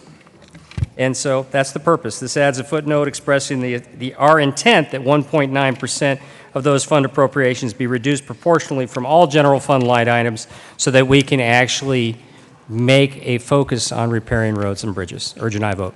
Senator Neville, we all appreciate your intent. I and move those of us who Senate support Bill- your intent, I move will you amendment- make it happen by moving J. your amendment, please? Thank you, sir. J52. I move J52. Senator Cook. Thank you, Mr. Chair. I also move J52. And, you know, one of our responsibilities is transportation, and this is setting aside $150 million for that transportation, and we have to make choices, and this would be a good bill to vote yes on. Senator Zenzinger. Thank you, Mr. Chair. As well-intentioned as this amendment may be, I'm not sure if everybody understands what the implications are of a 1.9% cut across the board to all departments. So if we just took, for example, something like education, which I in particular care about, that would be approximately $71 million. What does that equate to? So for example, special education programs for children with disabilities, that would be $71 million. English language proficiency programs, that would be $3 million. For a program that I have a lot of experience with as the former coordinator of the Expelled program, Expelled and At-Risk Student Services Grant Program would be $5.8 million. Breakfast After the Bell, $23,000. The virtual library funding would be $300,000. If you think about it, if you start to add up what the implications are for this kind of across-the-board cut, I think that this may not be a wise direction to go, and I would encourage a no vote. Senator Court. Thank you, Mr. Chair. You know, I was sitting here thinking of an analogy for this. So here's the analogy I came up with. In your household, you need a new car. And you decide that the way to get the money for a new car is to not buy any more shoes for anybody in the household for the rest of the year. That's an across-the-board kind of cut. But then one of your children breaks his foot, and he needs a special kind of shoe. But you've already decided that you're not getting any more shoes for anybody, so what are you going to do to help the child who just broke his foot? I understand the intent. I understand that the good senators who have proposed this are looking for money for transportation. That is not a bad goal, but as I think we said about another amendment a little bit ago, right problem, wrong solution. Please vote no. Senator Kerr.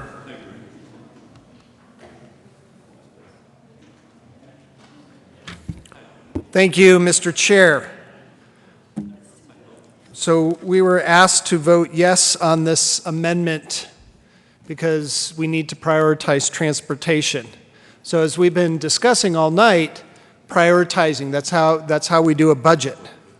Well, if you are going to prioritize this amendment, what you are prioritizing transportation above, just within the Department of Public Safety, you will be cutting over $2 million, $1.67 million from our state troopers, many of whom are still here tonight, keeping us safe. Criminal justice services in general, cut $2.78 million.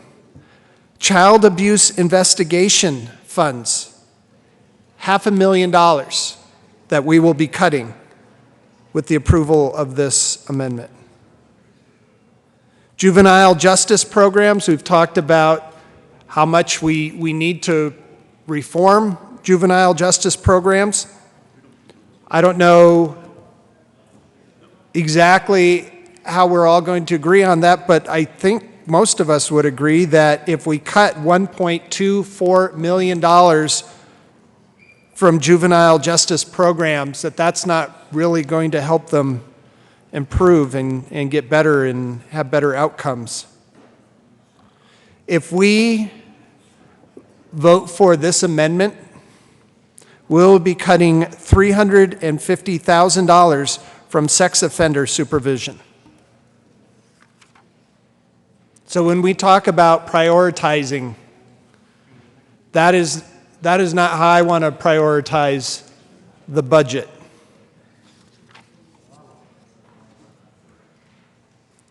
Let's talk about jobs in Colorado and passage of this amendment to the budget from the Department of Labor for the appropriation to the Skilled Worker Outreach and Key Training Program Fund, cutting $3.4 million, a program that many of us have supported and supported funding over the years. We will cut $3.4 million from that. Vocational rehab services, over $1 million will be cut. Again, if we're going to be doing priorities, this is not my priority.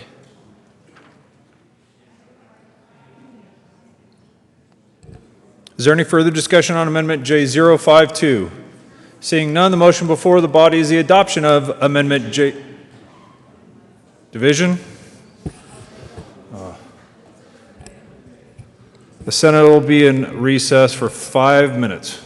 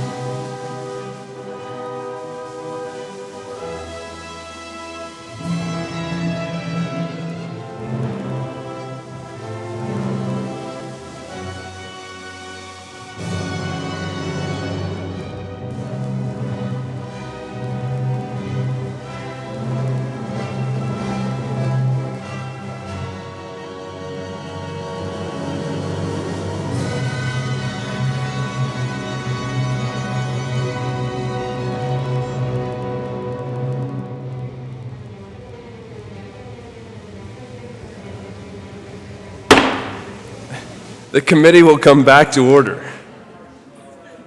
Gracious. You step out for 1 second. Division has been called. Will all those in the chamber please be seated? Those in favor of Amendment J052, please stand. Those in favor of J052 for a 1.9% cut, please stand.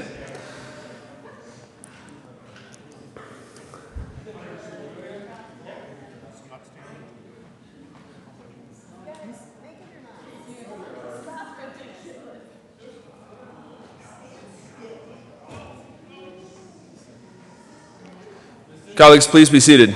Those opposed to Amendment J052, please stand. The chair is not in doubt. J052 is lost.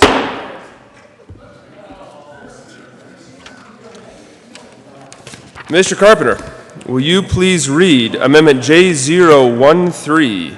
Amendment J013 to Senate Bill 254 by Senator Scott. Amend printed bill page 529, strike lines 14 through 16.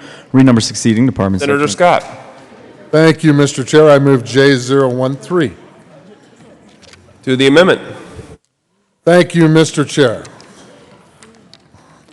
Well, this amendment may be the only amendment that saves money in the budget. I'm not sure, but I think if we went through the entire budget, it's going to be one of very few. This is not about Sarah Palin. This is not about the State Patrol. This is not about the governor.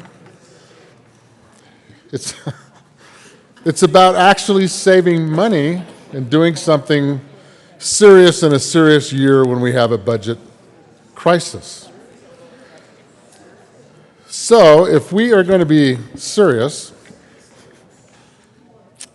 we need to take a look at this and say, why are we spending $1.5 million on 2 engines for an airplane. And let's not kid ourselves, it is for the governor's plane. The governor uses it 90% of the time. So if we want to be fiscal conservatives, we should look at this bill with a little more of a serious look. I think there's a lot of states that we could look at that do not have state airplanes for the governor to cruise around on. Thank you. And they save a tremendous amount of money. This actually equates to 10,000 commercial airline tickets. If we sold this plane for about $3 million, we would save a tremendous amount of money in this state. Now, we can argue that the governor must have his own private aircraft for reasons that would be beyond me, but if I was governor, Seriously, Senator Scott, please keep to the amendment. seriously, I would want to fly with my constituents. I would want to travel with the people that voted for me as their governor of the state of Colorado. I would not want to be an elitist that flew upon a King Air around the state of Colorado, looking down upon my constituents as minions. I would want to fly with my constituents. This is nothing more than just saving money for the state of Colorado. And it's serious business. We have roads to fund. We have school children to put in school. And yet we worry about a governor flying around in a beautiful $3.5 million plane. I think it's time that we as Colorado senators look at this seriously and say to ourselves, really, do we really need this airplane? Do we really need to spend this kind of money annually? Or is United Airlines just not a good option? I would ask that each of us take a deep look at this bill, seriously, and think about that $1.5 million that's going to be spent on engines for the governor's plane. We're all kicking in here, guys. We've given up money for all kinds of programs. I think right now we're at about $28 million of funding that our friends on the other side of the aisle have asked for budget purposes, and we've said no. We've said no.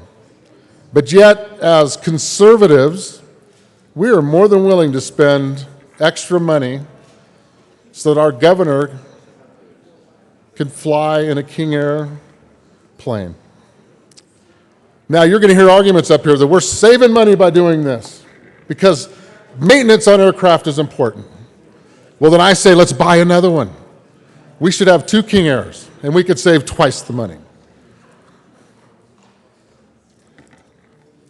Now, I didn't pick 46, it picked me, so I'm the last amendment tonight. And we've got 2 hours to go. So please, especially the conservatives in this chamber, need to vote yes on this amendment. Thank you. Senator Sonnenberg for some serious comments. Thank you, Mr. Chair, and I will, after I explain just briefly that the State Patrol does have a 4-seater for all of his friends from Grand Junction. You know, if you want to talk about the airplane and you want to run a bill that removes the airplane, that's one thing. But here's the issue. The FAA requires us and requires anybody that has an airplane to have certain interval maintenance and certain interval overhaul of engines. What we have now is an engine that has to meet the first requirement, and in a year, it has to meet the overhaul requirement. So what this does is puts both of those up 1 year to save that money, so you only have to deal with the maintenance at one time. We move it a little early, step up the maintenance a little bit. That's different than actually owning the airplane. This makes sense. This is an efficiency deal that the Capital Development Committee actually has discussed, worked with the State Patrol and that State Patrol fleet. I would also tell you that the governor uses the plane probably less than most of the agencies. We use this plane also to give fly doctors to different areas of the state so they can do their work, and they pay for it. We get billed for that. This is an important cost saving. We can debate whether or not we need a plane of this magnitude, and that's a valid discussion we should have. But for this purpose, this is actually saving money. That's why I'd ask for a no vote on the amendment. Senator Baumgartner. Thank you, Mr. Chair. On the Capital Budget Committee, Capital Budget Committee. You've heard from the Senator from Sterling some of the aspects of why we need this. There are a few other things that I would like for you to know, and I'm asking for a no vote on this amendment. The 1974 executive order consolidating air pool flights in Colorado State Patrol. Prior to that, there was a lot of state planes and a very inefficient system. Today, the #1 user of the King Air is not the governor. He is not the #1 or the #2 user either. He's not even in the top 3. The largest user of the King Air are the Children's Hospital and the University of Colorado Health Center. They fly docs to underserved areas in rural Colorado to provide important health care specialty services. Colorado also has a unique flying environment. It's not safe to transport passengers over the mountains in a single engine plane. The state also has 2 twin-engine planes. If this funding isn't provided, the only alternative is the nearly 40-year-old Cessna 340. The engines currently on the aircraft are the original to the 2003 King Air. We're approaching 15 years of service on these engines. This is not the type of request the patrol asks for every few years. That's the only time I've been up here tonight, Mr. Majority Leader. Yeah. There are 74 airports in Colorado. Only 14 of them are served by any kind of commercial operation. You cannot buy a plane ticket to most of these places that the King Air flies. A ticket for a same-day turnaround flight from Denver to Durango for May 15th is about $800 per person. The patrol averages 5 passengers on most King Air flights, many more times. 5 passengers times 800 is 4,000 in plane tickets. The same flight on the King Air cost less than half, around $1,900. The King Air is also important to state assets for rural Colorado. Rural Colorado deserves the same access to decision makers that the I-25 corridor has. And the only practical way to do that is to have a safe and efficient aircraft. It's not a luxury aircraft. It's not, there is no cabin attendants, there's no Wi-Fi, and the troopers usually don't have peanuts or they don't serve peanuts. There is one thing that I'd like for you to consider. If you're going to vote to take away the funding to replace 15-year-old engines for our troopers, then we at least need to provide them with funding for parachutes. Senator Quorum. Thank you, Mr. Chairman, and I'm a bit confused because I don't know if this costs money or saves money. But the one thing that I am confident in is if we were going to provide air service for the good senator from Grand Junction's friends, we could get by with a two-seater. Colleagues, the motion before the body is the adoption of Amendment J013. All those in favor say aye. Seeing none, J013 fails.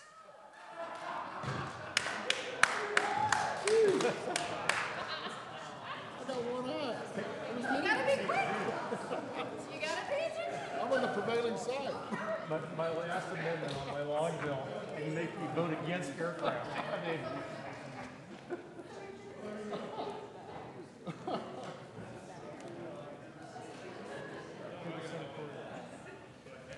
Who will be in a senatorial 5?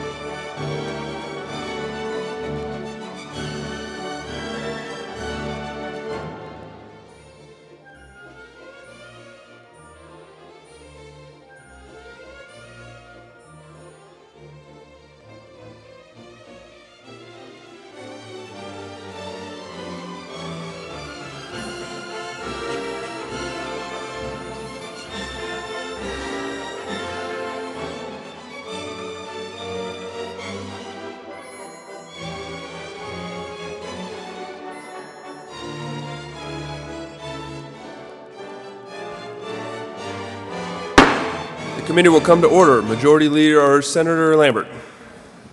Thank you, Mr. Chair. I move Senate Bill 254 unamended.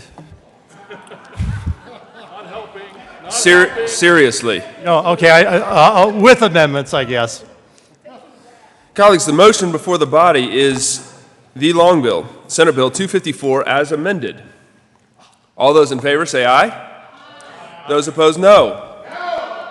The ayes have it. Senate Bill 254 is adopted. Majority Leader Holbert. Thank you, Mr. Chairman. I move the committee rise and report. Colleagues, the motion is to rise and report. All those in favor say aye.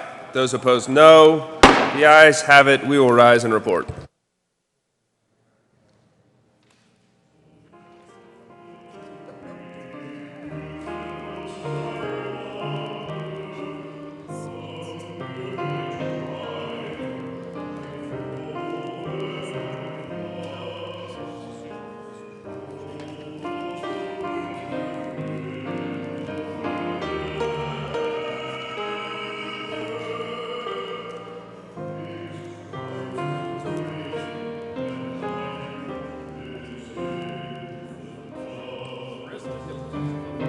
We need to relax a little bit. I just need to relax. Senate will come back to order. Senator Hill. Thank you, Mr. President. Ask that we could relax the coat rule because I'm in violation right now. And also, your committee has met and had a number of bills under consideration on special orders, second reading of bills. Ask Mr. Carpenter, please read the report. Mr. President, your committee of the whole begs leave reports that under consideration the following tax bills being the second reader of makes following recommendations. Number 1, Senate Bill 237, Senate Bill 244, Senate Bill 256, Senate Bill 263 as amended, Senate Bill 260, Senate Bill 262, Senate Bill 254 as amended, passed on second read order and gross place on the counter for their reading final passage. Senator Hill. Thanks, Mr. President. I move the report. The motion is for the adoption of the report to the Committee of the Whole. Before we get to amendments, the coat rule is relaxed for all senators, staff, sergeants, and the press.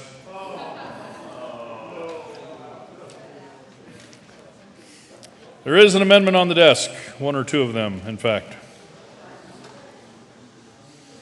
Mr. Carpenter, would you please read Committee of the Whole Amendment 1 to Senate Bill 256? Committee of the Whole Amendment 001, Senate Bill 256. Senator Kerr moved to amend the report of the committee.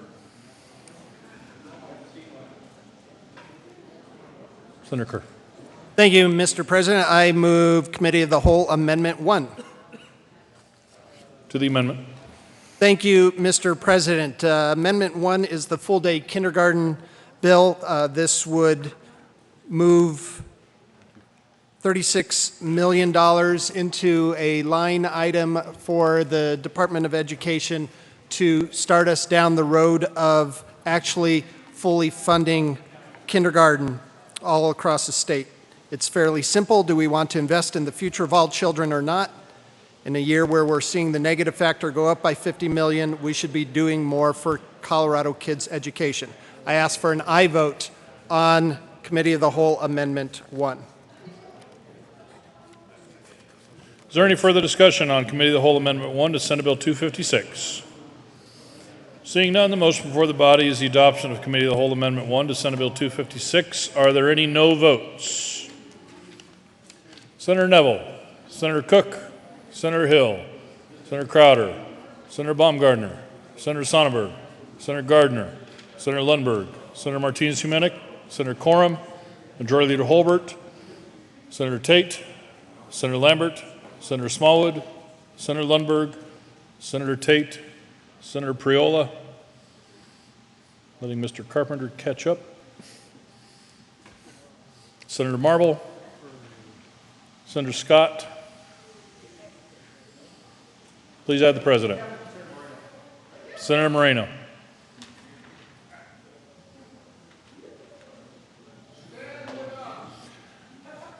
With a vote of 16 ayes, 19 noes, 0 absent, 0 excused, that amendment is lost. There is another amendment on the desk. Mr. Carpenter, please read the amendment Cow 1 to Senate Bill 263. Committee of the Whole Amendment 001 to Senate Bill 263. Senator Scott. Senator Kerr. Thank you, Mr. President. I move Committee of the Whole Amendment 2. To the amendment. Thank you, Mr. President. This is the amendment that would move $15 million to support the National Renewable Energy Laboratory in Golden. Yesterday, while chairing the Senate Energy and Natural Resources Committee Energy Subcommittee on Cybersecurity Threats to the U.S. Electric Grid, Senator Cory Gardner stated, quote, "The National Renewable Energy Laboratory is instrumental in research and development." Senator Kerr, I think we may be looking at a different amendment here than I was looking at. Which one did you read, Mr. Carpenter? To 263. This is a Senator Scott amendment. Senator Scott.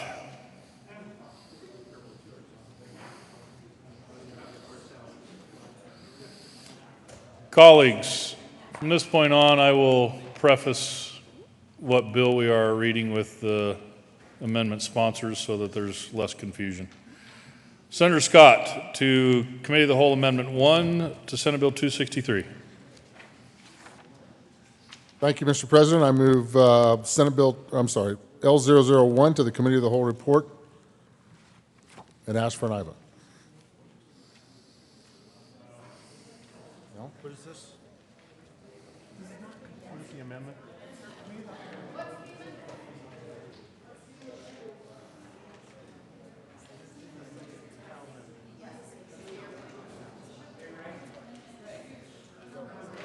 I only have two amendments sitting up on my desk. This is the second. Oh, this is his plain.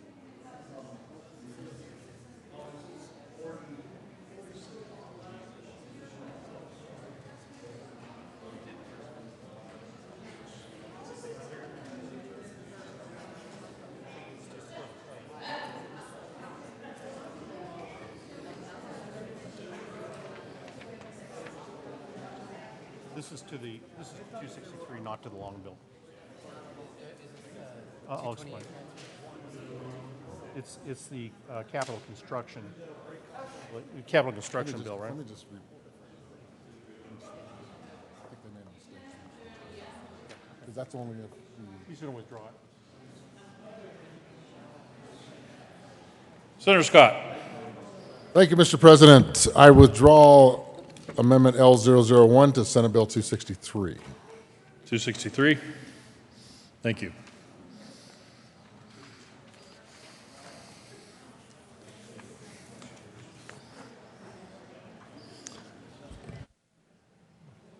On Senator Kerr's amendment, he's talking about a different amendment, different bill.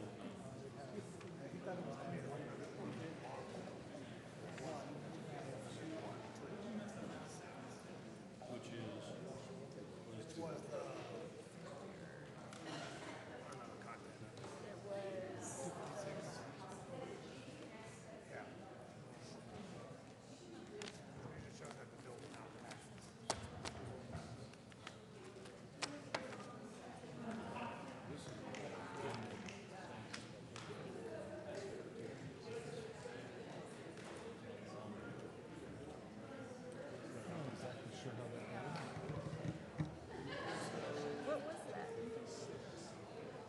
Well, if the amendment was passed, we have to have an amendment to Senate Bill 263 to take the money out of 263.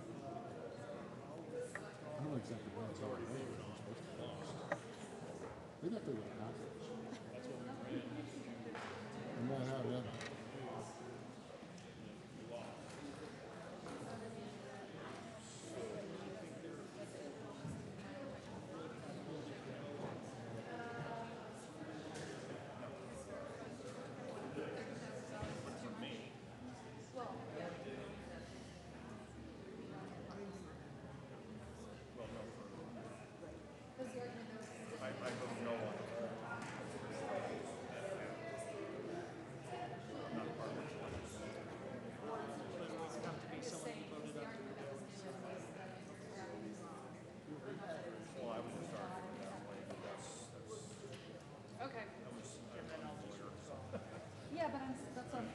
wouldn't change my vote.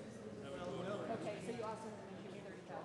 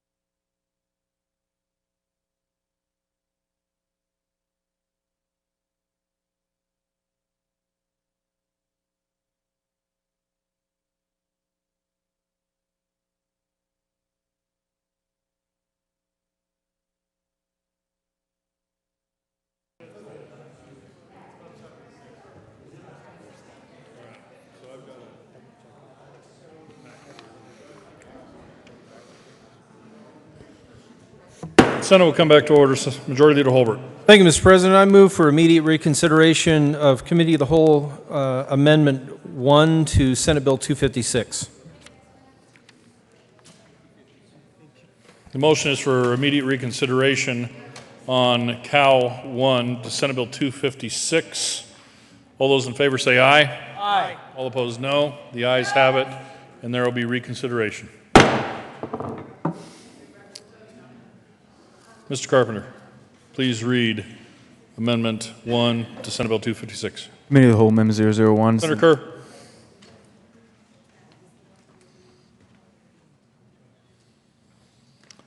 Thank you, Mr. President. It's my intention to withdraw Senate Bill 256, Committee of the Whole, Amendment 1.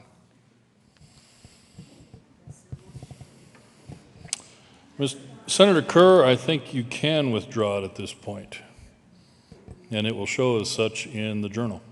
Great. Thank you, Mr. President. I withdraw Committee of the Whole, Amendment 1 to Senate Bill 256. Committee of the Whole Amendment 1 to 256 is withdrawn. Committee of the Whole Amendment 1 to Senate Bill 263 has also been withdrawn. Mr. Carpenter, would you please read the title of the Kerr Amendment Cal 1 to Senate Bill 254? Committee of the Whole Amendment 001 to Senate Bill 254. Senator Kerr moved to amend the report of the Committee of the Whole to show that the following Kerr-Merrifield Court title calls. Thank you, Mr. President. I move Committee of the Whole Amendment 1 to Senate Bill 254. The amendment? Thank you, Mr. President. This is the full-day kindergarten amendment. We've already talked about it. I ask for an aye vote. Senator Lambert. Ask for a no vote. Any further discussion? Seeing none, the motion before the body is the Committee of the Whole Amendment 1 to Senate Bill 254. Are there any no votes? Majority Leader Holbert, Senator Marble, Senator Cook, Senator Lambert, Senator Scott, Senator Neville, Senator Hill, Senator Crowder, Senator Coram, Senator Priola, Senator Gardner, Senator Baumgardner, Senator Sonnenberg, Senator Martinez-Humenick, Senator Smallwood, Senator Tate, Senator Lundberg, Senator Moreno. Please add the President. With a vote of 16 ayes, 19 noes, 0 absent, 0 excused, Committee of the Whole Amendment 1 to Senate Bill 254 is lost. Mr. Carpenter, please read Cal Amendment 2 to Senate Bill 254. Senator Kerr. Committee of the Whole Amendment 001. Thank you, Mr. President. I move Committee of the Whole Amendment 2 to Senate Bill 254. Is there any discussion on Amendment 2? Senator Kerr. Thank you, Mr. President. This is the amendment that moves $15 million into the National Renewable Energy Lab. Yesterday, while chairing the Senate Energy and Natural Resources Committee Energy Subcommittee on Cybersecurity Threats, to the U.S. electric grid. Senator Cory Gardner stated, quote, "The National Renewable Energy Laboratory is instrumental in research and development for new technologies in advancing grid modernization for renewable energy and energy efficiency that will transform the marketplace." I ask for an aye vote on Committee of the Whole Amendment 2. Senator Lambert. Ask for a no vote. Is there any further discussion on Committee of the Whole Amendment 2? Seeing none, the motion for the body is the adoption of Committee of the Whole Amendment 2 to Senate Bill 254. Are there any no votes? Senator Cook, Senator Marble, Majority Leader Holbert, Senator Lambert, Senator Scott, Senator Neville, Senator Hill, Senator Crowder, Senator Coram, Senator Priola, Senator Baumgardner, Senator Gardner, Senator Sonnenberg, Senator Smallwood, Senator Martinez-Humenick, Senator Lundberg, Senator Tate, Senator Moreno. Please add the President. With a vote of 16 ayes, 19 noes, 0 absent, 0 excused, Committee of the Whole Amendment 2 is lost. Mr. Carpenter, please read Committee of the Whole Amendment 3 to Senate Bill 254. Committee of the Whole Amendment 3. Senator Kerr. Thank you, Mr. President. I move Committee of the Whole Amendment 3 to Senate Bill 254. To the amendment. Thank you, Mr. President. This is the amendment that would move $3.5 million to the Colorado School of Mines, specifically around wind energy research. I ask for an aye vote on Committee of the Whole Amendment 3. Senator Lambert. We would ask for a no vote. Is there any further discussion? Seeing none, the motion before the body is the adoption of Committee of the Whole Amendment 3 to Senate Bill 254. Are there any no votes? Senator Cook, Senator Marble, Majority Leader Holbert, Senator Lambert, Senator Scott, Senator Neville, Senator Hill, Senator Crowder, Senator Coram, Senator Priola, Senator Baumgardner, Senator Gardner, Senator Sonnenberg, Senator Martinez-Humenick, Senator Lundberg, Senator Tate, Senator Smallwood, Senator Moreno. Please add the President.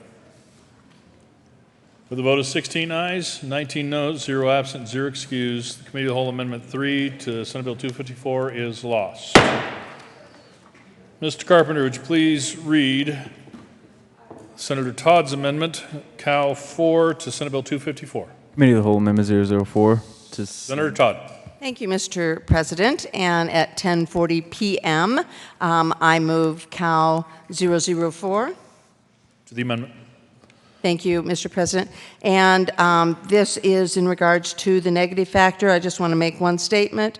Again, this came from the Denver Post. As a result, the negative factor, the amount of the state has underfunded schools compared with its requirements under the School Finance Act is expected to grow by as much as $50 million to about $880 million. And I ask for an aye vote. Senator Lambert. I'd ask for a no vote. Is there any further discussion? Seeing none, the motion before the body is Committee of the Whole Amendment 4 to Senate Bill 254. Are there any no votes? Senator Lambert, Majority Leader Holbert, Senator Scott, Senator Priola, Senator Marble, Senator Neville, Senator Coram, Senator Gardner, Senator Martinez-Humenick, Senator Lundberg, Senator Sonnenberg, Senator Baumgardner, Senator Crowder, Senator Hill, Senator Cook, Senator Moreno, Senator Smallwood, Senator Tate. Please add the President. With a vote of 16 ayes, 19 noes, 0 absent, 0 excused, the Committee of the Whole Amendment 4 to Senate Bill 254 is lost. Mr. Carpenter, please read Senator Merrifield's Committee of the Whole Amendment 5 to Senate Bill 254. Committee of the Whole. Senator Merrifield. Thank you, Mr. President. I move Committee of the Whole Amendment 005. To the amendment. This is an amendment concerning tuition. What the amendment would do would revise the maximum tuition rate increase range from 4.0 to 6.7% rather than 5.0 to 7% over 2016-17 rates. This gives an opportunity for our young people to meet their dreams of a college education. I'd ask for an aye vote. Senator Lambert. Ask for a no vote. Is there any further discussion on Committee of the Whole Amendment 5? Seeing none, the motion before the body is the adoption of Cal Amendment 5 to Senate Bill 254. Are there any no votes? Senator Lambert, Majority Leader Holbert, Senator Scott, Senator Priola, Senator Smallwood, Senator Tate, Senator Lundberg, Senator Martinez-Humenick, Senator Gardner, Senator Quorum, Senator Neville, Senator Marble, Senator Cook, Senator Hill, Senator Crowder, Senator Baumgardner, Senator Sonnenberg, Senator Moreno. Please add the President. With a vote of 16 ayes, 19 noes, 0 absent, 0 excused, Committee of the Whole Amendment 5 to Senate Bill 254 is lost. Mr. Carpenter, please read Senator Merrifield's Committee of the Whole Amendment 6 to Senate Bill 254. Committee of the Whole Amendment. Senator Merrifield. Thank you, Mr. President. I move Committee of the Whole Amendment 006. To the amendment. Winston Churchill was asked to cut the arts fund during the war in favor of the war effort, and he simply replied, then what are we fighting for? What are we fighting for? I'll reiterate what Winston Churchill said and ask you to support this funding for the expected cuts to NEA by the President of the United States. Aye. Senator Lambert. On the basis of blood, tears, toil, and sweat, I ask for a no vote. What time is it again? Is there any further discussion? Seeing none, the motion for the body is the adoption of the Committee of the Whole Amendment 6 to Senate Bill 254. Are there any no votes? Senator Lambert, Majority Leader Holbert, Senator Scott, Senator Priola, Senator Smallwood, Senator Tate, Senator Lundberg, Senator Gardner, Senator Martinez-Humenick, Senator Quorum, Senator Neville, Senator Marble, Senator Cook, Senator Hill, Senator Crowder, Senator Baumgardner, Senator Sonnenberg, Senator Moreno. Please add the President. The vote is 16 ayes, 19 noes, 0 absent, 0 excused. The Committee of the Whole Amendment 6 to Senate Bill 254 is lost. Mr. Carpenter, please read Senator Donovan's amendment, Committee of the Whole Amendment 7 to Senate Bill 254. Committee of the Whole Amendment. Senator Donovan. Thank you, Mr. President. I move COW 007. To the amendment. Thank you, Mr. President. This talks about the CCAP assistant program, and I ask for an aye vote. Child care is incredibly expensive for anyone, but Colorado is in the top 10 of most expensive child care. This helps our parents who have the opportunity to work to help get their family ahead with the opportunity that this bill provides. I ask for an aye vote. Thank you. Senator Lambert. Thank you. Ask for a no vote. Is there any further discussion on Committee of the Whole Amendment 7? Seeing none, the motion before the body is the adoption of Committee of the Whole Amendment 7 to Senate Bill 254. Are there any no votes? Senator Lambert, Majority Leader Holbert, Senator Scott, Senator Priola, Senator Smallwood, Senator Tate, Senator Lundberg, Senator Martinez-Humenick, Senator Gardner, Senator Quorum, Senator Neville, Senator Marble, Senator Cook, Senator Hill, Senator Crowder, Senator Baumgardner, Senator Sonnenberg, Senator Moreno. Please add the President. The vote is 16 ayes, 19 noes, 0 absent, 0 excused. Committee of the Whole Amendment 7 to Senate Bill 254 is lost. Mr. Carpenter, please read Senator Merrifield's Amendment 8 to Senate Bill 254. Committee of the Whole Amendment. Senator Merrifield. Thank you, Mr. President. I move Committee of the Whole Amendment 008. To the amendment. This is an amendment that would implement the Two Generations Reading Opportunity, or the To Grow program. That's been a successful program to support families moving out of poverty and healthy child development. Would urge you to support this amendment. Senator Lambert. Thank you, Mr. President. I'll ask for a no vote on this amendment. We did discuss this in the Committee of the Whole, and I think we had a fair and balanced discussion. Matter of fact, we discussed this for a long time, and actually, this is sort of an intergenerational discussion. So I'll be asking for a no vote in just a second.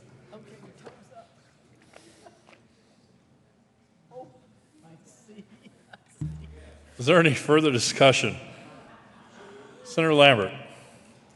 Thank you, Mr. President. No more discussion. I just asked for a no vote. Is there any further discussion on Committee of the Whole Amendment 8? Seeing none, the motion before the body is the adoption of Committee of the Whole Amendment 8 to Senate Bill 254. Are there any no votes? Senator Lambert, Majority Leader Holbert, Senator Scott, Senator Priola, Senator Smallwood, Senator Tate, Senator Lundberg, Senator Martinez-Humenick, Senator Gardner, Senator Quorum, Senator Neville, Senator Marble, Senator Cook, Senator Hill, Senator Crowder, Senator Baumgardner, Senator Sonnenberg. Please add the President. With a vote of 17 ayes, 18 noes, 0 absent, 0 excused, Committee of the Whole Amendment 8 to Senate Bill 254 is lost. Mr. Carpenter, please read Senator Fields' Committee of the Whole Amendment 9 to Senate Bill 254. Committee of the Whole Amendment Senator Fields. Thank you, Mr. President. I move Committee of the Whole Amendment 009. To the amendment. Members, this amendment increases funds to the Meals on Wheels program. Please vote yes and protect our seniors. Senator Lambert. Please vote no. Is there any further discussion? Seeing none, the motion for the body is the adoption of Committee of the Whole Amendment 9 to Senate Bill 254. Are there any no votes? Senator Lambert, Senator Holbert, Senator Scott, Senator Priola, Senator Smallwood, Senator Tate, Senator Lundberg, Senator Martinez-Humenick, Senator Gardner, Senator Quorum, Senator Neville, Senator Marble, Senator Cook, Senator Hill, Senator Crowder, Senator Baumgardner, Senator Sonnenberg, Senator Moreno. Please add the President. The vote is 16 ayes, 19 noes, 0 absent, 0 excused. Committee of the Whole Amendment 9 to Senate Bill 254 is lost. Mr. Carpenter, please read Senator Kagan's Cow Amendment 10 to Senate Bill 254. Committee of the Whole Amendment. Senator Kagan. Mr. President, I move Amendment 010, Committee of the Whole Amendment to the report of the Committee of the Whole. To the amendment. This amendment adds $1 million of general fund for low-income rental subsidies in the Department of Local Affairs, and I urge an aye vote. Is there any further discussion? Senator Lambert. Thank you. I ask for no vote. Is there any further discussion on Committee of the Whole Amendment 10? Seeing none, the motion before the body is the adoption of the Committee of the Whole Amendment 10 to Senate Bill 254. Are there any no votes? Senator Lambert, Majority Leader Holbert, Senator Scott, Senator Priola, Senator Smallwood, Senator Tate, Senator Lundberg, Senator Martinez-Humenick, Senator Gardner, Senator Quorum, Senator Neville, Senator Marble, Senator Cook, Senator Hill, Senator Crowder, Senator Baumgardner, Senator Sonnenberg, Senator Moreno. Please add the President. With a vote of 16 ayes, 19 noes, 0 absent, 0 excused, Committee of the Whole Amendment 10 to Senate Bill 254 is lost. Mr. Carpenter, please read Senator Koufalos' Amendment 11 to the Committee of the Whole in Senate Bill 254. Committee of the Whole Amendment 011. Senator Koufalos. Thank you, Mr. President. I move Committee of the Whole Amendment 011 to Senate Bill 254. To the amendment. Thank you, sir. Colleagues, this is the amendment that appropriates marijuana cash fund dollars to address issues related to homelessness and supportive services.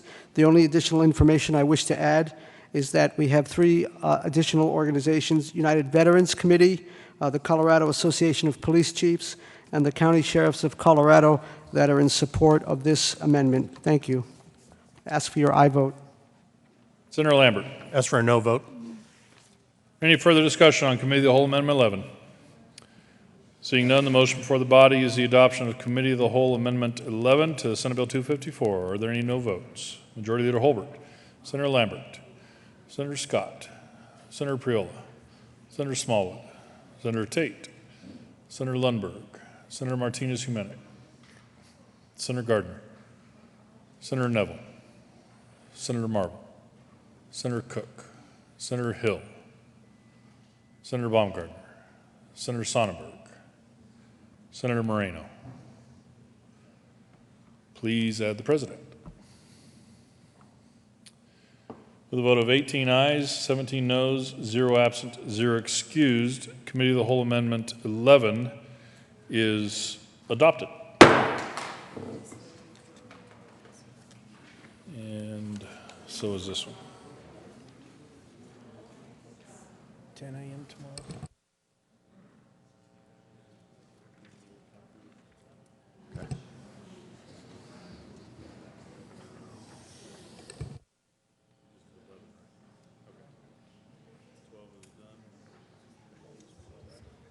Mr. Carpenter, would you please read Senator Court's Amendment 13 to Committee of the Whole? Committee of the Whole Amendment. Senator Court. Thank you, Mr. President. I move Committee of the Whole Amendment 13. To the amendment.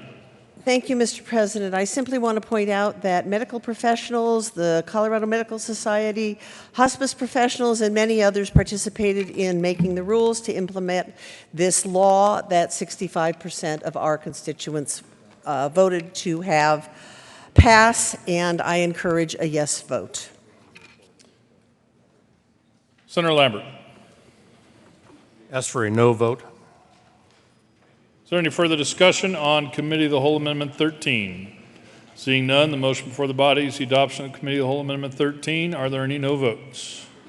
Senator Lambert, Senator Holbert, Senator Scott, Senator Priola, Senator Smallwood, Senator Tate, Senator Lundberg, Senator Gardner, Senator Neville, Senator Marble, Senator Cook, Senator Hill, Senator Crowder, Senator Baumgardner, Senator Sonnenberg. Please add the President. Senator Martinez-Humenick.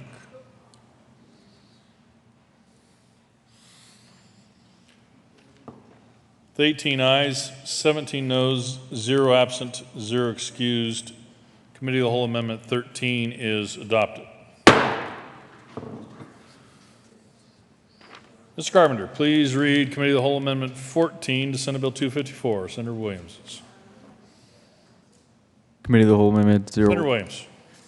Thank you, Mr. President. I move Committee of the Whole Amendment 14. To the amendment. Members, this appropriates $500,000 to the Small Business Development Centers in rural Colorado, and I ask you for an aye vote. Is there any further discussion on Committee of the Whole Amendment 14? Senator Lambert. Ask for a no vote. Is there any further discussion? Seeing none, the motion for the body is the adoption of Committee of the Whole Amendment 14 to Senate Bill 254. Are there any no votes? Senator Lambert, Majority Leader Holbert, Senator Scott, Senator Priola, Senator Smallwood, Senator Tate, Senator Lundberg, Senator Martinez-Humenick, Senator Gardner, Senator Coram, Senator Neville, Senator Marble, Senator Cook, Senator Hill, Senator Baumgardner, Senator Sonnenberg, Senator Moreno. Please add the President. The vote of 17 ayes, 18 noes, 0 absent, 0 excused. Committee of the Whole Amendment 14 to Senate Bill 254 is lost. Mr. Carpenter, please read Senator Jones' Committee of the Whole Amendment 15. Committee of the Whole Amendment 015 to Senate Bill 254. Senator Jones moved to Senator amend. Jones. Thank you, Mr. President. I move Committee of the Whole Amendment 015. This adds 8 oil and gas inspectors so that we can inspect these wells at least once a year, which, since they're in neighborhoods these days, is an important thing. Senator Lambert. Ask for a no vote. Any further discussion? Seeing none, the motion for the body is the adoption of the Committee of the Whole Amendment 15 to Senate Bill 254. Are there any no votes? Senator Lambert, Majority Leader Holbert, Senator Scott, Senator Priola, Senator Smallwood, Senator Tate, Senator Lundberg, Senator Gardner, Senator Quorum, Senator Neville, Senator Marble, Senator Cook, Senator Hill, Senator Crowder, Senator Baumgardner, Senator Sonnenberg, Senator Martinez-Humenick, Senator Moreno. Please add the President. The vote is 16 ayes, 19 noes, 0 absent, 0 excused. Committee of the Whole Amendment 15 is lost. Mr. Carpenter, please read Senator Jones' Committee of the Whole Amendment 17. Committee of the Senator Whole. Jones. Thank you, Mr. President. I move Committee of the Whole Amendment 017. This has to do with forced pooling, where people with mineral property rights are basically condemned so that other people can make a bunch of money. And it's state-sanctioned eminent domain. And I ask for I vote. This would actually let us know how many people are being condemned. A staff person to figure that out, since the Oil and Gas Commission has no idea. Senator Lambert. Ask for a no vote. Is there any further discussion on Committee of the Whole Amendment 17? Seeing none, the motion before the body is the adoption of Committee of the Whole Amendment 17. Are there any no votes? Senator Lambert, Majority Leader Holbert, Senator Scott, Senator Smallwood, Senator Tate, Senator Lundberg, Senator Martinez-Humenick, Senator Gardner, Senator Quorum, Senator Neville, Senator Marble, Senator Cook, Senator Crowder, Senator Baumgardner, Senator Sonnenberg, Senator Priola, Senator Hill, Senator John, Senator Moreno.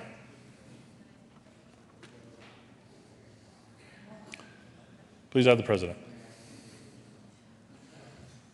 With 15 ayes, 20 noes, 0 absent, 0 excused, Committee of the Whole Amendment 17 is lost.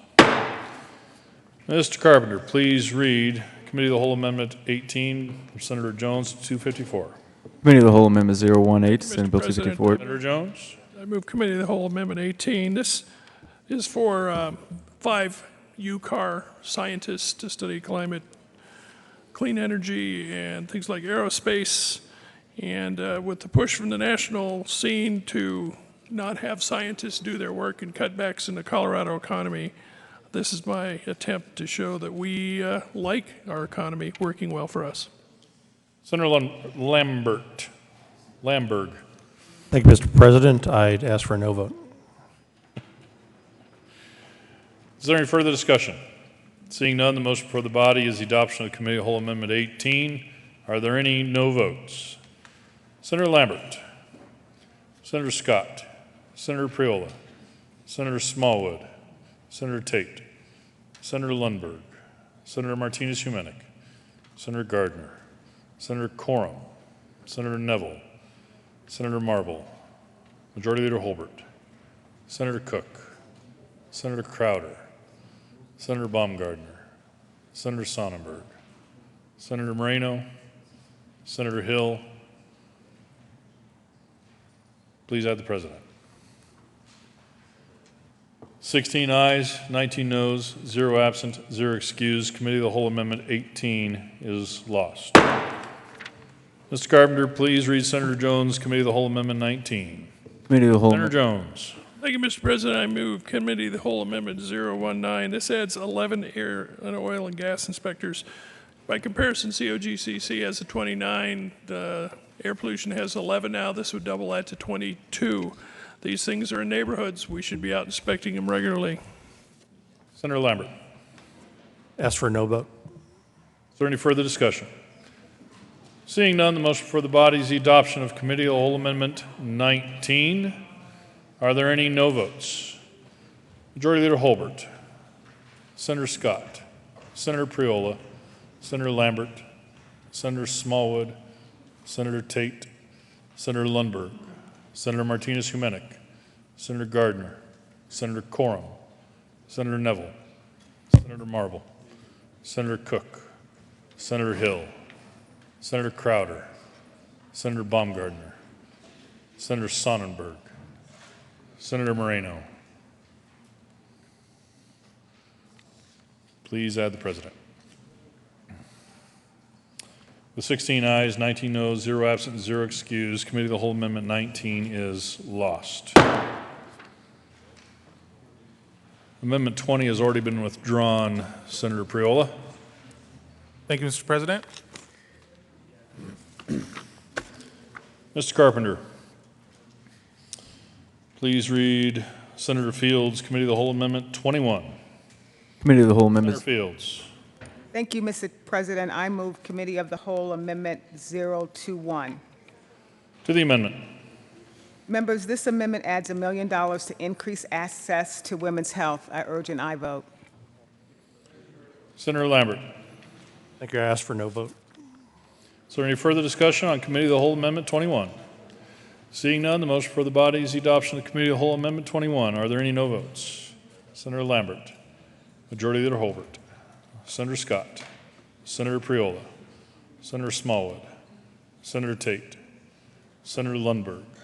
Senator Martinez-Humenick. Senator Gardner. Senator Coram. Senator Neville. Senator Marble. Senator Cook. Senator Hill. Senator Crowder. Senator Baumgardner. Senator Sonnenberg. Senator Moreno. Senator Hill, I already have you. But you can keep your hand up if you like. Please add the president. With 16 ayes, 19 noes, 0 absent, 0 excused, Committee of the Whole Amendment 21 is lost. Mr. Carpenter, please read Senator Aguilar's Committee of the Whole Amendment 22. Committee of the Whole Amendment. Senator Aguilar. Thank you, Mr. President. I move Committee of the Whole Amendment 22. Members, this would give $500,000 to our school-based health centers to treat students that have come in asking for treatment for substance abuse, and it's from the Marijuana Cash Tax Fund, and I'd ask for an aye vote. Senator Lambert. Ask for a no vote. Is there any further discussion on Committee of the Whole Amendment 22? Seeing none, the motion for the body is the adoption of Committee of the Whole Amendment 22. Are there any no votes? Senator Lambert. Majority Leader Holbert. Senator Scott. Senator Priola. Senator Smallwood. Senator Tate. Senator Lundberg. Senator Martinez-Humenick. Senator Gardner. Senator Coram. Senator Neville. Senator Marble. Senator Cook. Senator Hill. Senator Crowder. Senator Baumgardner. Senator Sonnenberg. Senator Moreno. Please add the president. With 16 ayes, 19 noes, 0 absent, 0 excused, Committee of the Whole Amendment 22 is lost.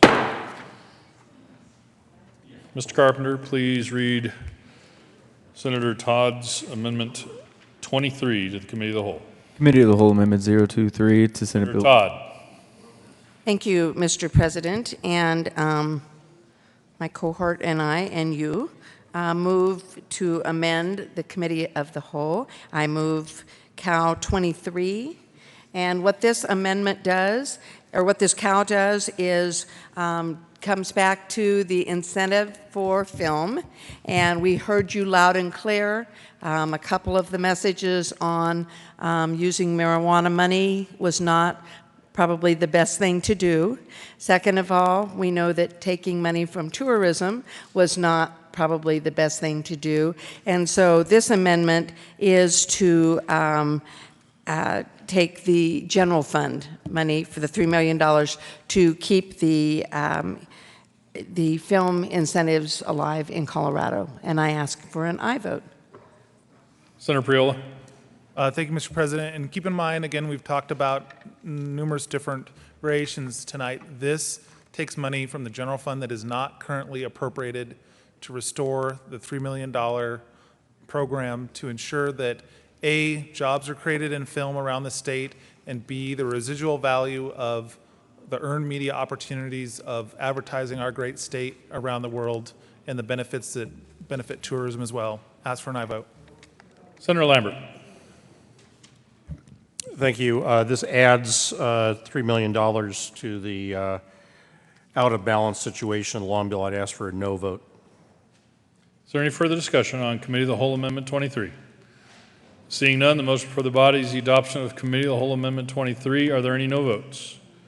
Senator Lambert. Majority Leader Holbert. Senator Scott. Senator Smallwood. Senator Tate. Senator Lundberg. Senator Gardner. Senator Marble. Senator Neville. Senator Cook. Senator Hill. Senator Sonnenberg. Senator John. Senator Aguilar. Senator Kafalas. Senator Kagan. Senator Moreno. Senator Zenzinger. Senator Donovan. Senator Jones. With 15 ayes, 20 noes, 0 absent, 0 excused, Committee of the Whole Amendment 23 is lost. Mr. Carpenter, please read Committee of the Whole Amendment 24. Committee of the Whole Amendment. Senator Neville. Thank you, Mr. President. Colleagues, Amendment 24 basically says we had the so-called Healthy Kids Survey. There was a floor amendment that added approximately $750,000 back into that survey. This would remove that and return it back to the cash fund that everybody seems to want to get money out of this year, and I urge an aye vote. Did you move that amendment, Senator Neville? I move Amendment 24. Thank you, sir. Senator Lambert. I would ask for an aye vote. Senator John. Thank you, Mr. President. I'm going to ask for a no vote. We had a lot of good debate on this, but at the end of the day, I still believe this is information that we need to have. If we need to look at that in the interim, we can do that, but I don't believe ending this program would do anybody any good, so I am asking for a no vote. Is there any further discussion on Committee of the Whole Amendment 24? Seeing none, the motion for the body is the adoption of Committee of the Whole Amendment 24. Are there any no votes?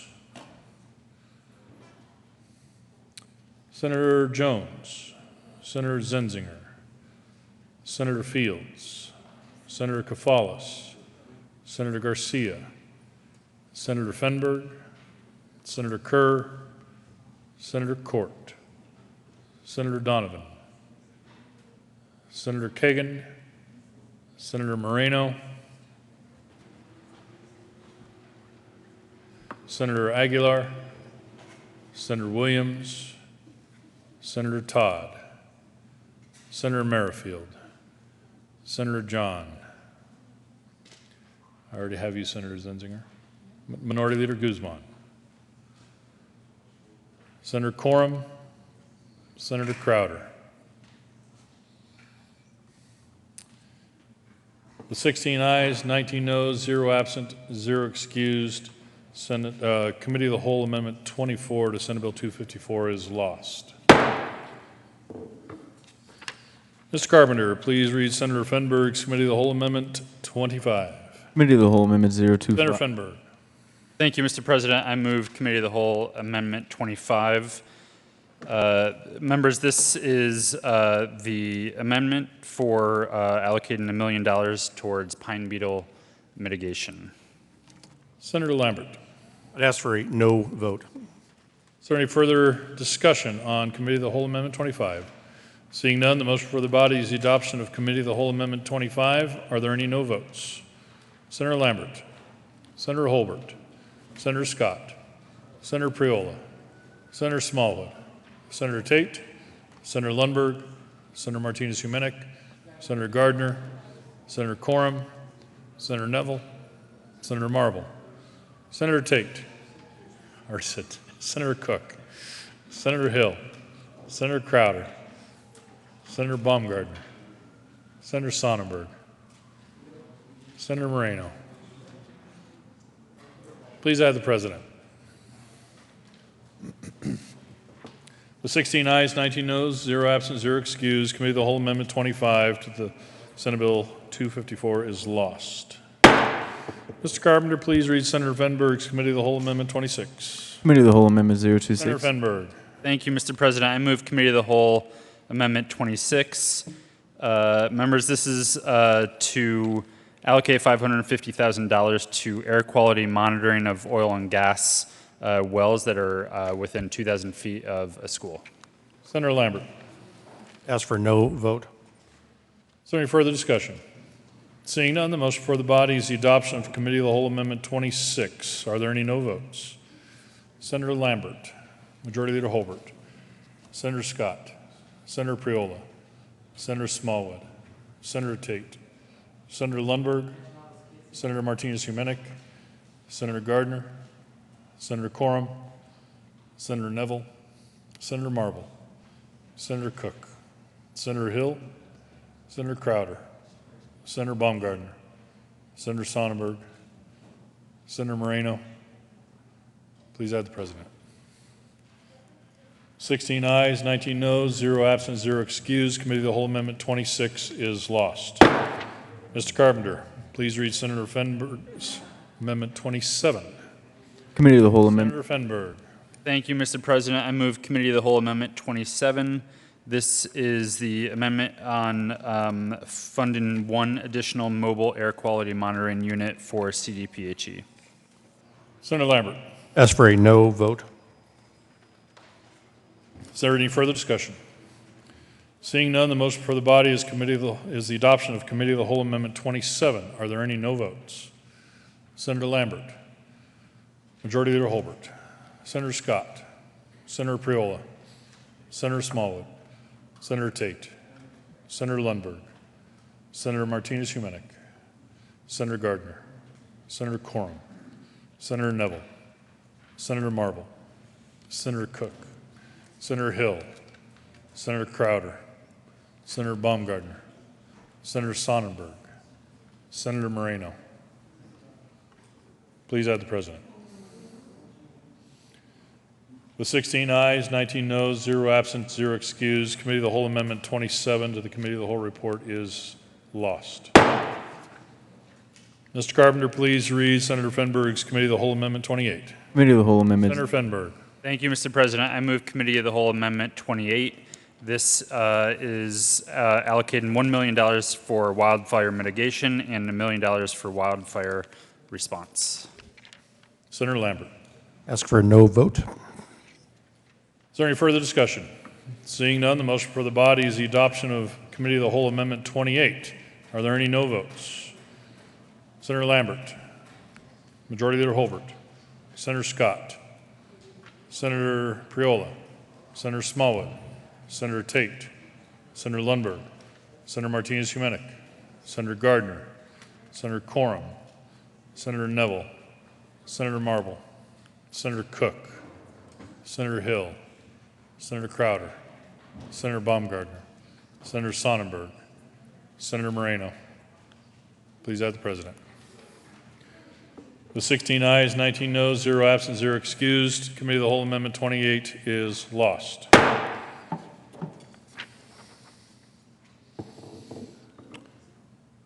Are there any more amendments?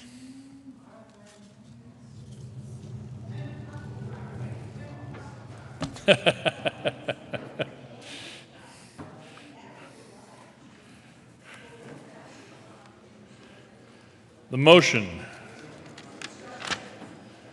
before the body is the adoption of the report of the Committee of the Whole.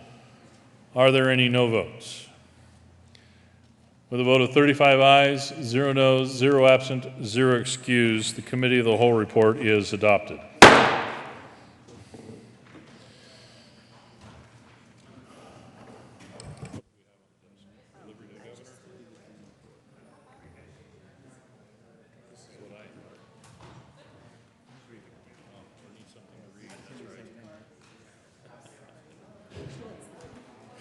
Yeah. Okay. Senate Bill 237, Senate Bill 244, Senate Bill 256, Senate Bill 263 is amended, Senate Bill 260, Senate Bill 262, Senate Bill 254 as amended, passed on second reading and ordered engrossed and placed on the calendar for third reading and final passage.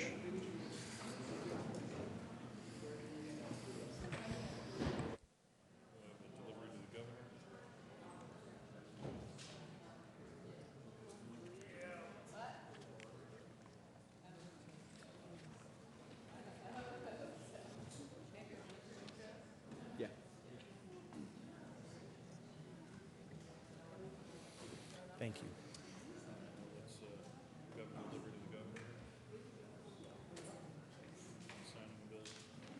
Delivered to the governor. To the governor for signature on Wednesday, March 29, 2017, 11:37 a.m. Senate Bill 15, 16, 46, 48, 62, 66, 76, 125, 144. Signing of bills. The President has signed House Bill 1051, 1103, 1107, 1109, 1151, 1152, House Joint Resolution to 191020. In response to a request from the House for a conference committee on House Bill 1035, the Senate conferees are Senators Cook, Chair, Gardner, and Fields on the first conference committee on House Bill 1035.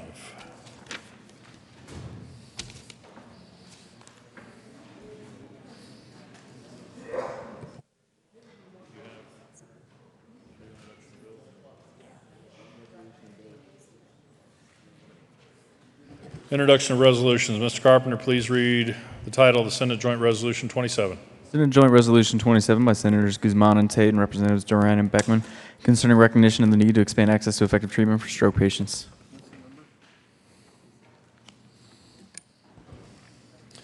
Majority Leader Holbert. Thank you, Mr. President. I move that we lay over Senate Joint Resolution 27 one day under the rules. Motion is to lay over Senate Joint Resolution 27 one day according to the rules. All those in favor say aye. All opposed, no. The ayes have it, and that will be laid over. Introduction of bills. Mr. Carpenter. Senate Bill 268 by Senators Smallwood and Kerr and Representative Ransome General concerning an increase in the number of pharmacy technicians a pharmacist may supervise. Health and Human Services. Senate Bill 269 by Senators Marble and Aguilar and Representative Winter and McKean concerning the exclusion of specified non-alcohol products from the calculation of the maximum amount of retail stores, liquor stores' annual gross sales revenue that may be derived from the sale of non-alcohol products. Business, Labor, Technology. Senate Bill 270 by Senator Baumgartner concerning examination by the Transportation Legislation Review Committee on replacing standard license plates issued to motor vehicles. Transportation. Senate Bill 271 by Senator Cook and Representative Pabon concerning the development of a transportation process by which an investor-owned utility may recover actual costs from a property owner on whose behalf the utility has extended its service by connecting the property owner's property to the utility's service. Agriculture, Natural Resources, and Energy. Senate Bill 272 by Senator Priola and Representative Pedersen and Lundin concerning adding a measure relating to demonstration of college and career readiness for determining a local education provider's attainment of the post-secondary and workforce readiness performance indicator. Education. Senate Bill 273 by Senators Hill and Williams concerning the manufacturer's list price of tobacco products for purposes of state excise tax. Finance. Senate Bill 274 by Senator Holbert and Representative Garnett concerning an authorization for non-admitted insurers to offer disability insurance as a type of surplus lines insurance. Business, Labor, and Technology. House Bill 1072 by Representative Landgraf and Lawrence and Senator Cook concerning human trafficking for sexual servitude. Judiciary. House Bill 1155 by Representative Thurlow and Senator Gardner concerning the ability to cure campaign finance reporting deficiencies without penalty. State Veterans and Military Affairs. House Bill 1185 by Representative Singer and Senator Smallwood concerning reports of suspected child abuse and neglect. Health and Human Services.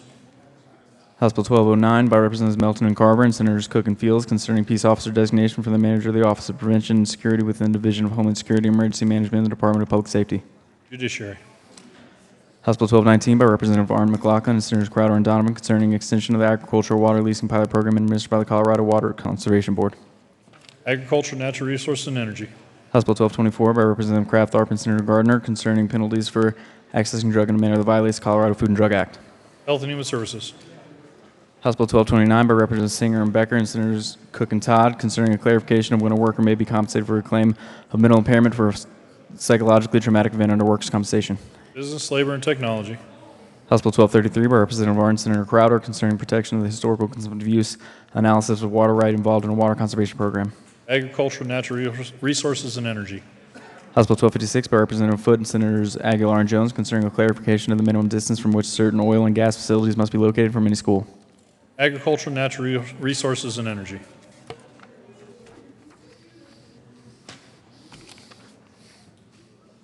Mr. Announcements.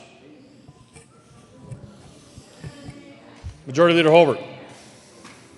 Thank you, Mr. President. Members, thank you for a long day's worth of work. Gosh, 10 and a half hours, I think, here, about 10 hours. Oh, yep, that's coming, just a second. You do not need to take folders off of your filing cabinet.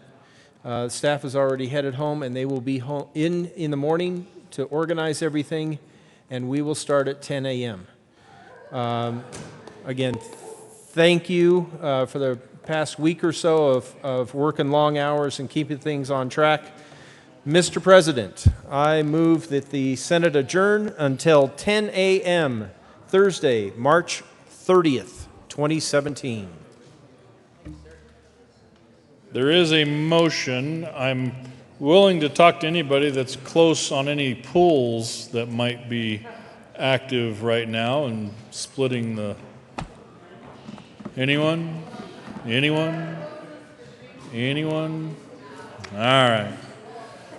The motion is to adjourn until 10 a.m.